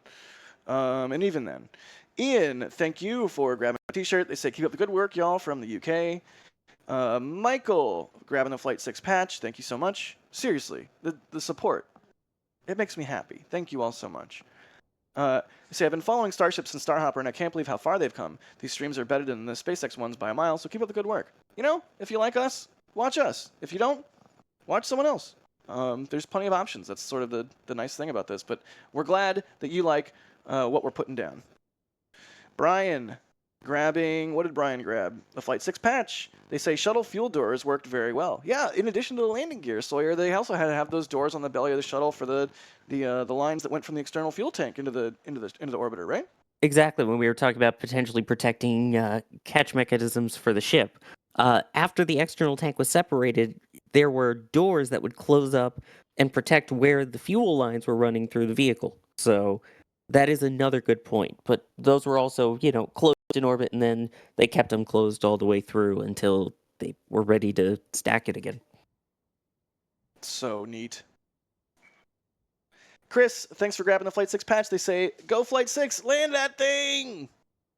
Bruce Rose, 10 Ring 1911, thanks for becoming a Capcom member. You get Discord access. I keep saying that. Capcom level and above. The Discord is awesome. There's a gaming channel. There's a food channel. There's a makerspace. There's a channel for like every rocket and company and everything you could possibly want. It's amazing. So check out the member Discord if you come in at Capcom level and above. It's an awesome place. Also, every now and then, we all change our names to various versions of our names, like portmanteaued with the word crab, and then everyone posts crab gifs for like 2 days straight, and then people walk into the Discord and they're like, what is going on here? And we're like, crab up, and then they change their... It's great. Just jump in the Discord. Trust me. I know that makes no sense, but trust me. Dino CR, thank you for the super chat. They say, what tech is used to coordinate the movement of the chopsticks with the location of the booster during a catch? LiDAR, high-frequency radio? Thank you, NSF. Trevor, do we know any specifics about this? Yeah, so we know that there is some communication between the two, but it's, I think, primarily just state estimation on the vehicle side, where it have radar, GPS, and I'm sure a bunch of other sensors to get a good position, a good idea of where it is in space, and then it figures out from radar probably to where exactly the tower is, and I don't know, was able to hit it accurately enough for a catch, which is pretty incredible.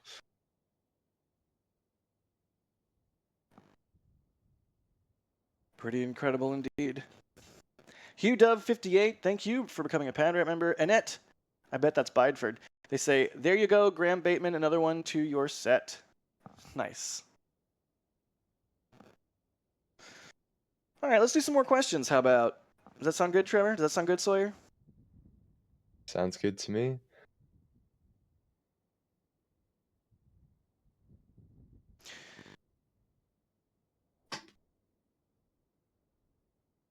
It sounds so good that now it's quiet. I'm trying to find a really good question. That TS STEM Nerd 13 is asking, at what point does the fuel in a rocket engine vaporize? I know the propellants are not much colder than their condensation points. Is the energy put in with acceleration enough to do it? Trevor, go. So that's not true for SpaceX's vehicles. The propellant is stored a good amount under its boiling point. Um, so like for example, I know in Falcon the liquid oxygen is about negative 210 degrees centigrade. I think boiling point is like negative 200, something like that. Don't quote me on the exact numbers. But the point is, they do chill at a good amount under that um, the boiling point, and what that does is it makes the propellants more dense. So when they become a vapor is different based on the engine cycle.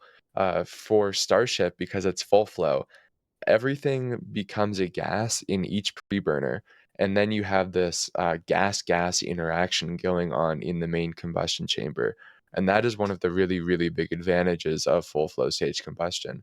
However, this is not the case in other vehicles. Like for example, on Falcon, um, not all of the propellant entering the chamber is um, uh, uh, gas. I believe I can never remember if they chill the nozzle with RP1 or LOX, but the point is one of them enters as a liquid in the main combustion chamber and the other enters as a gas. So therefore, they don't have uh, everything is not a gas until it is ignited in the main combustion chamber. So it depends on the vehicle.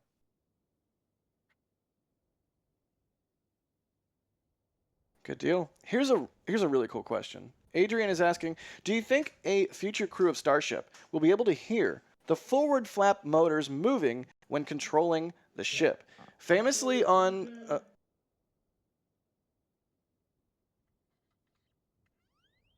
Did we lose Jack again? I think he had some visitors pop in from the sounds of it. Famously on, I'm gonna guess shuttle.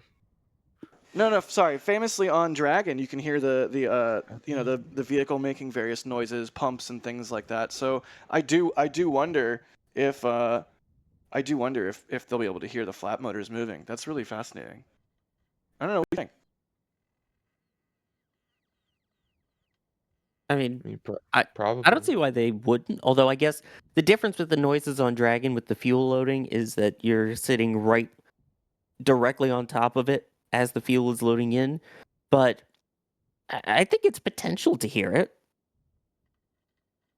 That's really neat to think about. I can't wait till we see a crewed starship. And I really can't wait until we see a sophisticated starship. Jokes. Yes, it's so funny. I forgot to laugh. Oh, you're one to talk. I know. Looks like there is a train of vehicles leaving the launch site there, and really just leaving Starbase proper. This is a shot from our river lot, that upper right picture in picture. Oh God, it's like AM in the morning. In the picture in picture, you can see a whole bunch of cars leaving. That's a good thing.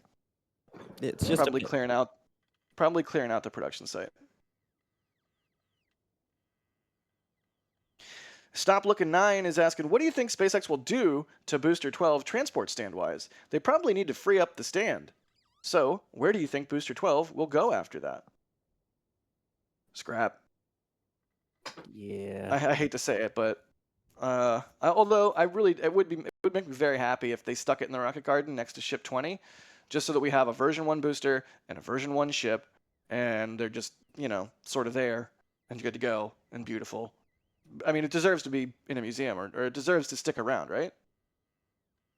Yeah. What bugs me is the fact that there's a chance that they will scrap Booster 12 before Ship 26. I hope not. I will be furious. I will be livid. I hope they save it. I hope they save Booster 12 and Ship 26 eventually disappears, but I don't want to hold my breath on that. Here's a thinker for y'all's noodles out there. Stephen Lewis is asking, why will Starship have to fly 100 times before crewed, but SLS is crewed on the second flight? is the SLS too costly to test fly? Is this safe? It's very different methods of developing the rocket, right? Also, SLS is of course based on shuttle hardware, which has flown many times. But it's a fair question. It's a good question. I just think About as many Starship is times about as many times as Falcon will fly this year. that's wild. But 35. yeah, I think it just comes down to there's so many things about Starship that are novel that we all expect. There's going to be a lot of shakedown flights before they put crew on there. Most notably the belly flop and then flip and landing burn. And that's just not. When you have a heritage of every human space vehicle either coming back under chutes or under wing, and then you have this crazy third thing, which is brand new. You're gonna want to quantify the risks. You're gonna want to explore all the edges of the envelope and make sure you understand control authority and everything, just so that you can safely have humans come back to Earth. Yeah, we've launched I and don't know. returned plenty of crews on capsules. I mean, even SpaceX does that now. SRBs, we've seen them used with crew. Obviously, the giant orange fuel tank, also hydrolocks, the hydrogen and liquid oxygen. We've seen that used prior. We haven't seen a crew vehicle yet that's used methane as well. We haven't seen a vehicle that does a flip and burn to try and land and then be caught upright. We haven't seen vehicles that are designed to return to the exact launch site, not just a pad nearby or a runway nearby. There are so many things that have never been tried before that it's not like we can use past data as a starting point. Yeah.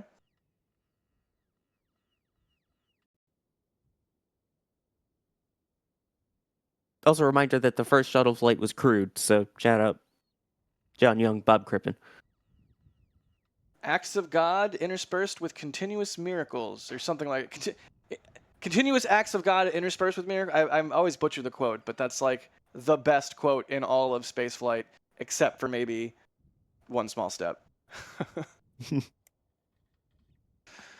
Let's see. Sam Miller is asking, do you think the human landing system gets launched on a Block 2 booster or a Block 3 booster? 3. Okay, would you care to elaborate, Trevor? Why 3? Uh, It's like the opposite of an Alex answer. we should require Alex to give some answers like that. No, I think it'll probably need the performance because I think, right, Elon said that the current version of Starship could only place about 50 tons into orbit, which is, I mean, a lot, but like also not a lot for a vehicle of this size. So I think they'll need some of the further optimizations. And that includes probably the Raptor 3 engines, which I guess we actually don't know if it's going to be on booster 2 or 3. But now that I'm rethinking this, I'm thinking probably it could be 2. And I was thinking ship, and that confused me. I don't know. I could see it being either.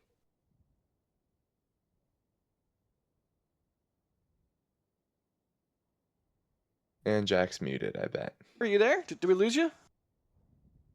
No? Hello? No, I heard all of Trevor's answer. Really? Okay, I must be having some connectivity issues here. So if I just go silent for a hot minute, feel free to just pick up the baton and keep running. But yeah, My permission to keep pretend to going. be you and then talk about kilts. No. Sawyer, I, Jack Byer, do solemnly Stop. swear. Stop. Stop it. It's not funny. You're right, it's hysterical. Stop it. All right, moving on. Let's do some more viewer questions. Y'all, once again, type at NASA Spaceflight in chat, and we'll see your question pop up in some software we have running in the background, if you could call it running. I mean, it's trying to run, that's for sure. Max B is asking, odds we will see a giant inflatable escape slide on a ship eventually, like on an aircraft. Hey man, if they ever do point to point, we're gonna have to see stuff like that. See, That would be hilarious. my mind went to the tower escape system that they have. It's like 40 with the giant slides that you go down to get away. That was where my brain went first, but that would be cool.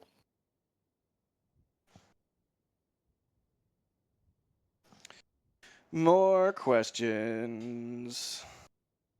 Andrea's asking, can a vehicle launch from one pad while a vehicle is being loaded on the other pad? If so, could the second vehicle launch as soon as the first booster was caught? I don't see why not. What do you think, Trevor? Yeah, I mean, they do this with Falcon. Very rapid turnaround between different launch pads. Obviously, those are a bit further apart, but like, yeah, I definitely think this is something that will be very, very common in the future. Good deal. Turtle Sanctuary, thank you for the support. They say, do you think one shipload of Starlink satellites deployed in lunar orbit will be enough for complete lunar coverage? I don't know. My gut is probably, but I'm so not a rocket scientist. So, Trevor, what do you Definitely think? not. I mean, of course, it you said- depends on the orbital altitude, but definitely not. Even if it's like 60 Starlinks? Yeah, that's Huh. really not that many. But the moon is small. It'll also Yeah, the depend on moon what is still orbit they're big. placed in, right? Actually, you are right. The moon is kind of huge. Yeah. And yes, you're right, Sawyer, what kind of orbit they're in. Good. That's a good question. Anonymous, grabbing one of Max's prints from the store. They say, decided I simply must have this. Love Max's work. Thanks, NSF. I love Max's work too. They grabbed the moon print. Max is sitting next to me. You guys can't see him, but he's sitting next to me. I love you. Love you too, Max. Moon. Moon. Seriously, though, thank you. It really means the world to us photographers when someone buys one of our prints. Not the least of which because it helps us defray the cost of rentals and things like that. That equipment purchases. It's just, that stuff adds up. So, how much did you spend on rentals this launch, Max? Over $1,000. Over $1,000? Yeah, I'm at 900 on this one. And I could have done more, but I was like, black coming up. I might need a new monitor.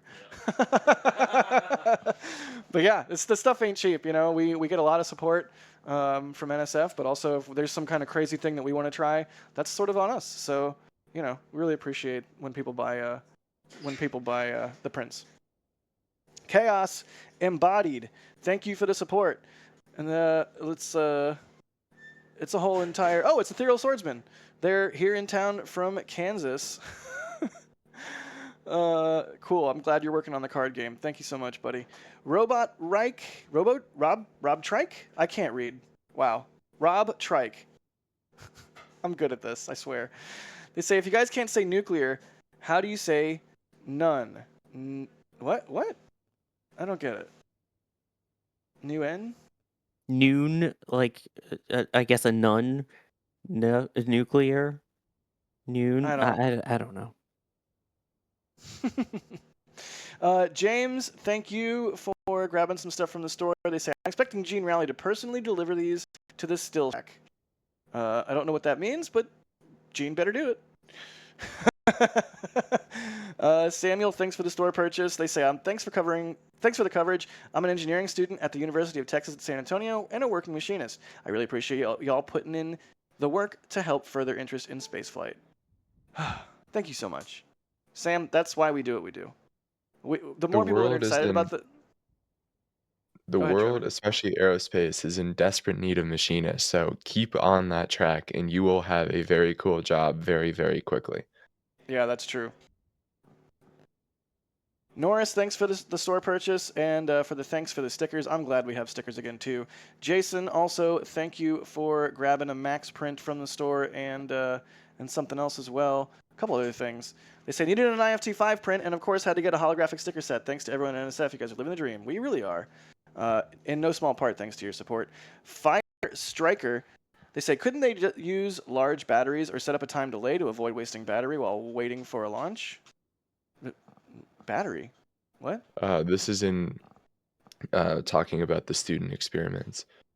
Oh, that's right, because we're still way behind on the support queue, which is why I'm running Yeah. through these very quickly. Ramraj, thank you for the support. Joshua, thank you for the support as well. Grabbing the Flight 6 patch. Casey Smith, thank you for the super chat. They say, when do you guys think that we will see significant payload to orbit? Over 50 tons. I don't know.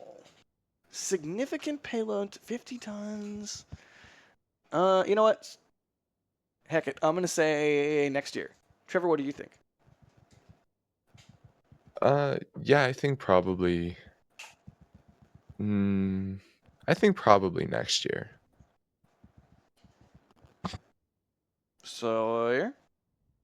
I think once we get booster version 2, I think booster version 2 and chip version 2, that's when we're going to get the full tonnage to orbit.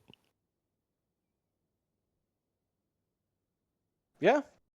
Well, either way, it's going to be soon. 2025 is going to be an amazing year for Starship, especially if today's flight goes well. I cannot underscore that enough. I am so excited for all the milestones that we're going to hit in the upcoming year. I just feel like it's just going to be SpaceX mission on the gas and just rapidly accelerating this program in the directions they need to in order to be able to fulfill their Artemis contracts with NASA and make humans a multiplanetary species, which will be a treat. It's going to be a good year, y'all. It's crazy. This year, right, I estimate SpaceX has put about 1450 tons into LEO, or into orbit. And eventually that could literally be 10 Starship launches. Wow. That's hard to even think about or like wrap my head around. Yeah. We're in for exciting times. We are indeed. Jay French, thank you for the support. They say, have we ever been told of the engine out capability in a landing burn phase? I know we saw one engine go out on Flight 4. Love the work. Go SpaceX. I don't recall anything specifically about engine out on landing. I think if they lose an engine on landing, it's bad news, but I don't know that for sure. Anybody, any thoughts? Anybody else? Of booster or ship? Because booster, they have plenty of margin, right? On Flight 4, they had an engine go out during the landing burn, and they still were within that half-meter accuracy that Gerstenmaier talked about. For flight or for ship, we also know that they have a little bit of engine out capability where we saw this in the suborbital test program where they down select to from 3 engines to the healthiest 2 and then down to the healthiest 1 for landing. And SN15 actually landed in a off nominal configuration. So ideally they had an engine problem and they weren't able to use the ideal engine configuration. So yes, both ship and booster have engine out capability on Starship, unlike on Falcon.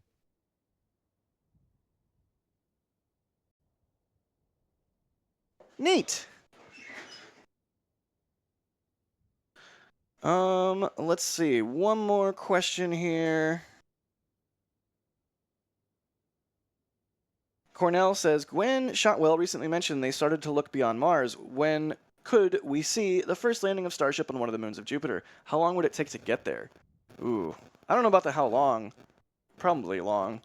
But we always talk about Mars. Like, what about a Starship mission to Venus? What about a Starship mission to one of the moons of Jupiter? Or a Starship mission that is just like a bus for some sort of giant science payload? That would be so cool. When do you think we'll start seeing cool stuff like that? Sawyer, go first. I mean, we just saw Europa Clipper launch to Europa, a month or two ago from aboard Falcon Heavy, and that's going to take 6 years. I know if it had been in the original SLS's plan, we were talking 2 years. So let's assume then the 2 years for Starship.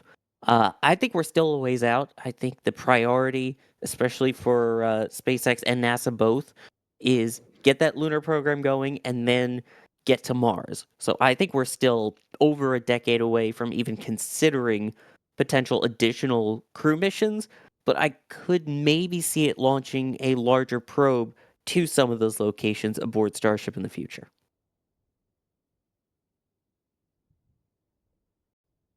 Trevor, what do you think?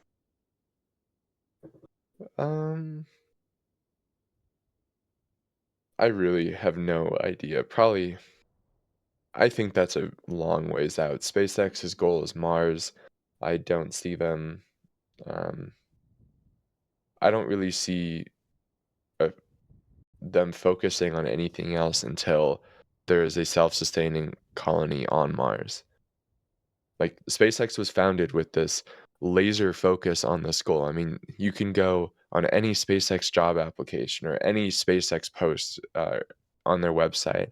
It basically all starts with SpaceX was founded with the goal of making humans multiplanetary. And until that checkbox is ticked, I don't see them losing focus on that goal. Yeah, that's completely fair. I do not disagree. All right, I want to do some more support, but before we do, I do want to take a moment and let's talk about what's going on with the weather today. We have our very own Adam Suker sitting right next to me. I'm going to hand him my headset. But yeah, our weather guru is here, so let's hear about the weather. So the weather for today, it's going to be very close to what we saw yesterday in the forecast that I was showing. So basically, we're going to still see highs around upper 70s to right about 80 degrees, right around the launch window. We're still going to see those north to northeast winds, roughly 10 to 14 miles per hour at the same time. The only thing we're looking at is obviously SpaceX has mentioned that the weather looks favorable, and that's those winds I've been showing you all aloft over the last few days. Those look to be still steady and just under the limit, so it looks fine there. The only other thing is visibility is great because we have humidity levels down now around mid 40s to 50% relative humidity, so it's making for very clear conditions right now looking at the tower. The only thing that we're tracking is there is some clouds that are going to be intermitting over the next few hours that are coming in from the west. They're trying to break up, so there's a good chance we could have, some passing clouds, but overall, I think the conditions are going to be great for the launch. Awesome. How is weather looking on the alternative days if they do have to push for any reason? Wednesday for sure is an absolute no-go. The latest data that I looked at there's just going to be too strong of wind shear on that day. There's just going to be really strong, even north winds on Wednesday. Thursday is starting to look like that could be another potential day as we go into Thursday and Friday. We'll finally get these troughs that are coming in. That's causing a lot of weather disturbances up to our north. Those will finally pass through, and that'll kind of let the conditions calm. But right now we're in the lull between those two systems, so that's why today's a good day. But yeah, Wednesday I would say absolutely no. That looks definitely off charts and off limits. But by Thursday, it could be really close to today. So it'd be another day like close to watch, but maybe within limits. So that would be my guess from the data I've been looking at lately. Awesome. Any other questions for the weather while y'all have me on? I can't think of any. Sawyer? No, I'm keeping an eye on chat as well, see Yeah. if there's anything. I guess the only other questions are out for the ship landing, but I don't think that's a requirement for launch conditions for this flight. So I did look over that for the Indian Ocean. It still looks the same. It has a little bit of low-level directional shear, maybe a few passing low clouds in the region, but overall, I think it still looks favorable even for ship landing in the Indian Ocean also. I think it looks very favorable. Beautiful. Cool. Yeah, if anyone in chat has any questions for Adam, list them now.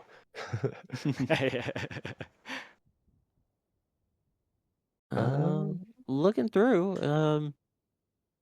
pretty much answers most of them.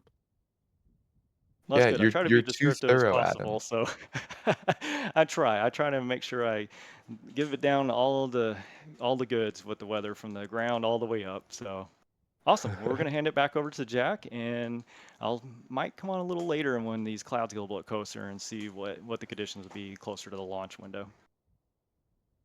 Well, actually, there is one question for you from Gene wondering how the winds are comparing to yesterday, given that they pushed from yesterday to today. Oh, definitely. So yesterday, it's not so much the ground level winds that was a difference. It was more the upper level winds. There was a lot of directional wind shear yesterday in the upper levels, and those, the directional shear itself has come down a little bit, and so that's why today is a little bit better than yesterday would have been. Uh, And EJ is Very cool. asking, what about vertical wind shear? Yeah, so vertical wind shear, yeah. So we have two different wind shears today. We have one at the 0 to 3 kilometers, which in the past of my forecast have been showing that low level. That's where the winds are changing with height. So that's where, that's where they're more concerned when the booster comes back. We want to, make sure that it's not getting pushed all around too much when it comes back for landing. Also, when the ship launches, you don't want a lot of vertical winds either. And then in the upper levels, we have what we call speed shear, which is just the wind speeding up as you go up with altitude. But every time I look, it's only been like 15 knots every 1 kilometer change. And it's not a dramatic change for each kilometer. So that should be within threshold for the rocket too. So everything's looking pretty good. Awesome. Thank you so much, Adam, for the updates. We really, really appreciate these. No problem. Handing it back over to Jack. Thanks so much, Duder. Really appreciate it. Always good to get some expertise in the studio and hear what's going on with the weather, especially for Starship, because, like, again, this isn't the Cape, this isn't Kennedy, this isn't Vandy, where there's like a weather officer that says, this is the percent of violation, etc. Oh, you guys. Oh, buddy. Are you seeing what I'm saying? Are you seeing what I'm saying? Ben. The tank farm has chosen a new pope, and it is Ship 31. Apparently. No, Well, that is the. Is it white yeah, smoke or black smoke when there's a new I pope? do not actually remember. But most importantly is this vent. Yeah. The vent that we are talking about, if you look basically right to the left of those rectangular gray chillers, that is the Pope vent, and that is sort of right on schedule for a sort of tank farm chill down procedure and fuel loading and all of that for a opening of the window launch right at 4 p.m. So this is excellent. This is exactly what we want to see, and yeah, good. Just a good sign all around. We have the old Pope vent activating. Hooray! I would love to know what that vent's name actually is. It's probably something really like not that exciting, like an acronym that's like Tank Farm Chill Down Vent 1 or something. TVC 1. I don't know, but yeah, Pope vent active. Hooray! SpaceX is usually more creative than that. Right. Usually. Unless you're talking about Starlink group names. Or Starlink shells. Go ahead, Trevor. We did get an interesting post from Elon on X a few minutes ago. Right from someone posted the chart that he had had at the all hands meeting earlier this year. And he was just giving some updated numbers for this flight. And he said the liftoff thrust is about 7,500 tons or about 75 meganewtons. And the mass is about 5,000 tons on this flight. The tanker version of Starship V3 will weigh over 7,000 tons. So that's, to me, shows that they're probably running Raptor 2s on this flight at full throttle, which they have not in the past. They've been a little under full throttle. And that also means that this thing should leap off the pad with a thrust to weight ratio of about 1.5 or something. Yeah, 1.5. So this will be an exciting launch today.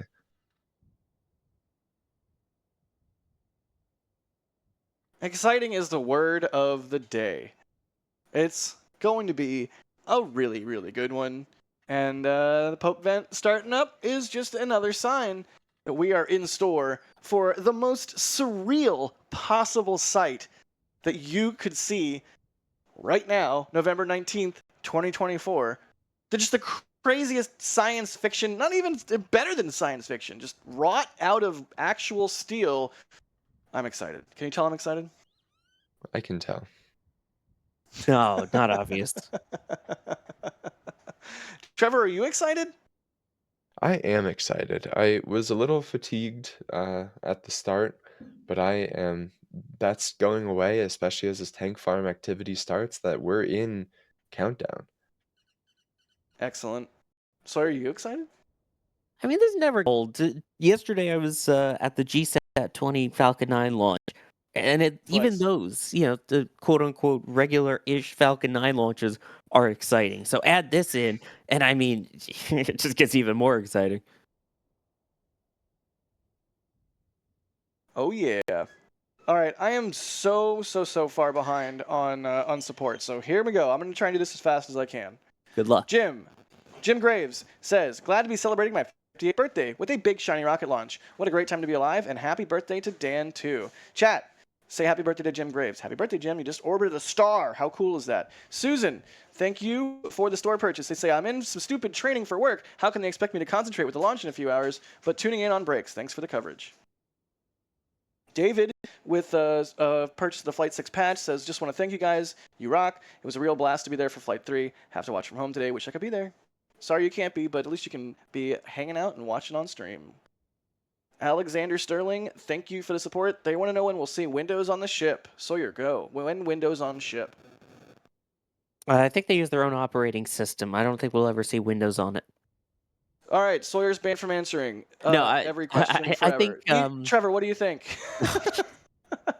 Um, Oh, I I wasn't serious. think Go ahead, Sawyer. 2026. I think once we start getting towards HLS, then we'll start getting Windows. So first HLS test, I think we'll see it. Yeah, that's a good call. Micah, thank you for the support with the store purchase. They got the Flight 6 patch. They said, oh my god, you can send messages live by buying merch? Wow, I hope this gets read right after the great Jared Walker. Okay, well, it didn't. Sorry. But also, yes, you can send messages by doing the super chats. You can send messages by buying merch. Pro tip. And, it's just fun. It's just fun to see everyone coming out with support and thanking us for what we do. We really appreciate it, and we love what we do, so that's why. Oh, I'm not going fast enough. Jeff, thank you for the support there. Matthew, thank you as well. There's for Flight 6. Haven Deuce, thank you for the support there. They say, I heard there are some Vulcans watching the skies today. Will you live long and prosper? Yes, you will. Fire Striker, thank you for the support. They say, Oh, my thing's glitching again. Jay, the panel's glitching again. They say, if we lose Ship 31 in reentry, how will SpaceX figure out if it was lost due to the missing tiles or the steeper reentry profile? I assume they have it instrumented well enough that they'll be able to know one or the other. Trevor, what do you think? Well, the steeper reentry profile is only the case for the final bit of the descent. So um, I think it would be pretty easy to tell. Plus, they have so much sensor data, and thanks to the amazingness of Starlink, they are able to downlink it even in the typical comms blackout. So I think it would be pretty easy for them to figure out. Sawyer, thoughts? Oh god, the amount of sensors and things that they have on that ship. I'm sure there's even more that we can't see as opposed to the additional ones that we've seen for these flaps. I think they've got so many sensors that they'll be able to tell quite easily whether it was a structural thing, whether it was a heating thing, whether it was a stress thing, and be able to go from there. Indeed. I mean, I think we've even seen tiles with stuff written on them like, do not remove or do not replace instrumented or something like that. Oh, hey, look, the helicopter's back.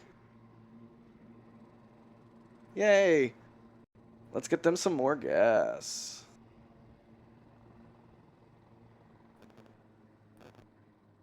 All right. I'm going to keep trying to cut down on the delay here that we have on thanking people because we're still like an hour behind. David, thank you. Sam Simonson, thank you. We've been talking about the changes for Flight 6. I'm sure we'll talk about it again here in a little bit. Mike Bundy, thank you so much for the support. Pete Raymer, thank you for becoming a Padrat member. Sebastian, thank you for the support. They say, why doesn't SpaceX active cool the launch tower before launch? Like, let's say like the cooling of the engines are cooled would lower the refurbishing costs. I do sort of wonder why the tower doesn't have some spray of its own. I know a lot of ULA's towers will sort of have a water system, even if it's just after launch to wash off SRB residue. But yeah, that would be interesting to see. Who knows? This is just Launchpad version 1. Neil W., thank you for the support. They say, can anyone explain Elon's whole 420 thing? I mean, number funny, I think, is the whole entire explanation. Mustache Mike TV, thank you for becoming a Capcom member. Again, Discord access to Capcom members and above. Russ Caldwell, Red Team member, thank you so much. Rob, thank you for the support. They say, join stream late. Sorry if I already asked. What specifically will be different about this flight from the last? Can you go over it again? All right, Trevor, let's give us a speed run on this. Okay, on ship, they will be doing the in-space Raptor relight burn. They will be doing TPS testing. As you can see, the ship looks like a penguin and had a large amount of its TPS removed. They will be changing the angle of attack during the tail end of the reentry, and the ship will be splashing down in daylight. On the booster, they will be doing a more aggressive catch profile, so it'll be a faster deceleration, hopefully saving some propellant. And that'll probably mean it'll be a little bit harder of a catch according to Elon. And they have new procedures to remove propellant and FTS from the booster if it is successfully caught, and some general reinforcements, and thousands of other small changes that we don't know of. Thanks, Trevor. Joel, grabbing the patch. Oh god, the panel is so very broken. They say maybe the ship will be seen from Florida at sunset. Thoughts? That would be epic. That would be so cool. I know Why is people that my have voice telescopes doing set up to this? try and view it from Florida, so we'll see what they get. Neat. That's really neat. Michael from with a store purchase, they say watching from Margaritaville. Let's go. Nice choice. Ben Creasy Vision, they say how many Falcon 9 boosters have there been? How many are active? Trevor, go. They just shipped B1092, if I remember correctly. So there have been like 90, call it 95, give or take, boosters. Because a few of the B10 series have been test articles, and then there was, of course, the B000X naming nomenclature for the first few. So give or take 95 Falcon boosters, and I believe about 12 of them are active. I can count if you really want me to. I do. It is 1, 2, 3, 4, 5, 6, 7, 8, 9, 10, 11, 12, 13, 14, 15, 16. But some of those are Falcon Heavy, so they're not super active. So they have like 12-ish active boosters. Good deal. Thank you, Trevor. Everett, with a store purchase, they got the Flight 6 patch, looks like. They say, will you be doing more Starship Flight 5 patches? I was at work on the bus and wasn't able to get one. Is it only one I'm missing? No, I'm sorry, man. But we do have stickers. Didn't we release the stickers of all the things? Like, those don't go out of stock. We can only do what we can do, and when the certain flight stickers go out of stock, they are just out of stock. Sorry. Anonymous, thank you for the store purchase. Mateo, thank you as well. They say, can't wait for the launch, as always. Excited for a second catch attempt. Yeah, I think we're all very excited to see that catch attempt, especially on a harder profile. I want to see an explosion. Obviously, I want this program to progress as rapidly as possible, but I want to see an explosion. I like explosions. When nobody gets hurt, explosions are cool. And really, it'll be like the smallest teeny little speed bump. It won't even be a speed bump. It'll be like when you're driving down the road and you drive over one of those reflectors on the double yellow lines, and it's just like that's it. That's all it would be. SpaceX really wouldn't care. I hope. I would hope. I hope it all works. Just saying. No, I want it to blow up. Let's get some fire here. Okay. Man, I'm still 51 minutes behind on support. I'm gonna keep trying. Joshua, thank you for the support here. They say in the future, will SpaceX collect retired or damaged Starlink satellites in a Starship, land and refurbish the satellites for future use? I don't know. The satellites are meant to be fully demisable, so I think re-entry is currently the thinking there. Jeff Rolfe gifting 10 Red Team memberships. Thank you so much. Anonymous, thank you for the store purchase. They're excited for launch 2. Or they're excited for the launch 2 in a row. Fingers crossed. Much love from Edinburgh, Scotland. Wayne Edward, thank you for gifting a Red Team membership. Michael, thank you for the store purchase. Doug Ramsey, thank you for gifting 10 Red Team memberships. That's remarkable. Everyone's gifting a lot of memberships. If you get a gifted membership, be sure to thank the person that gifted it to you. And if you're wondering why you haven't gotten one and you think you should because you're active in chat, then make sure you have that setting turned on. Daniel Hogbin, they say, Jack, when Jack and D member? D, when next member stream? Soon. Soon TM. Yeah, that was so fun, wasn't it? It was so much fun. Pending regulatory approval for the next one, though, of course. Yeah, true. For those of you that don't know out there, right after flight, was it flight 5 or 4? Right after flight 4, my brain is a mush. Right after flight 4, D and I drove straight to New Mexico to film and stream Virgin Galactic's last flight of their Unity spacecraft, and then we immediately turned around and then drove right back to Starbase. And then D had to drive back to Florida. But the drive to New Mexico and the drive back from New Mexico were done as members streams, sort of ephemeral, one time only, kind of got to be there sort of thing. But those were, if you were there, those were good ones. All right, let's see what we got here. Doug Ramsey gifting 10 Red Team memberships. Thank you. Daniel Hogbin. Oh, I already did, Doug. The panel is broken. All right, you know what? It's question time. Jero is asking, do you think Earth-to-Earth Starship travel will actually be a thing? Trevor, what do you think? Yes. I do think it will eventually be a thing. Do I ever really see it replacing like standard air travel? No, not really.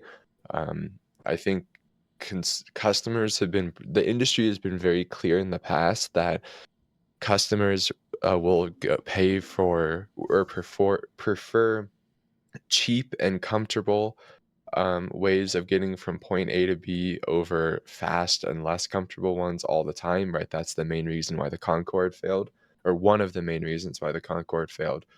So I definitely see it being a thing, but I don't see it being the massive commercial thing that Elon and SpaceX have talked about in the past.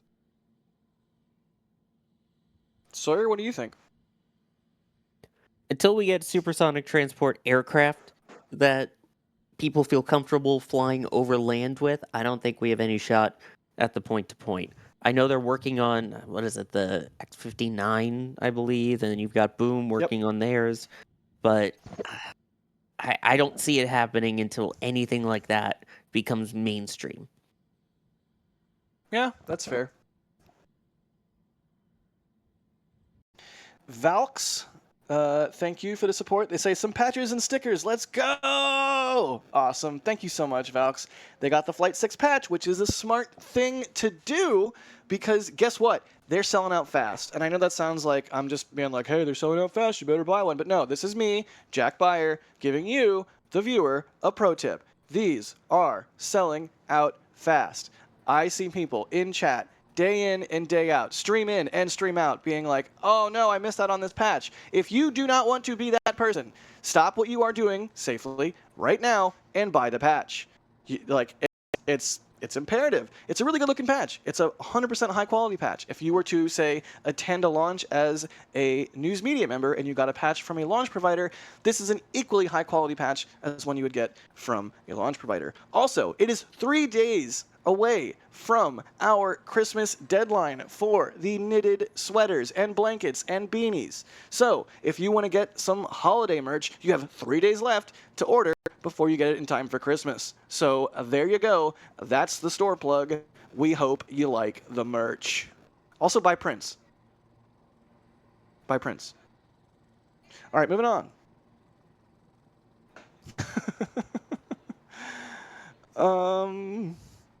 Chris is asking, how about a starship with chomper doors painted like Bullet Bill from Super Mario Brothers? Yes. I am so here for that. Trevor, do you even know what Bullet Bill is? Only because of the Ship 26 memes, but I will save myself and not say what I was going to say. Never played Mario Kart, Mario Party, none of that. No, All right, moving right along. Let's not bully Please Trevor move for on. once. I strongly dislike Mario. I hate that Trevor, whole series of don't, games. Trevor, Definitely don't move dig on. yourself a hole. Don't dig. Don't. Let's just. Next. Oh, let's see what else we got here. Tell you what, Sawyer, can you check some questions in the queue, and I'm gonna keep running through support. Anonymous says, "I think this is your best patch yet. Thank you for all you do, all the amazing coverage. Go FT6, go SpaceX, go NSF." Y'all the best, Anonymous. DJ, thank you for the store purchase. They say RRTLS, real return to launch site. I mean, true. Wayne Edwards says woot woot with a bunch of rocket emojis. Thanks, buddy. Timothy, with a store purchase, they say, please send my missing patch 5. Thanks, Tim. Oh, Tim, reach out to the store team. Anita, grabbing the Flight 6 patch. They say, hi, thanks for the great coverage. What number starship do you think will be caught on land? I'm going to say 38. Trevor, what do you think? I think 36. Nice. Sawyer? Just for the memes, 42. I thought you were going to say 37. Good deal.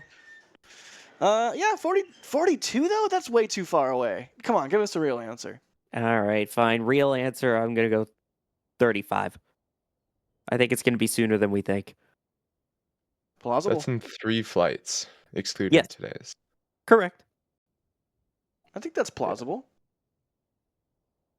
Anonymous, thank you again. Oh no, we already did that one. Thank you for the support. Neil. Let's see, they got something from the store. They got a Flight 6 patch. Good job. They say, I hate that I missed the Flight 5 patch. Thanks for all you do. See, what was I just saying? What was I just saying? Rick, I'm not even gonna try and say your last name. Oh no, it's not even Rick. It's Renee. I think my eyes are starting to go. I need to eat more carrots, even though that's not a real thing. No, it's not real. Eat carrots anyway. They're good. Yeah, carrots are delicious. Jonathan's asking, how significant mass-wise are the tiles they removed from Starship? It was like half a ton. I feel like that's reasonably significant. I mean, that's what, half a ton more payload instead, right? Yeah. That wasn't a very affirming yeah, Trevor. Do you really think yeah, or are you just saying yeah? Yes, that is like half of a full-size Starlink satellite that they gained. All right, fine. Now I see why your yeah was so soft. When will prop load begin? I is asking. When are we expecting prop load to begin if they're going right at 4? Well, math-wise, the go no go poll that happens about T-minus 1 hour and 15 minutes, and if that's the case, Then at just under T-minus 50 minutes is when we should start with the load. And then, that would start with the methane first, and then the liquid oxygen about a minute later. So that would be 3:10 local time. Good deal. Not too long from now. Things are getting really, really real. And holy cow. No, you know what? I can't even say it. I can't even say it. Should I say it? Max Say is it. telling me to say it. So if this jinxes it, it's Max's fault. I see blue sky. I see a lot of blue sky, and that makes me happy. Some good light Why and are some you blue sky. saying that? Let's hope these conditions hold. Knock on wood, Trevor, is the final part of that statement. Why are No, you I don't. even saying this? Because Max said to. It's Max's fault. Take it back. No, I don't take it back. I don't want responsibility for this. No, it's your Too responsibility. late. It's on recording now. This is like on flight 4, when I said to a friend, like, "Oh, the fog is starting to clear." Yeah. So you're saying we can blame Meaningless? you then, Trevor. Got it. It's Trevor's fault. Meaningless, thank you for the $50 super chat. That's outstanding. They say, Jack, I have a print of your aerial shot of the first time 2 starships were on the suborbital pads. I can't wait until we have 2 full stacks next to each other at Starbase. Any predictions on when they will have 2 full stacks? Sawyer, what do you think?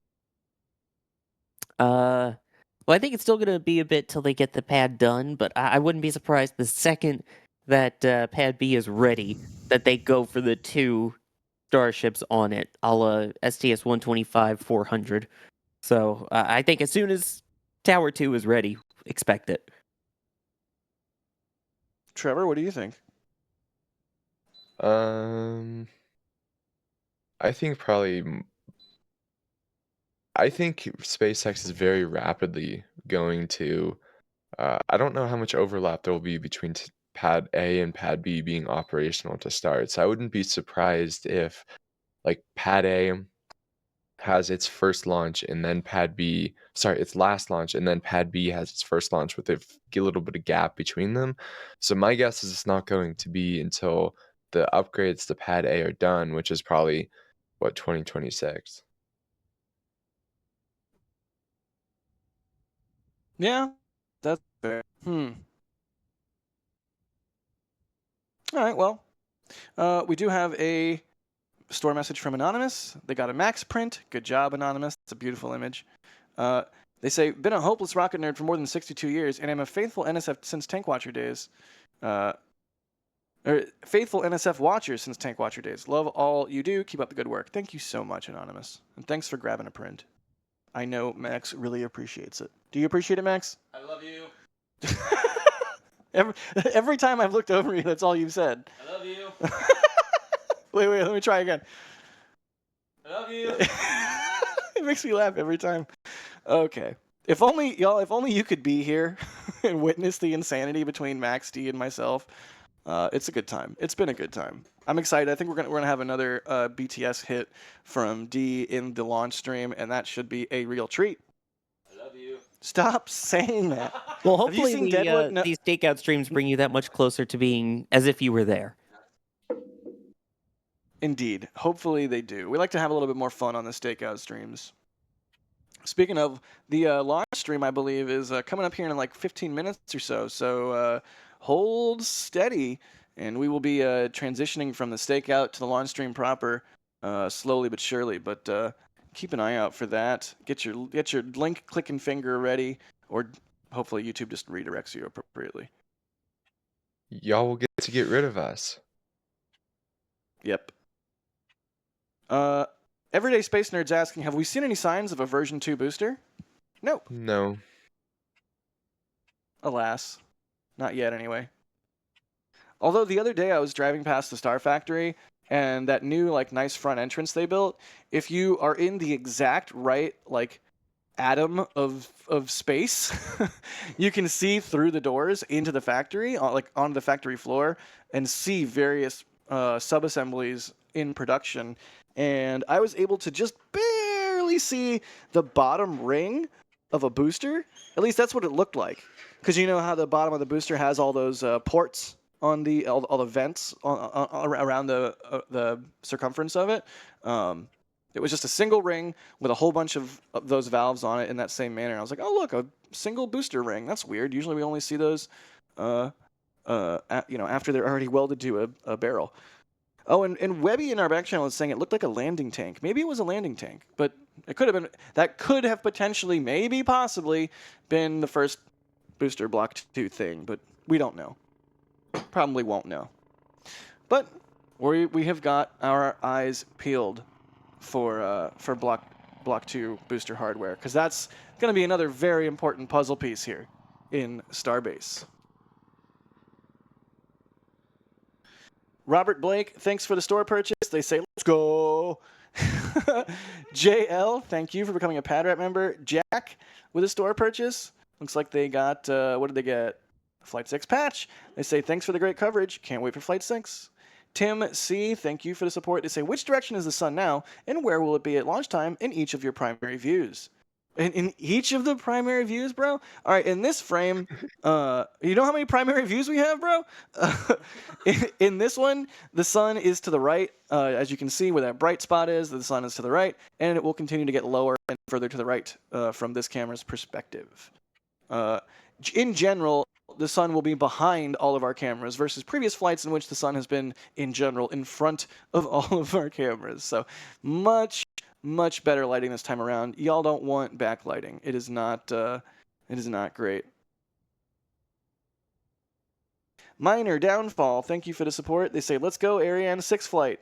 The roar of these Vinci engines is going to be so neat. The best part is they paid €5 to say that. Oh my gosh. Ron Mechanic plugged in. Thank you for the $50 super. That's very generous of you. They say, long-time silent watcher. Love the coverage from NSF. Home recovering from surgery. Go Bacon. Go Starship.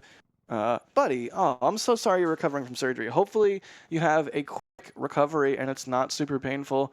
I'm so sorry that you needed surgery even, but thank you for watching us. I'm super appreciative that you took the time to do your first ever super chat for us here.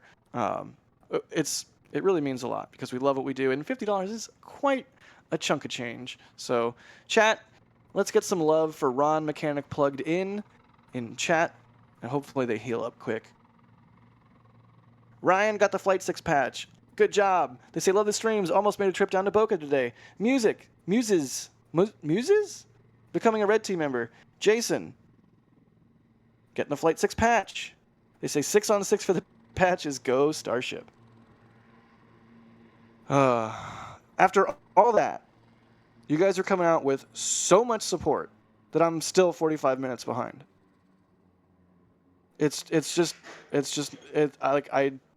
There's nothing I could do to go faster. I don't know how to go faster, but thank you all so much for the support. Let's do some more questions.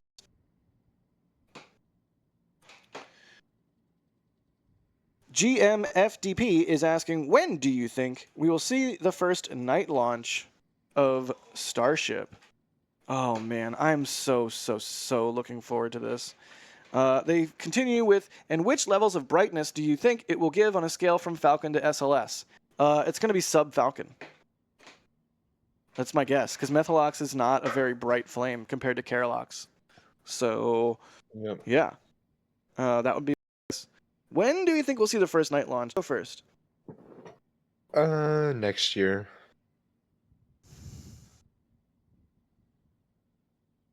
Sawyer, what do you think? Not vague at all. Yeah, I think... I thought for a second there was going to be more. There wasn't more. Trevor's being very brief today. Did I anger you, Trevor? You always angered me. No, I honestly don't have anything more. My guess is next year, but that's a total guess. I think that we're going to need to see day launches of the ship first, then potentially towards the end of next year we might. And yeah, it's going to be interesting with the Methalox because in terms of night Methaloxes, the only thing that we've seen is Vulcan, although that was extra bright because of the 2 solid rocket boosters. So I'll be very interested to see Methalox at night. Or, well, we had technically relativity, but that was, smaller.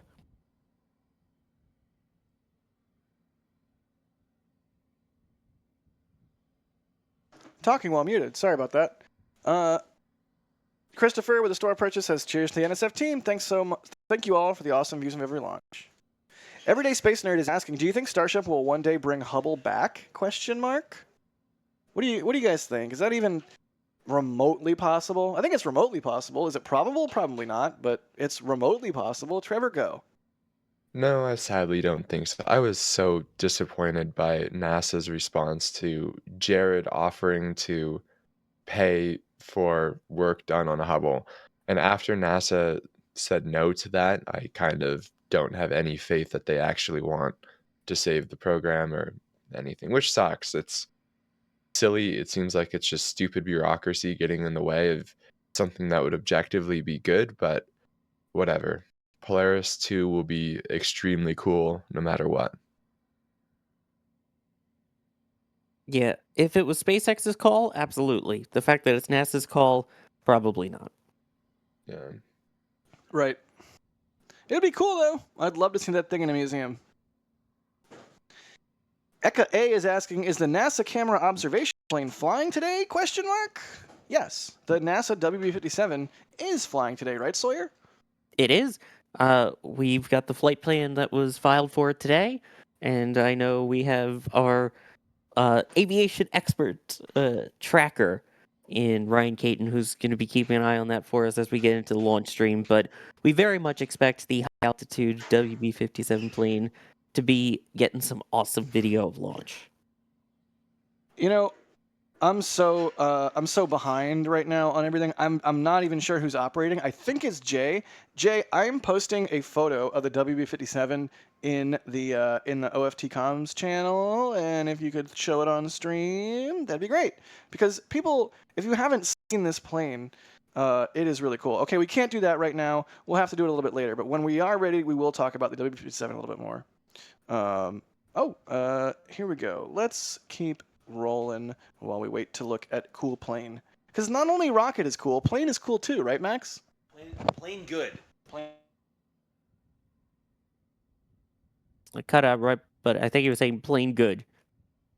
And that's just plain awesome. There we go. And there it is. That is the WB-57. First off, it just looks absolutely awesome. You can see the gimbal mount there on the nose of the plane. It is just so cool. Yeah, I think I might have dropped. As he Might have says dropped it. a few packets. Yeah, as they drop again. But yes, you can see that it's a very unique plane. I believe NASA has 2 of them, and we should wings? expect some fantastic views. It's not optimized for speed. It's optimized for altitude, right? It goes up really, really high, like 40, 50, 60,000 feet, and can get above a lot of the atmosphere and can get some really good views. So hopefully they release those. Sir, do you have me? Have I been spotty? Now we got you back. Yes, you were spotty, so I was just taking over the answer for that. Thank you. I love that plane. I don't know what I said that came through and what didn't, but yeah, that was the plane was landing at Point Mugu in California when I shot that. Really, really special treat. Paul F is asking, at what point do you think the Starship program would be considered fully operational? When propellant transfer is in the works, when it's launching crew, or when they do that routinely when it's launching crew and routinely launching payloads. Yeah, I guess because fully, the word there is fully operational, right? So it would have to be both payloads and humans. Sawyer, what do you think? At least payloads, I think they can make it operational. Again, Falcon 9 was operational well before it was crew rated. So I see operational being once we have the first payload deploy on a mission. I mean, they still have to do orbit first, and I think even that first orbital flight is still going to be considered a test. But once we get payload deploy, I would consider it operational. Yeah, I would agree to that, but fully operational. I mean, it's supposed to launch people, right? So Not until I Jared's riding that thing into space is it going to be fully operational. I I do not disagree. think that one can say that Starship is operational until propellant transfer is solved, because like that is such a huge part of this program. That's true. Starship by itself is just a hog. It's a beast, and they're not gonna be able to unlock everything that they want to unlock with it unless they get to a point where they can do that refilling. I mean, it'll still be a great vehicle for Leo without the refilling, but you know, it's got a lot more jobs than just that. Next up, we have a question from Stephen Lewis asking, is the reentry plasma hotter if the ship is coming in faster? Yes. What about Mars? Will the tiles be up to the entry? Trevor, is there like some kind of physics thing where it's like the faster you're going, it increases with the square or the inverse, something, I don't know. Say something smart. Go. Peak heating is roughly proportional to the cube of velocity. So it's cubular. It is cubular. That is a math term, right? Most people would say cubic, but sure. Cubular. Of course, that's a California in you coming out cubular. Cubular, brah.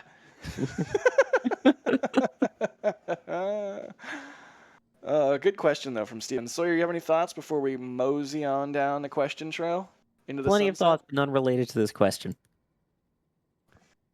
All right, good call. Oh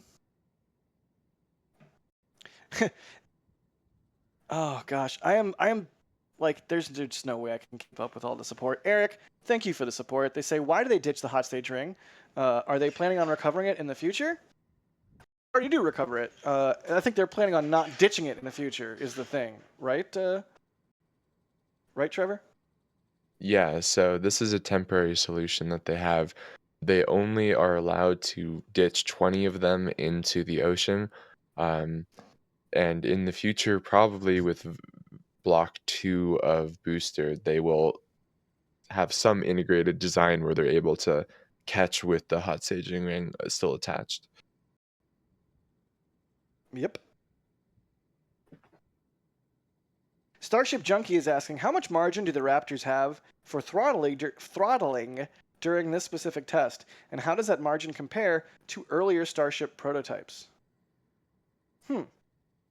Well, Elon did zeet those numbers earlier, right? And it kind of seemed like Raptor 2 would have to be running at full throttle. So That's correct. I believe on Flight 1, they only went up to like 90% or something like that. So a little over 10% more thrust compared to at least Flight 1. I'm sure they've slowly been moving that number up. And then in terms of the low end, since it's asking about range, I think that's pretty similar. I think Raptor can throttle down to about 40%, something on that order. which is remarkable. Like it's extremely challenging to throttle a rocket engine like that, especially I assume, even though I'm not a rocket scientist, a full flow stage combustion engine where both turbines are kind of coupled and it's sort of everything has to work extra just right. Yeah. If that makes any Thankfully, sense. SpaceX's prop team is far more intelligent than I am. We're not rocket scientists. We just play them on the internet.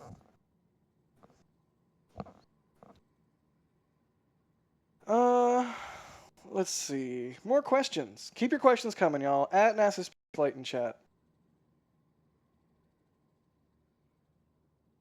They say, or Freddie is asking, is this a new camera position? This view, it look different. This is a camera on Danger trailer that is set up at Danger Lot, which is something we get to do thanks to SpaceX being awesome and allowing media to set up streaming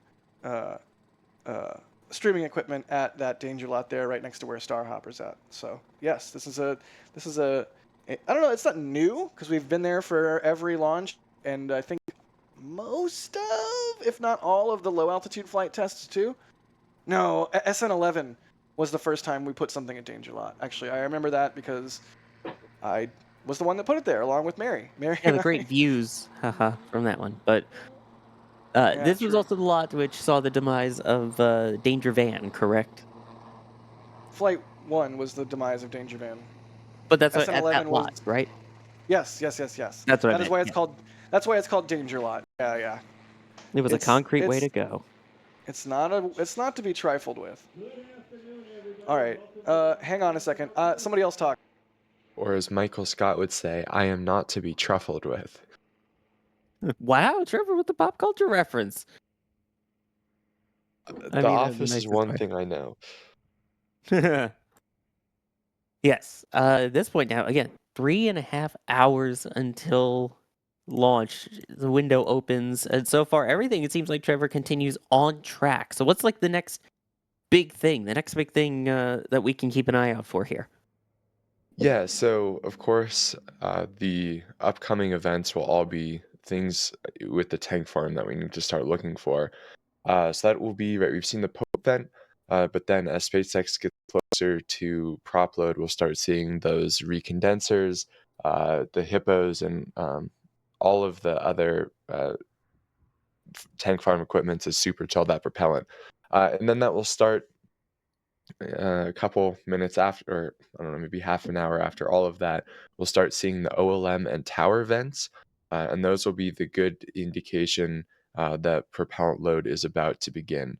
So that's all still a couple hours out at this point, but still we are getting close, which is exciting nonetheless. So exciting. This is going to be a really good launch. Hopefully, they're able to successfully get this thing in the air today.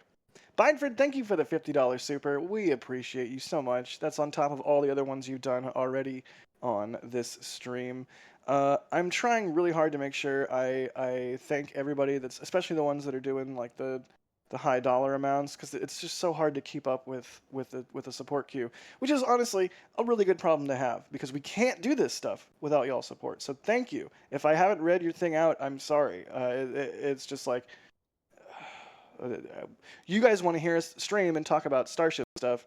You don't want to hear me just say thanks for 3 hours straight. I know. So it's always a very tough balance to strike. But I want y'all to know, all of you, that we appreciate you contributing monetarily or not.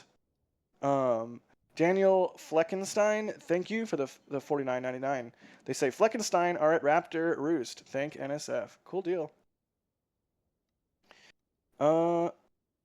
Nathan's, thank you for the store purchase. They say go Starship. Thanks for the coverage.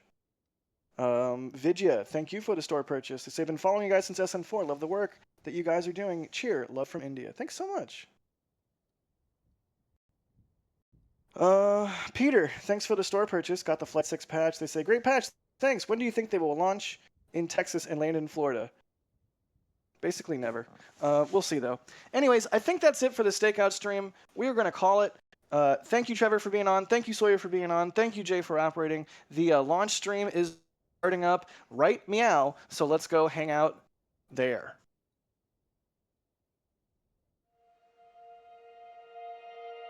And here we go.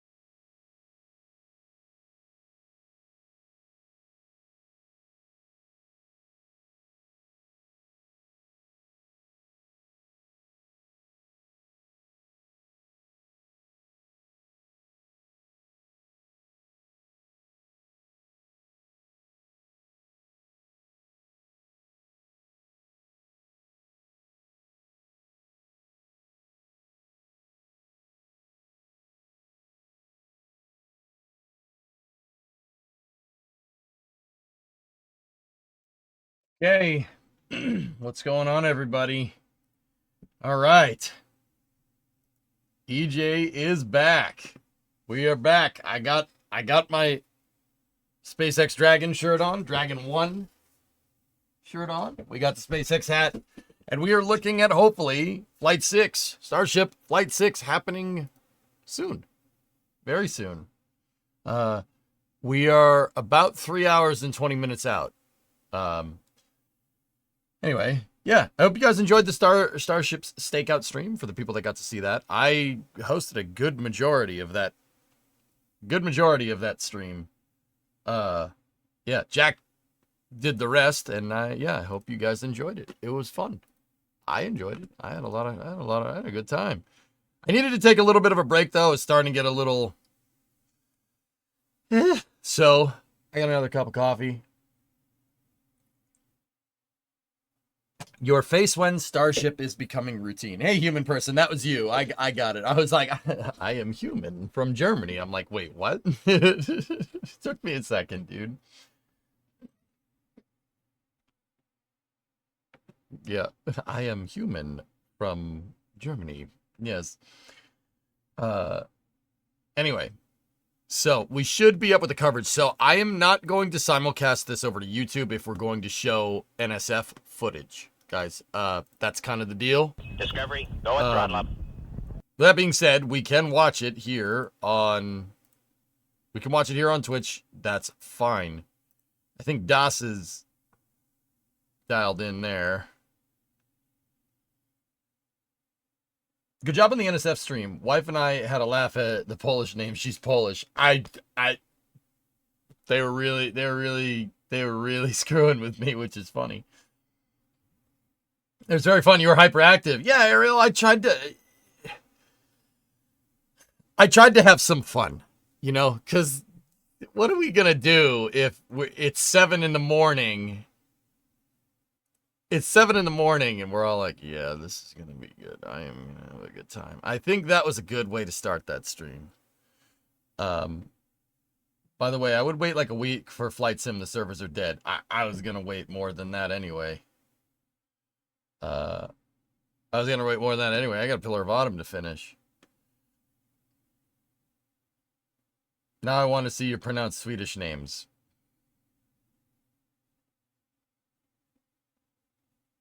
I don't want to do this. Graham, how you doing? What's going on? So, here, let's open up Starbase Live and we'll go from there. Once again, this is coming courtesy of our buddies over at NSF. You've been watching the Stakeout. Let's heard see. Adam Suker talk about the weather and the winds have died down, and as the day progresses, it gets better. They're sending you to Nihon, Mijan? Oh. Excellent. And look at this. What a problem to have. We have so many cameras, we can't even fit them all on the stream. That's right. Remember, we do have some special content for members of the channel. We've got some multi-views and stuff like that, or special behind the scenes. I'm not sure exactly which one we're offering today, but we've got cool stuff for folks who are in the YouTube membership program here too. So you see views, we can't fit them all on the screen all the time, but we do have some special behind the scenes content for folks who are members here on YouTube. Yep. Where are we at in the, I mean, time is it now? We are 3 hours 17 minutes. 3 hours and 17 minutes to the opening of the window. Till the opening of the window. You know, speaking of